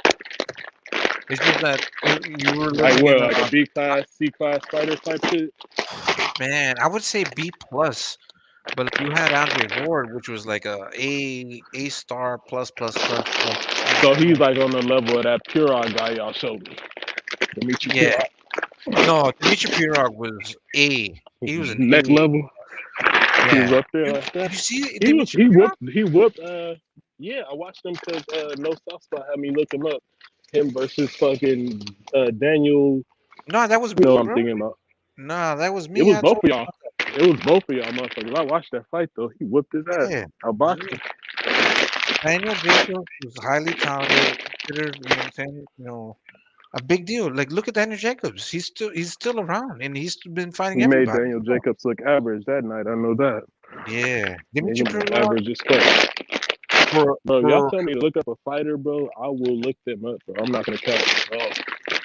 I'll be looking shit up, watching fights, cause I don't know everything. You feel me? And I want to, like a motherfucker. Dimitri Pirog was like not a fair share when it came to like European fighters, in my opinion. You know what I'm saying? Like, he was different. You know what I'm saying? He was very different. Nah, dude was cold, bro. I gotta watch some more of his fights. Well, that was his highlight because he had like some issues. Like, yeah, he's into politics now. Like, I was like, what the fuck happened to him? So we have, where did we leave off? Carl Froch. Oh, did I mention Emmanuel Augustus? Joe Kazaki? No. Emmanuel Augustus. I know all about Emmanuel Augustus, Joe Kazaki. I know them guys for sure. Yeah. Arthur Spilka. Okay. I want to say Arthur Spilka was at heavyweight, if I'm not mistaken.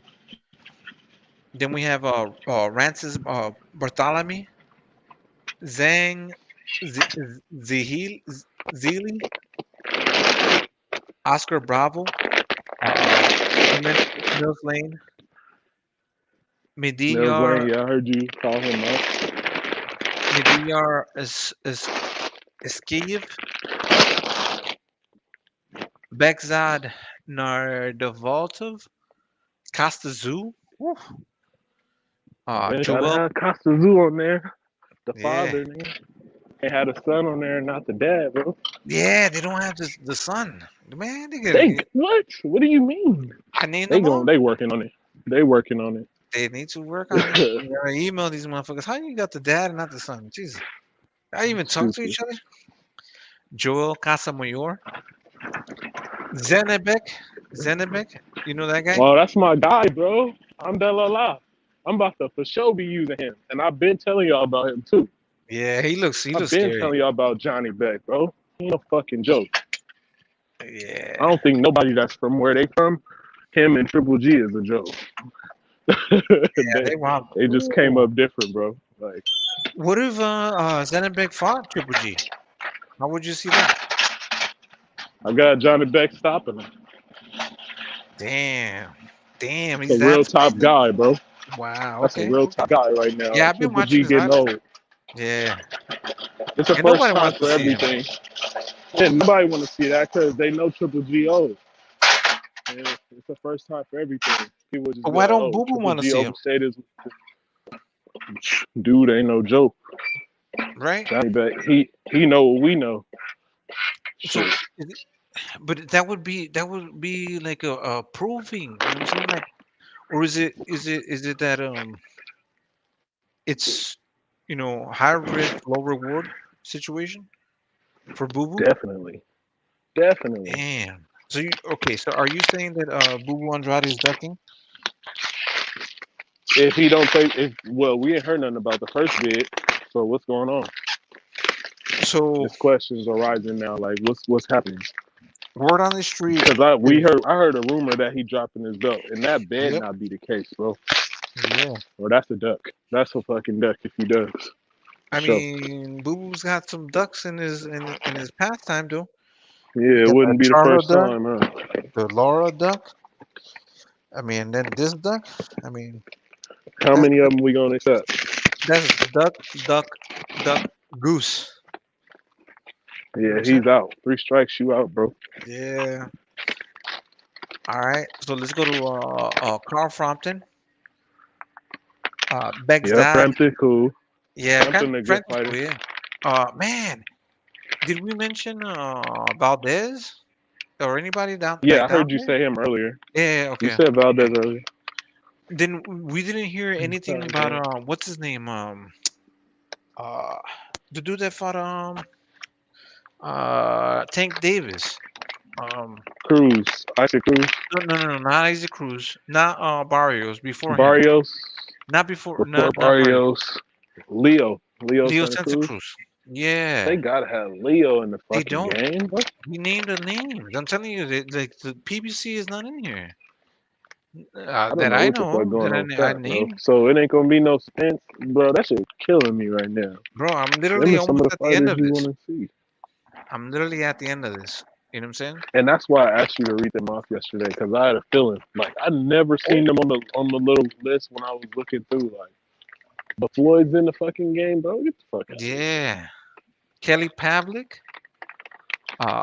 Dejamel Dow. And then Mark Magdeo. Okay, That's so you it. got Pacquiao's fighter in there, and that's it. That's the whole list. Yeah, Otto Wallen and then Joe Frenier. Wait the fuck up. Didn't you say earlier that Sean is in the game? Yeah, Sean Porter's in there. Yeah. So how come fucking Sean's in the game? Okay, did you say Danny earlier? Look No, through no the list, see Danny if you see Danny. Garcia.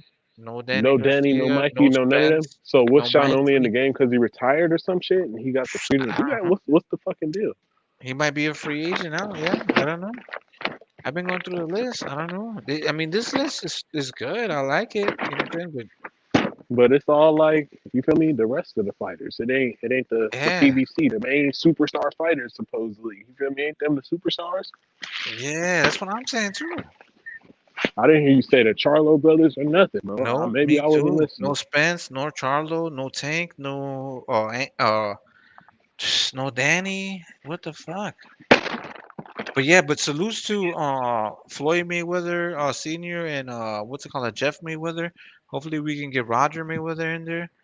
I'm saying, of course we're not gonna see Floyd Mayweather Jr. in there. That's So what he really, said, it's right? no PBC fucking fighters in the game except for Wilder and fucking Sean. Really? Bro, get the Yeah. fuck out of here, bro. I mean, unless they did an update or like, I don't know. If they don't have them in there by now, then there must be a problem. You feel me? I don't care what the fuck going on. They've been working on this game for a long time. Adding to that list for a long time. So if you ain't on that list, it's something. It's some kind of red flag. Fuck. Yeah. No, like, chat, y'all can see this. You know what I'm saying? The list is not augmented by me or nothing like that. Like, you can see it, look it up, watch it. This is the list. Can't I even want to make see the all of fucking them. fights on a video game, cuz. Look at that shit. For real. Like, we talking about real life. These motherfuckers don't even want to make the fight on a video game, bro. Hold on. Wow. Hold on. Y'all can't even Wow, make bro. this shit in a Can't virtual make world. this shit up. Shit, bro. Damn, Y'all don't even want to get beat in a video game? No. damn, this is wild. Yeah, they wilding for this. Do it for the fans. Do it for the culture. Like, you know what I'm saying? Like, bro. You know what I'm saying? Like, are there going to be like a DLC like later on? Like, come on, bro. You know that ain't You know what I mean? happening. So, We're pay per you know view. that ain't the You know what I'm case. saying? We're PBC. You know what I'm saying? Y'all gotta pay to get all of these fighters. You know what I'm saying, on this Right. video game. That's what it is. Everybody wants some crazy Yeah. ass money to be in the game. You know that's a fact too. It's all about the money over there. They I wild, feel bro. it, but shit, bro. Like, man, get a fan something to clamor after. Maybe y'all become bigger stars as a result of it. Motherfuckers don't want to get it in the hard way.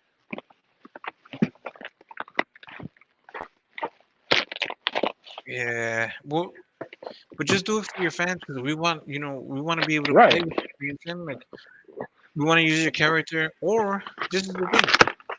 What you don't understand is that we will make you, and we'll make you look goofy in the game. You ever see like Floyd Mayweather Jr., the what's it called, the mock-up version of him, not the real version of him? The one that people create, yeah, he already be looking fucking Retarded. hilarious. Yeah, it'll be like it doesn't even look like him. So you're gonna get misrepresented because, like, they People literally gonna can. create you now. People gonna make your ass a fucking clown now. Or you can look like this. So we have this. I put the screen up. Or you can look at Conor Ben. How does Conor Ben look? Exactly like himself. That's what. Right? I'm not even looking at the screen, but I remember when you showed it the first time yesterday. He looked like 100% legit. Right? Like, you can look at these guys and they look like the guy. So okay, you don't want to be a part of the game. Once we can create your character, we're gonna put your ass online and we're gonna make you look goofy as fuck. Yeah, we gonna do our fucking best fucking job with your ass. You know what I'm saying? Like, either do it right, because, like, bro, respect to Wilder, but Wilder wasn't in the roster though. I didn't even mention Wilder looked 100% real too. I see him in actual preview shit. Yeah, me too. Tyson Fury and Wilder, they get their money and they big stars. Look at those motherfuckers, bro. Look at Canelo. Tyson Fury and Wilder, some big stars, bro. What the fuck these dudes doing? Yeah, I hope this is it's just a mistake. They didn't update the list, and these guys are in there. You know what I'm saying? And you know what I'm saying? Like, that's what we need, man. And the thing about with boxing is, it's all like, if you want to see it, if you want it, you have to pay for it. You know what I'm saying? Well, they need to come out with their own game then, so we can get the at least fight it out. That's some weak ass shit. That's what Floyd said. That's why he said it was like I'm not gonna be a part of the game. You know what I'm saying? I'm like, man, you crazy, bro. But I He heard said he he was is, gonna though. make his own He game. wasn't on that list. He not on that list. Floyd Mayweather Jr. So of course, I should have known that was a lie. He's not in the game. No, I should know. I should know better than to answer that. After you ask that question, he ain't in the game. Floyd said that he was gonna come up with his own game. Didn't happen. Yeah, and charge $100 for this shit or something. He would never do it because he can't make enough money off that shit. It costs a lot of money to make a game too, bro. It should not cheap. Well, He can't even pay Spence and Bud $20 million. He need to focus on things that he can control, not video games. Do you think Floyd could manage Terrence Crawford? You think he could be? I do. You think so? I do. Yep. What would I think he could be an asset to him. What would be